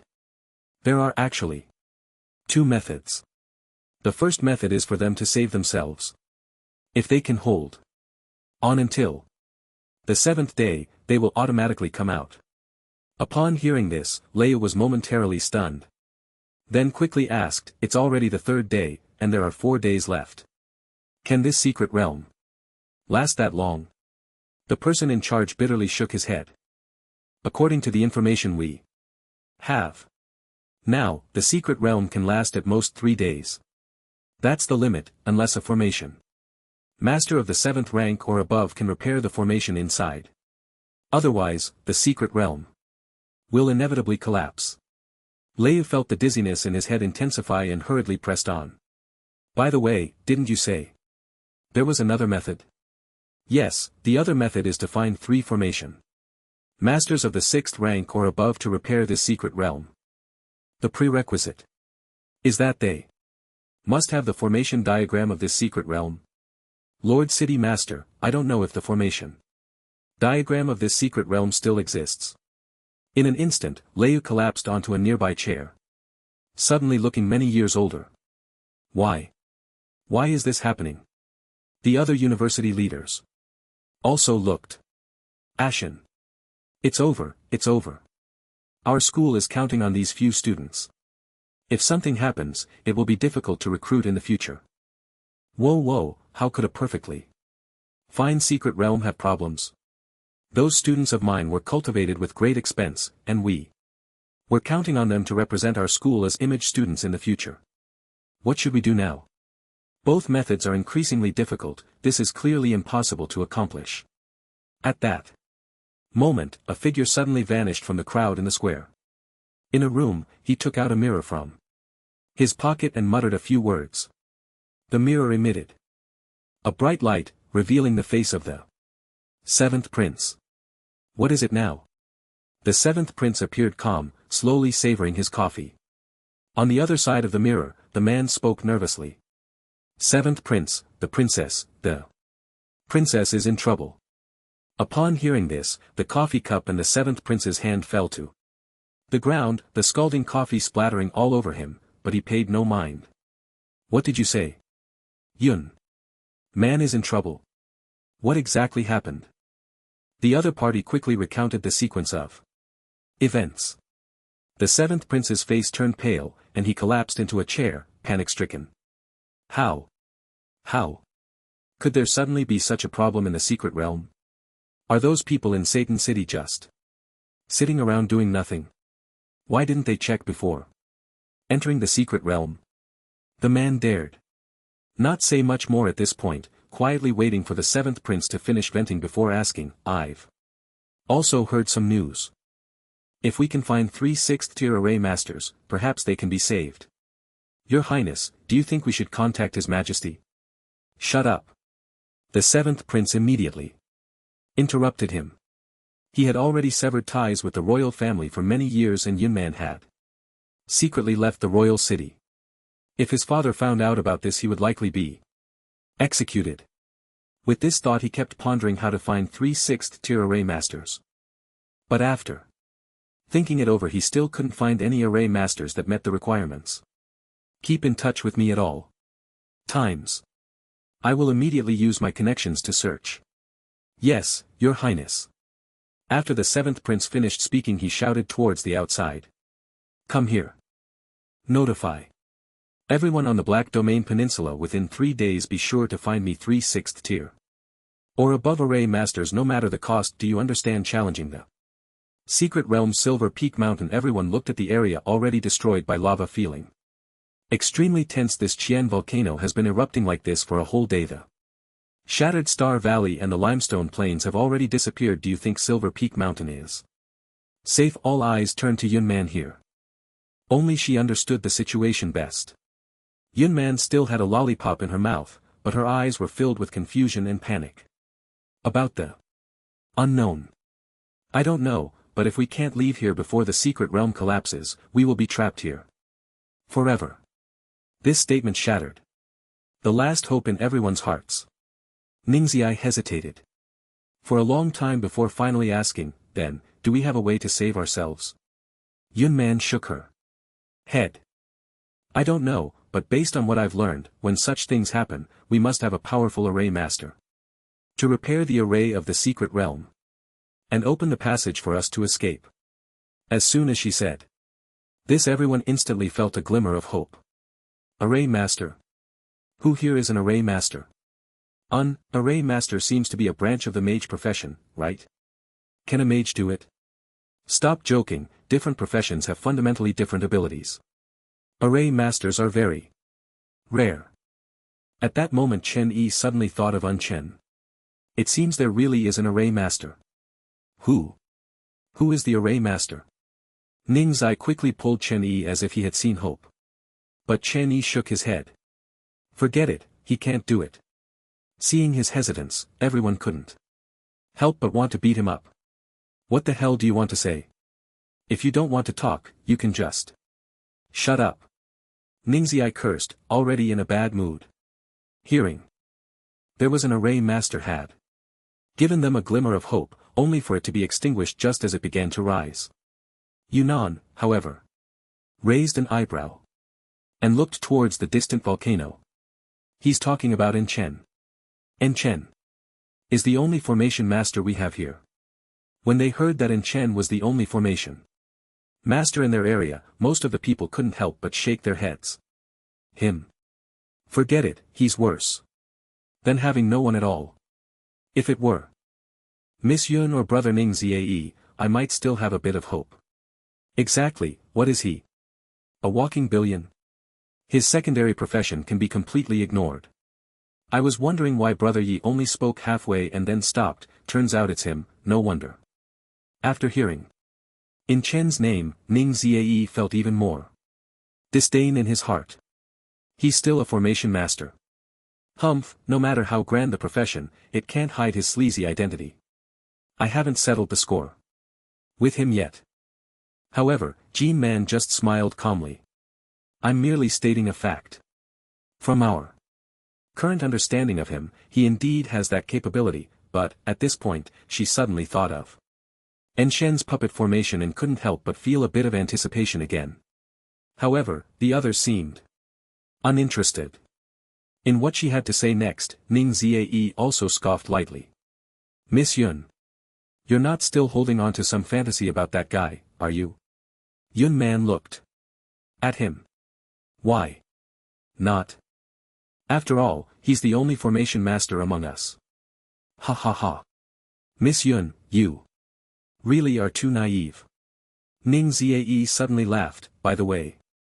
Just a reminder, it seems like. Besides Silver Peak Mountain, there aren't any other places to hide. Where do you think Inchen is right now? Seeing Yunman fall silent, Ning Ziae smirked. So, before you hold any hope for him, you might want to think about how he could survive in all this lava. Then, he led everyone to start setting up a defense plan at the mountaintop. After all, this was the only place they could hide, the wild monsters, trying to escape the volcanic lava had all rushed up this mountain. Therefore, what they should be worrying about now was how to fend off these newly arrived wild monsters. Yunnan watched Ningxiai's back. A hint of barely perceptible mockery flashing in her eyes. If Enchen ends up saving all of us, I'd like to see what you'll say. The lava river. No, it could no longer be called a lava river, it should be called a sea of lava. The boundless lava had covered everything in sight. Enchen had emerged from the mouth of the Xian Gui, standing on its broad back, feeling an unprecedented pressure. Although he didn't know the crisis that had arisen in the secret realm at this moment, he understood that the scene before him was no longer the difficulty one should expect in a secret realm challenge. Especially the mysterious Shen Gui beneath his feet made him realize that the secret realm had undergone a serious change. Why does it feel like the apocalypse has come? It's completely different from what I saw in the strategy guide. Could it be that a hidden dungeon has been opened? And Shen was somewhat at a loss, but there was no one around to ask. Looking at the rolling sea of lava around him, it seemed that besides the Chiyuan volcano in front of him, the only other thing left was Silver Peak Mountain, which he had passed through to enter. The Shingui continued to face the surging lava current slowly making its way toward the summit of the Chiyuan volcano. At this moment, the world was left with only two colors, the black sky shrouded in thick volcanic ash and the red reflected by the scorching lava. Sigh, I can't do anything and I don't understand why the Shirin Gui is heading toward the volcano's mouth. Is there something it wants to eat over there? Or does it have other needs? Just as he was pondering, the Shirin Gui had already brought him to the edge of the volcano. At this moment, the volcano was still violently spewing hot lava and the temperature in the air felt like it could melt a person. Einchen nervously stuffed a few fire-repelling pills into his mouth, which helped lower his body temperature significantly, but he still felt as if his hair was about to catch fire. As the Xian turtle approached the volcano's mouth step by step, Einchen saw a strange sight. In the crater of the Xian volcano, which resembled a kettle's mouth, he not only saw the rolling magma but also noticed something beneath it. Hiss, are those cavalry down there? This place is indeed bizarre. The Xian turtle crouched at the volcano's mouth, raised its head towards the sky, and let out a thunderous long howl. At that moment, an unusual phenomenon occurred. The few burly cavalrymen in the magma seemed to awaken, their eyes suddenly snapping open. Rays of brilliance shot directly from the magma pool, piercing the clouds. Then, one of the cavalrymen in the center suddenly drew his long sword and waved it towards the cave entrance. The 6 cavalrymen beside him instantly tightened their reins, and their warhorses leaped high. Rumble! Rumble! The earth emitted rhythmic tremors. Enshin watched in astonishment as these cavalrymen lined up and charged out of the magma pool, heading straight for him. Each of these cavalrymen was covered in magma flames rising from their bodies, and they appeared much larger than before flame night scene to scene. Enshin thought of a scene from a certain movie, however, before he could react. The ground beneath him suddenly shook violently a few times and Enshin slipped down. What the hell, Shin Turtle, are you messing with me? Get me to a safe place first. Hey, stop yet, no matter how much Enshin shouted. The Shin Turtle showed no response and continued to charge towards the flame knights. Fortunately, at a critical moment, Enchen quickly took out a dagger and stabbed it into the Shin Turtle's shell, preventing him from falling into the magma. Just as he was trying to catch his breath, A loud crash erupted above his head. A long knife struck fiercely against the shin turtle's shell, causing the accumulated rocks to tumble down. And Chen felt a surge of frustration, dodging the falling stones. At that moment, the shin turtle seemed to become agile, its sturdy limbs swinging back and forth, keeping the 7 flame knights at bay, while its tail swept back and forth, constantly pushing the enemies back. It was then that In Shan realized something. The Shuren turtle seems to intend to enter the volcano's mouth. These flame knights are actually the guardians of the volcano. In an instant, In Shan's previous confusion about the mission was completely cleared up. First, these flame knights were the bosses he had to deal with. Second, the treasure was inside this volcano. Moreover, there was something the Shuren turtle needed inside the volcano, which was why it willingly followed In Shan here. If that's the case, I really want to see what's inside this volcano. After figuring this out, En Chen encountered a fundamental problem. He was currently on the back of the Xian turtle, surrounded by boiling magma. No matter how good his ideas were, he needed the ability to reach the volcano's mouth. But it seemed that the difficulty was quite high. Not to mention that the Xian turtle was still some distance from the volcano's mouth. Just the fact that it was fighting those flame knights made it hard for him to protect himself. Damn! What should I do? En Chen's mind raced, and suddenly, an idea blossomed in his head. I wonder if the cloud probe has any effect on these flame knights. Let's give it a try. He directed the cloud probe towards the nearby flame knights. However, the system provided no prompts. Well, it seems I was overthinking it. These knights are clearly over 100 levels higher than me. Beyond the limits of the cloud probe. There was no other way, and Chen could only seek other methods to help the Xian Gui approach the volcano's mouth. At this moment, the battle between the Xian Gui and the flame knights was at a fever pitch, with both sides exchanging blows without a moment's respite. Although when Chen was hanging on the back of the Xian Gui, he could still feel its remarkable defensive capabilities. The hard shell had endured over a dozen strikes, yet it remained unbroken, showcasing its formidable defense. However, these flame knights were not to be underestimated. After a while of fighting, a sudden neigh of a horse rang out. And Chen, lying on the turtle shell, saw that the leading knight, who was noticeably taller than the other 6, raised his whip and suddenly, drew a crescent blade. Die, a roar echoed, shaking the very soul. The knight then grasped the reins with one hand while dragging the crescent blade with the other. The blade scraped across the lava-covered ground, igniting a spark. The Xian Gui was not to be outdone, and directly swung its massive tail towards the opponent. However, this time the knight easily dodged the tail, raising the crescent blade high and striking down towards the Xian Gui's head. Seeing this scene, En Xian's heart sank. Oh no! Something's going to happen. But with his own life in danger, he couldn't help at all. Crack! The fiery blade of the crescent knife sliced through the thick scales on the Xian Gui's neck, embedding itself deep within. Splash! Thick blood erupted from the wound. In an instant, En Shen, who was pinned down by a dagger, was instantly drenched in blood, leaving him dazed. Ah! The Xian Gui let out a mournful cry, its body tilting over. En Shen clung tightly to the dagger, watching as the Xian Gui's body flipped over, threatening to bury him in the lava. It is said that a person will unleash a powerful survival instinct just before death. En Shen felt that if he had such mental acuity and speed before his college entrance exams in his past life, he could have easily gotten into Tsinghua or Beida. The Xian Gui was massive, so it took a long time for its entire body to completely flip over. Seizing this moment, En Xian saw a glimmer of hope.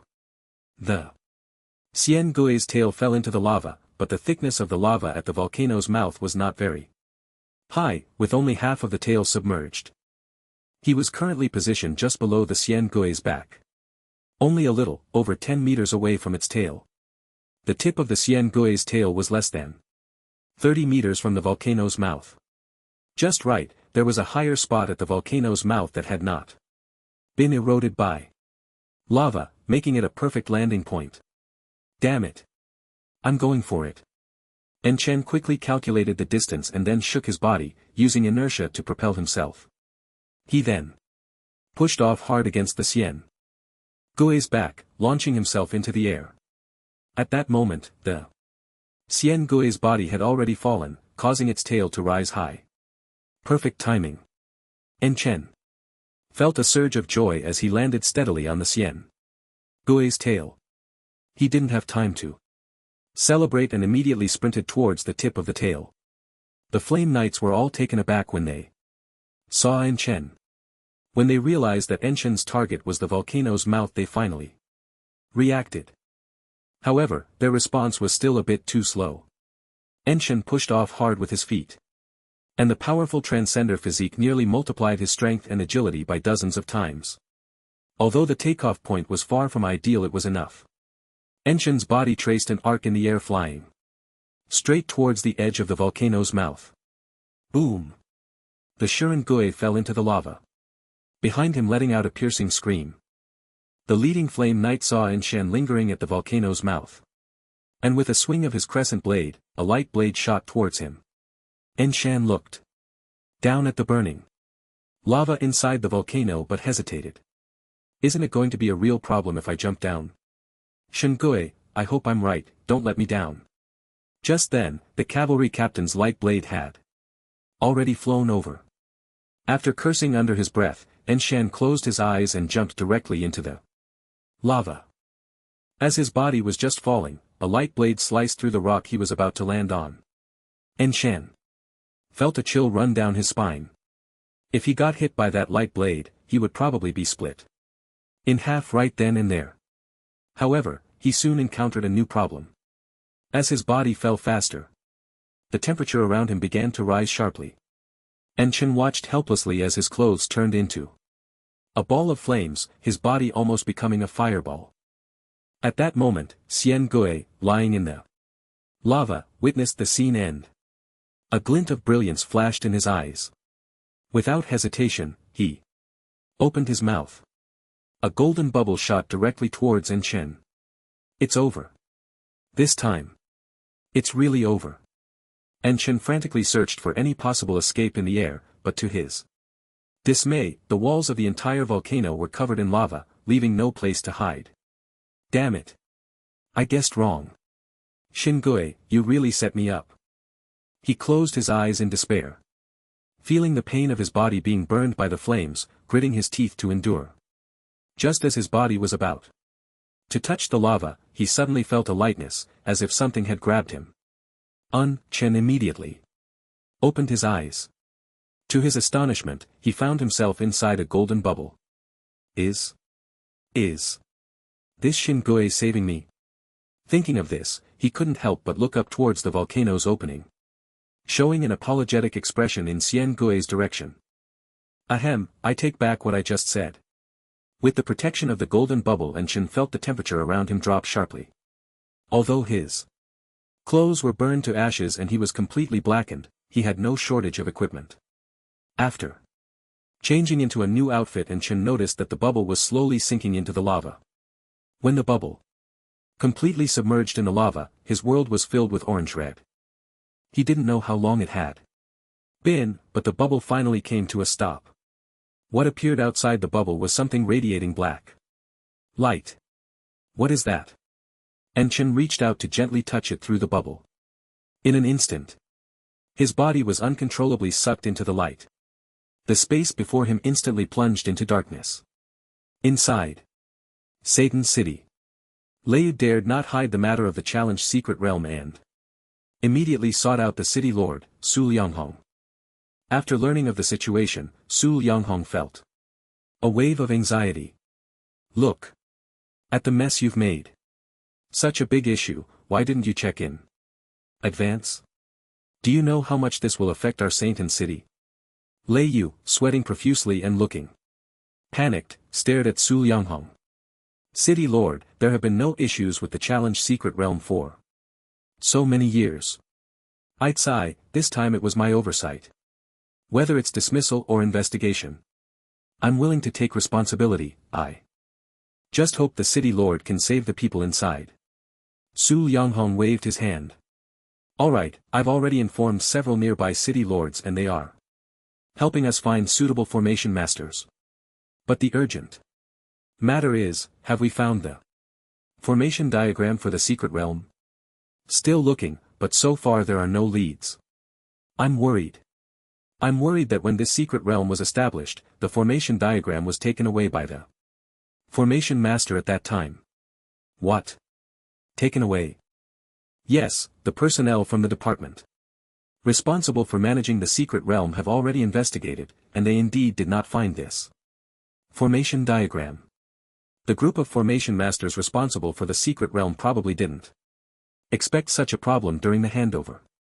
What about those formation masters? Gone on a journey.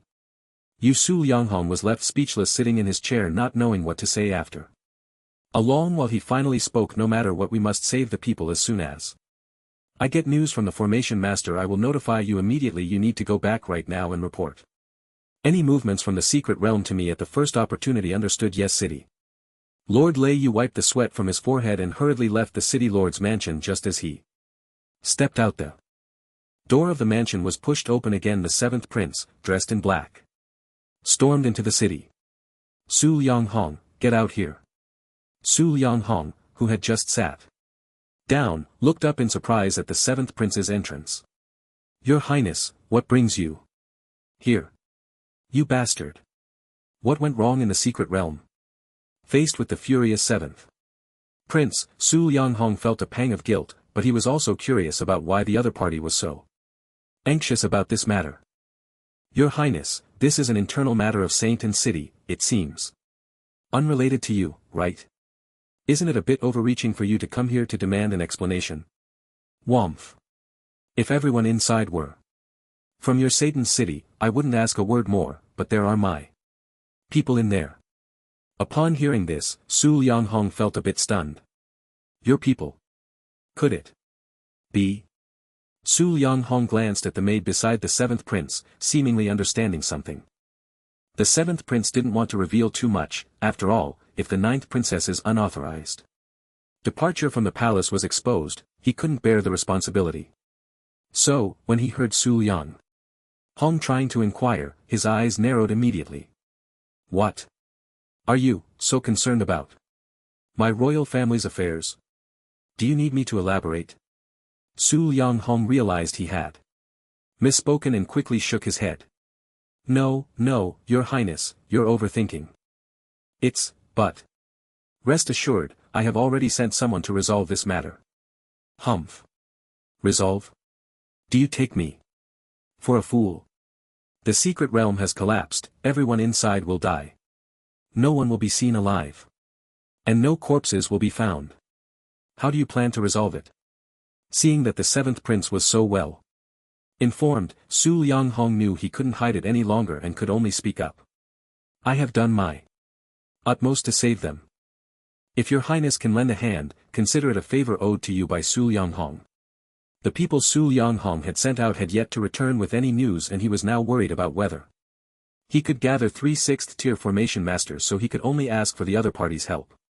The seventh prince sat on the city lord's throne with a dark expression. I have already found one formation master. And another is in seclusion, but I have notified him. The cost? I'll cover it. All expenses will be on me. Su Yonghong was overjoyed. He hadn't expected the seventh prince to find 2 formation masters so quickly, which significantly reduced his pressure. However, there was one more important matter he decided to tell the other party. After all, a paper can't wrap a fire. It might be better to speak up now. When the seventh prince heard that the formation diagram was missing, he was so furious that he drew his sword on the spot. Su Yonghong, how the hell are you the city lord? You can't even manage such an important matter. What else can you do? Su Yonghong knew he was in the wrong and didn't argue. The urgent matter now was to save people, he couldn't shirk responsibility. Your Highness, at this point, I still need your help. The seventh prince gritted his teeth and immediately shouted to the maid outside. Did you all hear that? Send the message back. To the Black Domain Peninsula, no matter the cost, find the relevant people for me. Yes, Your Highness. Then, the seventh prince glanced at Su Lianghong again. So far, how many people have died inside? The only good news is that no one has died. Xian Volcano. Although the Xiangui had suffered severe injuries to its neck, it still possessed formidable combat power. 7 Flame Knights continuously attacked. It trying to kill it, but the black turtle continued to rely on its tough, thick shell to withstand tons of damage. Finally, when the black turtle felt it could no longer hold out, its enormous eyes turned towards the volcano's mouth. Gritting its teeth, it pulled all 4 limbs, its head, and tail into its shell. Bang! A golden light instantly enveloped it. The leading flame knight, upon seeing the golden light, immediately waved his crescent blade at the other knights.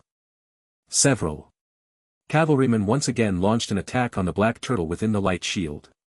However, this time their attacks were completely ineffective, all strikes were blocked outside the golden barrier. The sounds of battle echoed continuously on the volcano.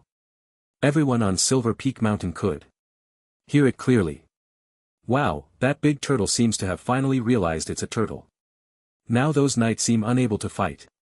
What I want to know more is, what are they fighting about? And where did they come from?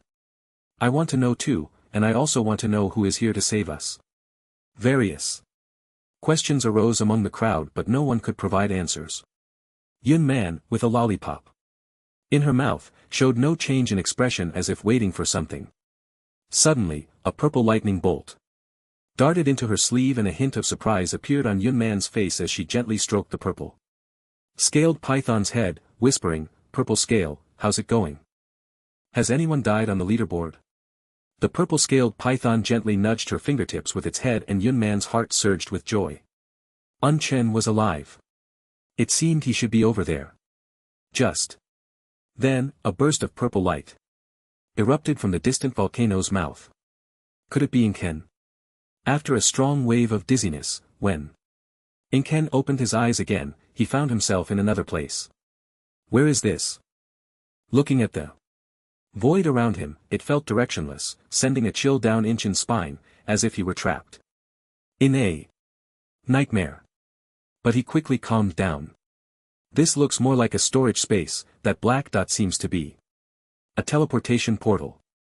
There must be good things inside, otherwise, those 7 flame knights wouldn't be guarding it, and the black turtle wouldn't have risked its life to charge in here. With that thought, he looked around but found nothing but the black space. It seemed he was at the midpoint of this space with no front, back, left or right, no up or down, and Chen took a deep breath and stepped forward 1 step, 2 steps, 3 steps. There were no issues, so when Chen began to quicken his pace, continuously moving forward, I want to see what secrets are hidden here. However, it felt like the path ahead had no end, and Chen walked for a long time but still found himself seemingly treading in place, surrounded by the same black space. In an instant, and Chen felt a shiver run down his spine. System, is this a treasure? Replying to the host, this is a storage space. And indeed it is the location of a treasure. Hearing the system's response, En Chen was momentarily stunned. Am I in someone else's storage space? After saying that, he looked around the black space and recalled how long he had been walking, feeling a wave of shock. I just walked for nearly an hour. Although, my speed isn't fast, that's definitely not a short distance. Such a large storage space. Is this really possible? His storage space was currently about 10 cubic meters. Every time he went out, it was almost always full, and he had always wanted to expand it. Although En Chen was now quite wealthy, he had never had the opportunity to expand his storage space. It wasn't that he didn't want to, but the prices were just too high. Moreover, in Sainton City, there is only one equipment shop that can expand storage space, but the price is outrageous. 100 million for 1 cubic meter. En Chen has never been one to be taken advantage of. So even though he had money, he didn't expand his storage space. Looking at the enormous storage space before him, En Chen couldn't help but Drool with envy. How much equipment and stuff would it take to fill such a large storage space? But there's nothing here, it's simply a waste. However, he then thought of another question. Wait. Didn't the system just say this is the location of the treasure, but there's nothing here? Only the owner of the storage space can see the items inside. Upon hearing this explanation, Enshin seemed to understand something. First, there is treasure in this storage space. Secondly, the reason he couldn't see these treasures is that this storage space does not belong to him, so he can't see it. And lastly and most importantly, these treasures might be honorless. Not being able to see them is just a matter of the storage space unrelated to the treasure itself. And Chen's heart stirred. Can't see them. I have the cloud probe. Why do I need to see them? After saying that, he closed his eyes and silently chanted cloud probe in an instant, and Chen felt the fluctuations within the space. It worked on Silver Peak Mountain. The volcanic ash had completely shrouded the sky within the entire secret realm. Even the sky above Silver Peak Mountain was covered in ash. A rain of volcanic ash began to fall, giving a sense of an apocalyptic world. Ningxia, along with a group of people, had blocked a batch of wild monsters trying to ascend the mountain, each one exhausted and sitting on the mountainside. However, when he patted his pocket, he realized that the water he had brought was already gone and the food had long been consumed. So he turned to the others and asked, "Does anyone have any food or water?" Everyone shook their heads helplessly. "When we came, we thought we could survive 7 days just with pills. Who knew this would happen? Now the pills are all used up. Yeah, the space in the storage is precious. Who would pack food and water in there? Everyone just brought life-saving items.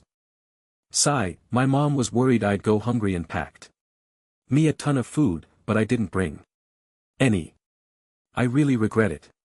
Seeing that everyone was in a worse situation than himself, Ningxia could only take out a pill. But after hesitating for a long time, he still didn't need it. "Senior brother, drink some water." Zhang Yin walked over from a distance, handing him a pink cup. Ningxia was taken aback, looking at Zhang Yin with surprise. "Zioin, I didn't expect you to have water." "That's great." Zhang Yin smiled awkwardly. I don't have much equipment. So I brought some snacks and water." Upon hearing this, the people around quickly gathered around. "Miss Zhang, can you share some water with me? Considering we all came down the mountain to fight monsters." "Yeah, the bottom of the mountain is all lava now, it's dried my throat out." "Just a sip, just one sip." "Miss Sang, I'm an injured person, give it to me, please." Before Ning Ziae could drink his water, he saw a group of people shamelessly crowding around, instantly feeling displeased. "What are you all thinking? Why didn't you bring anything when you came? Now you remember. Hurry up and leave. My junior sister doesn't have much water either, so don't even think about it." He, unhesitatingly, chased everyone away, then generously enjoyed the water in the bottle. He didn't know if it was because the cup had been used by Zhang Yin, but Ning Ziae felt the water was particularly sweet, even carrying a hint of a girl's fragrance. However, Zhang Yin's focus was not on this at the moment. She looked into the distance with worry. "Senior brother, do you think my grandpa and the others will come to rescue us?" Ning Ziae swallowed the water in his mouth and immediately replied. "Of course, he will definitely save us." Just as he finished speaking, an untimely voice chimed in. "He will certainly try to save us, but whether he can actually do it is another matter." Ning Ziae shot in annoyed glance at Yun Man, who was pouring cold water on their hopes. "If you don't speak, no one will take you for a mute." Yun Man calmly spat the stick of a lollipop onto the ground. "The golden shield of that turtle is about to disappear. I think if it dies, we might all be doomed." "What do you mean?" Ningxiai's expression tightened as he hurriedly asked, "Don't spread panic with your wild words. You need to have evidence when you speak. This is a special time, don't create chaos." Yun Man leisurely pulled out a paper tube from behind her and took out a very ancient parchment. "This is a study material I used before, which records some information about the mysterious turtle race. It mentions that the turtle race has existed for a very long time and is a top-tier beast used by many array masters to suppress secret realms. The divine turtle has a gentle nature and does not fight with foreign races if the secret realm it suppresses encounters problems. The divine turtle will actively repair it. However, once the divine turtle dies, the entire secret realm will be completely uncontrollable, either collapsing or developing uncontrollably. As soon as she finished speaking, the scene fell silent. Everyone's gaze unconsciously turned towards the distant Shuren turtle. Oh no, it seems the divine turtle's shield is about to give way. Boom! A crescent blade smashed down hard on the golden shield, and suddenly, the golden light dissipated. The massive body of the Xian turtle was directly exposed to the blade of the Flame Knight. Kill!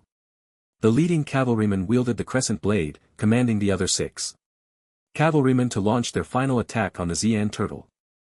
At that moment, the volcano behind them erupted even more violently.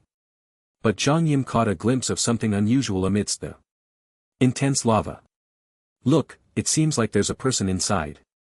And Chen was surprised to find that he had inadvertently pulled out an extraordinary artifact heart fragment of the beast god. This item is a heart fragment left behind after the fall of the ancient beast god. It is a one-time use item, and using it will grant 1/1000th of the beast god's peak power. Just as he finished reading this introduction and was about to use the cloud-seeking hand again, an unexpected event occurred. His body was uncontrollably sucked out once more. Come on, that's not fair. I just got one piece of equipment and you send me out. That's too much. And Chen kept complaining in his heart. The purpose of this item was self-evident. It was just short of telling him and the prompt that saving the world depended on himself. The darkness before him kept swirling, and finally a glimmer of light appeared. The brightness increased, turning into a sea of orange-red. Phew, I finally made it out alive. And Chen felt the power within him surging wildly, giving him the sensation of sitting in a custom-made mech, capable of unleashing devastating power with every move. Finally he felt himself soaring into the sky. Along with the lava erupting from the volcano, he first saw the full view of the Xian volcano, followed by the shattered Star Valley, the limestone plain, and the brilliant scenery within the Silver Peak Valley. However, as he soared into the sky, he also saw a strange sight. Oh, these people are still alive, lucky them. But it looks like their situation isn't too good. I wonder if they need help. Then, a loud crash came from beneath his feet. And Chen quickly looked down. He saw the golden shield covering the Xian turtle shatter under the blade of a Flame Knight. Then, the 7 cavalrymen uniformly drew their weapons, preparing to take down the Xian turtle. Seeing this scene, and shook his head. This won't do. Without the Xian turtle, how am I supposed to play? After saying that, he quickly changed direction, his whole beam flying down like a shooting star. Just as the knights were preparing to take down the Xian Gei, a beam of light came crashing down. In an instant, the scene was filled with splashing lava, raging winds, and a great fire ignited above the molten rock. The knight's assault was instantly neutralized. The Shengui slowly raised its head, looking at the floating In Chen above, its eyes filled with relief. Upon seeing In Chen, the expressions of the knights revealed a hint of murderous intent. The leading Flame Knight, wielding a crescent blade, slowly leveled his long knife, aiming it at the floating In Chen. You seek death. The voice was hollow, as if it came from hell. In the face of such a powerful opponent, In Chen, however, appeared calm, even casually picking his nose. TSK, you must be the hidden boss, right? I happen to have some free time today. So let's practice on you. You go first, right? The opponent did not continue speaking but suddenly twisted his arm holding the crescent blade, sending a beam of light flying straight towards In Chen's head. Watching the incoming light blade, In Chen seemed very composed, even lazily stretching his body. Bang! The light blade plunged directly into In Chen's body, but it was as if a mud cow had entered the sea, making no sound at all. In Chen looked down at his stomach, a faint smile appearing at the corner of his mouth. Is that it? The knight opposite clearly realized In Chen's strength and immediately tugged at the reins. The warhorse beneath him took 2 steps back, appearing somewhat nervous. Then, he placed one hand behind his back and continued speaking. It seems, you have obtained the treasure, so please do not interfere in our grievances with the divine turtle. Hearing this, and Shin shook his head. Sorry, the divine turtle is my mount, you can't touch it. The knight's expression darkened. So there's no room for negotiation. And Shin smiled lightly, directly stepping forward towards the opponent in the void. When he was about 100 meters away, and Shin stopped and looked at the sneaky knights. Up to some tricks. After saying that, he raised his hand and gently clenched it, a satisfied smile on his face, then let the show begin. The leading knight clearly would not waste such an opportunity and immediately waved his hand. Kill. The roar soared into the sky, shaking the heart. But moments later, the scene was left with only its echo reverberating in the mountains, with no movement behind.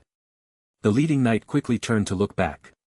However, when he saw that all the weapons in the knight's hands had disappeared, he stood there in a daze for several seconds before reacting. Chen revealed a brilliant smile. TSK TSK TSK, it seems your preparations weren't very good. Since you won't make a move, I won't hold back. After saying that, Chen slowly raised his hands. In an instant, a swirling wind circle appeared between his hands. However, the small wind circle surprisingly absorbed all the surrounding flames. As the flames entered, the wind circle changed from a silvery white to a crimson red.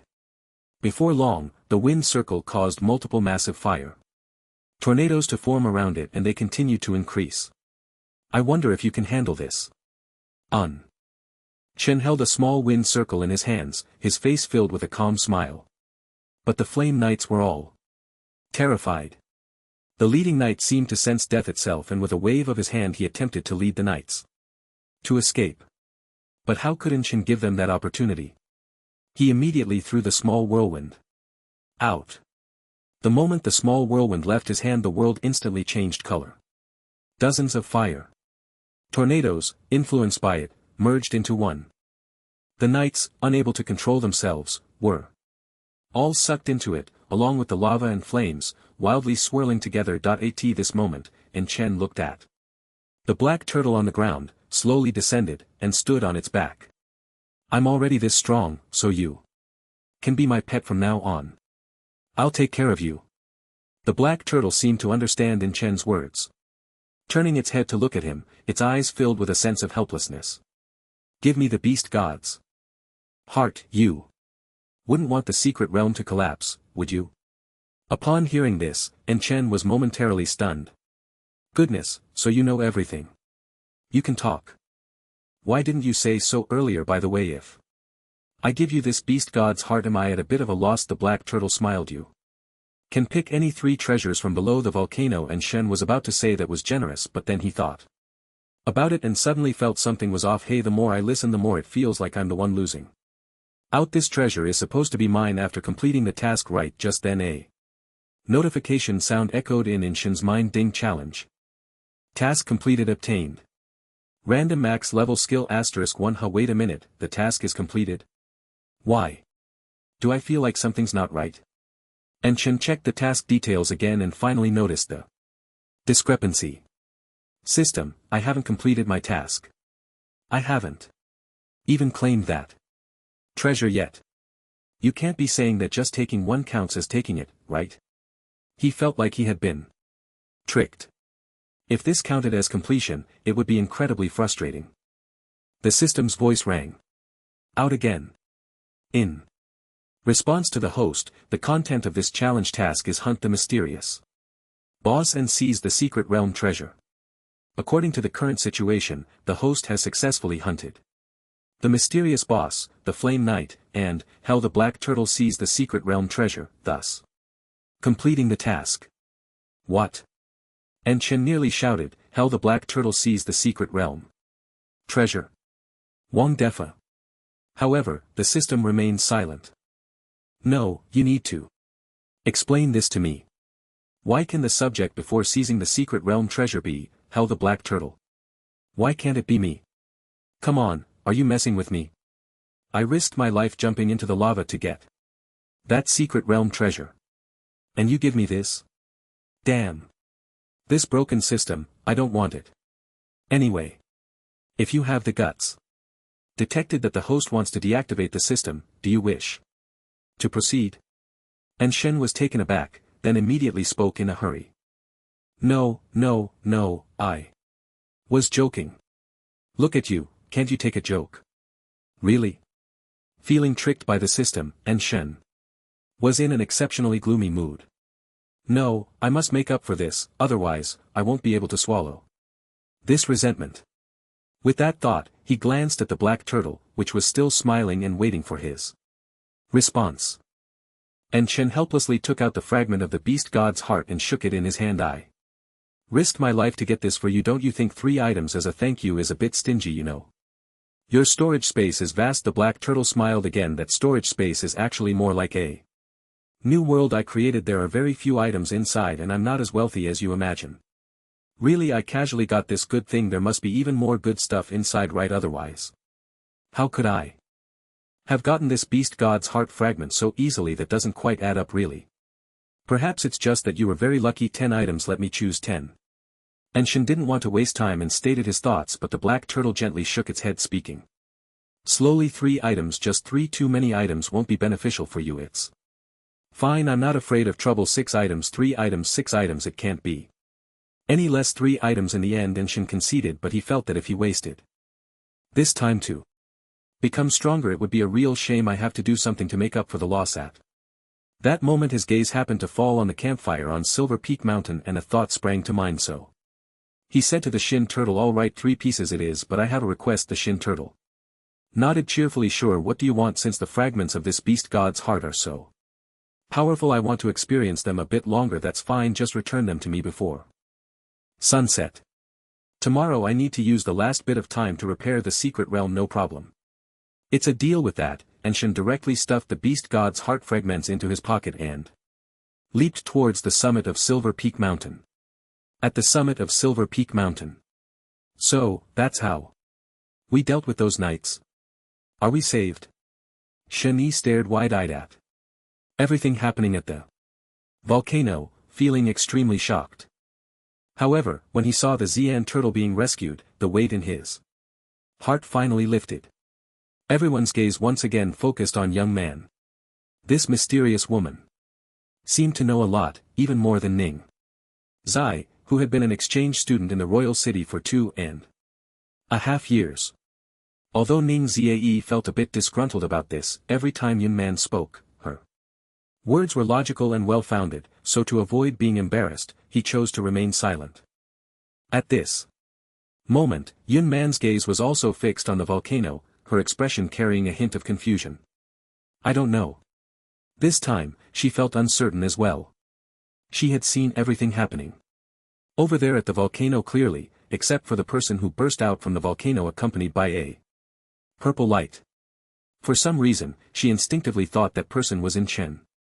But after careful consideration, she felt it was unlikely after all, and Shen's current strength was evident, and it was impossible for him to have the capability to hunt down those knights. But since the other party was still alive, where could he have gone? Just then a familiar voice seemed to appear in her ear. Hi Miss Yun, long time no see. Hearing this, Yun Man's body jolted and she quickly turned around but found no one there, yet that man's voice was simply too familiar. Just as she was about to speak, in Shen's voice came again, Shu, don't say anything yet. Just maintain the current state, don't let anyone notice anything. Yun Man bit her lip, pretending to think, but inside she was extremely shocked. The method of sound transmission was considered a very advanced universal skill, something ordinary people could hardly obtain, but In Chen could use this ability so effortlessly. Who exactly was this guy? Just as she was puzzled, In Chen's voice gently floated into her ear, Miss Yun, how about we meet and talk? I'll wait for you at the foot of the mountain. Yun Man was about to refuse, but not wanting to expose herself, she ultimately remained silent. Looking around, Yun Man hesitated for a moment before finally standing up. I need to go down for a bit, none of you follow me. With that, she stood up and headed down the mountain. The foot of the mountain was teeming with wild monsters, and to protect herself, Yun Man had no choice but to release the purple scale python. Finally, under the protection of the purple scale python, Yun Man safely made it to the foot of the mountain. Just as she was about to look For In Chan, a lazy voice came from behind her. Miss Yun, you finally made it. Yun Man was taken aback and turned around to see In Chan munching on an apple. When did you arrive? Why didn't I notice you? In Chan finished the last bite of the apple and casually tossed the core aside. Maybe you were too nervous on the way. Looking at In Chan's relaxed demeanor, Yun Man had so many questions she wanted to ask but she didn't know where to start. However, before she could speak, In Chan spoke up first. Miss Yun, actually, I came to find you this time to discuss a collaboration. Collaboration? Yes, cooperate with me, let's save people. Upon hearing In Chan's words, Yun Man felt that he seemed less like someone there to save lives and more like someone brewing a grand conspiracy. She looked at In Chan with a face full of suspicion. You don't look like you're here to save anyone, you look more like you're here to kill. If you're already this powerful, why not just do it directly? In Chan shook his head seriously. Why would I want to kill anyone? I'm really here to save people, really more real than gold. Alright then, tell me your plan. And Chan beckoned with his finger and Yun Man reluctantly leaned in to listen. After hearing his plan, Yun Man's eyes widened in shock. You, this is too well, you know. And Chan shrugged. I can't just save people for free, you're familiar with them, so this matter is up to you. When the time comes, I'll give you 100 pieces of equipment of purple quality or above plus a set of beast tamer techniques. Okay, it's a deal. Chun-Yi and a group of people climbed up from the mountain, all of them already exhausted. However, before he could even sit down, he froze in place. You're not dead. Seeing In Chan and Young Man coming up together, he was instantly shocked. In Chan grinned and waved at Chun-Yi. Long time no see. But looking at you guys, it seems like things haven't been going well. Looks like you've had a rough couple of days. When Chun-Yi realized that In Chan was mocking him, the pent-up hatred he had couldn't be contained any longer. He immediately grabbed his sword, disregarding his fatigue, ready to teach In Chan a lesson. However, In Chan was no longer the same In Chan from before. With the shard of the beast god's heart, In Chan could now kill those flame knights in an instant. Dealing with Chun-Yi, he might not even need to move to defeat him. But Jin Man coldly looked at Chun-Yi and reminded him, Chun-Yi, if you kill In Chan, we will all be stuck here forever. After her words, Chun-Yi was so frightened that he quickly stopped, not caring that the powerful force might injure himself. The sword halted less than 10 centimeters from In Chan's face. In Chan wore a charming smile. Are you scared, young Master Chen? Come on, an eye for an eye, a tooth for a tooth. Today I'm giving you a chance, next time, it might not be so easy. Chen-Yi resentfully lowered his sword, rubbing his arm that had been hurt from forcibly stopping his attack, glaring at Yun Man with a hint of anger. Is what you said true? Can he really take us out? Yun Man nodded. That's right, he is the only one who can take us away. At that moment, the people on the mountain learned that In Chan had returned, and they all curiously rushed over. When they heard Yun Man say that In Chan was the only one who could take them away, skepticism and mockery filled their hearts. Him? How can he take us out? True, he has managed to escape so far, so he must have some skills, but this is a secret realm, a separate little world. Can he really handle that? Miss Yun, this doesn't make sense. He's just a second-tier assassin, even if his second-tier profession is a formation master. What good does that do? Why don't you tell us how he plans to take us out? Of course, he must at least have some convincing abilities, like strength or something else. Facing the various doubts and mockery from the crowd, And Chen merely smiled calmly. He had already anticipated their reactions when he arrived. This was also why he needed to finding man to cooperate with him first. At that moment, the crowd suddenly parted to make way. Ning Ziae, accompanied by Zhang Yin, approached him. Chen, you've got some guts to come out. Don't you know we all want to kill you? He looked In Chen up and down, a hint of surprise flashing in his eyes, then continued to ask, by the way, how did you survive? Why didn't we see you on the mountain?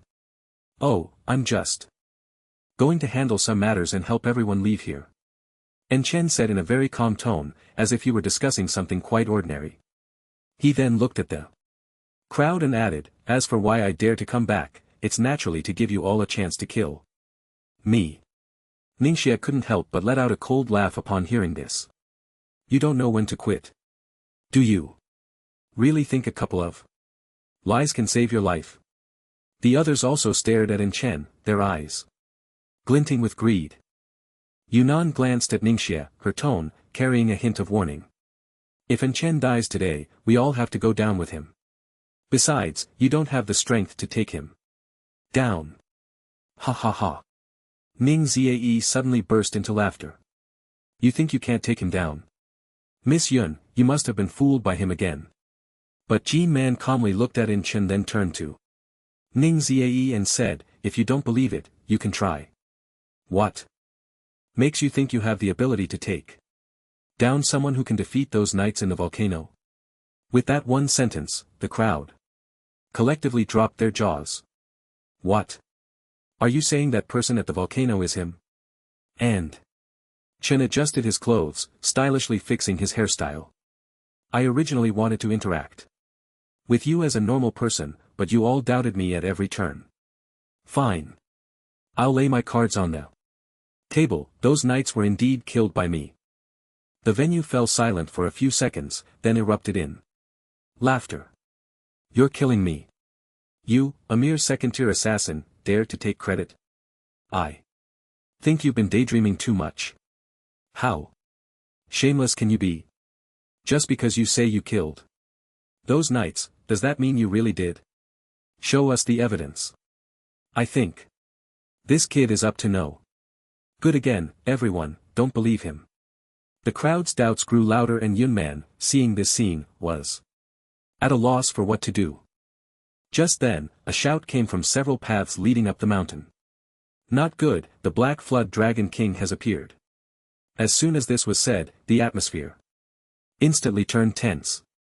Ningzhe frowned and looked coldly at Enchan. Humph. We'll settle the score with you after we deal with the Black Flood Dragon King. With that, he waved his hand. Everyone follow me. The Black Flood Dragon King is a 4th-tier boss, we must unite to have a chance to take it down. The crowd no longer cared about whether Chen's abilities were real or not, and they all followed Ning Ziae down the mountain. Watching everyone leave, Yunman finally turned to Chen and said, these people are no longer so easy to fool. I think, should we change our plan? Chen glanced at her. Does Miss Yun feel any pressure? She rolled her eyes. Of course I feel pressure. Who knows, after this collaboration, I might end up on the bounty leaderboard in Satan City. Hey, what are you afraid of? If anything goes wrong, I've got your back. Do you still doubt my strength? Who knows? If you really can, it would be best to prove your strength so I can feel at ease. And shut those people up. Otherwise, it might be very difficult to carry out your plan. At that moment, Ningxia and his group reached the mountainside and encountered the Black Flood Dragon King. Facing the dragon, which was dozens of meters long and emanating dark energy, everyone's legs felt a bit weak. Ningxia immediately drew his sword. Warriors, form a shield in front to absorb damage. Mages and archers, stay in the back for ranged attacks. We must take this guy down. With that, he led a group of heavily armored warriors straight toward the Black Flood Dragon King. The Black Flood Dragon King was a 4th-tier boss, incredibly powerful even. The layer of black skin on its body was beyond the penetration of ordinary weapons. Moreover, everyone entering the secret realm was at 2nd-tier strength, leaving a nearly 200-level gap between them and the Black Flood Dragon King, making the disparity in power too great when Ningxia's full-strength sword strike failed to leave a single scratch on the scales of the Black Flood Dragon King. The others immediately felt a sense of retreat. Soon after, the Black Flood Dragon King swung its tail directly at him. And Ningxia couldn't react in time, getting sent flying. Watching Ningxia, who lay heavily injured on the ground, the defenses in everyone's hearts were completely shattered. Run. The Black Flood Dragon King is not something we can handle at all. This is completely over. If it were our peak period, we might have had a fighting chance, but now we can't even put up a fight. Xingyan stepped forward to help Ningxia with his injuries, while the others were utterly unable to fend off the Black Flood Dragon King's assault. In an instant, the Black Flood Dragon King scattered everyone, and the crowd began to collapse in panic. Ningxia spat out a mouthful of blood, feeling a chill in his heart. It's over. Once the Black Flood Dragon King goes up the mountain, we can only hide at the foot of the mountain. Come back. Block the Black Flood Dragon King. But no one paid any attention to his words, everyone was focused on escaping, fearing that if they were even a moment late, they would die here. Just then, a voice suddenly came from afar. Do you need my help? Zhang Yin was taken aback and turned to see In Chen walking towards them. Yun Man stood in front of In Chen, arms crossed, still sucking on a lollipop, and teasingly glanced at Ning Ziayi. Oh dear, you, a second-tier assassin, are just causing trouble. Really, Ning Ziayi is an exchange student from the royal city, and if he can't do it, how could you possibly manage? Cough. Cough. A man, how can he say he can't do it? In Chen looks seriously at Ning Ziayi, right, senior brother Ning? Ning Ziayi was so angry. His face turned green. Despicable. Do you only jump in when others are injured? Why didn't you make a move when we were dealing with the boss just now? You only know how to stand by and make sarcastic comments. What right do you have? En Chen shrugged. It's not that I didn't want to help, but you all don't believe in me. My sincere heart is a testament to heaven and earth. Xingyin finally couldn't hold back any longer. En Chen, we won't hold the previous matters against you, but can you at least show some compassion? We're fighting desperately against monsters and you don't appreciate it. Why come here to mock us? Mock you? Hey, you need to provide evidence when you speak. When have I mocked you? I'm just here to help. Upon hearing this, Zhang Yin was momentarily stunned. What? Help us? Ning Ziayi let out a cold laugh. Junior sister, you can't trust this person, he isn't that kind-hearted. Yun Man sighed, and Shen, I've told you long ago, these people won't appreciate it. Let's go. My purple scales are still hungry, you promise to get me some snacks for my purple scales. Got it, don't rush me. By the way, where did that Black Flood Dragon King run off to? Ning Ziayi turned his face away, not wanting to engage with Inzhan. Zhang Yin pointed in the direction behind them. If you really want to help, hurry and get the people on the mountain down. The Black Flood Dragon King took a bunch of wild monsters up the mountain. They must be worried about falling into the lava, so they want to take the peak. After saying this, Zhang Yin helped Ning Ziayi up and started walking towards the mountain. Yin Man urged, they're slow. Let's head up the mountain first. Don't look back. And let someone steal the snacks for my purple scales. En Chen glanced at Zhang Yin and Ning Zai, then we'll go ahead watching the backs of En Chen and Yun Man. Ning Zai earnestly said to Zhang Yin, junior sister, some people just like to put on an act, you need to keep your eyes open from now on. Zhang Yin nodded, got it senior brother. Then Ning Zai continued to watch En Chen and Yun Man's figures, saying, if you don't believe me, just watch, those two are definitely putting on a show, and once they reach the mountain they'll run away just like everyone else. Zhang Yin didn't respond this time because she sensed an incredibly strong confidence from En Chen, which didn't seem like an act at all.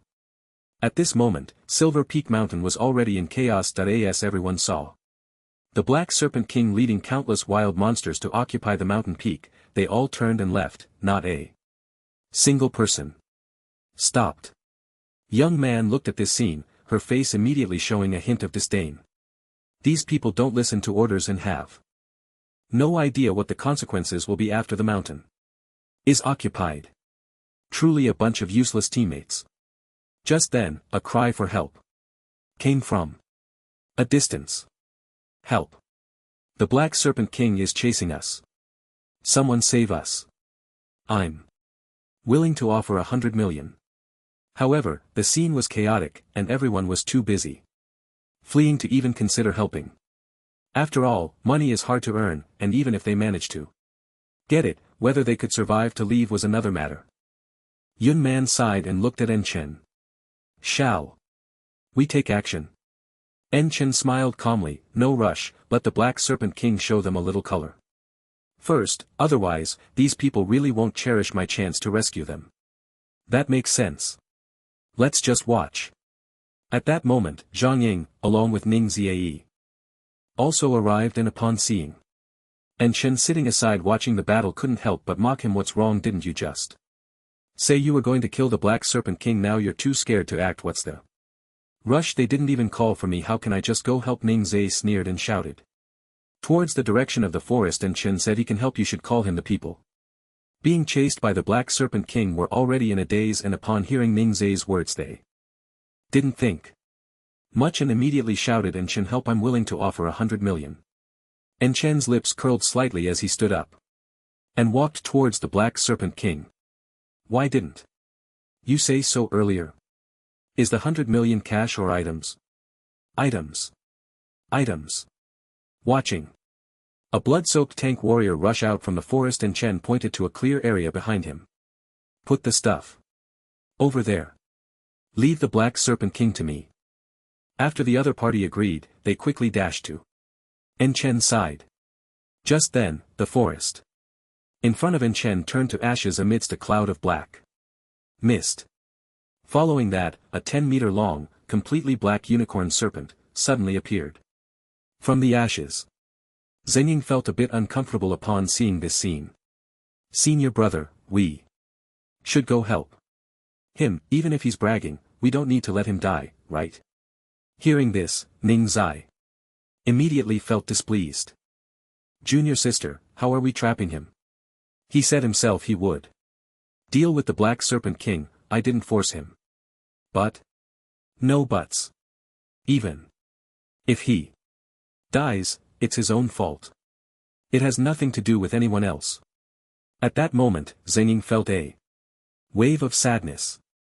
When she saw Enchen in the distance, she couldn't help but recall the vow she made before the statue after becoming a priest. A priest is essentially a doctor among the job changers. Saving lives is one's responsibility, but today she was to become an accomplice. She felt a bit choked up. But Ning Ziae was resolute, and she felt her attempts to persuade him were futile. So she approached Yun Man. Mississippi Yun, you should quickly call Enchen back. There's no need to lose his life for the sake of pride. After hearing this, Yun Man couldn't help but smile.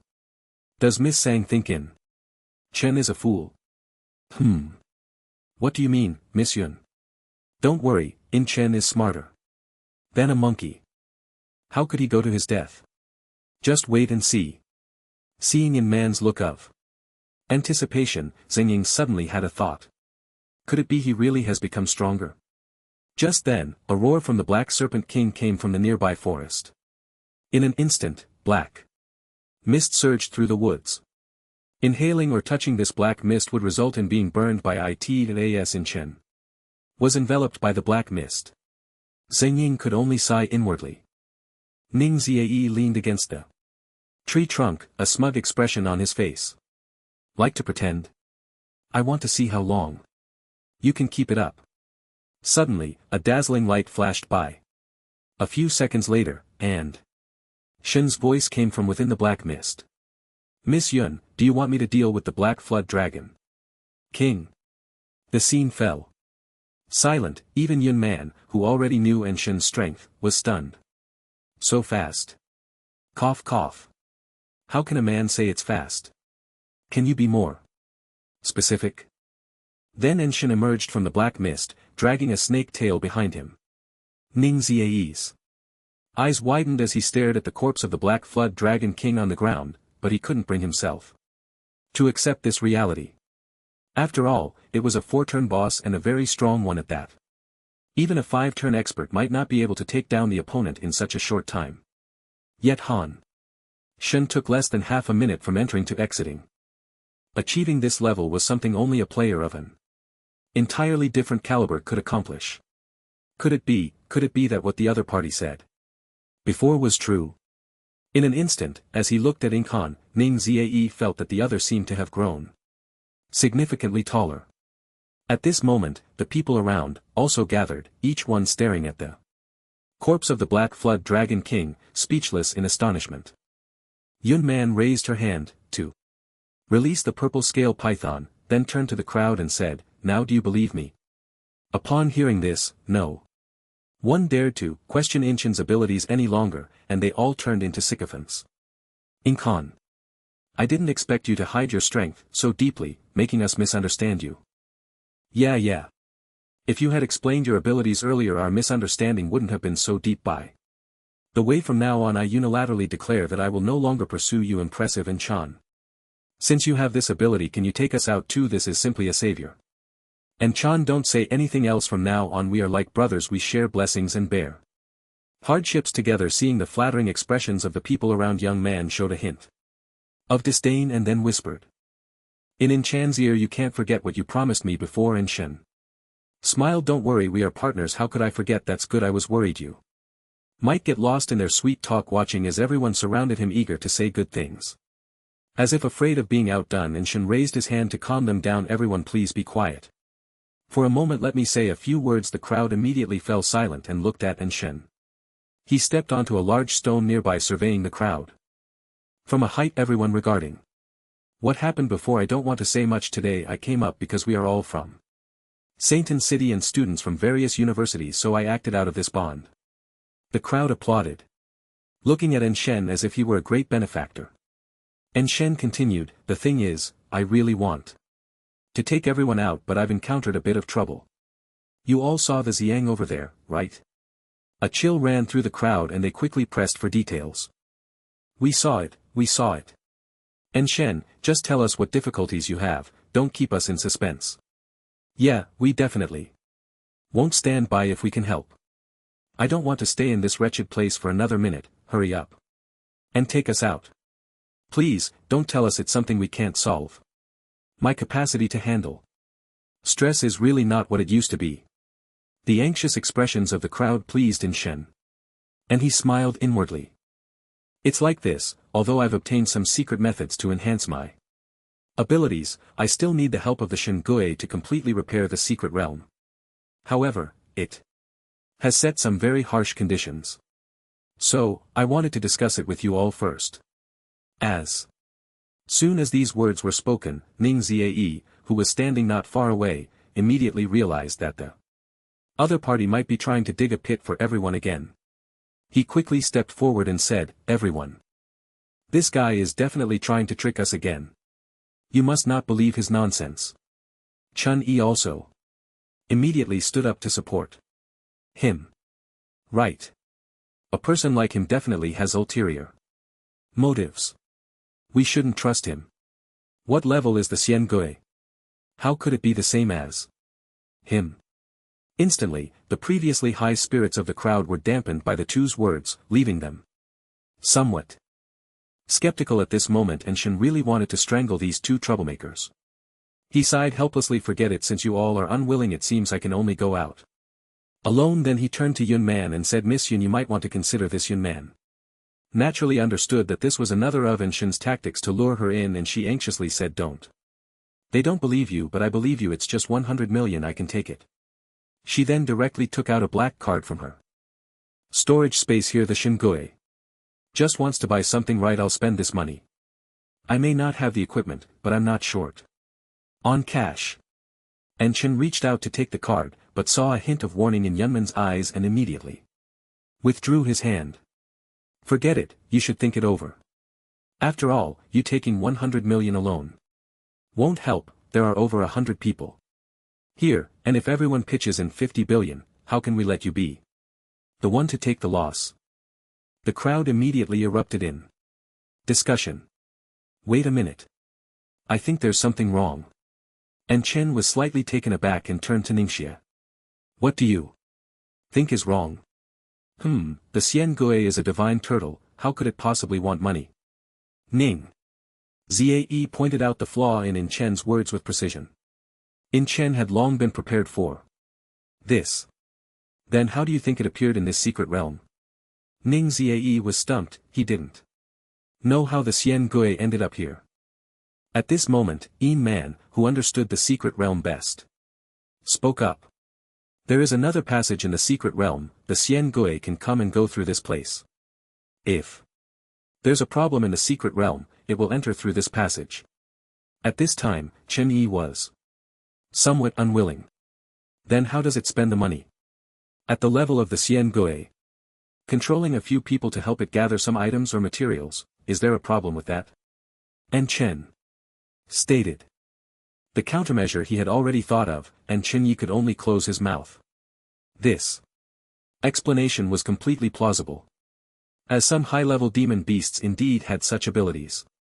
And Chen then looked at the time and said, forget it, since you all are unwilling to go out, I won't waste any more time with you. You all can decide for yourselves. With that, he turned to leave. This moment everyone felt very conflicted. After all, 50 billion was not a small amount. The key now lay with Ningxia. Ningxia was a standout among the younger generation in Shangyan City, and many people's eyes naturally focused on him. Moreover, no one wanted to be the one to take the loss, and the first to step up would naturally be the one to take the hit. Ningxia also knew that this was a pit he had to step into, but he couldn't produce evidence to convince everyone. Everyone looked at him eagerly, and this pressure made him feel quite uncomfortable. At this moment Xingyan suddenly whispered to him, senior brother, agree to it, let's survive first, as for whether it's true or not we'll know once we go out in the end. Ning Zhe sighed and nodded, calling out to N Chen, who had already walked quite far away, wait, I think this time I can trust you once. I hope you won't deceive us. N Chen turned his head, looking at Ning Zhe with a beaming smile. Don't worry, I'm a very honest person. Now why don't you organize the collection of the money? Seeing in Chen's smile, Ning Zhe realized he had been tricked again. This guy was truly despicable. Moreover, he had handed over the thankless task of collecting the money to Ningxia. Was he trying to drag him into becoming an accomplice? What was even more infuriating was that he wasn't gaining any benefit from this. It was as if he had been sold and was now counting the money for someone else. What a pure fool. Thinking of this, he wanted to expose the other scheme on the spot, but after a moment's thought, he felt it would be pointless. And Chen's strength was already evident. He could have simply taken the money, yet he insisted on concocting such an absurd reason to collect it. What was more frustrating was that he had to beg the other party. Just thinking about it made him feel exhausted. So Ningxia sighed and nodded at the crowd. You all heard it. 50 billion. Let's split it. Upon hearing this, everyone lowered their heads in silence. Seeing their expressions, Ningxia felt a surge of anger. Were they trying to make him the scapegoat? Ridiculous. How could a distinguished exchange student from one city be a scapegoat? Not speaking means you don't want to leave, right? In that case I won't chat with you any longer. Those who want to leave, follow me. We'll find a way to gather the 50 billion. If you don't want to, stay here. I'll wait for you up there.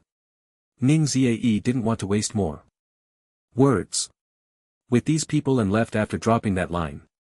Although 50 billion sounded like a lot, it wasn't impossible for him to come up with it. However, this was about his face, and he naturally couldn't do it. Nor was it necessary. Soon, a few people followed Ning Ziae out.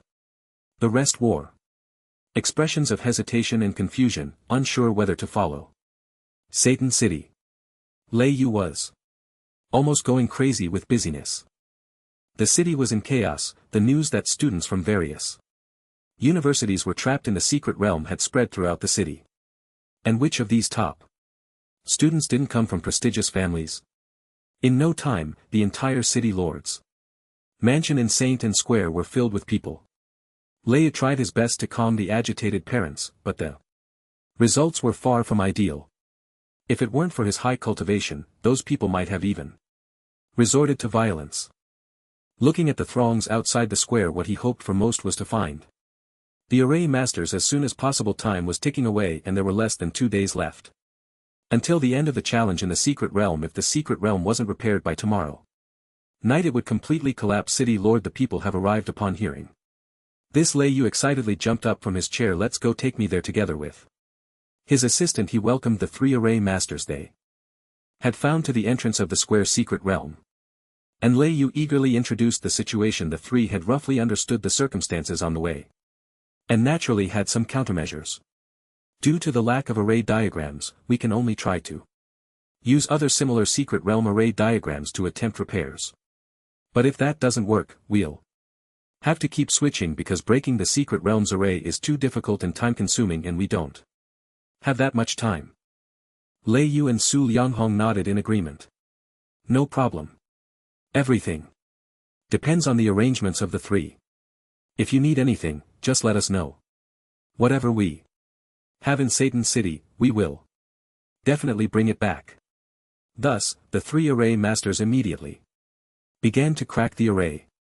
Meanwhile, not far away, in an upper room, the 7th prince, dressed in a black robe, wore a gloomy expression. Is there any news from the palace? A person behind him immediately replied, reporting to your highness, the palace is still as usual, with no special movements. Then keep an eye on it.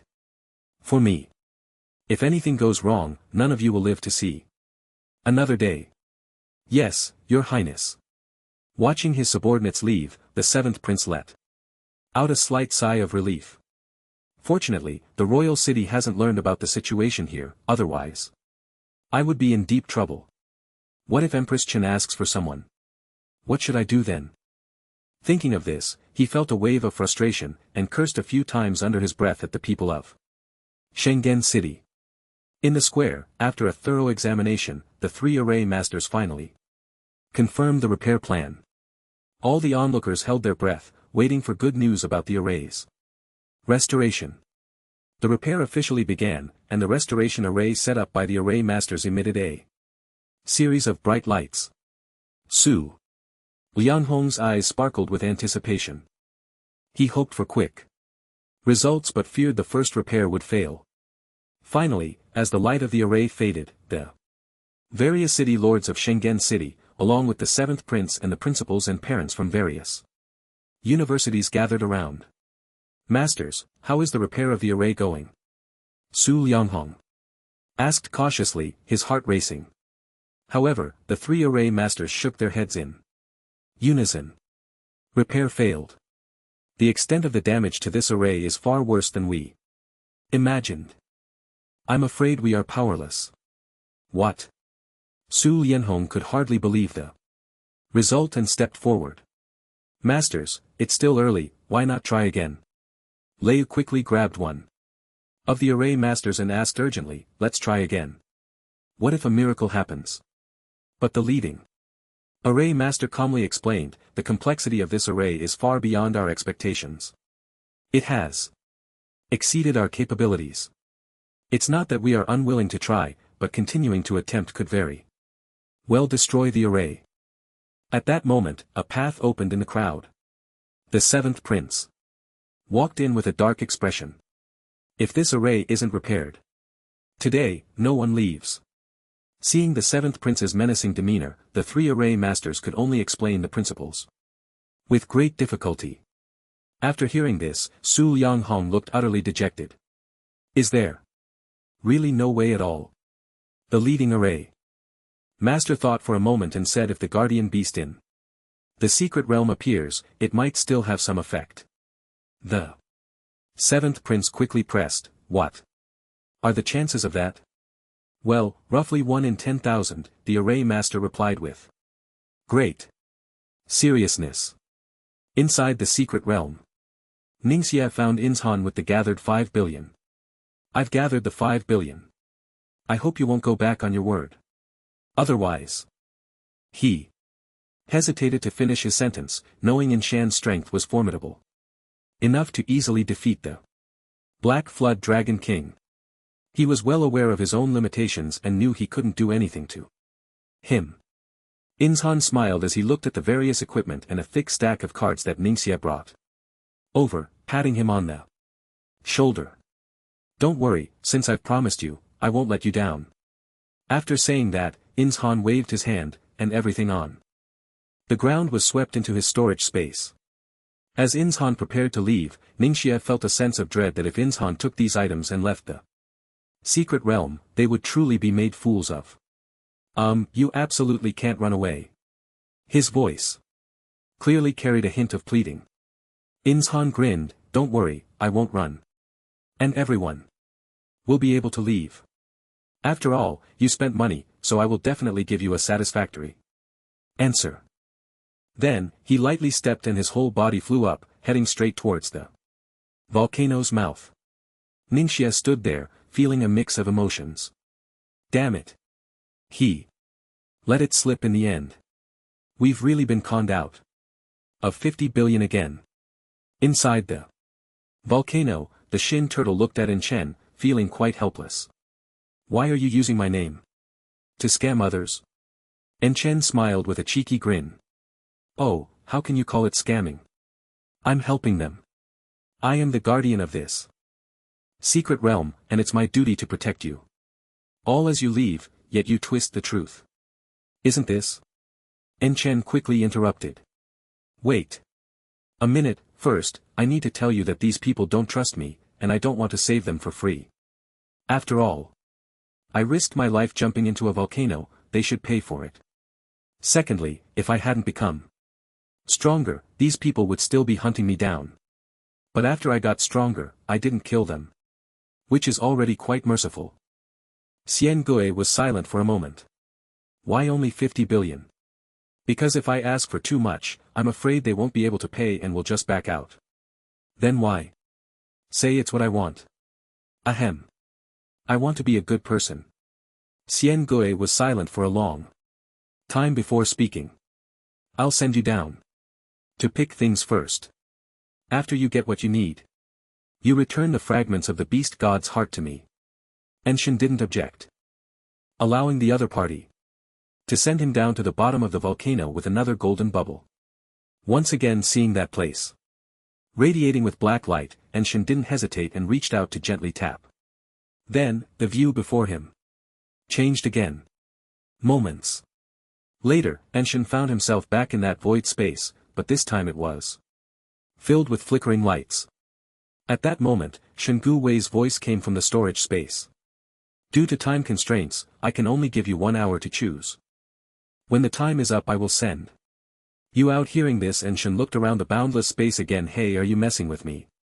In such a vast place how can I choose in 2 hours? However, Shingu ignored him and Enshin could only grumble a few words before rushing towards those glowing spots. Fortunately he had been to the storage space before, so he wasn't too worried and his speed increased significantly upon reaching the first glowing spot. Enshin eagerly opened the box. Tricolor quality Thunderbolt Staff, a powerful mage weapon that increases mana recovery by 300% and enhances skills for thunder mages. Seeing the description of this equipment, Enshin was instantly stunned. Tricolor equipment, 300% mana recovery, that's amazing. However, when he saw the class and level requirements he immediately lost interest and tossed it back into the box. Wow, exclusive to 6-turn thunder mages, the requirements are ridiculously high. He then sped towards the next glowing point. Multicolor quality Purple Edge's word, exclusive weapon for swordsmen, increases attack speed by 500%, inflicts armor breaking, paralysis, and other negative effects on enemies, can be used as a flying sword. Another divine artifact, multicolor equipment. I've never seen anything like this in my life. Enshin felt a bit tempted, but he wasn't a swordsman and the equipment's level requirement was a terrifying 7 turns. Even if he took it he probably wouldn't be able to use it. Ultimately, he gave up on this multicolor equipment. After all, he couldn't use it, and taking it would only leave him with 2 choices, either sell it for an exorbitant price or wait until he changed classes to swordsman and reached 7 turns before using it. But neither option was cost-effective for Enchant. Although multicolor equipment was expensive, Enchant wasn't short on money right now. He was more interested in finding equipment or items that could enhance his abilities. As for saving it for when he became a swordsman and leveled up to 7 turns, Enchant felt that by then, he probably wouldn't need that equipment anymore. He continued to search for what he needed, but encountered either too higher level or incompatible classes. As time passed little by little, he finally encountered a piece of level 3 assassin equipment. Tricolor quality, heart piercer, exclusive equipment for assassins. Using this equipment allows attacks on targets to hit their vital points with 100% accuracy. The highest usage level for this equipment is level 4. Level 3 equipment. And it's exclusive to assassins, with a maximum usage level of 4. The key point is that this thing can hit the opponent's vital points with 100% accuracy, which is impressive. It's practically a divine artifact, and Shin immediately equipped this item. After all, with its ability to guarantee a hit on the opponent's vital points, he certainly couldn't let it go. However, the only downside was that this equipment had a level restriction with a maximum of only level 4. Which was somewhat regrettable then, and Shin continued to search for the second item. After some searching, and Shin saw another chest, but inside the chest were 3 pieces of equipment, all with familiar names. Night Demon Necklace, exclusive equipment for assassins. Level requirement level 1. Green quality set piece. Equipment attributes increases the wearer's evasion ability by 30%. Night Demon Ring, exclusive equipment for assassins. Level requirement level 1. Green quality set piece. Equipment attributes increases the wearer's hit rate by 30%. Night Demon Boots, exclusive equipment for assassins. Level requirement level 1. Green quality set piece. Equipment attributes wearing this equipment will increase passive movement speed by 50%, and active release will increase movement speed by 2000, usable 3 times a day. Upon seeing these 3 pieces of equipment, and Shen was instantly filled with joy. I've directly gathered 3 divine artifacts. This is simply too satisfying. And the attributes are quite good too. However, since one chest contained 3 items, and Shen wasn't sure if it counted as 3, so he could only ask, Shingue, does each chest count as 1 piece of equipment, or does each equipment count as 1? A voice came from the void, each chest counts as 1. You still have 1 last piece of equipment. Time is running out, please choose quickly. That's good. I won't be polite then. After saying that, Enshin directly stored these 3 pieces of equipment into his storage space. Then, for the last item, Enshin ultimately chose a Beast Tamer's skill book. After all, he had promised Yunnan, and he didn't have a Beast Tamer's skill book on hand, so this also counted as fulfilling his promise. After selecting the 3 items, Enshin felt a darkness before his eyes and was once again ejected from the volcano. The beast god's heart fragment he had hidden in his bosom was also taken away by Xian Gui. When he landed steadily on Silver Peak Mountain, the Qian volcano finally ceased its eruption. A towering golden beam of light suddenly erupted from the volcano's mouth, piercing through the thick volcanic ash. Everyone on Silver Peak Mountain was stirred by this scene. It seems we have wronged in Chen, the last day of the Secret Realm Challenge. The city of Shenzhen was already filled with sorrow. Everyone had completely abandoned the rescue plan. The 7th prince was so furious that he wished to tear down the entire Shenzhen city. Faced with the 7th prince's rage, Su Lianghong had nothing to say, only lowering his head to endure the scolding. He even hoped that the other party would give him a good beating to vent their anger. After enough scolding, the 7th prince looked as if he had lost his soul, gazing at the dim sky, and weakly said, "There are only 3 hours left." Su Lianghong, what do you plan to do? Su Lianghong shook his head. I truly feel powerless. All methods have been exhausted, but your highness, I will personally go to the royal city to explain this matter to his majesty. As for how he decides, I have no complaints. The 7th prince let out a bitter laugh. Then I hope other can grant you the death penalty. After saying that, he turned and left the city lord's mansion. Watching the 7th prince's departing figure, Lei Yu directly knelt down on the ground with a thud. City Lord, this matter is entirely my failure to supervise properly.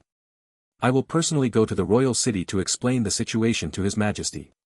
No matter if I am to be killed or punished, I have no complaints. Su Lianghong sighed. All right. I will take the main responsibility for this matter, but right now the most pressing issue is how to comfort these people who have lost their loved ones. Through the window, the city lord's mansion was surrounded tightly. Downstairs, there were crowds protesting for their relatives and children, and even the guards of the city lord were struggling to cope. Lei Ming felt a pang of discomfort at this scene. After all, his most beloved granddaughter was also in the secret realm. Su Lianghong gently patted his shoulder. "All right, old Lei. I know you didn't mean it, and the collapse of the secret realm was indeed a bit sudden. No one could have predicted such a thing. You should rest here, and I will go apologize to them." After saying that, Su Lianghong resolutely approached the door of the city lord's mansion, ignoring Lei Ming's attempts to stop him. "Open the door." The two guards quickly blocked him. When they heard Su Lianghong wanted to open the door. "City lord, we can't open it. The people outside are threatening to kill you to avenge their children." "Yes, city lord, wait until their emotions calm down before going out. They won't listen to anything you say right now." But Su Lianghong shook his head. "If I don't step forward to apologize now, the situation will become even more difficult to handle. For the stability of Shang City, I must make an appearance." "Open the door." The two guards had no choice but to open the main door. The moment the door opened, the angry crowd outside surged into the city lord's mansion. Looking at the furious crowd, Su Lianghong appeared very calm. "Everyone, I sincerely apologize for this incident." After saying that, he bowed deeply to the crowd. However, the crowd completely ignored him, each one wanting to rush forward to take revenge for their children. Fortunately, the guards of the city lord desperately blocked them, preventing them from advancing. Meanwhile, at the city exit of Shingen City, the seventh prince sat in the carriage, his expression grave. A maid beside him whispered, "Your Highness, everything is ready to be packed and shipped. We should hurry and set off." The seventh prince sighed. "I just feel a bit sorry for Youngman's mother. I promised to take good care of Yunman, but in the end, sigh, how am I supposed to explain this to her?" After saying that, he looked at the bright moon, outside the window, feeling an infinite sadness in his heart. "If Father Emperor finds out about Yunman's situation, I'm afraid both Concubine Chan and I won't escape this calamity." He then picked up a letter and handed it to the maid opposite him.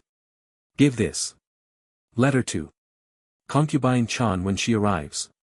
"Yes, Your Highness." Drive inside the secret realm. The volcanic eruption had completely ended. The volcanic ash in the sky was gradually dispersing. The lava at the foot of the mountain had also cooled down sharply due to the cessation of the eruption. Yunman looked at all this, her eyes involuntarily drifting to Inshan, who was eating nearby. "Hey, who exactly are you?" Inshan was taken aback, putting down the skewer in his hand and rubbing his hands. "I am who I am. A different kind of firework." Yunman rolled her eyes. "Speak properly." Inshan grinned, "I'm just an ordinary person. Didn't you? I'll investigate my identity and background." "People with real backgrounds can't be investigated. Quickly tell me who exactly are you." "I don't believe you have no background." "What? Do you have any thoughts about me?" "Pfft, who has thoughts about you? I'm just curious why you were able to survive over there by the volcano and even received help from the Xingui. That's something only a great fortune bearer could encounter." Seeing Yunman's longing expression for a great fortune bearer, and Shin gently adjusted his clothes. "Clearly, I am that kind of great fortune bearer." Yun Man looked at Enshin's playful grin and couldn't help but shake her head. "It doesn't seem like it, but, forget it. I won't say more." "But when will the exit of this secret realm open?" As soon as she finished speaking, the light from the volcano gradually faded away. Then, a point of black light in the sky began to expand. Enshin grinned. "Isn't it opening now?" The crowd sitting on the mountaintop suddenly became excited, each one standing up to cheer. In Sainton City, at Sainton Square, a group of soldiers was orderly dismantling all the arrangements in the square. The captain of the soldiers looked at the teleportation array leading to the challenge secret realm and couldn't help but feel a bit emotional. Sigh, with something like this happening, it seems that Satan City will never have a high school challenge secret realm again. As he spoke, he glanced at the large screen nearby. The top of the two leaderboards recorded the winners of this secret realm challenge. High school leaderboard. First, Linglan High School, total score 50,000. Individual leaderboard first, and Chen. Total score 50,000. Terrifying indeed. Shaking his head, he said to a few soldiers beside him, dismantle it. Not far away. Principal Kong of Linglan High School and Teacher Wang looked at this glorious achievement, feeling a wave of discomfort in their hearts. And Chen has created a miracle, it's just a pity.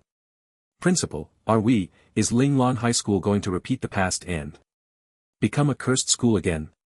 Principal Kong gently wiped away the tears at the corner of his eyes. Forget it, it doesn't matter anymore. This is probably the last shining moment for Linglan High School, let's go. Saying this, he stood up and slowly left with his weary body. Teacher Wang felt unwilling. Why? Why does heaven treat us this way? Can't there be another miracle? A tear slowly traced down his face. However, just as he turned around, a dazzling light suddenly burst forth from the teleportation array. Teacher Wang paused, realizing something, and hurriedly turned back. Principal. The teleportation array seems to be operating. The soldiers who were preparing to dismantle the leaderboard were all stunned. Looking at the light emitted from the teleportation gate less than 10 meters away, they were momentarily at a loss. See, Captain, the teleportation array seems to be operating. The captain of the soldiers was also shocked and speechless. A few hours ago a crowd had come here, and after a long time of busy work there was still no effect, and then they left unexpectedly. The problem they couldn't solve had resolved itself.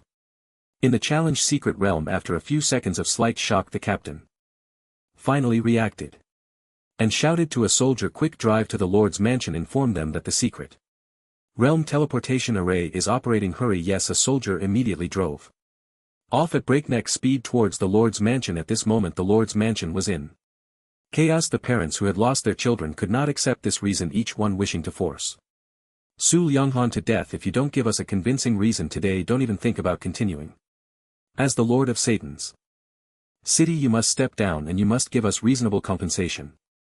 Our children are gone and you think a mere apology will suffice? Impossible, I tell you. I have connections in Wang City, and, even if I have to find Wang City, I will make you pay for my child's life. Lei Yu was so furious that he was about to explode. Every transmigrator, upon becoming one, implicitly accepted a fact. That is, becoming a transmigrator means transcending ordinary people. No longer being considered ordinary. They faced not only the difficulties of leveling up and the hardships of cultivation, but also the constant danger of life and death.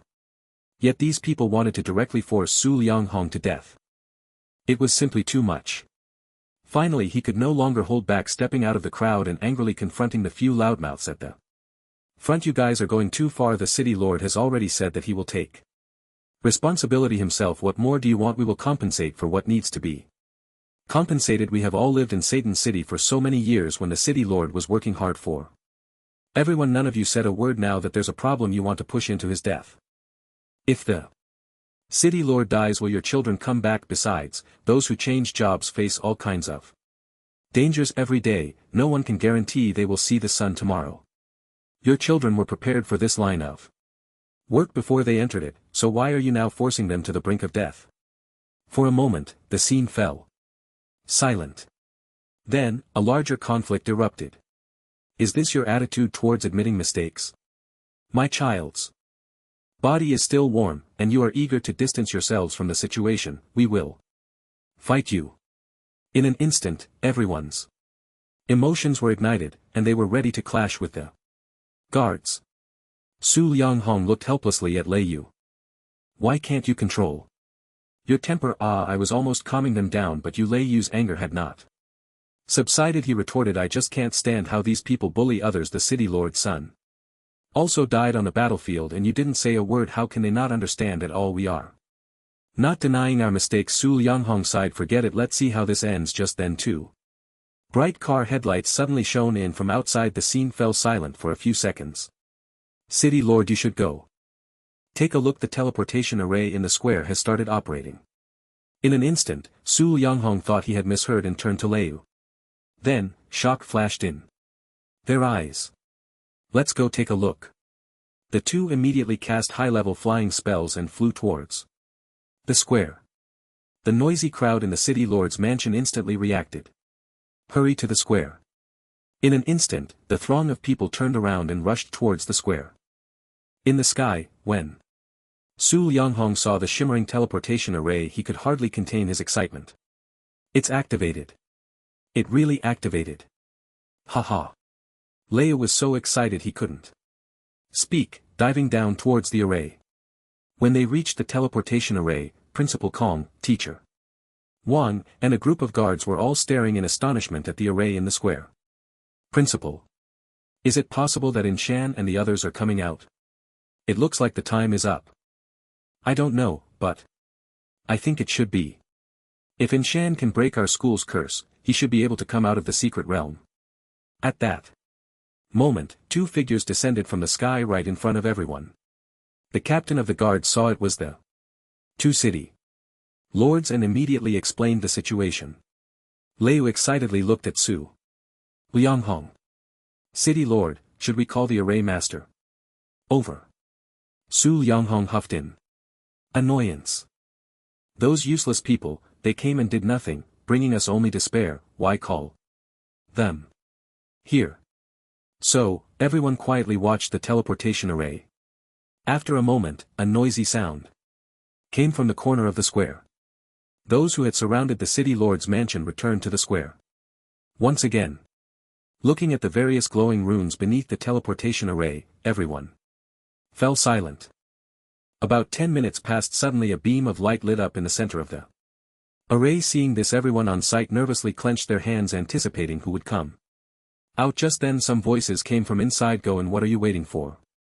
I am a bit nervous after all. This portal is in the sky. I'm worried I might fall. If you don't want to go, just let me go first. I don't want to stay here for another minute. No, I'm going. Then a person rolled out from the light column of the teleportation array. Suddenly, a shout came from the crowd. Luzin from Lanyu High School. Ha, it's him. Son. You're alive, that's great. Luzin looked around in shock, then exclaimed in delight. I'm back. I'm finally back. In an instant, the scene erupted into warm applause. Then a second person appeared from the light column, followed by a third.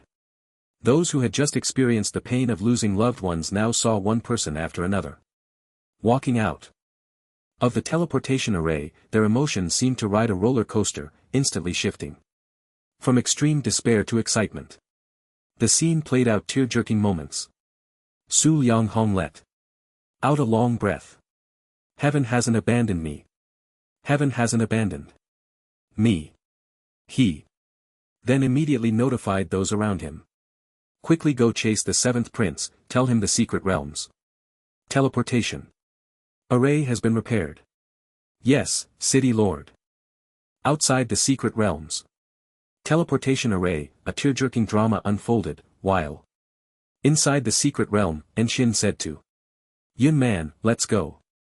But Jean Man crossed her arms and said, what's the rush? Where's the stuff?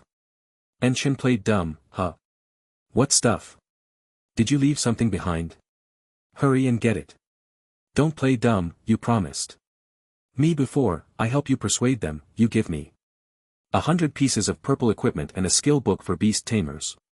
You can't go back on your word. Oh, is that what you meant? I can't carry that much equipment. How about this? Once we get out, I'll get you the equipment. What about the skill book? Ahem, actually, I have a small request. You're not trying to pull a fast one, are you? Yunman's eyes widened, almost losing her temper. Enshin quickly explained, how could I? What do you take me for? I just Wanted to ask, since you have a wide network, could you help me find a reliable appraiser? The higher the level, the better. Whom? An appraiser? Do you have any good treasures? Hee, you don't need to worry about that. After all, it's normal for someone with great luck to have some good stuff, right? Alright. I actually know an appraiser, and I was planning to visit them, so once we get out, come with me. Thank you very much. Saying this, Enshin took out the already prepared skill book for beast tamers from his pocket. Yun Man took the skill book and glanced at it, immediately losing her composure. Beast Tamer Shuren Beast Volume. Outside Shenzhen City, the seventh prince sat in the back seat of the car, his eyes closed but his brows were tightly furrowed at that moment. A car behind them sped up and honked twice. The driver was taken aback and slowly stopped the car. Your Highness, people from the Shenzhen City Lord's mansion have come to see you. The seventh prince glanced displeased at the person outside the window and rolled it down a small crack. What is it? The other party immediately said, Your Highness, the Secret Realm's teleportation array is operating and being repaired. The city lord means there might still be hope. What? The seventh prince's eyes widened. Are you sure? Yes, Your Highness, I saw it with my own eyes. Then what are we waiting for? Hurry back to the city. After saying that, the seventh prince directly pushed open the car door, took a step, and flew towards Shenzhen City. At this moment, in Shangyan Square, all the job changers who participated in the Secret Realm Challenge had come out. Su Lianghong felt as if the stone in his heart had finally dropped. At this moment, he remembered something. I wonder how this secret realm was repaired. This matter must be thoroughly investigated. Just as he thought of this, Lei came over with two people. When Ningxiai and Zhangyan saw Su Lianghong, they immediately shouted, We have met the city lord. City lord uncle. Su Lianghong nodded in satisfaction, then looked around at the chaotic scene and immediately turned to Lei Yu, saying, Well Lei, I'll leave this to you to arrange. Ning Ziai and Xiaoin will come with me first. And later you can find me at the city lord's mansion. Lei Yu nodded cheerfully. Alright, city lord. You all go ahead, I'll take care of things here. Ning Ziai and Zhang In exchanged glances, and they roughly guessed what Su Lianghong intended to do with them, so they obediently followed him into the car. Among the crowd in the square, Enshin saw that it was packed with people, but he was already used to it. Miss Yun, then we shall part ways here. I will visit again another day. Yun Nan sighed. You don't have anyone to see you off, huh? Well then, see you another day. The two simply said goodbye and went their separate ways. However, just as En Chen was leaving the square, Principal Kong and Teacher Wang suddenly approached him. En Chen, it's so good to see you alive. Principal Kong's eyes were red with excitement. Teacher Wang could hardly hold back, choking up and shedding tears on the spot. En Chen grinned. Principal, Teacher Wang, what are you doing? I'm perfectly fine, why are you crying? Principal Kong took a deep breath, smiling broadly as he patted En Chen's shoulder. It's nothing, just happy. Come on, we've prepared a welcome feast for you today, we must celebrate. En Chen tried to decline, but he couldn't resist their kindness, so he ultimately went along with them. As they got into the car, En Chen suddenly saw a familiar face in the rearview mirror. The seventh prince? Why? Is he here too? Then, he was shocked to see another scene. Yun Man, with a lollipop in her mouth, climbed into the seventh prince's car. So she was the seventh prince's little lover. No wonder she was so impressive. However, he didn't dwell on it too much and chatted with Principal Kong and Teacher Wang about various dangerous situations in the secret realm and how he dealt with them. They talked from the car all the way to the dining table, and In Chan with his excellent storytelling skills made the story thrilling and captivating. Before he knew it, both the principal and the teacher had drunk themselves under the table, but they both wore smiles on their faces. En Chen waved to the restaurant owner, gave a generous tip, and sent them to the hotel while he walked back to his place. In the empty room, En Chen let out a long sigh and took out the black card that Chaobin had given him. Just one more level. And I can advance to the third. Transition. It seems that Satan's city is no longer suitable for me to stay, but where should I go? Next. Black Domain Peninsula. Forget it, that place seems a bit inappropriate. Although the Black Domain Peninsula had many opportunities. For Enchen, it was merely a transit station. He didn't want to put himself in a dangerous place. Moreover, there were still some matters to resolve before leaving. First, he needed to level up to the maximum of the second transition and then complete the third transition task so he could board the ship to the Black Domain Peninsula. Secondly, he still hadn't received the rewards. From this competition, stealth skills were incredibly important and he had to obtain them. Although he had the Night Demon Armor's concealment ability, that function was somewhat useless. Not only could it be discovered, but the duration of invisibility was also short with too many limitations. While stealth skills didn't have such troubles, another thing was to find an appraiser through Yun Man. After all, he still had an unidentified equipment, the Shadow Dance Dagger, which had been carefully laid out by the Seventh Prince for so many years, and it naturally held different significance. He opened the system to check, and his task rewards had not been used yet since he had nothing to do anyway, and Shin directly activated the system's rewards. I hope to get a powerful damage dealing skill. Don't turn me into a weak chicken assassin who only knows how to steal experience points. Use. Ding. Extracting skills. For the host. Moments later, a system notification echoed in his mind.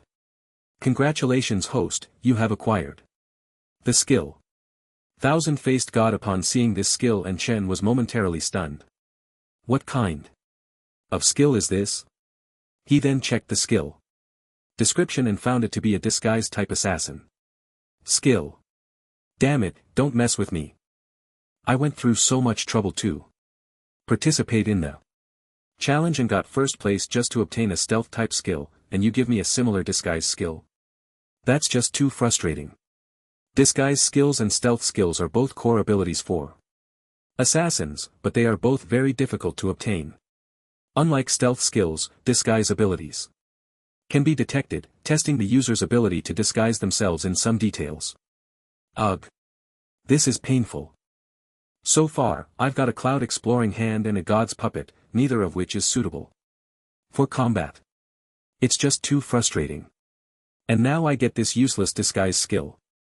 Are you planning to make me walk the dark path of ambush forever? Helpless. The skills had been drawn and what needed to be used still had to be used, even if it was useless. Congratulations host, you have learned the max level skill Thousand-Faced God LV Max. Thousand-Faced God. Using this skill will grant you a day's worth of disguise ability, which includes the target's appearance, body shape, voice, aura, and the illusion of their cultivation level. Note: others will see the disguise target's level. What? You can even disguise levels, and Shen almost screamed. This skill was simply amazing.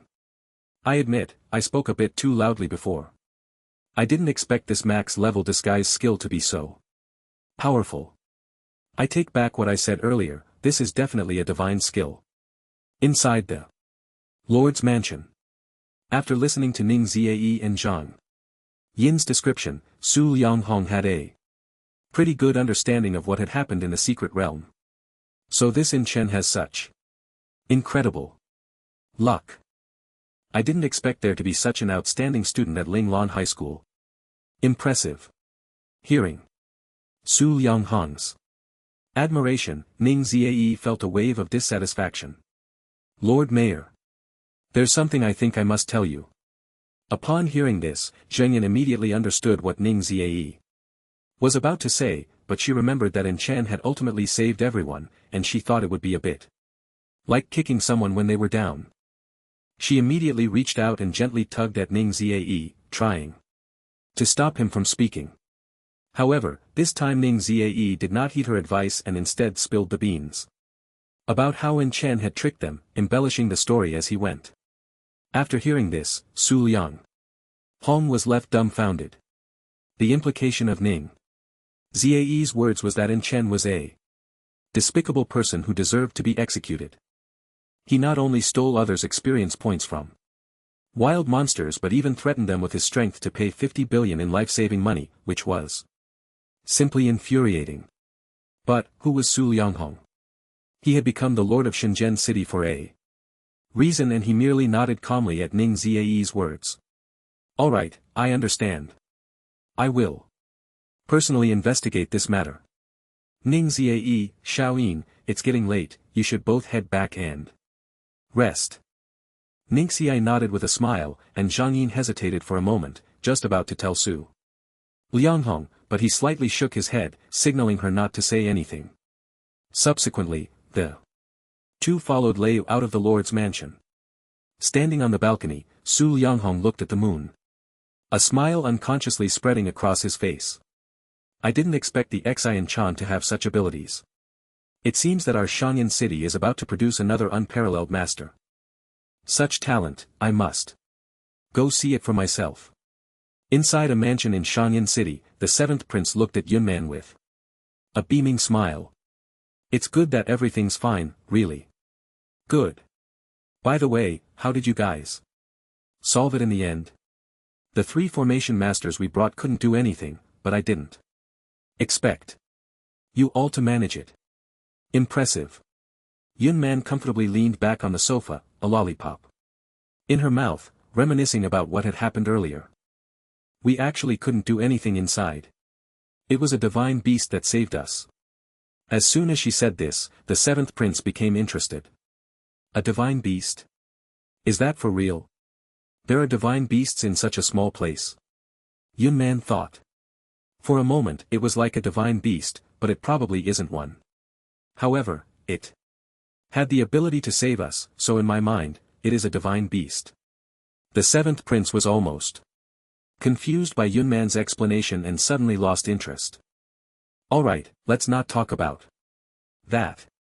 I just heard over there that someone scammed you out of quite a bit of money. Who is this person? Aren't they afraid of becoming everyone's enemy? It's not a scam, they just asked for a normal fee. Although Enshan forcibly took 50 billion, which made many people hate him, Yunman felt it was justified. After all, he had no responsibility or obligation to save them, and most of these people had been thinking about taking him down for the bounty of 100 million before entering.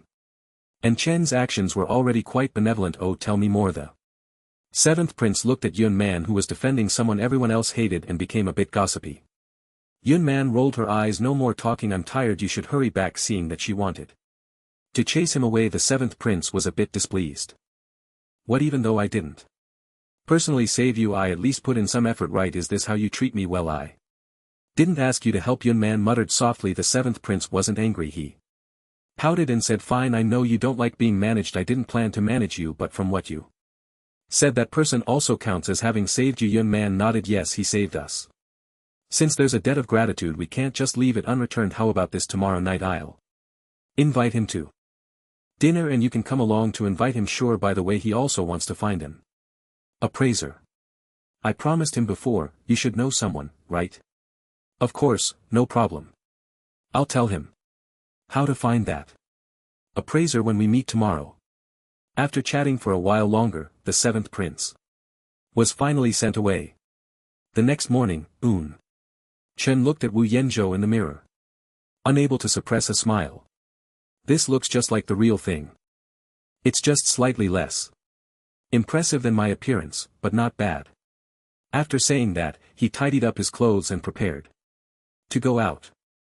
There was still a lot to do today, starting with dealing with the equipment he obtained in the secret realm, and Chen basically had no use for these items and keeping them would just take up space, so it was more appropriate to sell them directly. As for the 100 pieces of equipment he promised Yunman, and Chen wouldn't give her the high-level gear he had left. Instead he prepared other purple equipment for her. As he stepped out and just reached the ground floor, a familiar person approached him.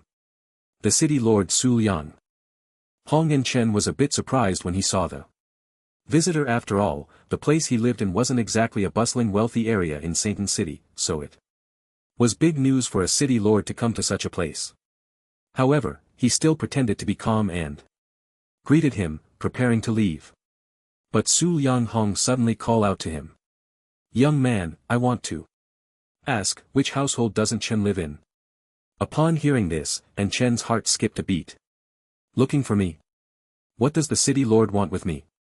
Is he here to settle a score? Thinking this, Enshin couldn't help but rub his fingers. Just yesterday he mentioned having a useless skill, and if he didn't have the 1000-faced God's skill today, it might be a big problem. So he quickly pointed upstairs and said, "Oh, he lives in 504. Thank you. You're welcome, City Lord." Enshin smiled and turned to leave. Su Yonghong, accompanied by a few people, headed towards the 5th floor. However, upon seeing the locked door, Su Yonghong felt a wave of disappointment. "We arrived quite early, but I didn't expect him to leave even earlier," said an assistant beside him. "City Lord, should we send someone to look for him?" Su Yonghong waved his hand. "No need, I don't want to make a big deal out of Enchen's situation and attract unnecessary trouble. Let's head back for now, I'll come back later." With that, he turned and left down the stairs. Not far away, in a restaurant, Enchen saw the City Lord leave and couldn't help but breathe a sigh of relief. Finally gone. If he really came to settle scores with me, I would have to leave Sainton City as soon as possible. It's just a pity I can't complete the 3rd transfer mission here. With that thought, Enchen paid for his meal and headed towards the black market. The day after the crisis in the secret realm was resolved, news had already spread to every corner of Sainton City. The black market was now in a frenzy. After all, the results of the previously opened betting had been revealed and they had to start dealing with the aftermath. Most of the participants had little faith in Linglan High School and were even less confident that Enchen would make it out alive. Therefore, the majority bet that Enchen would not survive, with only a small number believing he could survive but not make it onto the leaderboard. When the betting was closed, the black market operators thought they could make a small profit, but when they settled the accounts, they discovered that someone had actually bet on Enchen, making it into the top 10. Now that the results were out, the higher-ups of the black market were stunned. The stakes had reached a staggering 100 million, with odds of 1 to 1,000. This meant they would directly lose 10 billion. Big brother. What should we do? Should we just refuse to acknowledge this debt? If we pay according to the odds back then, we won't just break even, we'll actually lose 30 billion. Fei Long, sitting in the main seat, frowned and remained silent. The other executives below also expressed their opinions. "Brother Long, why don't we negotiate with the person who placed that bet? After all, 100 billion is no small amount." "Exactly, 100 billion could buy 2 pieces of 3-color equipment, that's our total income for a month in Satan City. Brother Long, if it comes to it, we should just eliminate the person. We can't afford to lose 100 billion. The group's sentiment was clear, losing money was out of the question, but they still wanted to maintain the black market's reputation. After a while, Fei Long slowly stood up from his chair. "Do you think that kid who dared to place a 1,000,000 bet with us is someone we can easily deal with?" The crowd was taken aback by his words and immediately began to persuade. "Fei Long, big brother, don't be confused, this is 100 billion. Fei Long raised his hand to interrupt him, his eyes filled with dissatisfaction. "What's more important, 100 billion or our black market's reputation? Don't forget, Satan City has always wanted to eliminate us, and the assassination order against Inshan was forced to be withdrawn just a few days ago. This is a sensitive time, if anything goes wrong, our entire black market could be uprooted." He then walked to the window and looked down at the busy employees below. "You all don't need to worry about this matter, I'll personally handle it." The others, feeling helpless, could only nod in agreement. At that moment, a voice came from outside the door. "Brother Long, someone wants to sell equipment." The others in the room immediately expressed their dissatisfaction. "If he wants to sell equipment, take him to sell it. Can't you figure that out? Useless if you can't do it, just get lost." The servant outside explained with a sense of grievance, he has a lot of equipment. "A lot? How many? Dozens? Or hundreds?" It's It's 3,675 pieces. Put. The second in command, who was drinking water, immediately spat it out. 3,675 pieces. Yes. 3,675 pieces, and all of them are above the third tier with the lowest quality being purple. We estimated the price to be around 30 billion in an instant. Everyone present was stunned. Even Fat Dragon turned around in surprise. Are you sure? Did you see it with your own eyes? The attendant immediately nodded. I saw it with my own eyes right in the hall downstairs. Fat Dragon immediately said to everyone, let's go downstairs and take a look. Everyone in the room couldn't hold back any longer and stood up to head downstairs. After all, they had never seen equipment worth 30 billion before, and there were over 3,000 pieces, all of which were above purple quality. To ensure safety, the black market staff had even cleared all the customers away and hung a closed sign outside. The first floor hall was filled with various types of equipment, and all the staff were busy sorting and evaluating the gear. While still on the stairs, everyone was stunned by the scene below. Wow! So much equipment, it's comparable to the amount we collect in a month. Wow! A 5th-tier mage's staff just lying on the ground. What a waste. Goodness, there are even skill books. What on earth does this person do? Where did all this equipment come from? Seeing Fat Dragon come down with a group of executives, everyone greeted him. Fat Dragon merely nodded indifferently, suppressing the shock in his heart, his gaze landing on a handsome man sitting on a nearby sofa. What's that gentleman's name? The attendant glanced at Chen and then whispered in Fat Dragon's ear. Wu Yanzhou. Fat Dragon then walked over to Chen, his face full of smiles. Mr. Wu. Hello, I'm the manager here. May I ask, where you've made your fortune?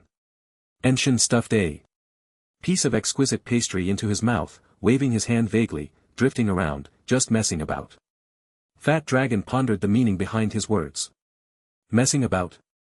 And yet he could casually pull out thousands of pieces of equipment worth over 30 billion? What does that make us? It seemed he didn't want to reveal his identity, which was why he said that. Fat Dragon understood that the reason the other party chose his place over the official equipment trading market was likely due to some unspoken issues. However, taking in such a large batch of equipment all at once was indeed a bit difficult. So he tentatively asked, may I ask where Mr. Wu got all this equipment? Chen glanced up at him. Of course, I obtained it myself. You can rest assured about the source, it's very clean, and no one will investigate. I just don't want to be checked repeatedly at the official market, it's a hassle. Is that so? Fat Dragon understood in his heart, but he didn't believe in Chen's claim that he had obtained all this equipment himself, so he asked his subordinates, is the list clear? How much is it in total? The person in charge of the evaluation held up the ledger and said, according to today's market price, it totals 320 billion. He glanced at the person in charge, who discreetly held up 3 fingers, and Fat Dragon knew this meant they had rounded off the small change. That was 3 billion in small change, and even he felt a bit worried. So he frowned and continued to ask, recalculate. Make sure there are no mistakes. The person in charge immediately understood Fat Dragon's meaning and had someone recalculate it again. Fat Dragon looked at the new bill and said to Chen, Mr. Wu, with such a large sum of money, we might need a couple of days to gather it. What do you think? Chen nodded, there are simply too many pieces of equipment in my possession. If I were to go to the equipment trading post for job changers, those people would likely require layers of approval and identity verification. Without at least 10 days to half a month, I wouldn't be able to get my money. I can't wait that long, so I've chosen the black market, where the trading process is much simpler. 2 days is fine. Oh, by the way, you can give me this as well. After saying that, Chen took out the anti-counterfeiting ticket from his pocket. Fat Dragon smiled, no problem, the funds we have stored here should be enough to compensate you. What? That 100 billion is yours. Seeing the surprised expressions on everyone's faces, Chen thought they were going to refuse the compensation, and his expression immediately turned serious. What? Don't you want to compensate? Fat Dragon, thinking about 323 billion and then another 400 billion, felt like he was suffocating. This was almost their total income for half a year in Satan City. The several heads of the black market nearby saw En Shen's expression and their eyes immediately revealed a hint of greed. How long has it been since a fat sheep came to our door? I think it's time for us to return to our old profession. Damn, this is so fat it's oozing oil, asking to take away half our income for the year. If we don't slaughter this fat sheep, who will we slaughter? Ahaha, I have to say, his guts are too big, daring to come alone to our black market for such a big deal. I really admire him. Brothers, let's not waste time, let's just take action. A few of them murmured and exchanged glances. However, no one moved. After all, Fat Dragon was their big brother, and this matter still required his nod. So, everyone signaled, and the second in command immediately approached Fat Dragon. Big brother, with such a large sum of money, we should discuss it first, right? Fat Dragon was still in shake and hadn't realized that his subordinates had been blinded by greed, so he nodded and smiled apologetically at En Chen. Mr. Wu, I'm really sorry, this amount of money is a bit too large, we need to discuss it first. En Chen didn't object, nodded, and continued to deal with the snacks on the plate. Fat Dragon followed a few subordinates into a private booth nearby. What did you call me over for? After exchanging glances, the subordinate spoke up. Dragon brother, what are you planning? Fat Dragon was taken aback, then sensed something, his gaze sweeping over everyone as he warned, I advise you not to have any ideas about that person. We haven't even investigated his identity and background, and if we act directly, what if we provoke someone? We can't afford to offend. But the subordinates didn't care about that. After all, hundreds of billions, who wouldn't be dazzled by that? Big brother, that's our total income. For half a year we haven't seen a fat sheep like this in years, and now one has come to our door. You wouldn't want to let him go, would you? Yeah, think about how we started out before. This is just returning to our old profession. There's no pressure. If you don't want to, we'll handle it ourselves. Right when the time comes, we'll find a scapegoat and we'll be completely clear of any connections who would know it was us who did it. Watching his subordinates reveal their greedy nature, Fat Dragon could only sigh in resignation. You guys will end up destroying yourselves sooner or later. Upon hearing this, the second in command immediately showed a look of surprise. Dragon brother, are you agreeing? Don't worry, I guarantee this matter can be handled without any connection to our company. Even if something goes wrong, it won't implicate us. Fat Dragon sighed. All right, you handle it yourselves. I don't want to get involved in this matter anymore. After saying that, he turned and left through the door. The second in command glanced at everyone and then nodded knowingly. He then used the excuse that the equipment prices were high and needed to be re-evaluated, making En Chen wait for over half an hour again. Half an hour later, the assessment was completed, and En Chen looked at the person in charge with dissatisfaction. Where's your boss? At that moment, the second in command walked over, his face full of smiles. Mr. Wu, our boss had to deal with something urgent, so I'll be in charge of the upcoming transaction. Then hurry up. My time is limited. If you don't have the money now, I can wait a few days, but you need to confirm the timeline. The second in command smiled. No need to make it so complicated, we can handle it more conveniently. After saying that, he snapped his fingers and the main door suddenly opened with 6 people streaming in and surrounding En Shen. A glance at these 6 revealed they were all assassins. En Shen immediately understood. Oh, so you want to do a no-cost business? Huh, the second in command grinned widely. Yes, after all, people as wealthy as Mr. War rare, so we naturally want to treat you well. After that, his smile suddenly vanished. Stop wasting time with him. Attacked. The 6 assassins instantly drew their weapons, their eyes flashing with murderous intent. En Chen, however, remained calm, leisurely pulling out the heart piercer from his pocket. Attack? Do you think you can last a few rounds against me? In an instant, a powerful pressure swept across the room. The intense killing intent felt like a sharp blade hanging over everyone's necks, and the 6 assassins, disregarding the risk of injuring themselves by halting their movements, froze in place as if facing a formidable enemy, beads of sweat rolling down their necks. At that moment, Wu Yanzu no longer resembled the approachable figure from before, he radiated an unmatched power that made it hard for anyone to meet his gaze. Many of the lower-level cultivators in the room knelt down on the spot, and Chen smiled with satisfaction and walked up to the second-in-command. What did you just say? Treat me well. Is this your idea of hospitality? The second-in-command felt his life hanging by a thread, the earlier bravado gone, and he immediately wet his pants in fear. S7, 7-turn assassin, you are an emperor-level assassin. After saying that, he knelt down, banging his head on the ground like a pestle. I'm sorry, Mr. Wu, I was wrong. I was blinded by greed.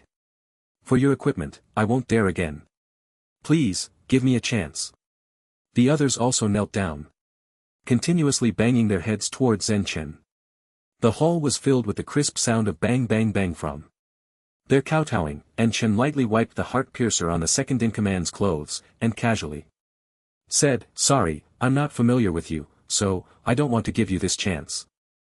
Also, when can you settle the money for these equipment and the betting tickets? Fei Long crawled out from a side door, kneeling and banging his head. Mr. Wu, we can gather the money by tomorrow at the latest. Then I'll come back tomorrow. After saying that, he left the hall without looking back. After a long while, Fei Long slowly got up and looked out the window, confirming no one was around before he rushed to the second-in-command and kicked him over. I let you be greedy. I let you all be greedy. Back at his residence end, Shen made sure no one was around before he secretly cancelled his transformation. I didn't expect this thousand-faced god skill to be so useful. Even I was almost intimidated by this aura. He also understood what being a 7-turn assassin meant, so he didn't maintain the transformation for long. Just as he was about to head upstairs, a sweet voice suddenly called out from a distance on. Chen, do you have time tonight? Let me treat you to dinner. And Chen was taken aback and turned to see Yun Man dressed in a floral dress that revealed her smooth long legs walking towards him. Looking at Yun Man, who resembled a delicate flower, and Chen couldn't help but feel a spark of excitement. However, he soon thought of what happened last night and immediately felt that this little white flower had been stuck in cow dung. You want to treat me to a meal? Why on earth would you want to treat me to a meal? Are you going to thank me in person for saving your life? And Chen, ever the wisecracker, said, and Yun Man clearly had gotten used to it, rolling her eyes in response. Yes, it's to repay your life-saving grace, and also, you wanted to find an appraiser, right? I came to tell you about that.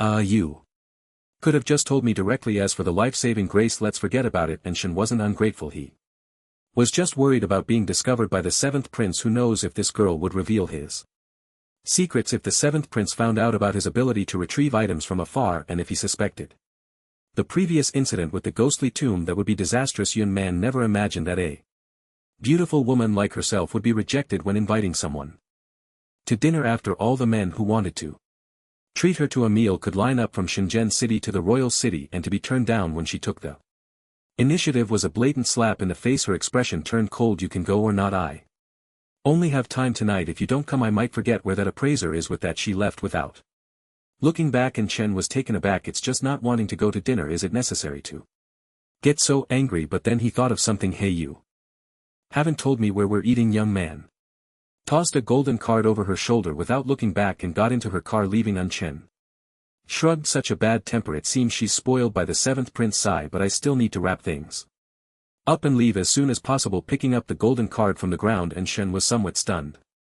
No wonder she came in person. A top private chef. She really is wealthy. Although Shen had never been to such a high-end restaurant, he was somewhat aware of the costs involved. These top private chef restaurants were generally prepared for wealthy and influential job changers. All the ingredients used inside were said to be high-end ingredients exclusive to job changers, some of which could enhance mana recovery, agility, or combat power. But for Chen, these were just an IQ tax. After all, who could afford to eat at such top-tier restaurants every day? A meal could cost tens of thousands to millions. Even the city lord might not be able to afford it. After putting the card away, Chen returned to his room. He had barely settled down when there was a knock at the door. And Chen knew without thinking that it was the city lord. The reason he didn't avoid the other party this time was that he couldn't hide anyway. Moreover, Chen felt that the city lord didn't seem to be here to cause trouble. Otherwise, he wouldn't have come alone. After tidying up the messy table a bit, Chen got up to open the door. Seeing the tall figure of Su Yanghong standing at the door, exuding a sage-like aura and smiling at him, Chen returned the smile. "City lord, may I ask? What brings you here?" Su Yanghong looked Chen up and down, then nodded in satisfaction. "I came this time specifically to thank you. Won't you invite me in for a seat?" Chen immediately stepped aside. "City lord, please come in." The two entered the living room and Su Yanghong glanced at the family photo of Chen's family on the wall, unable to help but sigh. "Your parents were great people, to raise such an outstanding talent under such difficult conditions. It's a pity they can't be seen anymore." Seeing Su Yanghong's somewhat insincere sentiment, Chen directly interrupted his attempt to express his feelings. City lord, you must have something to discuss today, right? Feel free to speak." Su Yanghong immediately laughed heartily, a hint of embarrassment flashing across his face. "Ahem, actually, I came mainly to help you." Chen was taken aback upon hearing this. "Help? Me? I don't seem to need help at the moment, do I? I have no worries about food and drink now, and I have tens of billions in hand, with hundreds of billions about to come in. How could I possibly be short on money?" However, after glancing at Su Yanghong's expression, Chen suddenly felt a sense of danger. Could it be that my abilities have been discovered? With that thought, a chill ran from head to toe. The person in front of him was a legendary mage of the sixth transition. In front of him, Chen felt as fragile as paper. But then he thought, it seemed that the other party was here to negotiate terms with him, so Chen regained his composure and prepared to see what kind of conditions would be proposed. Sure enough, Su Yanghong smiled calmly, snapped his fingers, and a report appeared on the table. In an instant. "Take a look, you should find it interesting." Chen, curious, picked up the report and glanced at it. The various numbers on it made him feel that this document was likely not fake. Moreover, the person who wrote the report was actually Lei Yu, which made him realize that the information contained within was definitely not something an ordinary person could obtain. As he opened the content, a line of text immediately tightened in Chen's heart. Investigation into the disappearance of Wu Zhan from the Silver Wolf Guild, and the illegal activities of the Black Gold Auction House. Chen was not clear about the Black Gold Auction House, but he was very familiar with the Silver Wolf Guild. That was the first team he had gone out with and gotten into trouble. It was also because of Wu Zhan that he was forced into the ghost tomb, leading to all the events that followed. Chen remained silent, continuing to flip through the document. When he saw that the inquiry regarding Wu Zhan included whether there was a pursuit against Chen, the other party denied it, stating that they only thought Chen was a disciple of a high-level formation master. They were worried about misunderstandings, which is why they wanted to explain, but they didn't expect to push him into the ghost too. At this point, Chen finally understood that it had been a complete misunderstanding. He then finished reading the entire document and fully grasped the ins and outs of the situation. Now, there was both bad news and good news for him. The good news was that the other party only knew he was a thief and did not know about his incredible ability to steal from a distance. The bad news was that they were aware of his capability to remotely steal equipment. Su Yanghong leaned back on the sofa, a smile on his face as he asked, "Have you finished reading? What are your thoughts?" Chen sighed, finally understanding why Su Yanghong had come to find him. He hadn't expected that his abilities had already been discovered by the other party. And they even knew he had taken the Shadow Dance dagger from the ghost tomb. His trump card had been completely exposed in front of them. Reluctantly, Chen set the document down, leaned back on the sofa, and said, "In that case, why don't you, the city Lord, state your terms or what you want me to do. Su Lianghong laughed heartily. Don't be nervous, I mean no harm, I just want to help you protect the secret. And Chen was taken aback. Help me protect the secret? What are the conditions? Guard Satan City for 10 years. What? Protect Satan City for 10 years? And Chen thought. He had misheard. What a joke. How could he possibly have the ability to guard Satan City, let alone for 10 years? Although he had some strength now and countless means to save his life, he was still no match for true big shots. Yet the other party was saying he wanted him to protect Satan City for 10 years. And Shen thought the other party must have made a mistake. However, Su Lianghong nodded very seriously. That's right, protect Satan City for 10 years. City Lord, is there some misunderstanding here? I'm only at the second transition. What I value is your future. Whom? My future?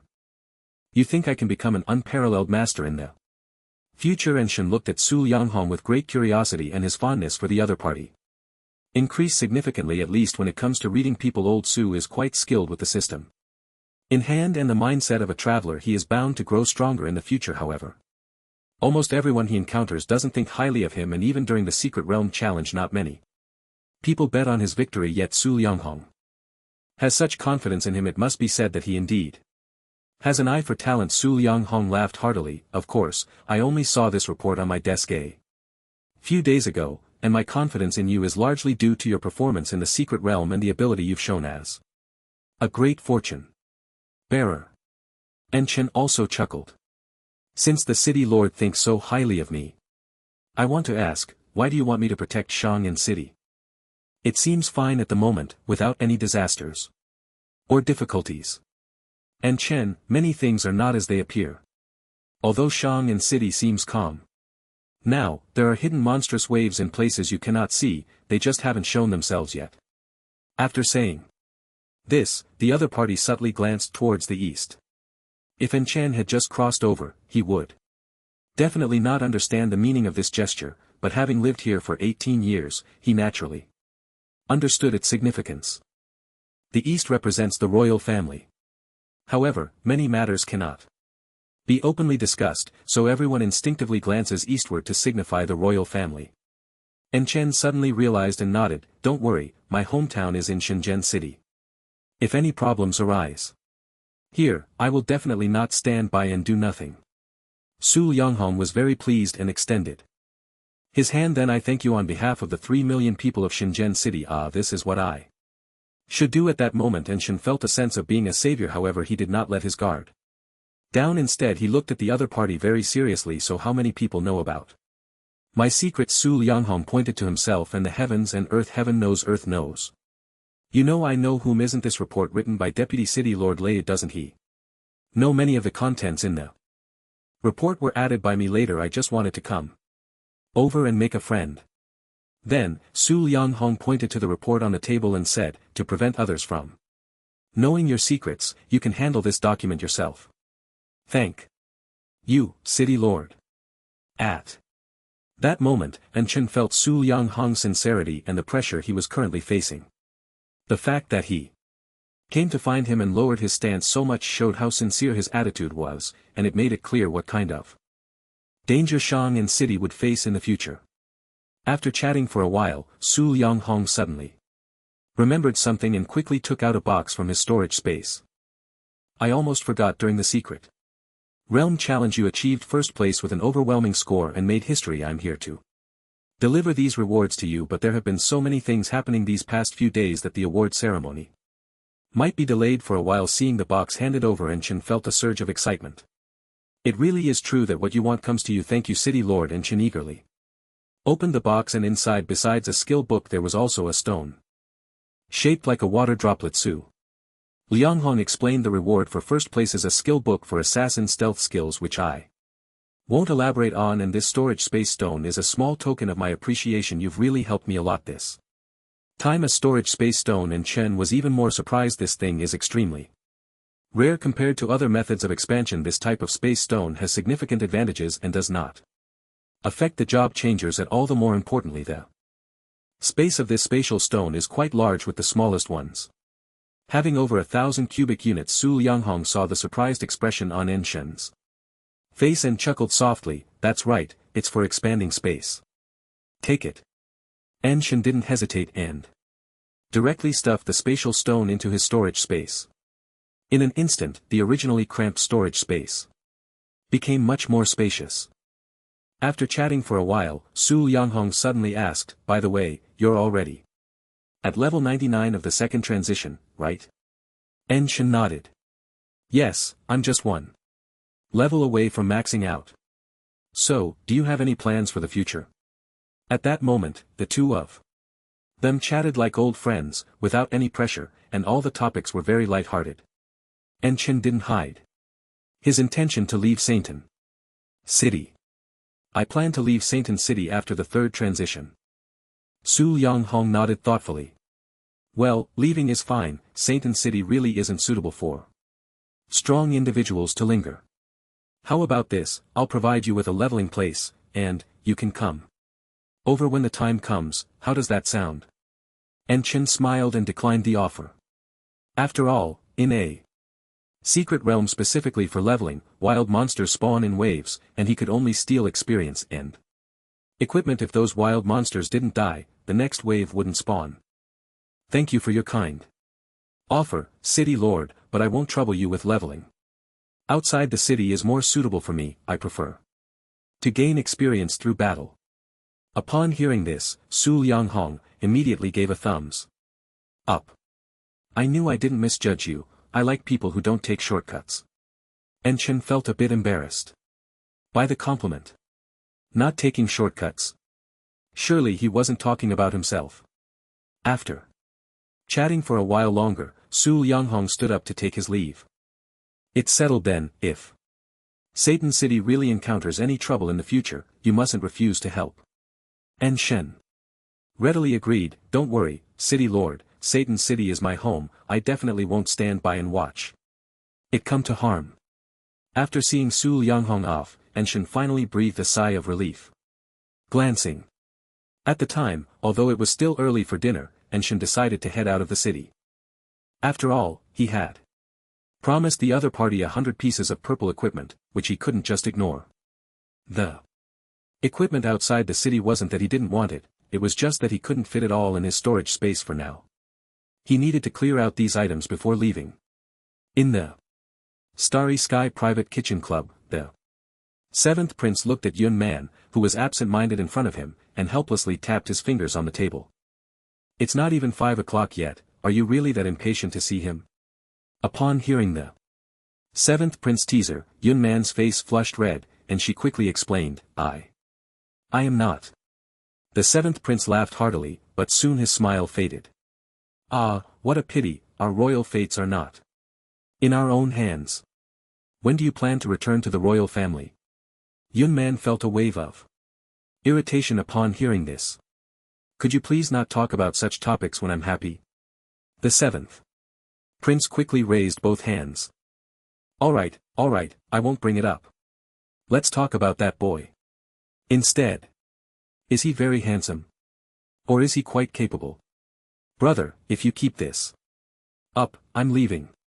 Yun Man disliked others prying into her private life, especially regarding her romantic issues.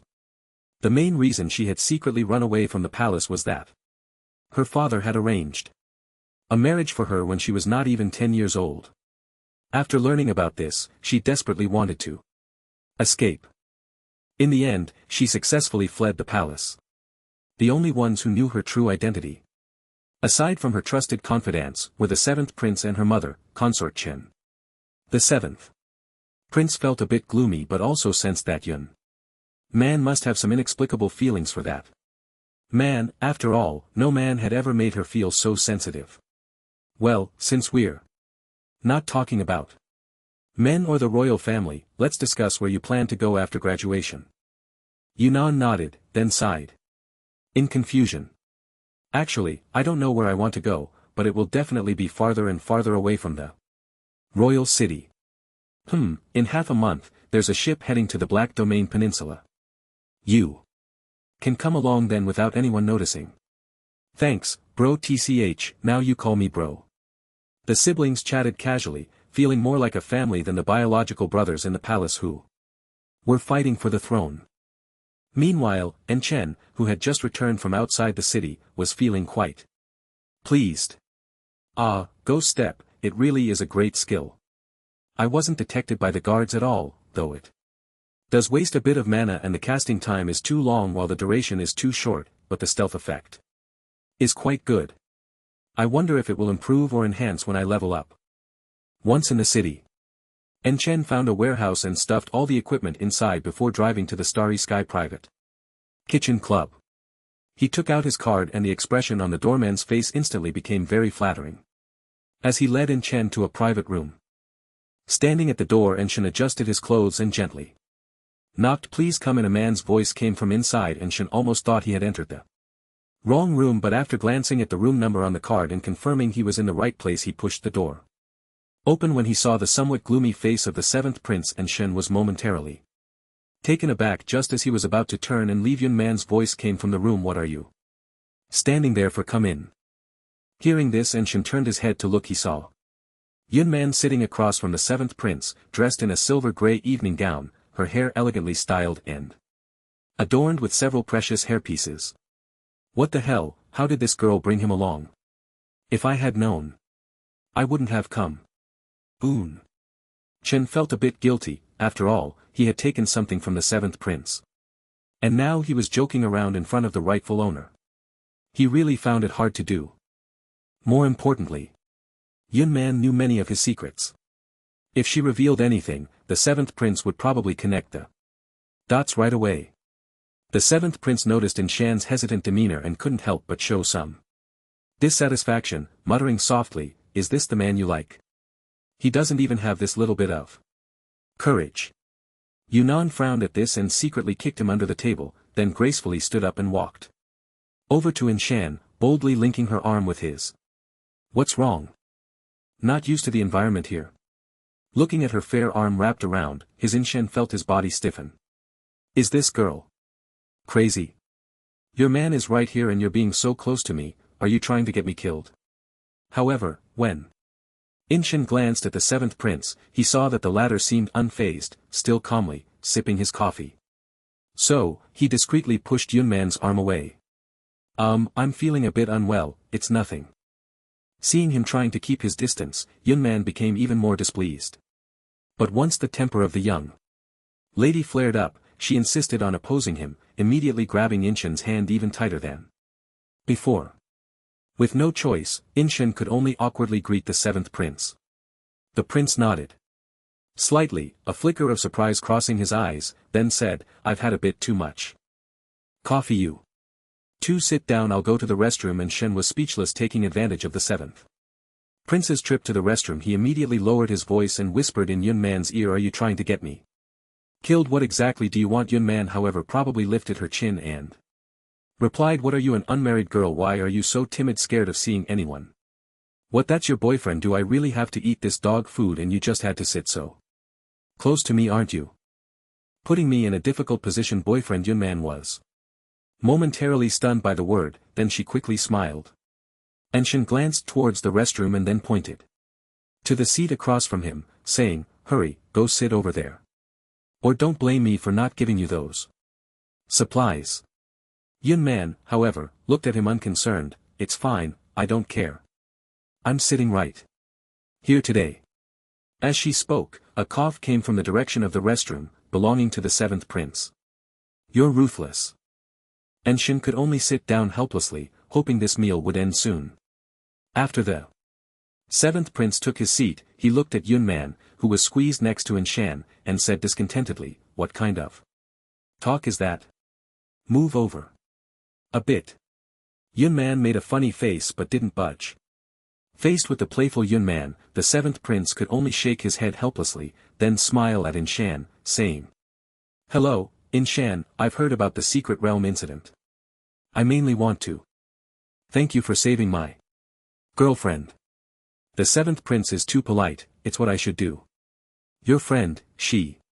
As he said This, In Shan couldn't help but pause, turning to look at Yunman. Aren't you, you are friends? The seventh prince nodded slightly. That's right, Yunman is my good friend, what's wrong? En Chen looked at Yunman's playful expression and immediately understood what was going on. It's nothing, just asking casually. Then, the seventh prince directly nodded at a nearby attendant who placed a prepared gift box in front of En Chen. A small token of thanks, open it and see if you like it. Perhaps having been in a position of power for too long, the seventh prince's demeanor always carried a hint of arrogance. Chen, however, didn't mind, who doesn't like receiving gifts, regardless of the attitude. He smiled and reached out to open the box. When he saw a letter inside, he was momentarily taken aback. Yunnan nodded and softly said, Master Gudeng is the most famous appraiser on the Black Domain Peninsula. Even if an ordinary person finds him, he won't help with appraisals unless there's a connection.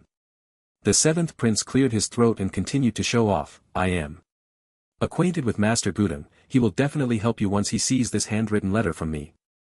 En Chen nodded in satisfaction. This seventh prince is quite decent aside from his tendency to show off.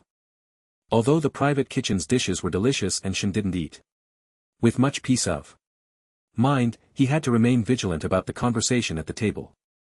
If the topic veered off he would have to quickly change the subject to prevent Yun Man from carelessly spilling his secrets.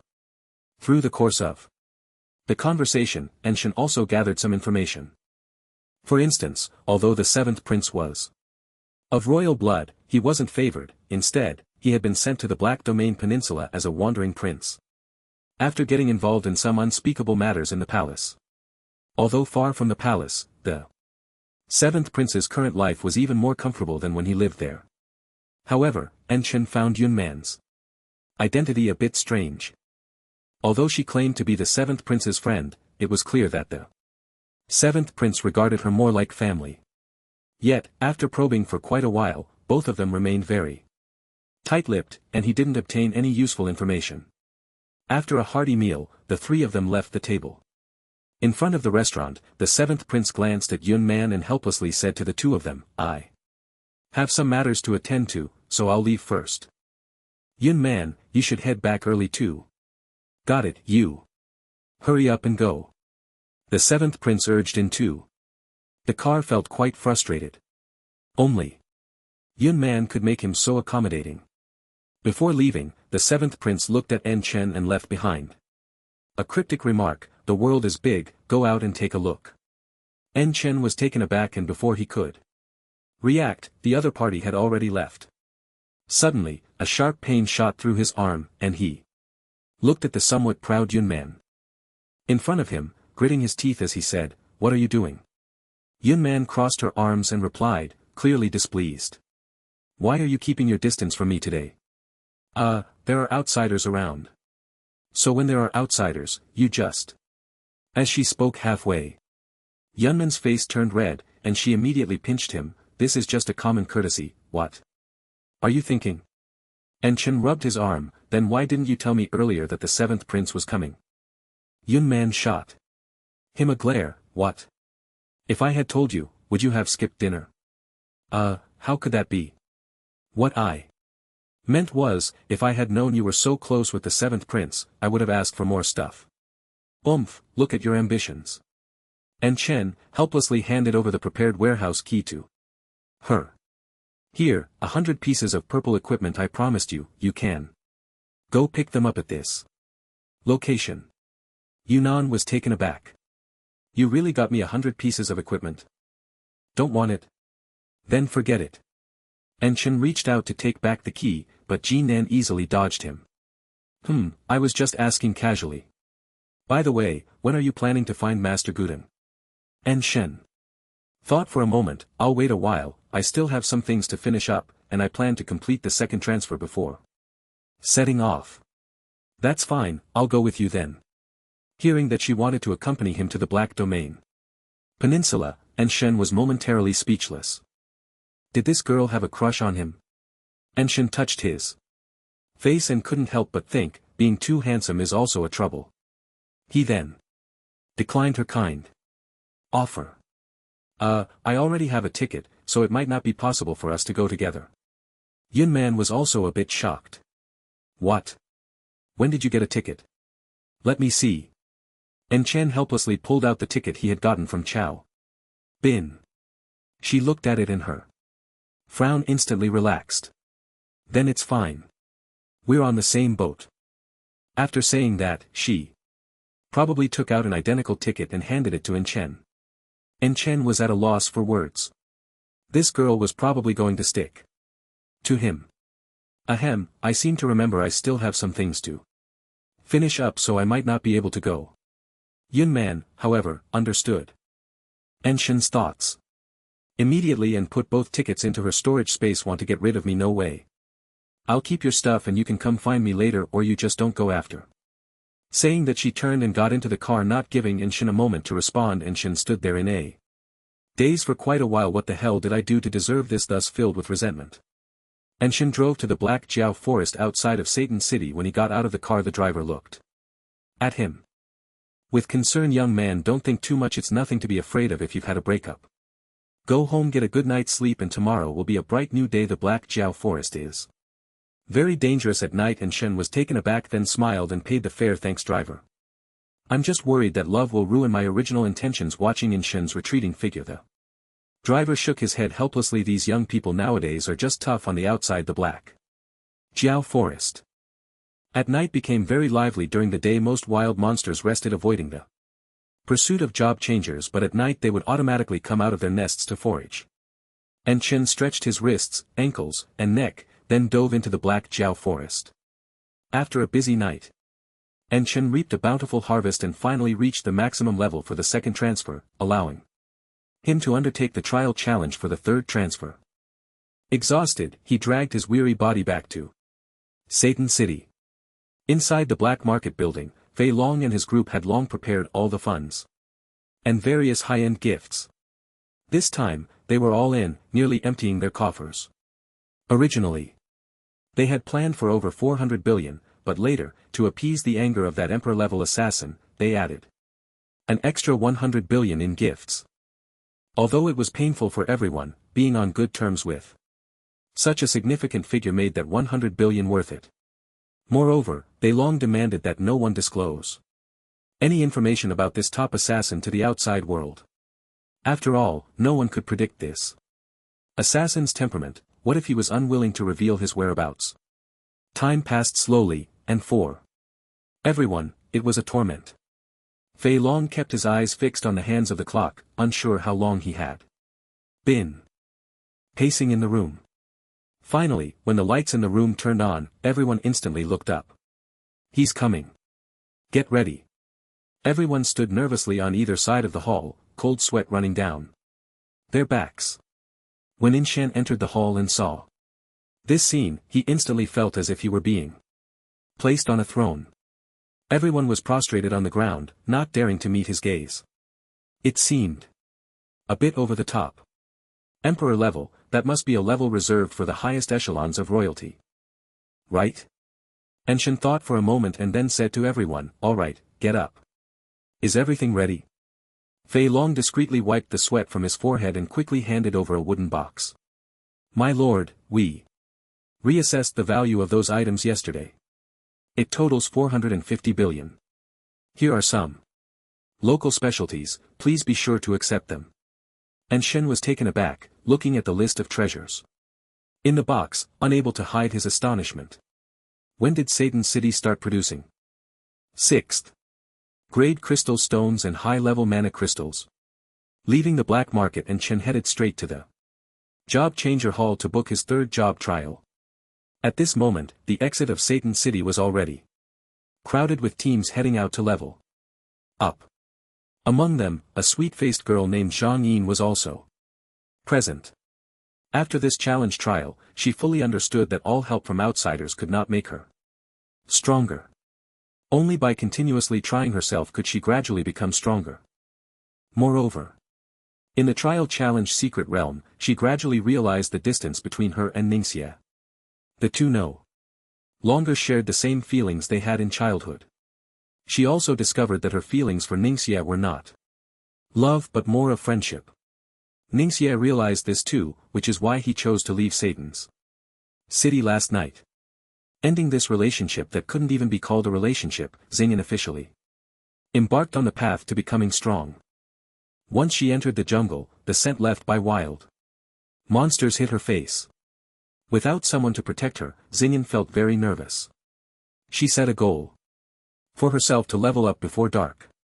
The requirement wasn't too high as she had only leveled up 3 times since her second job change, and her current level was 3 levels into the second job.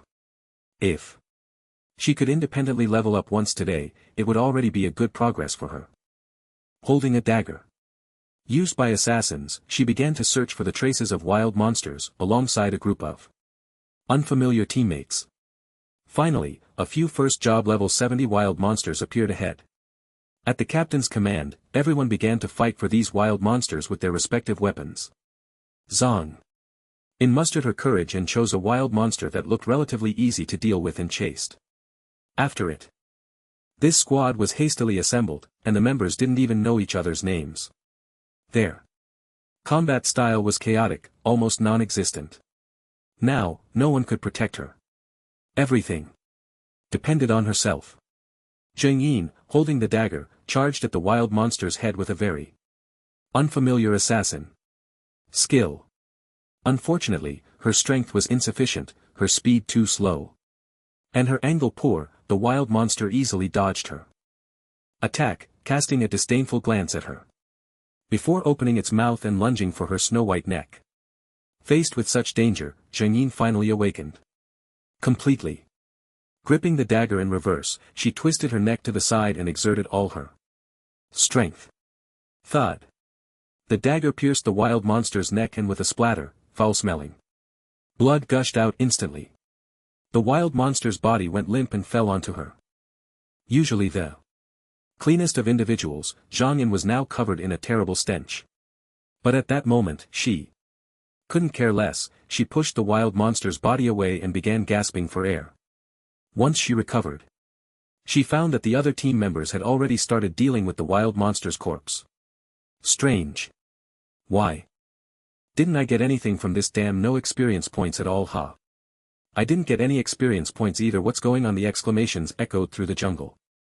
And Zhang Yan was momentarily stunned. She quickly checked her experience points and realized she had gained nothing. In an instant, Zhang Yan suddenly recalled everything she had experienced, feeling as if and Chen was right around her. Could it be him? The previous incidents had been under investigation, but there was still no conclusion. Although many suspicions pointed to Chen, there was no evidence to prove he was responsible. It can't be that coincidental, can it? Did he follow me here? Zheng Yan felt a wave of frustration, as if Chen had been sent by heaven to torment her. Meanwhile, incidents of wild monster experience points and equipment being stolen continued to occur in the Black Serpent Forest. The group was unable to uncover the truth and could only report the matter to the Complaints Department. The person in charge of handling complaints routinely checked his inbox before leaving work that night, only to find it stuffed with various complaint letters. As he skimmed through the contents of these letters, he immediately called in an assistant to help him pinpoint the locations of these complaints. Busy until late at night, the person in charge and a few assistants finally processed all the letters. However, the large map of the Black Serpent Forest in front of them was now dotted with pins, marking the complaints. Boss, I feel like the wild monsters in the Black Serpent Forest have collectively mutated. Yeah, look. Almost all the wild monsters in the Black Serpent Forest have no experience points or equipment.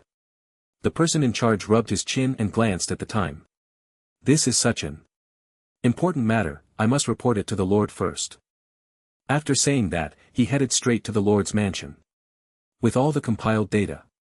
Upon learning of the situation, Su Lianghong immediately thought of Chen. However, this incident was somewhat extraordinary, as the area involved, according to the complaints, spanned the entire Black Serpent Forest. Wide awake, Su Lianghong rushed to Chen's residence. Seeing Su Lianghong standing outside, Chen rubbed his sleepy eyes, curious. Lord, what brings you here? Su Lianghong sighed and pointed towards the Black Serpent Forest. Is what happened over there related to you? En Chen innocently shook his head. Lord, how could you think it was me? That's the entire Black Serpent Forest. Su Lianghong looked at En Chen's pure and innocent expression and finally nodded. That's good, since it's not you, I can rest easy. You can go back to sleep. Take care, Lord. En Chen closed the door and returned to his room. Su Lianghong pondered for a long time but couldn't figure out what was going on. However, as he was going downstairs, he suddenly realized something. I didn't even tell him what happened. Yet he mentioned the entire Black Serpent Forest. This guy. It must be him. Saying this, he turned to confront In Chan, but as soon as his right foot stepped onto the stairs, he stopped. Forget it, even if I investigate, what can I do to him? For the future of Satan City, it seems that this trouble can only be handled by me. Sigh.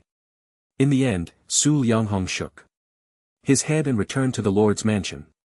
Meanwhile, En Shan, hiding in his room, finally breathed a sigh of relief, a smile appearing on his face. This old man really has a big picture perspective. Impressive. He knew that his abilities would eventually be discovered by Su Lianghong, but in order to level up, he had no choice but to do so. Initially, he faced the situation with the mindset of confessing if he couldn't keep it a secret any longer, but Su Lianghong did not press for answers. This immediately put En Shan at ease. In fact, the next day, Su Lianghong personally established a new department, the Black Serpent Forest Monster Investigation Team, to investigate this incident. For this, En Shan just wanted to present a banner to old Su to express his gratitude.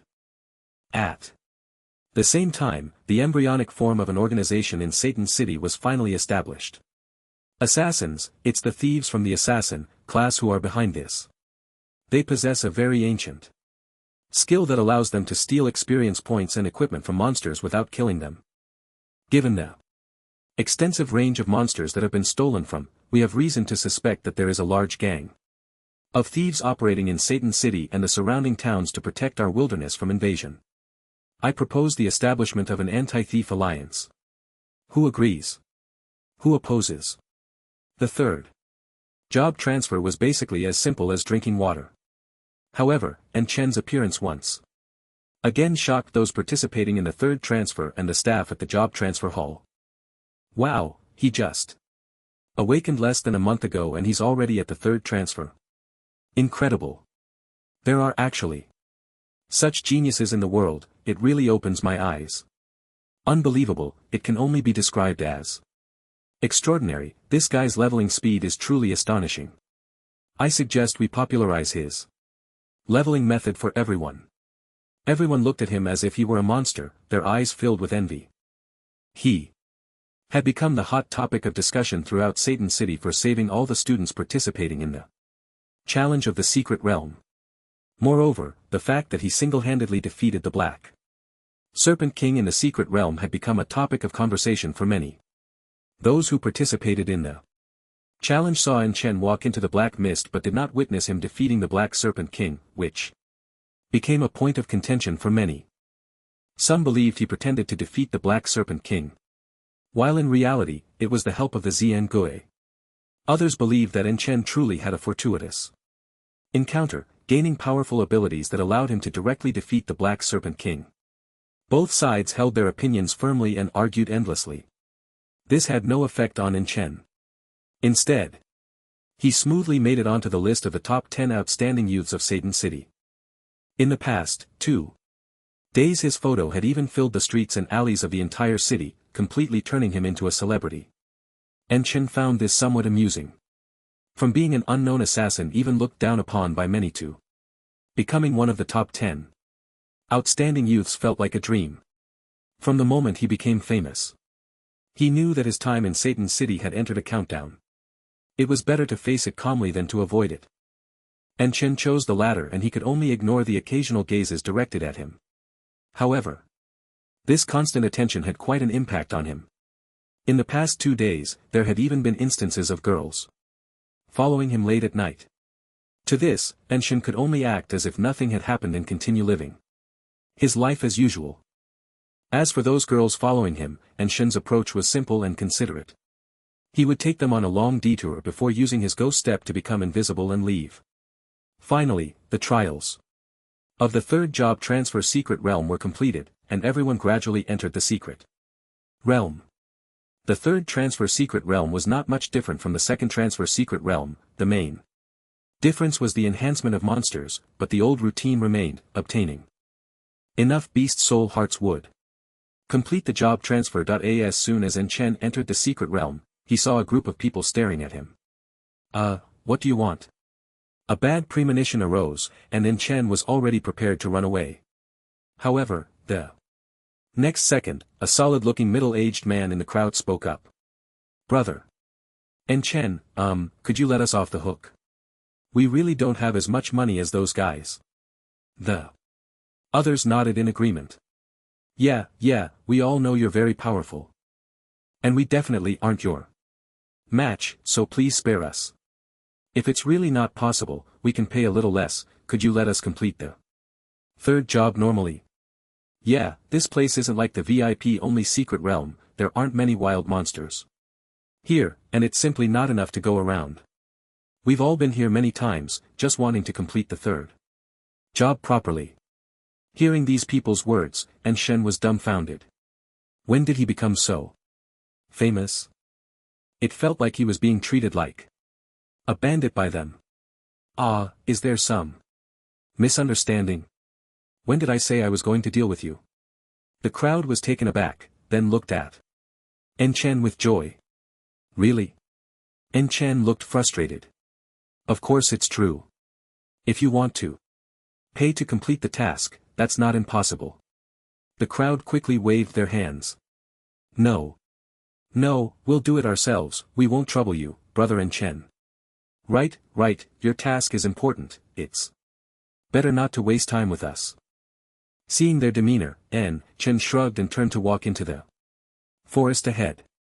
At this point Chen already had enough ability to deal with the wild monsters in this secret realm, and with the cloud-searching hand he effortlessly obtained enough East Soul Hearts. When Chen left the secret realm holding the Beast Soul Hearts and reappeared in the job transfer hall, everyone was stunned. Wow, how long has it been since you went in? That was too fast, completing the challenge in less than half an hour. That speed incredible. The fastest challenge record here is 7 hours, and he has created a miracle. The crowd was filled with exclamations while Chen had long since become numb to it. Standing in the array for the third job selection, Chen skillfully placed his hand on it. With a flash of 5-colored light, the color on the testing stone finally turned purple, and Chen raised an eyebrow. Beast Tamer, come on, I just gave Yun Man a skill book on beast taming. The 5 colors represented 5 different professions: blue for mage, gold for warrior, green for archer, black for assassin, and purple for beast tamer. When Chen saw that his third profession was actually beast tamer, he couldn't help but feel a bit frustrated. This profession was different from others. It mainly relied on raising pets to enhance combat power. Moreover, there were only 2 branches for beast tamers. One was combat-oriented and the other was nurturing-oriented. The combat-oriented one was easy to understand. It involved constantly taking pets to hunt wild monsters and searching for various treasures and precious monster blood to feed the pets, thereby increasing their bloodline level. As for the nurturing-oriented one, it specialized in capturing various monster cubs continuously, selecting and nurturing them, ultimately keeping some with precious bloodlines for sale. The latter had almost no combat power, and most who chose to become nurturing beast tamers ended up as pet merchants. However, obtaining pets was quite difficult, and the selection process was extremely time-consuming and labor-intensive. Shen felt a bit overwhelmed. Taking back what he had given away clearly felt inappropriate, and he didn't want to waste too much time on the pet selection process. Another useless profession. Forget it, it's just a secondary profession, I'll deal with it later. This time, the mocking voices that had filled the job transfer hall were gone, replaced only by speculation about how Chen would perform as a beast tamer in the future. After leaving the transfer hall, Chen suddenly spotted a familiar figure. Why are you here again? Man, still sucking on a lollipop, gathered her hair by her ear and said, 3 days from now, the chief fairy will dock and will set off for the Black Domain Peninsula together. So soon? To be honest, Chen still wasn't ready to leave the place. He had lived for 18 years. Seeing Yin Chen's reluctant expression, Yunman decisively got into the car. Are you coming or not? If not, I'll give your ticket to someone else. Okay. Okay, who said I wasn't going? Yin Chen hurriedly followed her into the car. Yunman held the steering wheel with one hand and casually asked, "What's your third job?" "Beast tamer." Squeak. Bang. Yin Chen covered his head in frustration. "Are you crazy? Why are you hitting the brakes out of nowhere? You almost killed me." Odd Yunman showed no interest in the red mark on his head and repeated her question. "What did you just say, beast tamer?" Yin Chen rubbed his head. "Yeah, beast tamer, just like you. What's wrong? Is there a problem?" "Ah, that's great." Seeing Yunman suddenly happy as if she had received something wonderful, Yin Chen looked at her in confusion. "What's so great about it?" "Hitting my head is great. I must say, your interests are quite unusual." "Boomf. I don't enjoy my happiness built on others' suffering. I was talking about something else." "Oh, do tell." Yin Chen was a bit curious. "If you want me to tell you, you have to become my disciple." Yunnan suddenly changed her mind, looking at Inshan with a teasing glint. "What? Become your disciple? Have you hit your head too hard?" Inshan was baffled by her nonsensical request. Yunnan, with a hint of pride, said, "If you don't become my disciple, I won't tell you." Inshan simply leaned back in his seat and closed his eyes. "If you don't want to say, we can set off. You." Seeing that Inshan was not cooperating, Yunnan became a bit dissatisfied. "Can't you just cooperate a little?" Inshan shook his head, still leaning against the seat. "That's becoming a disciple, absolutely not. Stingy. Let's see who can't hold out first." Faced with Yunman's strong competitive spirit, Yin Chen suddenly found her somewhat cute. "Alright, by the way, can you give me a hint? Something related to beast tamers?" "Oh. Then it's fine. I'm not very interested in that profession." Yin Chen confirmed that what she was talking about wouldn't concern him. So he closed his eyes again. "Oh, I forgot to ask, where are we going next?" "The chief fairy needs to confirm the number of passengers and whether the job changers meet the level requirements." "That's quite troublesome." "I think so too. By the way, why aren't you interested in being a beast tamer?" "Being a beast tamer takes too much time, I don't plan to waste time on that profession." "Oomph, you clearly don't understand. Beast tamers are very powerful, and the better the bloodline of the beast pet, the higher the qualifications, and the faster the level up speed, much quicker than your grinding." Yin Chen shrugged, not really agreeing with her viewpoint. "Come on, can it be faster than me cheating?" Seeing Yin Chen's nonchalant demeanor, young man huffed in pride. "Fine, if you don't want to know, I'll leave this great opportunity for someone else. I regret to inform you that you've missed a chance to obtain a mysterious beast pet." With that, she restarted the car and sped towards the dock. The car stopped in front of a very luxurious building by the dock, with large characters written on the top floor. When Yin Chen saw the words, "Chief Fairy Company," he suddenly felt a strong urge to leave home. Yunnan noticed a change in Yin Chen's expression and said mysteriously, "By the way, I'll give you one last chance. Call me master, and I'll tell you that secret. How about it? If you don't want to say it, then don't. Don't hold it in too much," Yin Chen replied with a mischievous smile. He felt that Yunman was on the verge of bursting, almost spilling the secret several times. "Humph. That's a mysterious beast.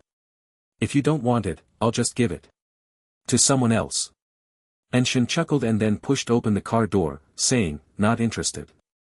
Someone of my status deserves a divine beast as a pet." "Humph, that's a nice thought, but there's only one holy beast in the entire holy kingdom." "Divine beasts? Don't even think about it. The levels of beast pets are similar to wild monsters, but the pets chosen are generally smarter beasts." "Beast pets? are roughly divided into 4 levels: demon beasts, mysterious beasts, holy beasts, and divine beasts. In fact, most beast pets are demon beasts mainly because they are easier to obtain, and as long as they have good bloodlines, even a 5th transformation is sufficient. As for the higher level mysterious beasts, they are truly rare and hard to come by. Mysterious beasts have purer bloodlines and higher talents, making them easy to cultivate, but, of course, the cost of raising them is also much higher, making it unaffordable for ordinary wealthy families. As for holy beasts and divine beasts, they can only be considered fantasies in people's hearts. And to possess one, go to sleep, everything exists in dreams. Previously, when people saw the mysterious turtle, many mistook it for a divine beast, mainly because they didn't understand the differences between mysterious beasts, holy beasts, and divine beasts. Seeing that Shan really didn't care, Yunnan finally couldn't hold back anymore. Hey, I went through a lot of trouble to get this information to share with you, and you just brush it off.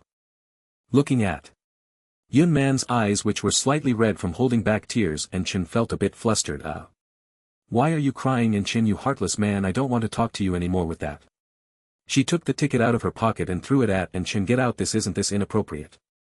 We're at the dock and there are basically no cars here, get out, and Chen had no choice but to push open the car door and get out, watching as Yun Man drove away in tears to the chief ferry company building. What is this? The young lady is indeed not to be trifled with. I should keep my distance in the future. At that moment he suddenly felt a sense of relief. Indeed, women only slow down my leveling speed. Meanwhile, in the top office of the chief ferry company, the 7th prince looked at young man's red eyes and guessed what had happened. Did you have a fight? I told you that. You two aren't suited for each other. None of your business. Hey girl, fine, do you want me to help you vent your anger? You can't touch him. The 7th prince rubbed his aching temples, thinking to himself, women's hearts are like needles in the sea. Clearly she's been brought to tears, yet she still defends him. It seems she's really fallen for that guy. Helpless, he handed her a pack of tissues. All right. Stop crying. You've been brought to tears, yet you still protect him. I really don't understand your thinking. Go register first, I need to head back soon. Yunnan nodded and looked at the 7th prince. I wish I could leave with your teleportation array. The 7th prince laughed. If you don't want to be discovered by father, then just go. Forget it, but just thinking about setting off with that guy in a few days makes me want to bite him. Humph. There isn't a good man among them. Ahem. Actually, there are some. Regarding Yunman's words, the 7th prince disagreed and said, the chief ferry only docks at Chiyu Island for 1 day. Are you sure you can manage it? Don't worry, 1 day is enough. I've already checked the situation on the island. That day happens to be foggy, and the Chiyu birds won't be on the island. We can take this opportunity to steal the bird eggs. Just be sure to pay attention to safety. They entered the building of the chief ferry company. Inside, many people were already queuing for various pre-boarding checks. Chen followed the line and went through the necessary registrations and checks.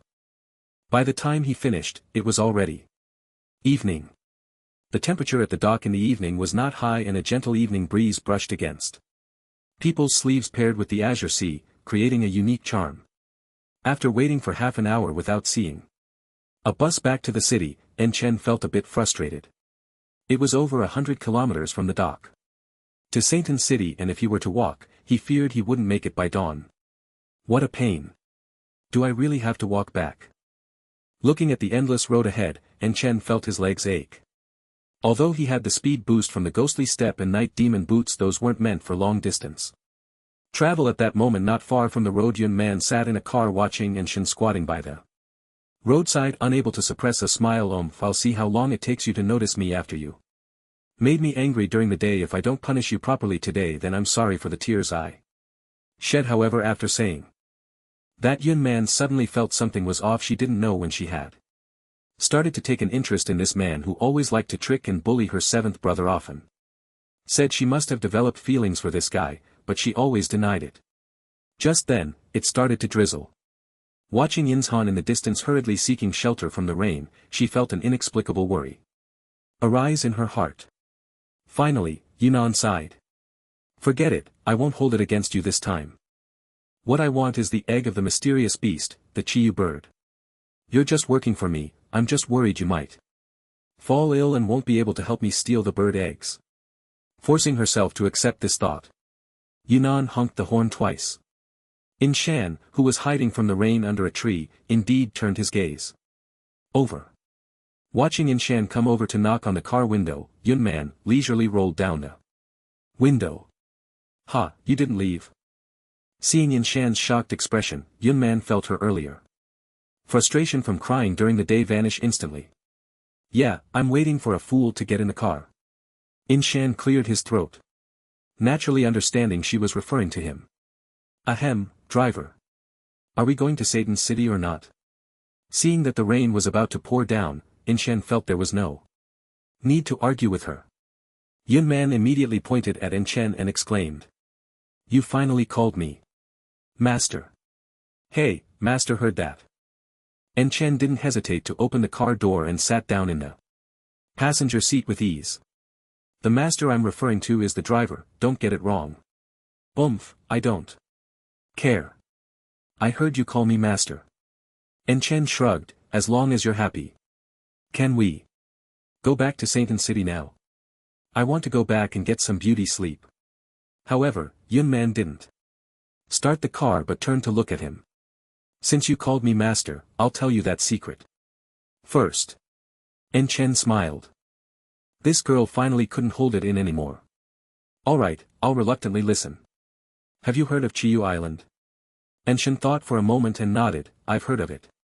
It seems to be an island on the way from Satan city to the Black Domain Peninsula. What's up?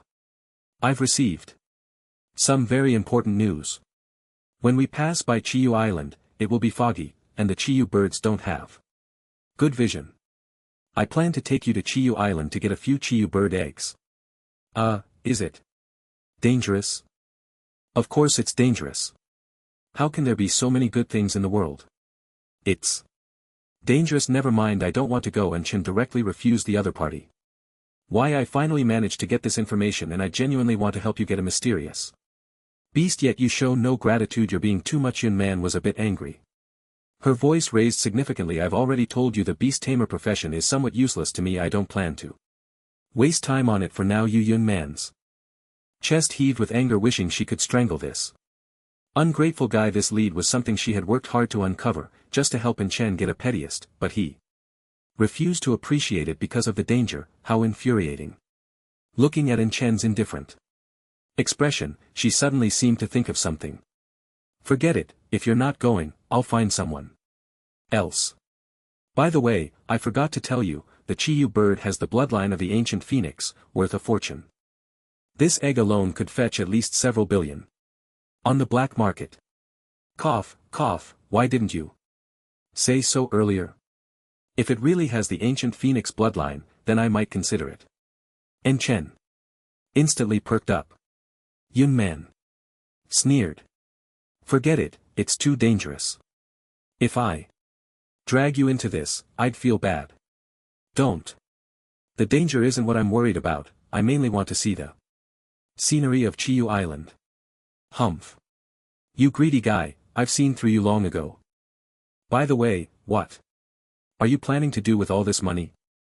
Yunman was very curious why In Chen was so obsessed with making money. After all, he had just scammed those people out of billions in the secret realm, and with some rumors circulating, In Chen was now worth at least 100 billion. Although this amount was just a few years' living expenses in her eyes, it was already a fortune for an ordinary job changer. Yet he still seemed unsatisfied. She really couldn't understand him.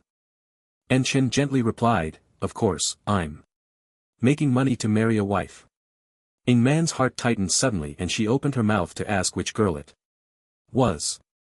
But then she realized that asking that was like giving herself away, so she raised an eyebrow and looked In Chen up and down. Marry a wife?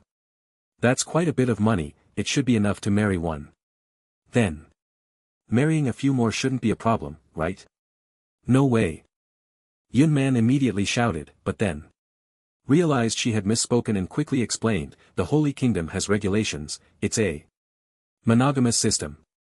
Do you want to be sent in? And Chen looked at Yunman meaningfully. I was just joking, why are you so nervous? Could it be, you want to marry me?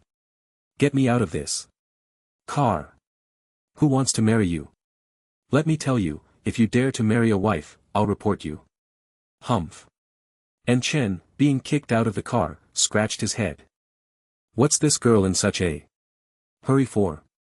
I never said I wanted to marry you, it's really funny. And who says I can't marry a wife? Just because the seventh prince is noble doesn't mean he can control my marriage saying. This he braved the rain and went upstairs. Meanwhile Man sat in the car for a long time before she calmed down. This bastard just knows how to bully me. 3 days passed quickly. And soon it was time to board the ship. Before leaving, Enshin made a special trip to the city lord's mansion to say goodbye to Su Lianghong and also visited Ling Lan High School. After settling everything, he finally left Shingen City with peace of mind. At the dock, a luxurious cruise ship was docked. Many luxury cars were parked on both sides of the road, and Yunman's car was not particularly eye-catching among them. Looking at so many luxury cars, Enshin couldn't help but feel a rush of excitement. There are so many rich people in Shang'an City. Yunman glanced at the money-obsessed Enshin with disdain. Whom, these so-called rich people are nothing to mention in front of you. The real wealthy people are in the top-tier cabins. Hearing this, Enshin finally realized that he was now worth hundreds of billions, which indeed made him much better off than them. However, he was used to dressing simply, and he hadn't even bought a car, so he still looked like an ordinary person. Yeah, I'm a billionaire now, but why? Can't I shake off the habits of being poor? No, I really need to change that. Yunman rolled her eyes, expressing her disdain for Enshan's behavior. If you really want to cultivate a noble demeanor, I can recommend a place that specializes in shaping one's physique. How much does it cost? What's the fee structure? Yunman covered her forehead. Forget it. You're not worthy. After a bit of banter, it was finally time to board the ship. Although this ship was quite large, standing 7 stories tall, it could only accommodate a maximum of 500 people at a time. And Chen and Yunman's tickets were located in the middle tier, a position that was neither too high nor too low. Once they found their seats, and Chen looked at the saint and city behind the dock and couldn't help but feel emotional. I don't know when I'll be back next time. Yunman glanced at Chen and muttered softly.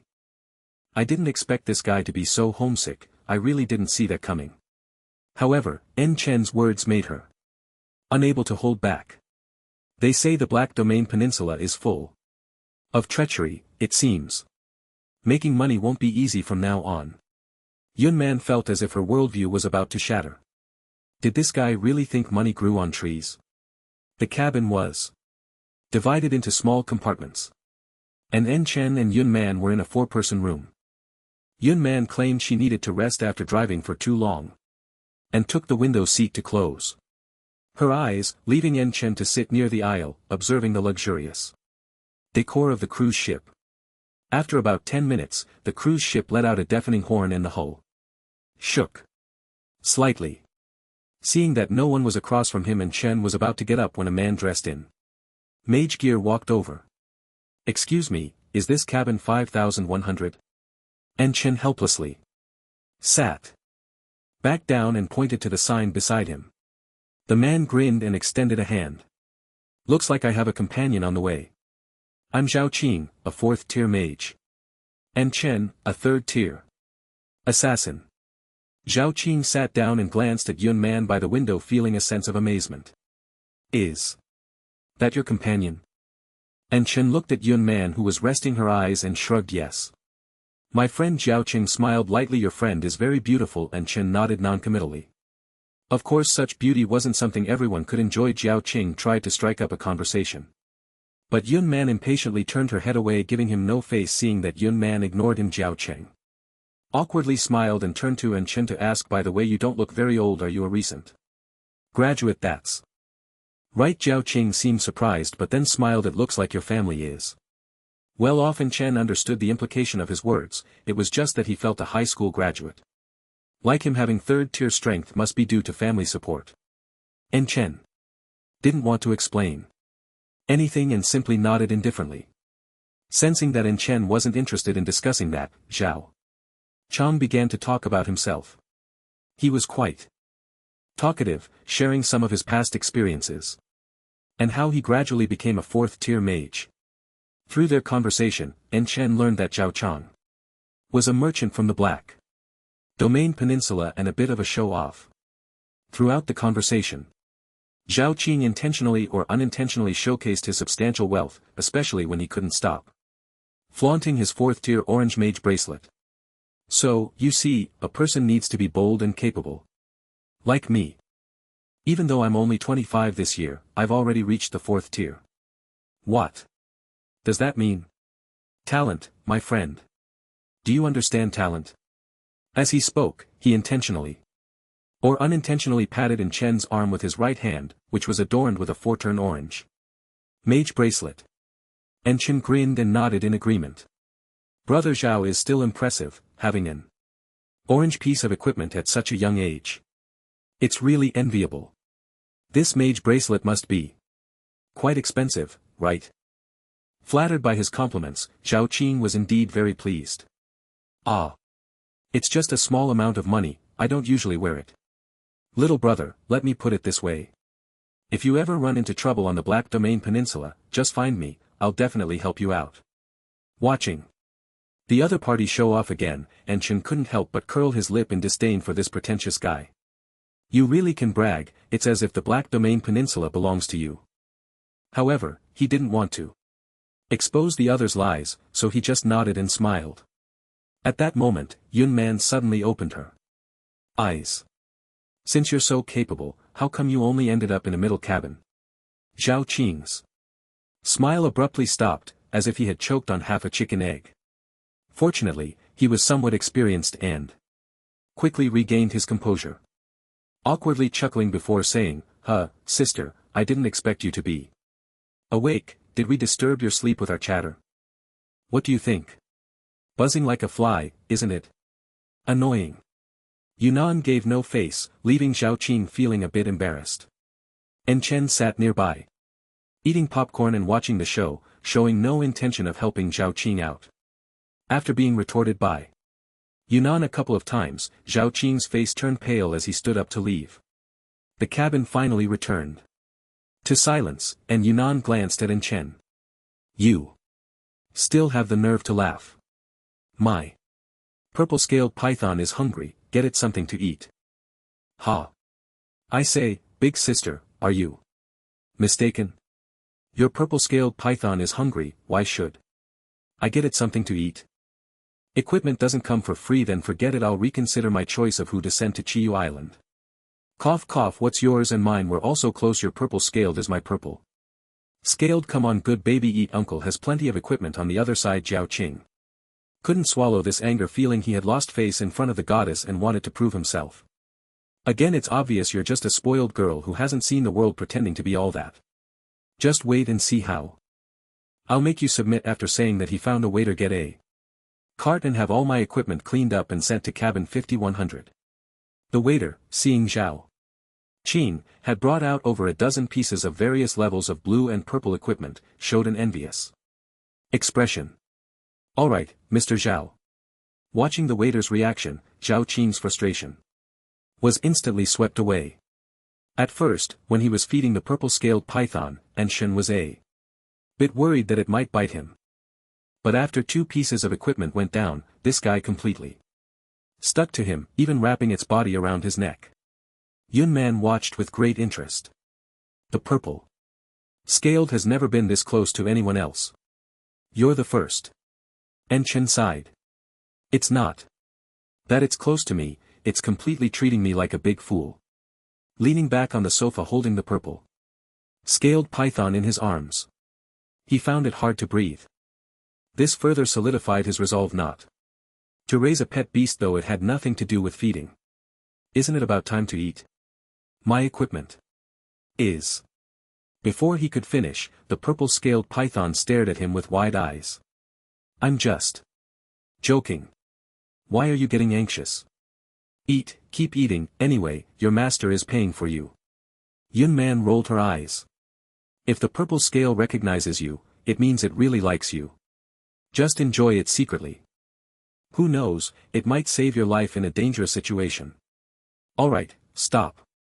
Painting. Big pies for me, I'm not buying that. By the way, are those Chiyu bird eggs really that valuable? If you don't believe me, you can ask that guy, he should know. Speaking of which, Yunman raised her chin towards the opposite side, and Chen rolled his eyes. Forget it, this guy is too full of himself, he. Just as he finished speaking, a familiar figure appeared outside the cabin. Zhao Qing looked at the two with a pale face, clearly having overheard their conversation.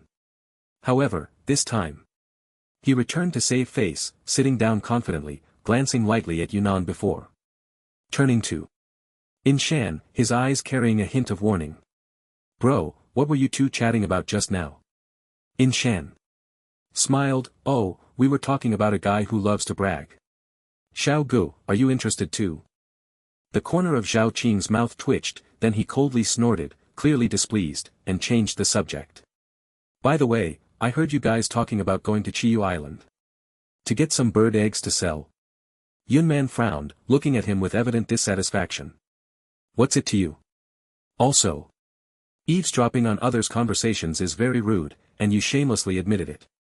Beauty is gossiping about others behind their backs considered moral. Zhao Chang saw Yunman fall silent, a smug expression flashing across his face. Let's see what you have to say this time. Yunman was unhappy and continued to lean back on the sofa, closing her eyes to rest. Zhao Chang sneered inwardly, pretending to be aloof. I'll make sure you can't keep it up. Saying this, he looked at the purple-scaled python in Enchen's arms. This purple-scaled python has been raised for quite some time. Hasn't it? Enchen glanced at Yunman beside him, then nodded. At Zhao Qing. Zhao Qing intentionally revealed the Fortune orange mage bracelet on his wrist. But your purple-scaled python looks a bit malnourished. So small, you probably haven't fed it any good gear, right? Enchen shot him a look. This guy really can't keep his mouth shut. If the purple-scaled python were to show its full size, I would have already choked. But he couldn't be bothered to say anything, continuing to stroke the python's chin. Zhao Chang took in Chen's indifference as insecurity and continued speaking. By the way, did I mention that I'm an equipment merchant? And Chen understood his intention and cooperatively replied, you did, I really admire you, bro. Just then, a waitress appeared at the right moment, pushing a cart towards them. Sir, your equipment has been cleaned. Zhao Chang nodded in satisfaction, reaching out to hand over a gold coin.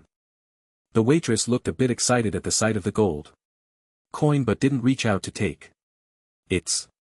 You're too generous, sir, but this gold coin is worth over 10,000, I can't accept it. Her reaction flattered Zhao Qing, but he straightened his face. Just take it, it's just a small tip. Thank you, sir. Saying this, the waitress took the gold coin, secretly traced her finger in Zhao Qing's palm, and turned to leave. Zhao Qing felt a tickle in his heart, but in order to win over a young man, he still pretended to adjust his clothes. Sometimes, it's really troublesome to go out without a larger storage space, it takes so long to organize all this equipment, it's really a hassle. Little brother, this purple-scaled python looks malnourished, you should pick it out a piece of. However, halfway through his sentence, he saw that Enchen had somehow produced a red quality 3-turn warrior equipment. The purple-scaled python opened its mouth and suddenly swallowed the equipment, showing a satisfied expression. What kind of family is this feeding a pet with red equipment? Seeing this scene, Zhao Qing immediately felt a sense of wastefulness, instinctively reaching out to snatch it away. But he was met with the fierce gaze of the purple-scaled python. At this moment, Enchen turned to look at Zhao Qing. Sorry, Xiao Go, what did you just say? Zhao Qing felt as if he had been splashed with cold Water. What the hell, this is not an ordinary person at all. Feeding a purple-scaled python with red gear that one wouldn't even want to part with. Zhao Qing quickly put away his equipment. His expression tinged with embarrassment. It's a bit stuffy here, I'm going to find a waiter to change seats. And Chen looked at Zhao Cheng's demeanor, then turned to Yun Man and beckoned her with a finger. I've chased away this annoying guy for you. As for the equipment money. Yun Man gave a thumbs up. You've done a good deed, I'll cover the equipment cost. With no one to disturb him, and Chen gazed out the window. He didn't know when, but Satan City had completely vanished from sight. And Chen withdrew his gaze and decided not to look anymore, leaning back on the sofa and closing his eyes to rest. At this moment, Zhao Qing was furious, venting all his grievances on the waiter. Half a minute later, he stood up, tidied his clothes, and a hint of malice flashed across his face. Dare to play tricks on me? I'll make you realize that the people from the Black Domain Peninsula are not to be trifled with. Seeing the waiter's lingering expression, Zhao Qing directly ignored him, tossing down a few bills and asking, do you know which cabin Lord Tiger is in? The waiter hesitated for a moment and Zhao Qing immediately threw out a gold coin. Where? 6th floor, 6008. Zhao Qing nodded immediately and headed upstairs. Cabin 6008. A middle-aged fat man with a round face and sharp eyes looked at the pile of gold coins on the table, then lifted his eyelids to glance at Zhao Qing. Who to kill? 5100, and Chen. That's not enough. Zhao Qing quickly pulled out another pile of gold coins. Is this enough? Lord Tiger raised his hand to store the gold coins in his storage space. There's no chance to act on the ship, you need to find a way to get him off the ship. Zhao Qing grinned. They'll disembark at Chiyu Island, that's a good opportunity to strike. The chief ferry moved slowly. So slowly that En Chen could see dolphins swimming effortlessly from the back of the ship to the front and back again. Meanwhile, Yun Man, lying nearby, soaking up the sun, held a juice in her hand, looking relaxed as if on vacation. At this speed, when will we reach the Black Domain Peninsula? En Chen felt helpless. He was getting tired of being on the ship after all 3 days had passed sailing on the sea without seeing a single piece of land, leaving him with a sense of bleakness about the future. Yun Man turned her head to look at En Chen. What's wrong? Can't wait to go steal bird eggs. En Chen shook his head. No, I just feel like something is about to happen. All right, no one dares to have ideas about the chief ferry. You can rest easy. Yun Man comforted him, but when she turned her head she found that En Chen had already disappeared. This guy is really rude. At a stairway behind the deck, En Chen frowned as he glanced at the woman who hurriedly disappeared around the corner, his brow furrowing. For the past 3 days this woman had appeared on the deck at the same time every day, secretly tossing a fish into the sea. This unusual behavior made En Chen feel a sense of crisis he had just been waiting for. That woman. So when she appeared, En Chen immediately approached. However, the woman's alertness was high. As soon as she sensed his presence, she vanished around the corner of the stairs. En Chen didn't chase after her. After all, he didn't know if there was a trap up there, and if he got it wrong, it would be awkward. When he returned, Yun Man, who had been sunbathing on the deck, was already nowhere to be seen. Just as En Chen was about to head back to the cabin, he saw Yun Man blocked in the hallway. Zhao Chang stood not far away, a smile in his eyes, blocking Yun Man's path. Miss Yun, think about this matter. Only I can protect your safety, that kid can't. Yun Man stared at Zhao Qing in front of her and suddenly smiled. Seeing Yun Man smile so happily, Zhao Qing's heart was instantly stirred. It seems you've thought it through. You understand that those who know how to adapt are the true talents. However, in the next moment, Yun Man's smile abruptly stopped as she delivered a fierce knee strike right to the opponent's groin. Get lost. Zhao Qing fell to the ground in agony, clutching his pants and unable to make a sound. And Chen curled his lip. You dare to touch a woman I wouldn't even dare to flirt with? You really must be tired of living. With that, he stepped directly over the opponent. Zhao Qing's eyes nearly shot flames. You dog couple, I won't let you off. The rest of the journey became much more peaceful, though In Shan no longer saw that sneaky woman on the deck. He guessed she had probably discovered him. On the 5th day of the cruise, In Shan finally received some good news. We're almost at Chiyu Island. Yunnan exclaimed excitedly, tugging at In Shan, her expression barely able to hide her thrill. Finally. We've arrived. In Shan looked out the window, noticing that thick fog had rolled in, obscuring even the view of the sea below. At that moment, a captivating voice came over the intercom. Dear passengers, this cruise ship is now docked at Chiyu Island. For a day's resupply. If any passengers wish to disembark, please contact our staff. A friendly reminder, there are many wild creatures on Chiyu Island, so we advise all visitors not to wander too far to avoid danger. Soon, everyone on the cruise ship gathered on the deck. After 5 days on this ship, I'm about to get seasick. I need to get off and rest. I heard the Chiyu birds on Chiyu Island are quite fierce. I hope our ship won't be attacked. Who cares? I've had enough of being on this ship. I must get off. No one can stop me. Let's go, disembark to collect bird eggs. Who knows, we might even find the eggs of the mystical Chiyu bird. Dream on. The nests of the Chiyu birds are all in the middle of the mountain on Chiyu Island. If you want to collect eggs, you better think about whether you can make it back down the mountain alive. Yeah, I heard these Chiyu birds are born at the 2nd tier, and their level can reach at least the 5th tier when they mature. That's not even the scariest part. I've heard there are about 10,000 adult Chiyu birds on this island. If you don't want to live, you might consider stealing their eggs. The crowd buzzed with chatter and Inshan suddenly felt Yunman gently pinch his palm. Stop dawdling, we don't have much time, we need to hurry. Inshan didn't hesitate and followed her towards the 1st floor. At this moment, the deck on the 1st floor was already crowded with people preparing to disembark and go ashore. Most of whom were tourists primarily there for sightseeing. With only a few daring enough to attempt to collect bird eggs, they queued to register for disembarkation and Inshan and Yunman were on the 3rd boat. Just as In Chen and Yunman set off, Zhao Qing and the crowd pointed at the distant boat and shouted. Tiger brother, it's those two. It's the 3rd boat, don't let them get away. Get lost, get lost. What are you rushing for? I'm not blind. The short-statured tiger brother impatiently shoved Zhao Qing aside and then turned to the dozen or so people in front of him. Is everything ready? Everyone nodded. Good, then this time you all just need to assist my brother fully. Oh, and that man. Find a chance to deal with him. Yes. After giving a few more instructions, Tiger Brother turned to the people beside him.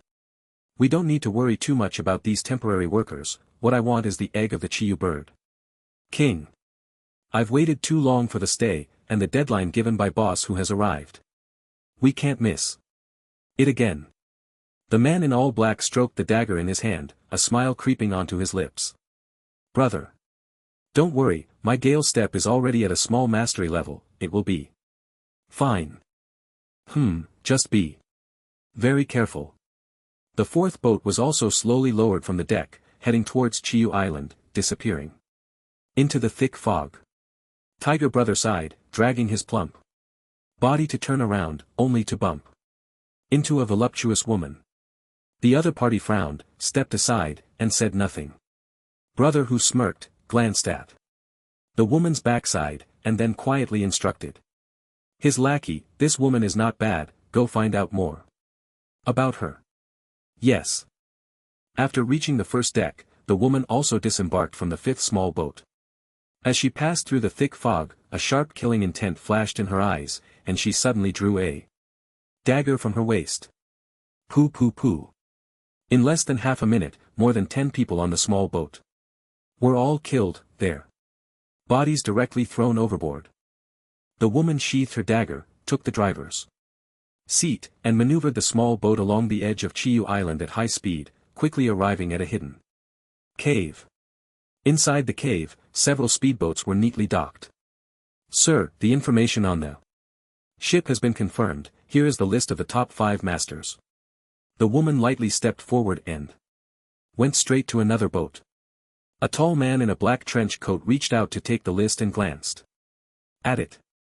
Well done, you can go rest now, we'll take care of the rest. After saying that, he nodded to the others. Let's get started. We don't have much time. However, after hesitating for a moment, the woman said, Sir, it seems someone discovered the message I sent you on the ship. The man in black frowned. Have we investigated that person? Yes, we have. A graduate from Linglong High School in Sainton City, a third-tier assassin named Inkan. Third tier, then. It's fine, let's get to work. In the thick fog, Yunman tightened her clothes, nervously watching the distance. When she saw Inkan sitting calmly on the boat, as if he were just sightseeing. Like everyone else, she felt a twinge of envy. I'm a bit cold. Yunman tugged at In Chen's sleeve. And Chen turned to look at her. Oh. Yunman widened her eyes and emphasized again, I'm cold. I think it's a bit cold too. Yunman held her forehead, unsure of what to say. Hey, are you a pig brain? I said I need a jacket. And Chen looked innocent, but there are no jackets. Here, take yours off and give it to me. Do you have some ulterior motive towards me? Who has ulterior motives towards you? Seriously, hurry up and take it off. Isn't it inappropriate? Here, so many people are watching. As the two bickered, the speedboat slowly came to a stop by a rocky area. We've arrived at Chiyu Island. Those who want to go ashore, hurry up, the person in charge of driving shouted, and everyone began to leave the boat. The moment En Chen set foot on Chiyu Island, he finally felt his body stop swaying. Finally, a place that doesn't shake. Yun Man pouted, although she had snatched a jacket from En Chen, she still felt quite displeased. You big pig strotter, you don't know how to cherish a lady. At all. Humph. En Chen directly ignored her comment and followed the crowd through the rocky area to the beach. Suddenly, a scream came from ahead. Not good, the Chiyu birds are coming. As soon as the words fell, a rustling sound came from the thick fog, very dense. Experienced people immediately shouted loudly, get down. Many chose to believe it, but a few still felt they could take on the Chiyu birds. However, the next second, a crimson cloud rushed out of the fog, charging towards the crowd. Instantly, screams filled the air. En Chen and Yun Man, like everyone else, lay down on the beach to avoid these aerial killers. Fortunately, the Chiyu bird swooped down with a clear target, aiming directly at those who stood up, and they came quickly and left just as fast. In less than a minute, the originally golden beach was stained red with blood. Those who had been severely punished suffered greatly, lying on the ground and wailing for help. Yet, no one around extended a helping hand for those who seek their own demise. Everyone's sympathy is collectively insufficient. Because she was lying down, Yunman's ample chest was somewhat compressed, making it hard for her to breathe. Suddenly, she felt two fiery gazes fixated on her. She turned her head and found In Chan's eyes sweeping over her chest. Did you get a good look at the Akabane bird? Quite big and white. Cough. Cough, what I mean is, how should we proceed next? In Chan, caught in the act, showed no signs of panic. Instead, he calmly glanced into the distance. After a moment of disdain in her heart, Yun Man whispered, stay close to me later. We'll follow them for a while, and when the time is right, I'll take you on a shortcut. No problem. At that moment, several boats arrived one after another. Once everyone had gathered, the person in charge of leading the way guided them onward toward the island. Most of those who were sightseeing stopped at the beach, while those with a purpose continued toward the island.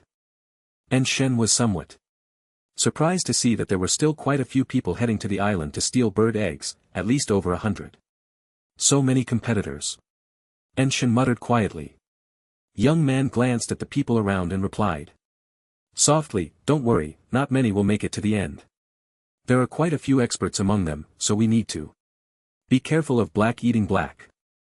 The people around began to grow vigilant, clearly sharing this consensus as they continued forward. The fog thickened almost to the point where one couldn't see their own hand. After about half an hour of walking, and Chen suddenly felt a soft little hand grab he didn't resist and followed the other person as they dashed off in another direction. Just as they left, a few men in black at the back exchanged glances and immediately followed suit. After walking with Yun Man for another half hour or so, the other party suddenly stopped and Chen caught off guard bumped into Yun Man, knocking her down. Fortunately, he reacted quickly, reaching out to wrap his arms around her waist and twisting to let her fall into his embrace. A strand of long hair fell across In Chen's face, and a faint floral scent wafted into his nostrils, mingling with the unique fragrance of a young girl, making him unable to resist wanting to inhale it more. Although his back was pressed against the hard stone and felt a bit painful, the warmth and softness in front of him made In Chen's heart flutter. Meanwhile, Yun Man, lying on In Chen, had a blank mind, feeling the man's heavy breathing in front of her, and her ears instantly turned red. A few seconds later, Yun Man finally came to her senses, hurriedly getting up and adjusting her clothes. Cough cough, are you okay? In Chan, still feeling the lingering sensation, got up and said, I'm fine. I didn't expect you to be so well endowed. You. Yunman's face turned crimson, unable to meet In Chan's gaze. Meanwhile, not far away, in a hollow of the mountain, several men in black were searching for the traces of In Chan and the others. Damn it, the footprints were washed away by the waves. We probably need to search the area. Brother Leopard, what should we do? The leader, after searching for a while without finding any footprints, said to the men behind him. The leader, Qin Bo, was indeed Brother Hu's younger brother, a fourth-tier assassin, and possessed the wind-step ability. Seeing that his subordinates had lost track, Qin Bo was not angry. He walked over, pushed a few people aside, and looked at the clean beach washed by the waves. He squatted down and placed his palm on the ground. In an instant, he seemed to transform into a beast. His senses magnified hundreds of times, able to clearly identify even the scents nearly blown away by the wind. Shinbao stood up and licked the corner of his mouth. They can't escape. Follow me. Everyone was taken aback, then showed expressions of surprise. The assassin's tracking skill. Truly powerful. A must-have. For killers. Everyone displayed envious expressions. This ability was simply a killer's miracle. But unfortunately, none among them knew how to use it. With Shinbao's outstanding tracking skills, the group's pace quickened significantly. A few minutes later, Shinbao stopped in front of a pile of rubble and raised his hand to signal everyone to halt. The others were puzzled but knew better than to act carelessly, holding their breath. Just then, through the thick fog, a man's and a woman's voices could be heard. Wow, the eggs of the Chiyu bird. Our luck is really good. Show, don't talk, be careful not to be overheard. How could that be? No one could possibly find us on this path. Hurry, let's pack up the goods. Hearing their conversation, a smile crept onto Qin Bao's lips and he gestured for everyone to surround them. The group understood immediately and split into two directions. In the thick fog, Yun Man looked curiously at En Chen, who was studying a map. Are you sure we've been surrounded? En Chen nodded while measuring the map with a ruler. That's right, these people have been watching us since we got off the big ship. They're not far behind us now. Yun Man was momentarily taken aback. How do you know this? Where's Zeline? Where's my Zeline? It was only then that she realized the Zeline python was missing. En Chen shook his head helplessly. Sister, weren't you the one who said to let Zeline and me build some rapport? Saying this, he pulled out a small snake, about the size of his palm, from his pocket. Yun Man finally breathed a sigh of relief, confirming that the Shilin python was safe, and then looked up at En Chen. By the way, did Shilin tell you? But it seems you don't have a beast pet yet. How can you communicate with Shilin? Communication is a special skill of beast tamers. Once acquired, it allows for seamless interaction with their beast pets. However, this skill is extremely rare and quite difficult to master. Yunman thought that since Chen had just recently become a beast tamer, even if he had the communication skill, it would be impossible for him to grasp it in such a short time. Chen put down the map and ruler, casting a disdainful glance at the Z-line python. Of course it wasn't it, that thing sleeps like a pig. Can I rely on it to spot the stalkers? Forget it. I used another method. As soon as he finished speaking, the Z-line python in Yunman's arm suddenly opened its large, bright eyes and looked at him, its bright red tongue seemingly warning him not to speak carelessly. Yunman nudged Chen with her arm. Tell me more. Chen took out a black bead from his pocket and placed it in Yunman's hand. What is this? Oh, this thing is specifically used to detect how far away teammates are from you. Of course, if you place it on an enemy, you can also know how far they are from you at that moment. As he spoke, he took out another black bead and continuously adjusted the distance between the two beads. As the distance increased, the color of the beads became lighter and when close, they turned black. Seeing this function, Yunman was momentarily stunned. By the way, why do you carry this thing around? Chen shrugged. When you're out, safety is important. Is it a problem if I bring a few more life-saving tools? His answer clearly surprised Yunman, however she soon felt relieved if she hadn't seen his methods. Early on she would have definitely thought Chen was out of his mind. At that moment footsteps could be heard not far away and Chen raised a finger and whispered, "They're coming." Yunman quickly asked in a low voice, "Are you going to kill them all?" "Kill? Why would I kill them? They are an extremely excellent shield." Are you going to? Yunman's eyes widened as she instantly understood that Chen was going to use the same trick again, making these people work for him. But after thinking for a moment she still said, "These people are not like those obedient ones from Satan City who lack ambition. These people can kill without any pressure at all." Chen smiled. "Kill? Don't worry, they're not our opponents yet." "Oh, I won't talk to you anymore, I need them to lead the way." Upon hearing this, Yunman was momentarily taken aback. "Lead the way? How do we do that?" Xin Bao quietly crouched in place, holding a dagger, waiting like a cheetah for the right moment to strike. Finally, a strange whistle echoed from the thick fog in the distance. Only then did he stand up and put his fingers in his mouth. Woo woo woo. A low sound rang out and everyone moved toward the target. Moments later, sounds of a struggle emerged from the mist. However, the commotion quickly faded. Xin Bao approached and saw a young man lying on the ground, panic written all over his face. Looking at the young man, Xin Bao's lips curled slightly. "You are Chen." Chen nodded but did not speak. "Do you know why we want to capture you?" Chen shook his head. Chen Bao frowned slightly but continued, "Because someone paid for your life. Before I kill you I want to ask if you have any last words." Chen continued to shake his head. The people around them were getting increasingly furious. "Damn it, are you mute? Can't you talk?" As they spoke, a few were ready to take action but Chen Bao stopped them, gently patting Chen's shoulder. "Don't be afraid. We'll make it quick for you. By the way, I heard you have a companion." Chen nervously shook his head. This intense nervousness made it clear that he was definitely lying. Xin Bao then grabbed his hair. "Kid, your acting isn't good enough."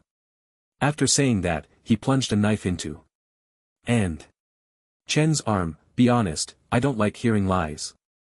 I'll ask you again, where is that woman? And where are the eggs of the Chiyu bird?" However, as the knife went in, Xin Bao felt as if he had stabbed into a pile of cotton. At that moment, Chen finally extended his finger and pointed in the distance. She ran away, taking the eggs of the Chiyu bird." Xin Bao sneered. "Kid, are you trying to fool me?" Chen firmly pointed into the distance, saying, "What I'm saying is true. That woman not only took the eggs of the Chiyu bird that I found but also stole a piece of my 3-color assassin gear." Upon hearing this everyone burst into laughter. "This kid looks silly, he must be lying." Exactly, who would believe that a second-tier assassin has 3-color gear? I've never seen it. Right? And the eggs of the Chiyu bird? That's even more ridiculous, they haven't even gone up the mountain yet. And the Chiyu bird wouldn't lay its eggs here. Shinbao coldly stared at Enchen. How do you explain this? Enchen said nothing but took out a map and handed it to Shinbao. The latter took the map, glanced at it, and saw a path marked in red, which was the very path they were currently on. He gently touched the red markings and then brought it to his nose, already having some answers in mind.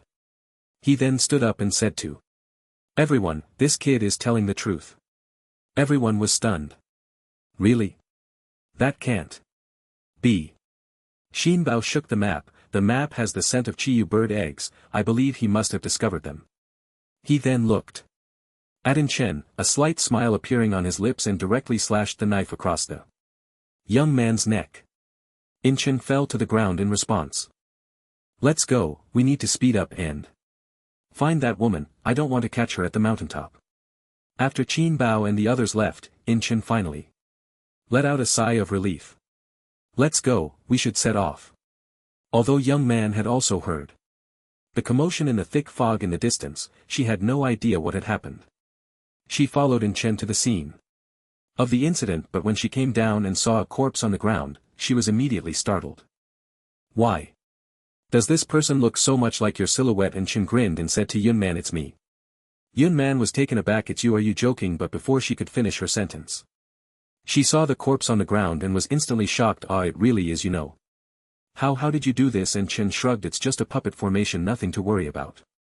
Yunman had already learned about this skill, so when Enchen mentioned it was a formation by a formation master, she immediately understood. However, when she crouched down to examine the corpse, she was still stunned by the realism of the puppet.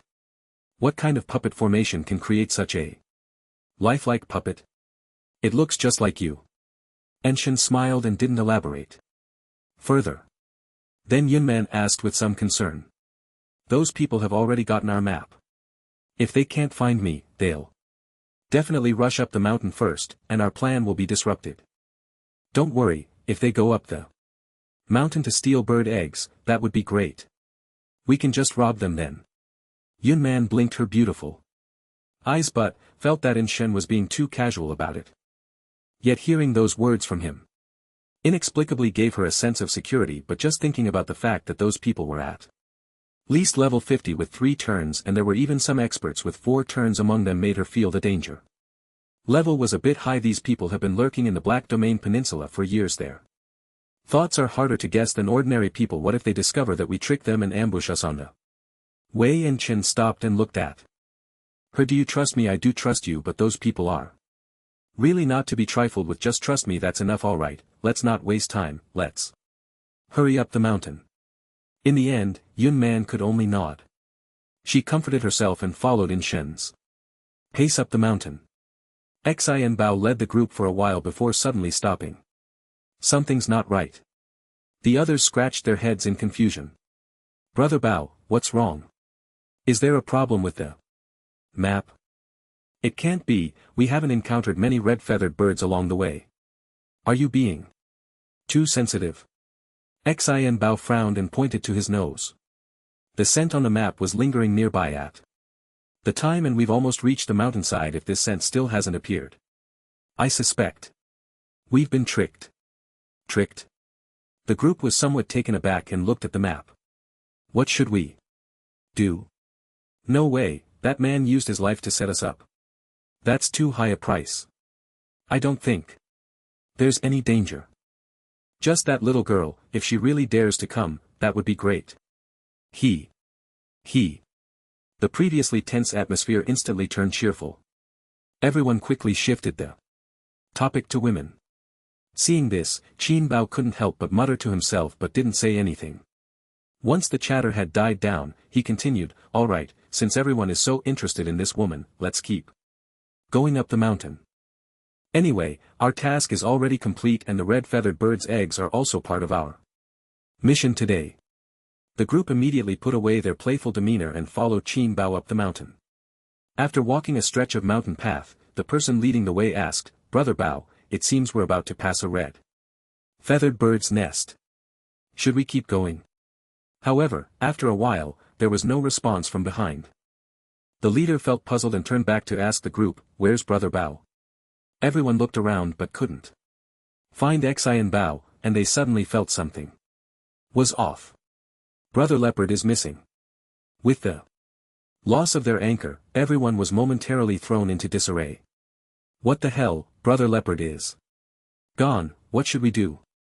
Should we keep going up the mountain? What are you thinking? Are we going up the mountain to die? I'm definitely not going, whoever wants to go can go. Right, we can't go. It's not worth risking our lives for a few bird eggs. We've made quite a bit this trip, no need for that. I'm not going either. Even if we get the eggs of the Chiyu bird, they'll just take them from us later. Why bother with something so thankless? The crowd debated, ultimately deciding not to go up the mountain. Meanwhile, not far away, Shinba was hiding in a tree. A hint of disdain flashing in his eyes. These people are indeed unreliable. But having taken our money, they can't just not work. With that, he pulled out a box from his pocket and fiddled with it for a moment, then tossed it into the misty air as he heard footsteps approaching. Boom! A thunderous sound exploded above everyone's heads. Pink powder rained down from the sky, landing on each person. What is this stuff? It smells nice. Is it poisonous? Not poisonous, it seems. Like this stuff is used to attract wild monsters. Attract wild monsters. While the crowd was still speculating about the powder's purpose, a rustling sound suddenly came from the forest in the distance. It sounds like the Chiyu birds, someone shouted, and everyone immediately dropped to the ground. Whoosh! Hundreds of Chiyu birds flew out of the forest, heading straight for the crowd. When a scream echoed from the woods, everyone instantly became alert. Oh no, these Chiyu birds can smell the powder on us, even lying down won't help. What are we waiting for? Run! These Chiyu birds came from down the mountain, we need to run. Up! Without hesitation, the crowd charged up the mountain. Xian Bao, hiding in the tree, smirked slightly. Don't want to be workers. That's impossible. Having taken our money, they are now part of our family. With that, he lightly jumped down from the tree and followed behind the crowd. Not long after he left, Enshin appeared in the forest with Yunman and Chen. Look, the footprints on the ground are all over the place and there are some bloodstains, they must have just left. Chen nodded, took out the bead used to sense distance and looked around.